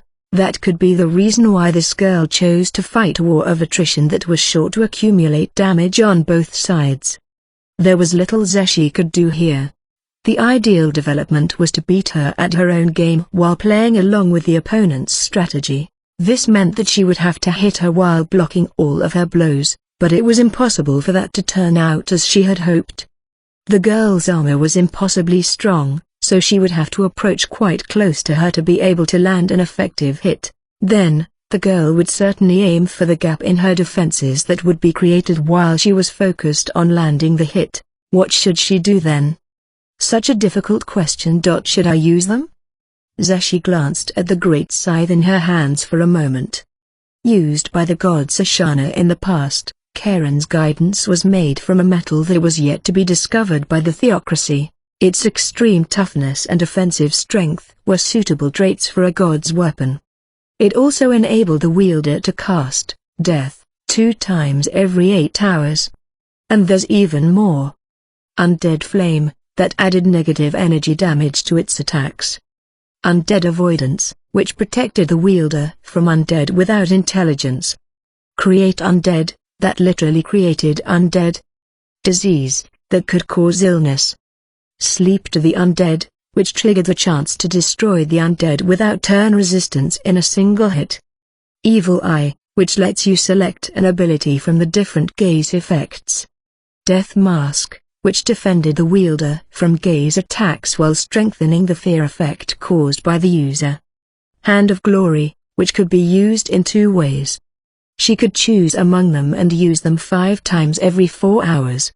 Other than this, it could also summon the special undead, Spartiate. It was similar in ability to the 5th tier summon, Heavy Skeleton Warrior, but with superior gear. However, they were also weaker in a sense because buffs from special skills wouldn't affect them. This scythe could create a total of 30 every 24 hours, with a limit of 5 being active simultaneously. This weapon was an extremely powerful magic item. It made her feel like it was too soon to start thinking about using her hidden cards. Revealing her own hand while knowing nothing about the opponents would push her into an inferior position on a mental level, which was not good. She should try out a few more things with this simple method of fighting. Excuse me, aren't you coming? Zeshi clicked her tongue loudly at the girl's hesitant question. She wants me to attack? This brat. Then, how's this? Zeshi jumped backward while activating a martial art at the same time. After using double air slash, steeled arm strike, and flow acceleration, 2 blades of air flew from the arc created by the slash of the great scythe. The girl moved into their trajectory. Yes, into their trajectory. Martial arts that produce ranged slashing attacks like air slash were generally weaker than physical hits. Still, one had to be mad to move forward while taking them head-on without a second thought. No, I did the same thing to that child in the black scripture. This would be seriously taxing on anyone's mental state. The girl only made an expression of slight pain, which looked too fake, when the blades of aura hit her. The moment she had Zeshi in the range, she swung her staff without even trying to hide her intention. Zeshi managed to avoid it, but barely. The girl's attacks didn't pass a warrior's bar as usual, but they were always the most efficient attacks. In the beginning, Zeshi was able to avoid the attacks somehow, but now, even if she was completely ready, even the slightest delay in response would guarantee the blow connecting with her. Laugh, laugh, make her think that I can see through her. Zeshi pursed her lips into a thin smile and started laughing, loud enough to make the girl hear. She wondered whether or not she had succeeded. Her stiff smile got hit again. It will be bad if I don't preserve enough power to use great evasion. She tried to create a distance between them by retreating backward, but the girl matched her speed by advancing ahead. She couldn't widen the gap at all. Spartiate. 5 undead appeared like a wall between the girl and her. The girl's first blow immediately took one down. The 5 Spartiates would need 5 hits to be dealt with at most, but that was enough for her. Zeshi kicked the wall and leapt in the air, nearly grazing the ceiling while trying to land behind the girl. Just when she thought that the girl had sunk her body down a bit, the girl kicked the floor with enough force to break it into pieces and jumped backward. She probably disliked getting pincered. The Spartiates weren't much of an opponent for her, but they could bother her enough to divert her attention for a bit. It was not like the Spartiates had been able to damage her after all. After that explosive jump, the girl struck the staff down into the floor, carving out a rut as she quickly came to a stop. Her movements were too haphazard. She was forcibly regulating her explosiveness with her unbelievable physical strength. What a weird movement. Not used to her full power? Or not used to fighting? The girl muttered as Zeshi stood before her with 2 Spartiates on both of her sides. Zeshi transmitted go through her thoughts to the Spartiates. The fearless undead swarmed the girl at the same time. Zeshi followed them a moment later. The girl took out another scroll. Firestorm.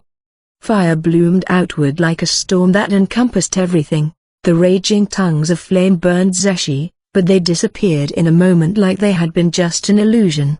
Her stinging burns, however, showed that they had been real. Luckily, the damage wasn't that great, probably because it was activated from a scroll. The Spartiates could still move but barely. They were on their last legs. All of them would be wiped out if they were hit by the spell once again. Zeshi swung the scythe horizontally with her body as the axis and hit the girl with the pommel of the scythe. She wasn't exactly sure because she had hit the armor, but it didn't feel like the girl was particularly hurt from the hit.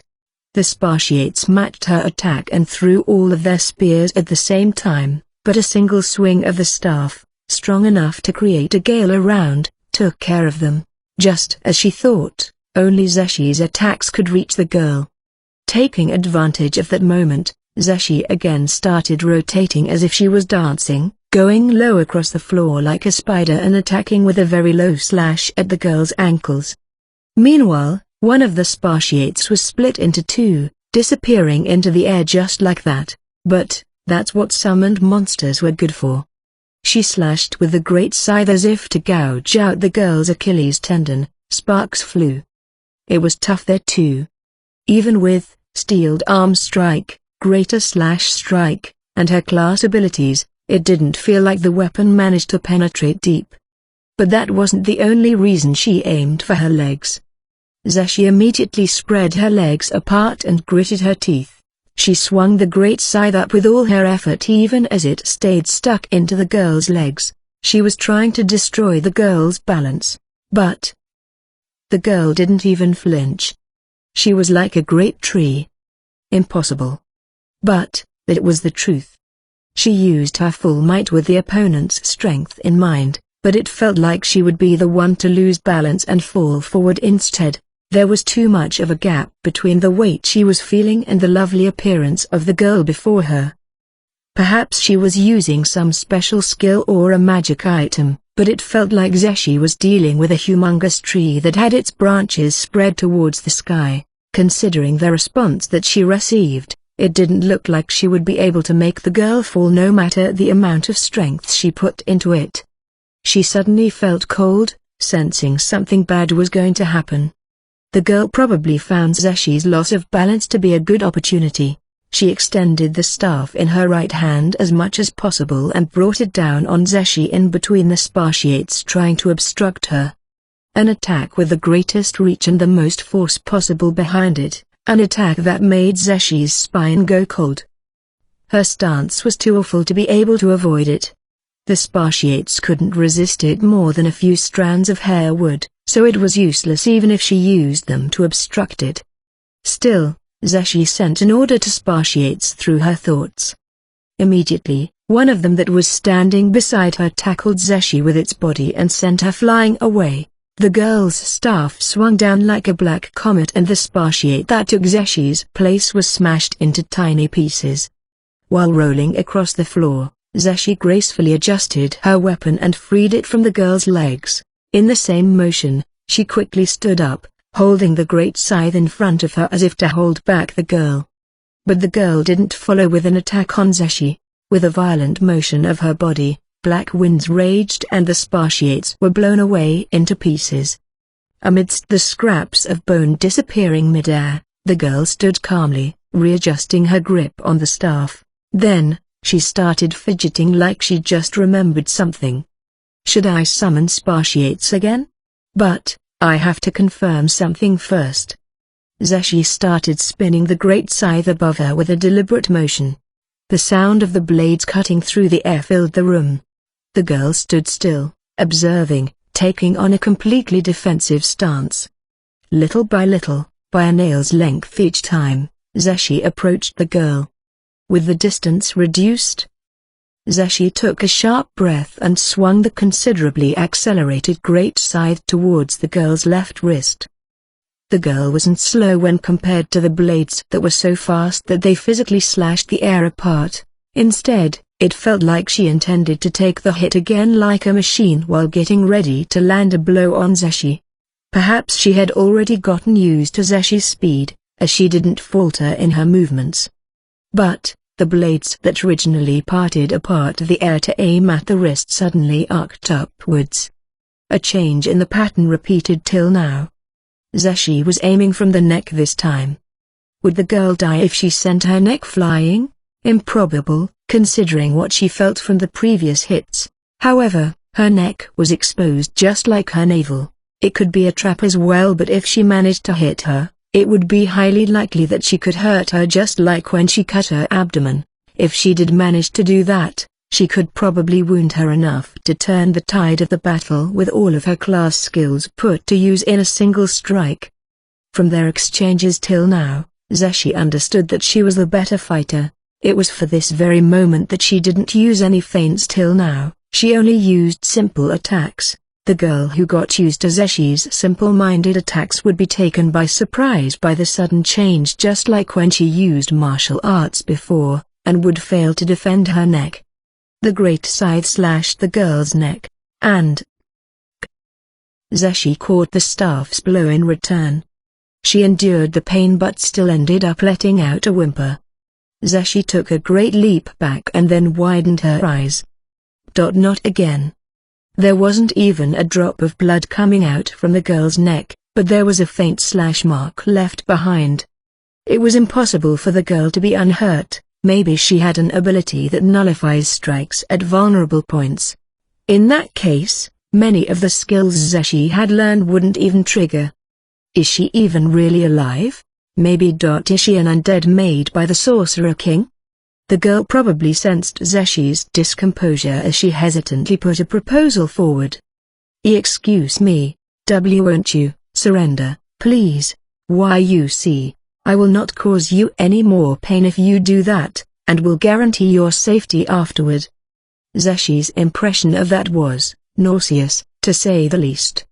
It had been the same since before, but she couldn't even sense a hint of hostility or killing intent from the girl's attacks. Whether this could be considered gentleness or something different depended on the person, but it was hard to think that the opponent was being gentle when she was trying to cave her head in just because she wasn't being hostile or showing killing intent. Zeshi felt disgusted from the bottom of her heart by this girl. She could be her niece, but Zeshi didn't feel even a bit of familiarity with her. If the proposal had been from pity or a sense of superiority, she might have felt unpleasant. But then she at least wouldn't have been so disgusted. She couldn't feel such emotions from the girl. It's reasonable if she is just an undead without emotions who is just acting the part. She felt everything about the girl was incoherent, making her wonder if all of her words and actions had been an act. However, that wasn't the important thing right now. Zeshi's personal opinions on her character were irrelevant. The important thing was how she should proceed here to break through the situation and lead to a result that was beneficial to her. She could try acting like she was willing to surrender if that could lead to some advantage. I am fine with surrender. Zeshi suddenly turned silent. That's right. It was better to limit talking to when one needed to stall for time or when one had won. And was the girl winning? No. There wasn't a clear victor yet. The girl had a slight advantage, but that's all it was. In that case, couldn't it be that she started talking because she was stalling for time? Tch. Clicking her tongue loudly, Zeshi again reduced her distance from the girl. Even if she attacked choosing martial arts or from range, the opponent had the magic from the scrolls. She didn't know how many were left, and where she was storing them, but assuming the worst-case scenario that she still had a lot left, a battle of attrition would be to Zeshi's disadvantage. Luckily, it could be conjectured that the opponent didn't have any means to attack long range except for the scrolls. If she had any, she wouldn't need to use scrolls in the first place. Does she have rogue-type classes that focus on using scrolls like this? No, she cast something like a self-strengthening spell by herself, so it's very unlikely. Zeshi didn't have any effective long-range attacks either, so she thought there was no chance of victory in fighting from a distance. Then what about a close-quarters fight? Not a bad idea, so Zeshi chose to fight like this. This time, Zeshi aimed the great scythe at the girl's face. Maybe she couldn't let her face get wounded. The girl deflected the scythe with her staff. Even Zeshi's hands became numb from the force of the collision. The girl counterattacked with her staff, swinging it down in a large arc.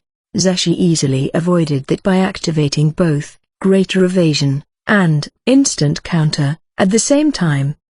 They were evenly matched, or maybe not. Maybe the difference in their ability is combatants, the ability to predict an opponent's actions and adapt one's own to match them, was finally showing itself on the surface. The scales were somewhat leaning to Zeshi's side now. That said, no matter what amount of damage she did to the enemy, the girl could instantly turn the tide with a heal, and she would lose in the end with certainty.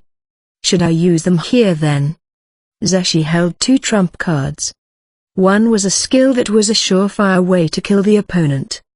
The other one was an extremely adaptable skill. She could use the latter to either kill the opponent or to escape, so she shouldn't be using that so easily. Then, should she use the first one here? The girl showed pain when she was hit, but was she really feeling it? There would be no end to it if Zeshi started doubting that. All of Zeshi's conjectures till now were based on assumptions, so they could all be wrong. Perhaps her opponent really was a cute girl who disliked fighting as she appeared to be. Even so, she couldn't help but feel a certain sense of anomaly from the girl. What should I do? If there are others here who are on par with this girl, I am not sure if it's good to use it here. But ideally, I'll want to kill this girl before she can reveal her trump card. Is it possible though? If asked whether she could do it or not, she could only answer, I don't know. If those were all the scrolls of heal she had, then she could probably succeed, but it was impossible to finish this quickly. Of course, Zeshi continued to act even as she contemplated. She was slashing continuously with her scythe, but she wasn't able to make the girl bleed. All the while, she was receiving counterattacks from the girl's staff. Unlike the girl who only needed to stay still and aim for her, Zeshi had to repeatedly jump in and out of her strike range while swinging her scythe, using her legs to control the distance while handling the weapon for attacks.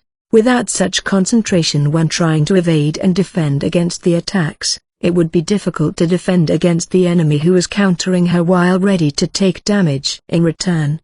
Though the girl was fine with taking hits on her navel or on her armor, her face was the only part she didn't let Zeshi hit. Zeshi started to analyze the information she had gathered until now. Should I just use it? I will win for sure if I use it. The only issue was whether to use it now or later. They exchanged blows multiple times after that. In return for slashing the girl, Zeshi received a clean hit in her flank. She was blown away, the sound of creaking bones echoing through her body. Suppressing her urge to vomit from the pain, Zeshi forced her heels into the floor to stop herself. That blow was unexpected. It was a bit hard to even breathe. Though her sides stung from pain, Zeshi made an effort to look nonchalant, sticking the scythe's shaft into the floor and leaning on it. She then crossed her legs, took off her helmet, and sneered to make it seem like she wasn't affected at all by the hit just now. She could do this only because she knew that the other side wouldn't proactively attack her. Well, it can't be helped then. She muttered to herself in a light-hearted tone and resolved herself to it. She would use one of the trump cards to kill the opponent here. The girl didn't try to approach Zeshi, who had opened up some distance between them. That was a saving grace. You there, you asked me to surrender before, right? I want to ask one thing. Are you an undead created by the Sorcerer King? A. B. But why are you asking such a question? Don't you want to ask about how you will be treated after surrender? Answer me. No, you are wrong. Just as I appear, I'm not an undead. I see, Zeshi replied and started thinking. Did the girl not answer immediately because she was confused by the question, or because she wanted some time to think of an answer? In the first place, I asked her that question because I couldn't figure that out from her appearance. That aside, did she just completely ignore how I'd brought up the Sorcerer King's name? But, well, whatever, it doesn't matter whether she is an undead or something else, she will die without doubt. Zeshi put on her helmet again and activated the power she was born with. By guiding that power into the weapon once held by a god, she could use the greatest power wielded by the god of death, Sashana, and so. The goal of all life is death. A clock manifested behind her immediately. This was one of her trump cards that she could only use when she wielded this great scythe. The skill that brought certain death. The skill which made one's death impossible to resist. The skill that hadn't been beaten even once. Eh? The girl let out a voice of surprise, a display of emotion so honest that even Zeshi found it genuine. What? So she wasn't an undead? Well, I can very much understand her feelings. Anyone would assume that I was using some mysterious skill with unknown effects if they didn't know about this skill. But, you see, this clock behind me doesn't have any effect by itself. It's nothing more than a herald for the power that will be coming later. Really, it's too soon to be surprised yet. Following that, Zeshi brought out the spells infused in the Great Scythe. And naturally, the one she selected was Death. She heard a click at the same time she activated the spell at the girl. The clock started to count the time. She had won. Zeshi was sure of her victory now. Phoenix Flame. She saw a bird of flames extending its wings behind the girl. Another spell, but, foo-foo, it's useless. I don't know what spell you cast, but once I used this power, there's no way you could stay alive. Taking me down before I could use this power is your only chance.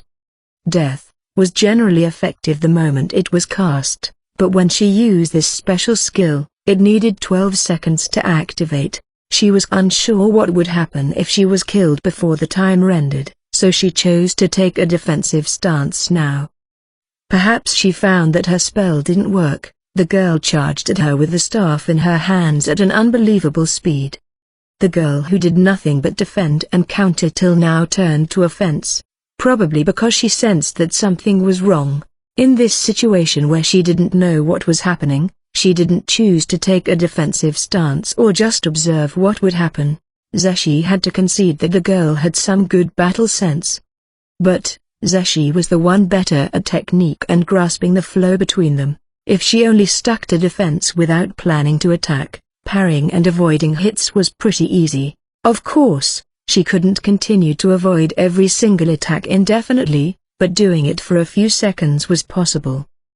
6. She avoided the girl's consecutive hits. Even heroes, no, not even outliers could clearly see the trajectory of those explosive attacks. It was like she was standing in the same realm as Zeshi. Zeshi observed the girl for a while as her defense didn't require all of her attention and realized that although the girl's physical capabilities were pretty high, she wasn't using them to the fullest extent, that she was not used to the strength. 8.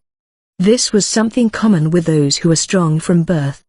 Because their body's capabilities were too high, because they could just win through brute force, they tended to disregard finer techniques and things like reading the opponent's movements. Most of the strongmen who were like that were made to eat dirt when they faced the truly strong.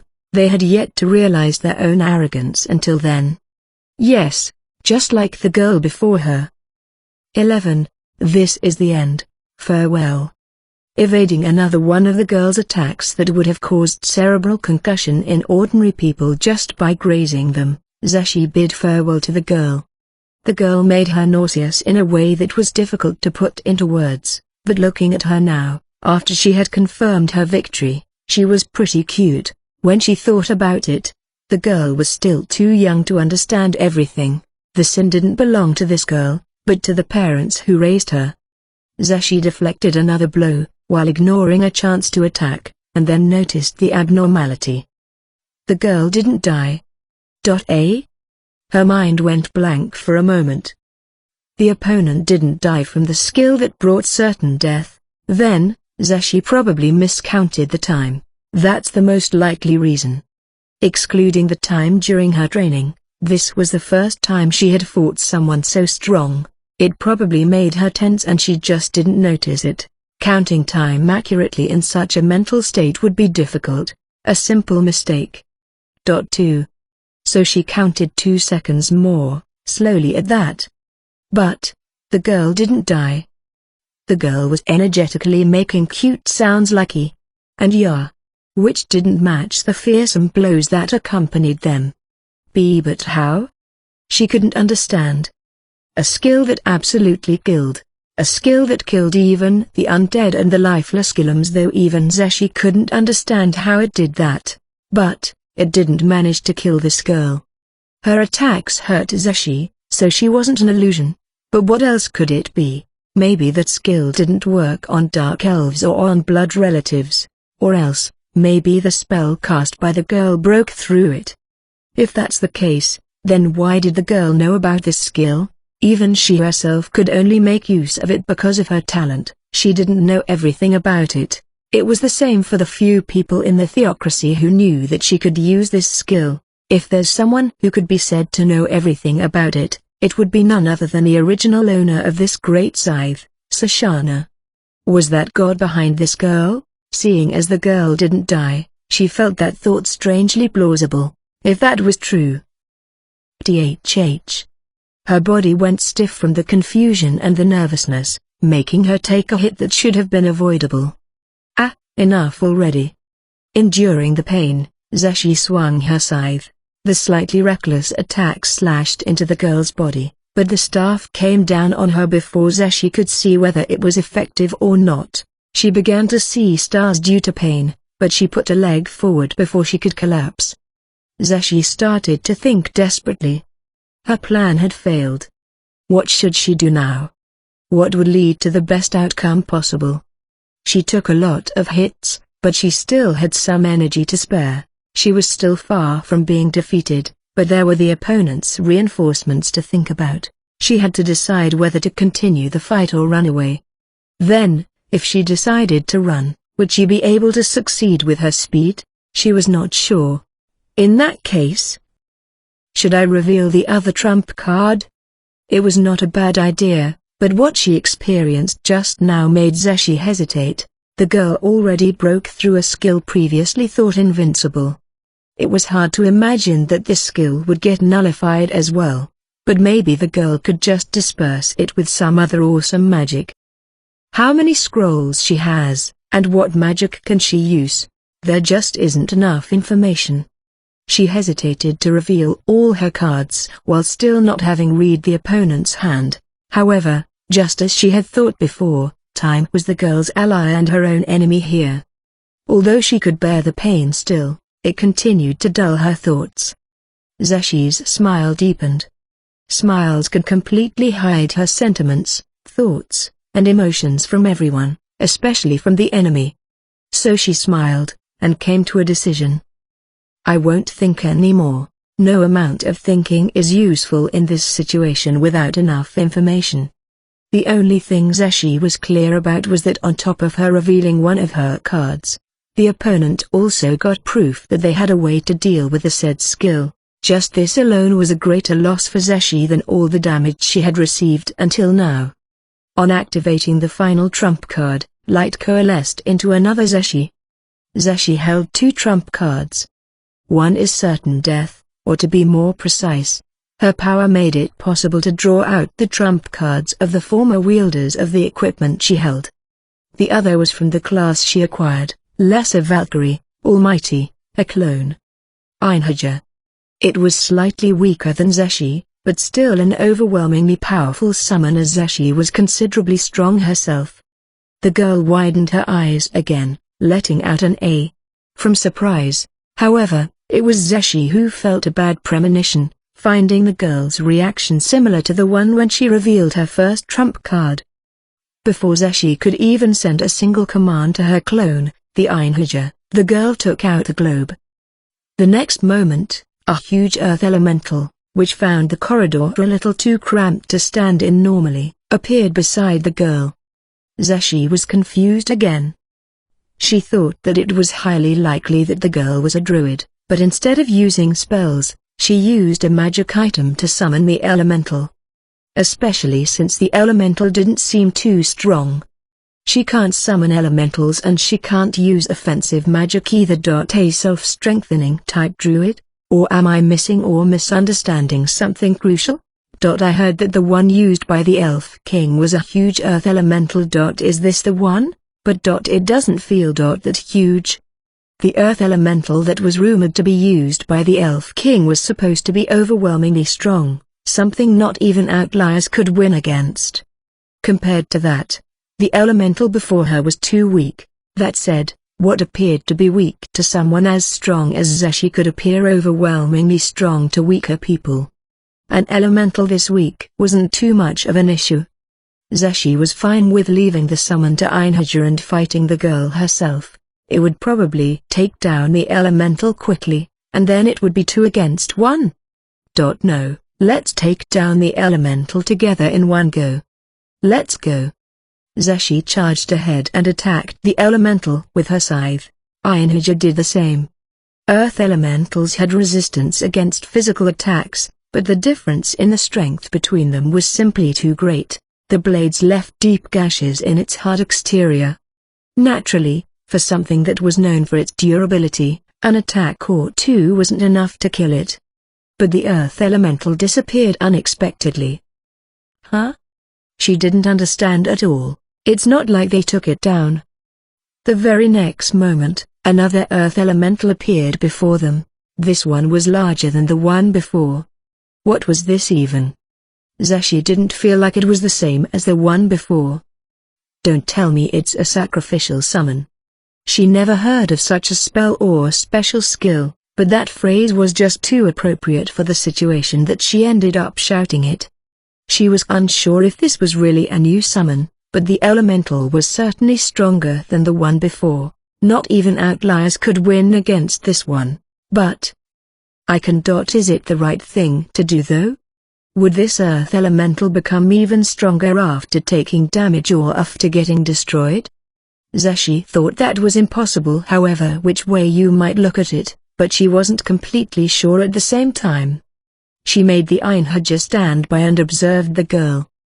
The girl was only taking hesitant peeks from behind the earth elemental, and the elemental itself didn't try to attack them immediately.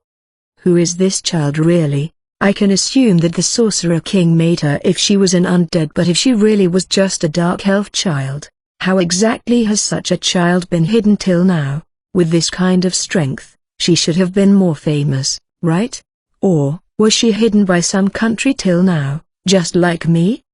The Sorcerer Kingdom was founded only a few years ago. The Empire declared that the area around it originally belonged to the Sorcerer Kingdom in the past, but the theocracy, which existed for a long time, knew it to be a shoddy lie. There never was a Sorcerer Kingdom or a Sorcerer King in this land in the past. The Sorcerer King suddenly appeared out of nowhere, so there were some unconfirmed theories that he was in existence like the past gods.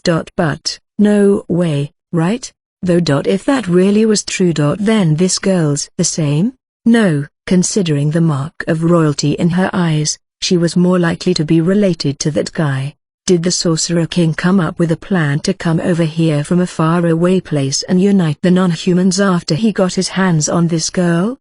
She just didn't know, and she had no proof either. She found it difficult to even imagine that this girl was related to the Sorcerer King. But she should assume the worst-case scenario here, that there was a possibility for that to really be the truth. If this girl really belongs to the Sorcerer Kingdom, then it means that the Sorcerer Kingdom had at least 2 people on par with me, including this girl. No way, is the Sorcerer King here too? Zashi started panicking. How stupid had she been? She had thought about the possibility of the girl being related to the Sorcerer Kingdom, so she should also have thought about this possibility. Normally, it's impossible. No amount of lives would be enough for a king to come to the battlefield where 2 other countries were fighting their decisive battle. Yet, didn't the Sorcerer King do just that, going and doing whatever he liked in the Holy Kingdom? He made every country realize that a magic caster capable of destroying armies could appear anywhere now. Plus, they also received the hard-to-believe report that he had appeared in the arena as a gladiator right before the Empire became their vassal. Then, it was completely believable that he would come to this elven country moments before its fall. Zashi fiercely admonished herself. It would be the worst if the Sorcerer King was here as well as she had surmised. This girl alone was enough of a problem. The addition of that undead would wipe away any chance of victory she might have had. The theocracy had yet to complete its analysis of the Sorcerer King's true strength, but it was hard to think that someone who could annihilate an army of over 100,000 soldiers could be weaker than this girl. At present, it's nothing but layering conjecture over conjecture, but everything fell into place. Everything really did fall into place. I don't know what the other party is aiming for, but if the Sorcerer King himself is here, should I negotiate?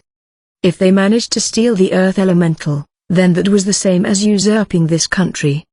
The girl had the mark of royalty, her eyes.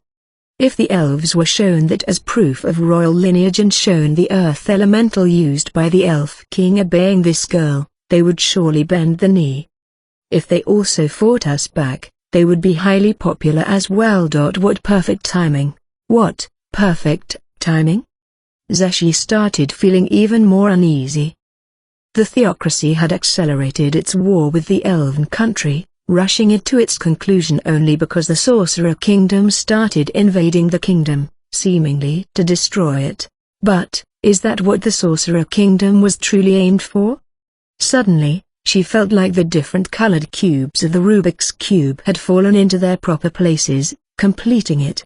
Just for a moment, Zeshi, who had never experienced any fear in any battle, suddenly trembled all over her body like she was filled with ice. Yes, if all of this had been the Sorcerer Kingdom's plan all along, then everything fell into place. Their original goal was not the kingdom, but making the elven country come under their rule while hurting the theocracy. In that case, their invasion getting repelled at Inaru and the leaking of information about their invasion was not because they wanted to instill fear of their impending doom into the kingdom's population, but to push the theocracy into making a move at their desired time. No, he aimed for both. Trying to put both countries under his rule in such a short period of time? Unbelievable. It's too unbelievable to think we had been dancing along to the Sorcerer Kingdom's tune all along. Simply impossible. She didn't want to acknowledge it, but had to assume the worst-case scenario like before. The Supreme Executive Council evaluated the Sorcerer King as someone to be regarded with the highest level of caution. That, though he was a cut above the rest when it came to scheming, his fearsome power was what should warrant most caution. But if this had been the Sorcerer King's scheme, then the truly fearsome thing was not his power that could kill 100,000 soldiers in an instant. It was not the fact that he commanded subordinates powerful enough to eliminate all the 9 million citizens of the kingdom either. It was his ability to read 100 moves ahead while playing his opponent like a puppet through invisible strings. What they should fear most was his scheming mind. It was hopeless for them if someone who's already strong could also scheme. That would destroy the only weapon the weak had against the strong. Or, was it the demonic Prime Minister Albedo who schemed this? Whoever it was. No, wait. Was it not just these two countries? But also the theocracy? Are they planning to wipe out the soldiers deployed here and declare war? It was true that there were some people who would say that there was no problem no matter how many weak soldiers died. A person who stepped into the realm of heroes was strong enough to surpass a few thousand soldiers. But, that was how a strong person would think, and not what an ordinary citizen would think. The theocracy extolled human supremacy and united the country with that notion. The intention behind it was that unless the weak humans united and made the first move against non-humans, they would be the ones to get destroyed instead, and there was a good example of that scenario in the Draconic Kingdom, which bordered the Beastmen. However, were the common populace strong-willed enough to continue to fight if they realized that they were about to be destroyed by this hypothetical person with tremendous power? After hearing of their failure to destroy their arch-nemesis, the elven country, and that their soldiers were wiped out instead? Zeshi made her usual smile, the one she used to hide her heart. It's not that she was happy or that she found something interesting. Actually, her state of mind was the total opposite. It's her despair at having fallen into the trap, into the perfect scheme their enemies had laid out. What should I do? Try to let the soldiers escape? Or, escape myself so that I could live? The death of the theocracy's strongest trump card would be a tremendous loss for the nation, so escaping should be the better choice. With her attention diverted to think about the next best move, Zeshi stood still, which then made the girl talk. Excuse me, I am repeating myself, but won't you surrender? I think it's not too late yet. I don't want to kill you. It's not a bad idea considering that she might get information on the opponent.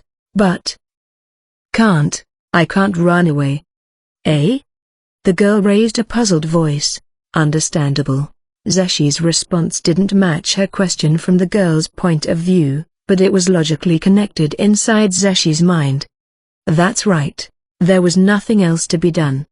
If this really was the Sorcerer Kingdom's scheme, there's only one way to break through it: fight with the ferociousness of a wounded and cornered animal, kill the girl before her and destroy the Sorcerer Kingdom's plan along with that. The loss of an individual this strong would greatly derail the Sorcerer Kingdom's plan. Perhaps a most wicked trap was lying in wait for them, but this was their only chance to foil it, and she was the only one able to do it right now. Yes, I'm the only one who can save my country.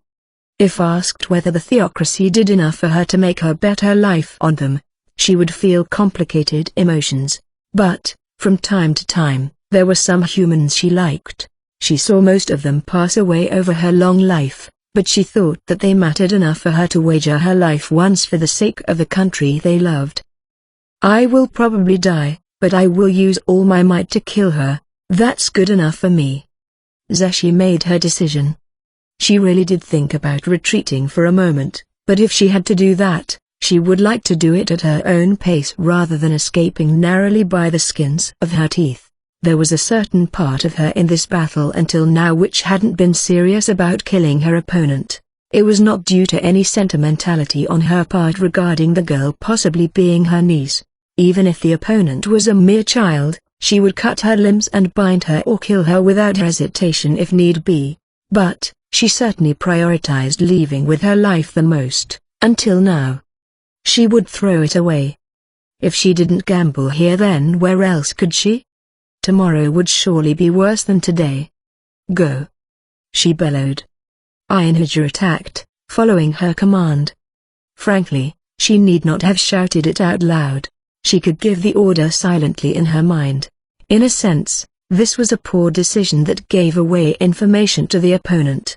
Zeshi understood that as well. She shouted despite that to stir herself up and to strengthen her conviction even more. She made the Einherjar deal with the elemental while she tried to go after the girl herself. However, the elemental extended its hands out to the sides like it was trying to block the corridor. Zeshi didn't mind if this was how it was going to be.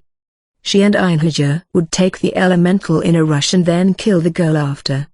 If the elemental before them was the one used by the Elf King, destroying it would be destroying one of the symbols of royalty as well. Perhaps that would slow down the Sorcerer King's plan by a bit. The two great scythes slashed the elemental multiple times in an instant. Frankly speaking, elementals, which didn't bleed and didn't really have any vital points, were troublesome opponents for her. On top of that, high-class elementals had resistances against physical attacks. Even Zeshi's scythe couldn't take them down in a single hit. This was not the kind of opponent Zeshi would choose given a choice, but she didn't have a say in this matter. Still, the girl's attack couldn't reach them either with the elemental obstructing the corridor, and it would be hard to get a clear line of sight to attack with magic from the scrolls. The thing they should be more cautious of was the girl being able to cast her strengthening spells on the elemental. I am the one at an advantage here because there are two of us, but it's not an absolute advantage. We can't go behind the elemental, so we can't stop her from casting buffs. But she wondered if the girl truly didn't realize this. Something bothered Zeshi slightly, but she couldn't express it in concrete terms. The elemental brought down its arms, which were made of boulders. She was about to jump back, but this wasn't a situation where she could slowly grind it down with hit-and-run attacks. She used the great scythe to hook the arm and deflect it. The Earth Elemental's attack had tremendous force behind it, but deflecting it by applying force from the side was easy. That said, this wasn't a weapon suitable for that, and she was only able to do it through brute force because of the overwhelming difference in their strength. She could see Einherjar doing the same from the corner of her eyes. Zeshi's Einherjar was weaker than herself, so, seeing that it was even possible for it, Zeshi confirmed that this elemental wasn't strong, just like she had expected. This was probably not the one used by the Elf King, the elemental the theocracy was most worried about. That said, it didn't mean that the earth elemental before them was exactly weak either. Someone only on the level of heroes wouldn't be able to avoid its punches. It was hard to be sure if the hit would kill them or not, but it would certainly damage them heavily. She dodged another attack and turned her gaze to the girl hiding behind the elemental. They were right in the bosom of the huge enemy, so it was dangerous to take her eyes off it, but it was far more dangerous to ignore the girl's movements. What she saw made her doubt her eyes. Huh? The girl was running away with her back turned to them. Though her running looked cute, she was unbelievably fast. She ran. She ran away. Dash. Zashi realized. This earth elemental wasn't summoned to handle her Einherjar. It was to stall for time so the girl could escape. She didn't realize based on the girl's attitude, but perhaps she was at her limits all this time. The girl never intended to fight or risk her life. Didn't her actions at the start make that pretty clear? That time when she retreated back with great force, when Zashi tried to jump behind her, was not because she disliked being pincered, it was because she didn't want her escape route to be cut off. Her words and actions had put her intentions clearly on display. Damn. She needed to choose one of the three choices before her immediately. She could somehow catch up with the girl. She could defeat the earth elemental here for now. Or she could escape as well. Among them, she could easily put the third option into practice. The summoner couldn't give commands adapted to the changing battlefield to the summon if they couldn't see what was happening. So, for example, if the elemental was commanded to stay here and kill everyone that tries to pass through the corridor, it wouldn't chase after Zashi if she ran away. But, if it was commanded to kill the woman before you, it would probably try to chase and kill her. That said, it would just give chase in a straight line and wouldn't use its brains to do things like trying to waylay her. So, there was no way it could catch Zashi, who was faster and more agile than it if she did decide to run. If she ran away at full speed, the elemental would wander around aimlessly, searching for her like a mindless drone. However, she refused to do it. Refusal was the only path open to her. She couldn't divert her gaze from the possible future crisis, the Sorcerer King's schemes. Then, the choice was between the first and the second option. Catching up to the girl was difficult as well. Even if they destroyed the earth elemental obstructing them quickly, it depended on luck whether or not they could catch up to the extremely mobile girl. Plus, her reinforcements were probably waiting for them at her destination. Zashi wasn't sure how the battle would end if that was the case. So the second option was the best one. It made her resolve from before a joke and would be completely meaningless if it turned out that this was not the one used by the Elf King. Still, considering the risk and the return, this was the only choice she could take. She shouldn't be tempted by the greener grass on the other side. Zashi stared sharply at the earth elemental and then realized that the girl behind it, who had put some distance between them, turned back to face them. Zashi continued to observe her without diverting her attention from the earth elemental, expecting the girl to say something, and then, the girl moved her lips. It's good that I conserved my mana. It shouldn't have been audible considering the distance, but maybe because of Zashi's elven blood or because of her extremely high capabilities, she could faintly hear the girl's words of relief. Before Zashi could understand the meaning behind them, the girl raised her staff high against the ceiling. One of Mare's classes was named the Disciple of Disaster, which had a trump card. It was the inferior version of the World Disaster's trump card. Its name was Betty Catastrophe. In return for consuming enormous mana, its damage surpassed even the super tier spells that Aints could use. Of course, it was still not as powerful as Grand Catastrophe, but the raging torrents of energy born from it was enough to blow away everything in an instant. The very next moment, Zashi was hit by tremendous energy. Bad, will die, Zashi immediately realized. The fierce currents of energy blew away the earth elemental in an instant. She finally realized at that moment that the earth elemental was neither a countermeasure for Einherjar nor a wall to let the girl escape. It was nothing more than a decoy, to keep Zeshi and her clone from escaping that single tyrannical attack.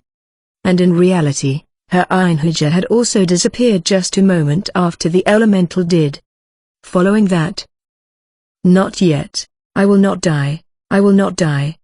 Though the storm of destruction raging around her was sweetly whispering to her to give up and take it easy, Zeshi brought all her vitality to the forefront to bear through it. But, her consciousness weakened, she could no longer sense the pain that had been stinging all over her body from before, she could no longer even sense if she was still standing or where she was. So this was how death felt like. What the heck is this? That was the only thing that she could think of. Wasn't she supposed to fight, risking her life, after this? Wasn't she supposed to fight with all of her body and soul to protect the theocracy, her country, from the fiendish enemy and their diabolic schemes? How mean! Of course, it was just Zeshi excusing herself. She realized that even amidst her awareness fading away. Even so, she couldn't help but complain. She didn't feel any relief at the elemental getting destroyed. It probably meant that it was no more valuable than a sacrificial pawn. Or, maybe they thought it was an acceptable loss for taking out the strongest trump card of the theocracy. In the end, who was that girl really? If she really was from the Sorcerer Kingdom, to what extent were they dancing on their palms? This was defeat. She finally realized that defeat didn't mean getting taken down by the enemy's attack. It was getting one's wish, which they put their body and soul into, smashed without a trace and then falling into an endless pit of despair. Cruel. She didn't want to lose. Her wanting to taste defeat was an outright lie. She only wanted to deny her own strength, or maybe, deny her mother. Deny the blood that ran through her veins, and the loveless days it made her go through. But, if she could have protected what she held dear with this unwanted power. Even though she would have probably forgiven her mother a little then. Even though she seriously didn't want to lose for once. All those feelings still ended up getting crushed. I hope at least that she isn't from the sorcerer.kingd.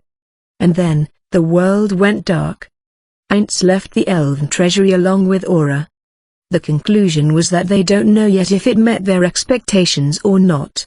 Aints wasn't sure about the value of a lot of things there, like the strange fruit which was larger than a palm fruit, actually larger even than Aura.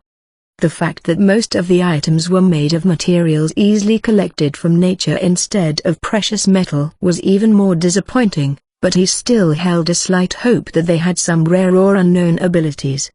So, Aints wasn't exactly in a bad mood. In fact, he was feeling pretty good. The goods were not here anymore.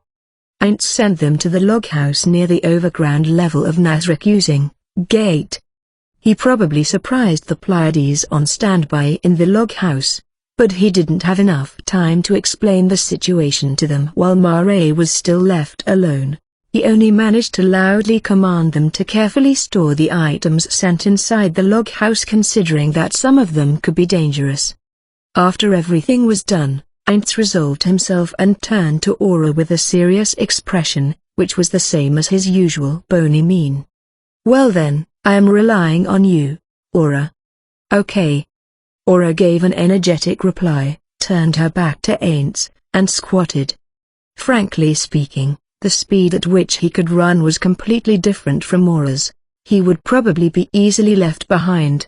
Of course, she would slow down a bit as she would have to carefully follow the trail of the Elf King's blood.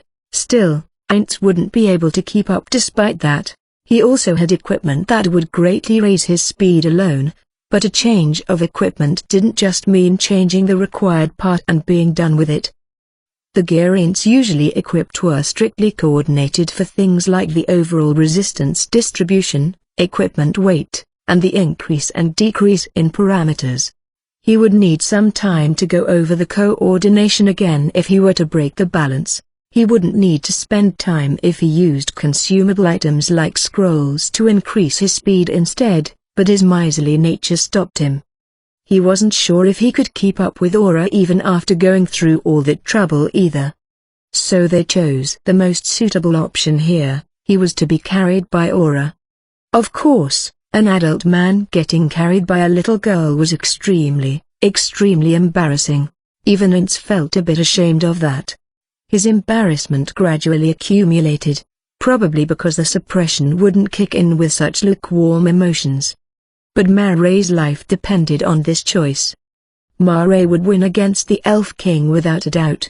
From Ants's estimation of the Elf King's strength, he had no chance at victory. He was also exhausted and heavily wounded on top of that. However, there were no such things as absolute certainty. Ants hesitated to ask about the situation through a message, even though he wanted to, fearing that he could end up diverting Mare's attention in the middle of a fight.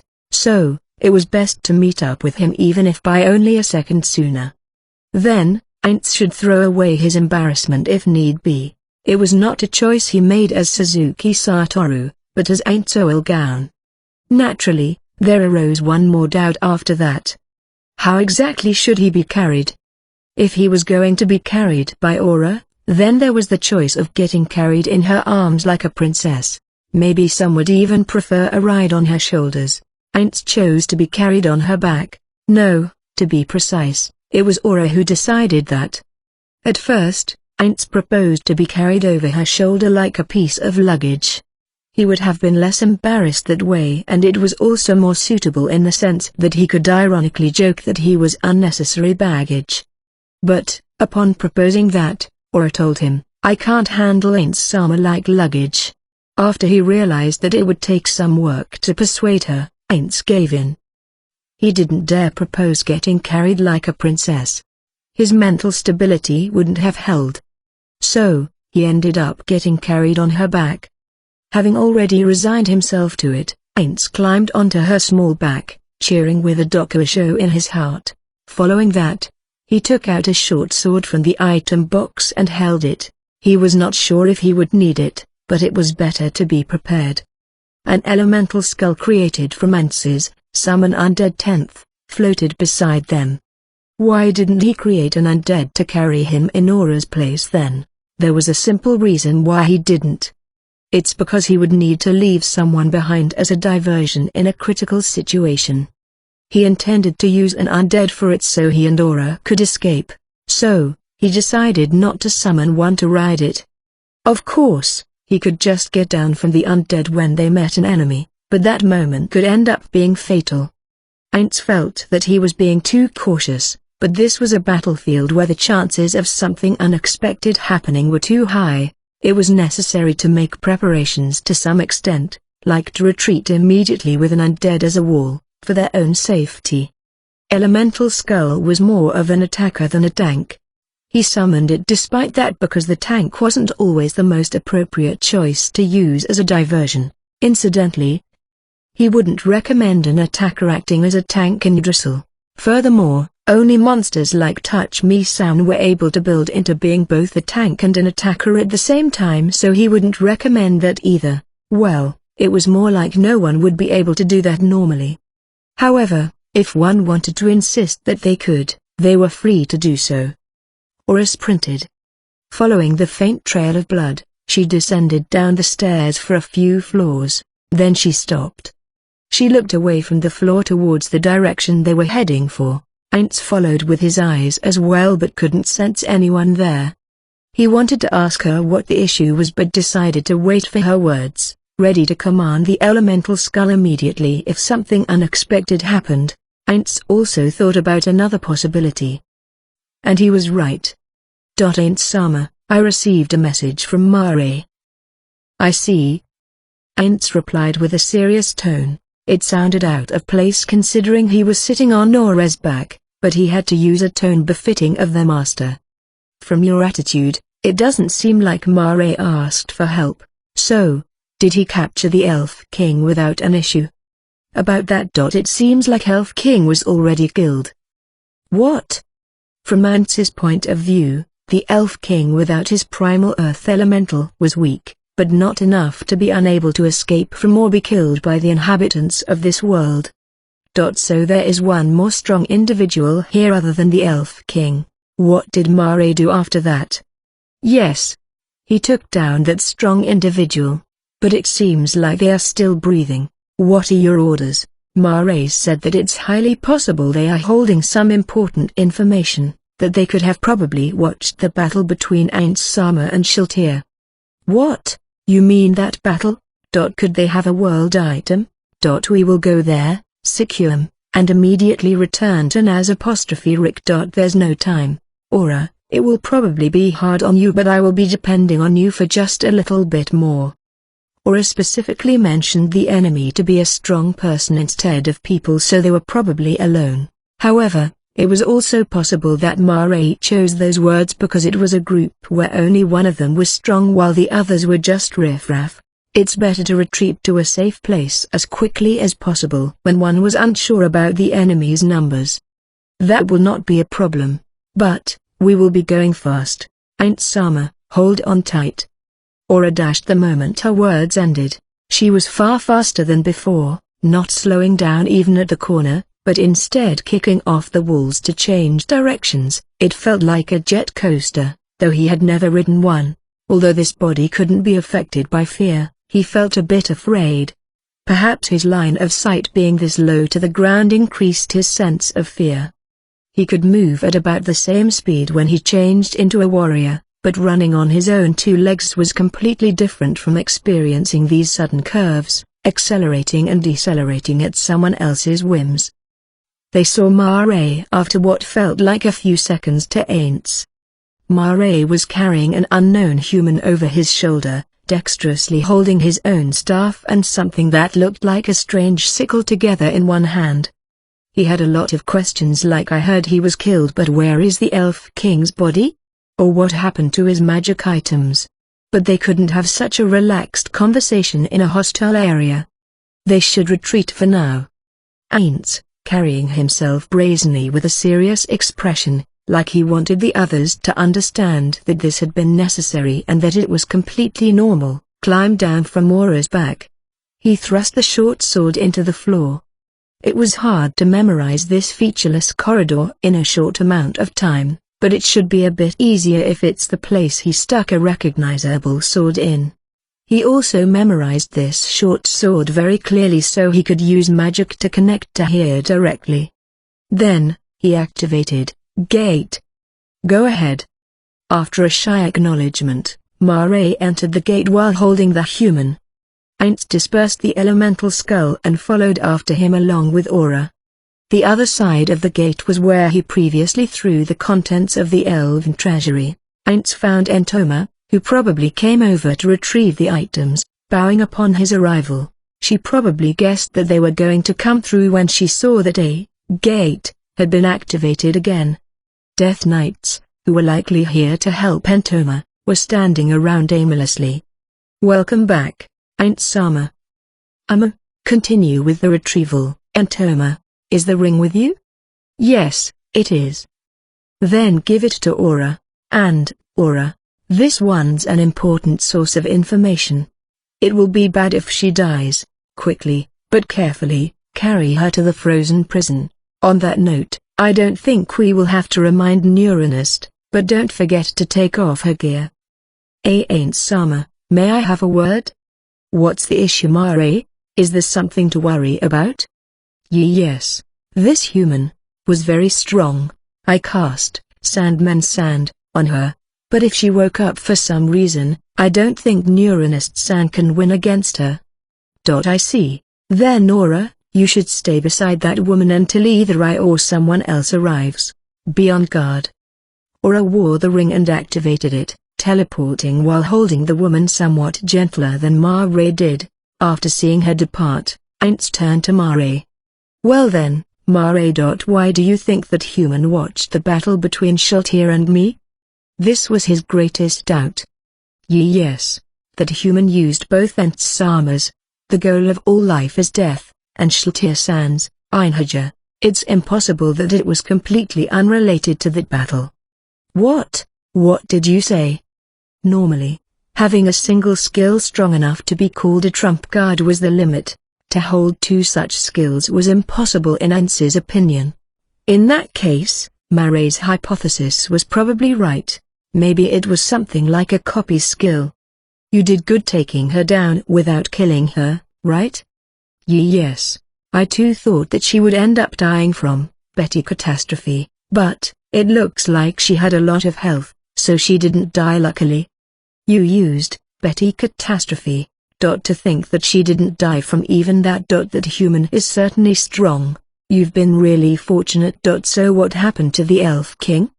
Hearing about the end of the Elf King from Mare, Heinz wrinkled his non-existent brows. Time stop didn't work on him, so it was highly likely that he was equipped with an item to nullify it. He wanted to retrieve the equipment, but he also wanted to gather intelligence from that woman at the same time.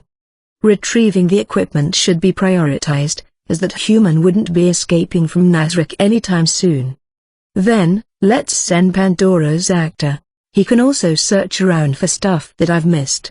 Or, should I send him to investigate that human? No, I'm better than Pandora's actor at that. In that case. Heinz turned towards Entoma. Entoma, just wait for a little bit longer. I will be calling Pandora's actor. After hearing Entoma's answer, Heinz activated message. Diamond, diamond, diamond. Epilogue. Albedo, having finished greeting her master who had just returned from the elven country in the frozen prison, returned to her master's quarters and resumed her work.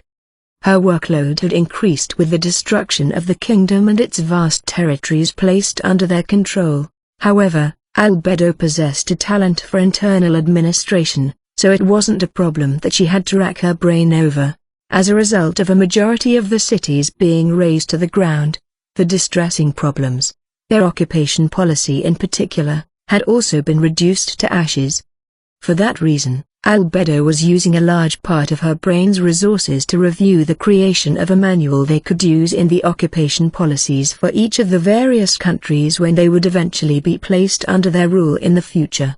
While it might be possible to scale the one they used in Nerantal to the level of nations, it was not difficult to imagine kinks forming in the process of broadening the scale and scope of it. In the end, it was better to just apply the methods for administrating a city to the cities and the ones for administrating a state to the states from the beginning to avoid mistakes in the distant future. Of course, she didn't believe that they could apply those policies as they were in every country. If the races were different, then the cultures and other elements would also differ greatly. Still, they should be able to use them as a broad framework nevertheless. I'll have Demiurge and Pandora's actor look over the materials I've completed, and after that, I'll need to get Aunt Sama's approval. If she borrowed the wisdom of those two, the model she had made would become even better. I could make use of that girl, couldn't I? It was a fact that it would be faster to have her own master, who was full of wisdom and intelligence, look them over right from start. He would be able to perceive things much deeper than those two, but there was no way she could approve of proposing something that had its problems laid clear at a glance in her position as the guardian overseer. While thinking about that and other things, she tidied up her documents. Albedo, report to the frozen prison immediately. The sudden message made Albedo jump in surprise. She sensed a burning rage in her master's thoughts. Once one reached a certain level range, a resistance to mind control was essential. It was obvious that depending on the time and situation, being charmed or controlled could instantaneously lead to defeat. There were no floor guardians who hadn't taken countermeasures against those effects. In spite of that, although it was slight, the reason why Albedo felt panicked was because even though external psychic effects were ineffective on her, the same was not the case for the emotions gushing out from inside her. She had been found out. There was an affair she had been carrying out off the record from her master. Could it have been discovered? Had Demiurge gotten wind of it and reported it to their master after all? However, it was still in the experimental stage. She hadn't put it into full-scale operation. Would that much rage be directed at her in spite of that? Still, that was the only thing that she could think of that would cause him to direct feelings of anger against her. She didn't know. Albedo hurriedly activated the ring's power and headed to the frozen prison. Her master was standing in front of the cage of a half-elf they had captured in the Elven country. Behind him was the area guardian Neuronist and the figures of Aura and Mare. Her master's expression was no different from normal. Nonetheless, she could feel an intense fury radiating from him. Albedo flew to the feet of her master and immediately prostrated herself before him. "My deepest apologies. What's wrong?" From that baffled-sounding voice, she instantly realized that the source of her master's anger was different than what she had thought. That being the case, prostrating herself had been a bad move. But, she had been thinking about what sort of excuse to make just before she came here. Even though their master was wiser than her, she believed that with enough time spent, her plans could rival even him. "I hope I can pull this off. If there is something that Aunt Sama is offended by, or has angered him within Nazric, then it is all the fault of the Guardian Overseer's dissatisfactory work. I also feel bad for Tabulus Maragdina Sama. Therefore, I believe the most appropriate thing for me to do is bow like this and apologize." "No, you're wrong, Albedo. Let me first correct your misunderstanding. This anger is not directed at Nazric." A sigh of relief spilled out of Albedo. It wasn't an act, it was the real thing. If that is the case, then what in the world has happened? Before that, could you raise your head, or rather, stand up? I don't really like seeing you, who has done nothing wrong, prostrating yourself. "Thank you very much, Aunt Sama." While announcing her gratitude, Albedo stood up. She was a little concerned about the looks of suspicion that had appeared on Nora and Mare's faces for a moment, but right now there was something more important than that. Then what sort of information from that prisoner of war has earned Aunt Sama's displeasure? She was talking about using control amnesia to collect information. The explanation she had received was that even if her master, who had accumulated a lot of practice using it, were to search through memories spanning over a long period of time, just taking glances at them would take weeks of time. If he were to take a detailed look in order to obtain important information, it would require years of time, and if one were to go so far as to alter or falsify memories, it would take decades. There might be a lot of people who would think that viewing memories was a form of interrogation where obtaining false evidence was impossible, but the information that was acquired was nothing more than what was the truth for that individual. It goes without saying that it was more than possible that even that individual had been deceived. If you tried to get confirmation, you couldn't trust them as an information source without peering into the memories of multiple people. If you were to do that, then no matter how much time you have, it would never be enough. Ultimately, choosing a much simpler method of acquiring information was more realistic, her master had grumbled. It was the same for modifying memories. For example, if her master had burned a certain village to the ground and the surviving inhabitant of that village, a blasphemous and malicious man who sought power and, although it would be absolutely impossible, managed to ascend to a level high enough that they would be able to injure her master. It's wrong to think that he could be used after they had solved the problem by wiping away his memory about her master being the one who burned the village, while that inhabitant of the village lived his life to seek out the power to take revenge. He would probably talk to someone about his grudge against her master. If you didn't erase everything up till that point, a huge inconsistency would be born within that man. Because although he wouldn't remember who had burned his village, the memory that, over a drink, he had talked about how my village was burned down by an undead named Aints, would still remain. However, it appeared they had tried to use it because it was convenient to gather information even while the prisoner of war was unconscious. "It's Shiltir." From those few words, she was able to guess almost everything that was to come. Who is that woman affiliated with? Albedo.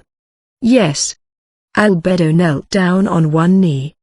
Drop everything you're working on right now, except for those matters related to the defense of Nazric. We are going to utterly annihilate the theocracy immediately. This is a fight they picked with us. We will have to accept their challenge properly. Don't you agree? His tone was gentle, However, the emotions deep inside his voice were the complete opposite. How long had it been since he last showed this much rage?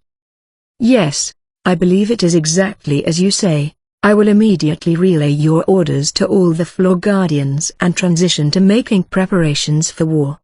Very well, do it at once, Albedo. At once.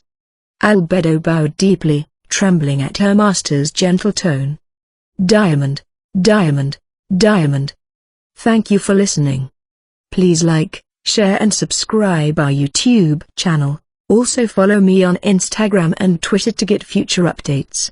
And support me on Patreon. This is Dr. Anime signing out. Peace. Diamond, Diamond, Diamond.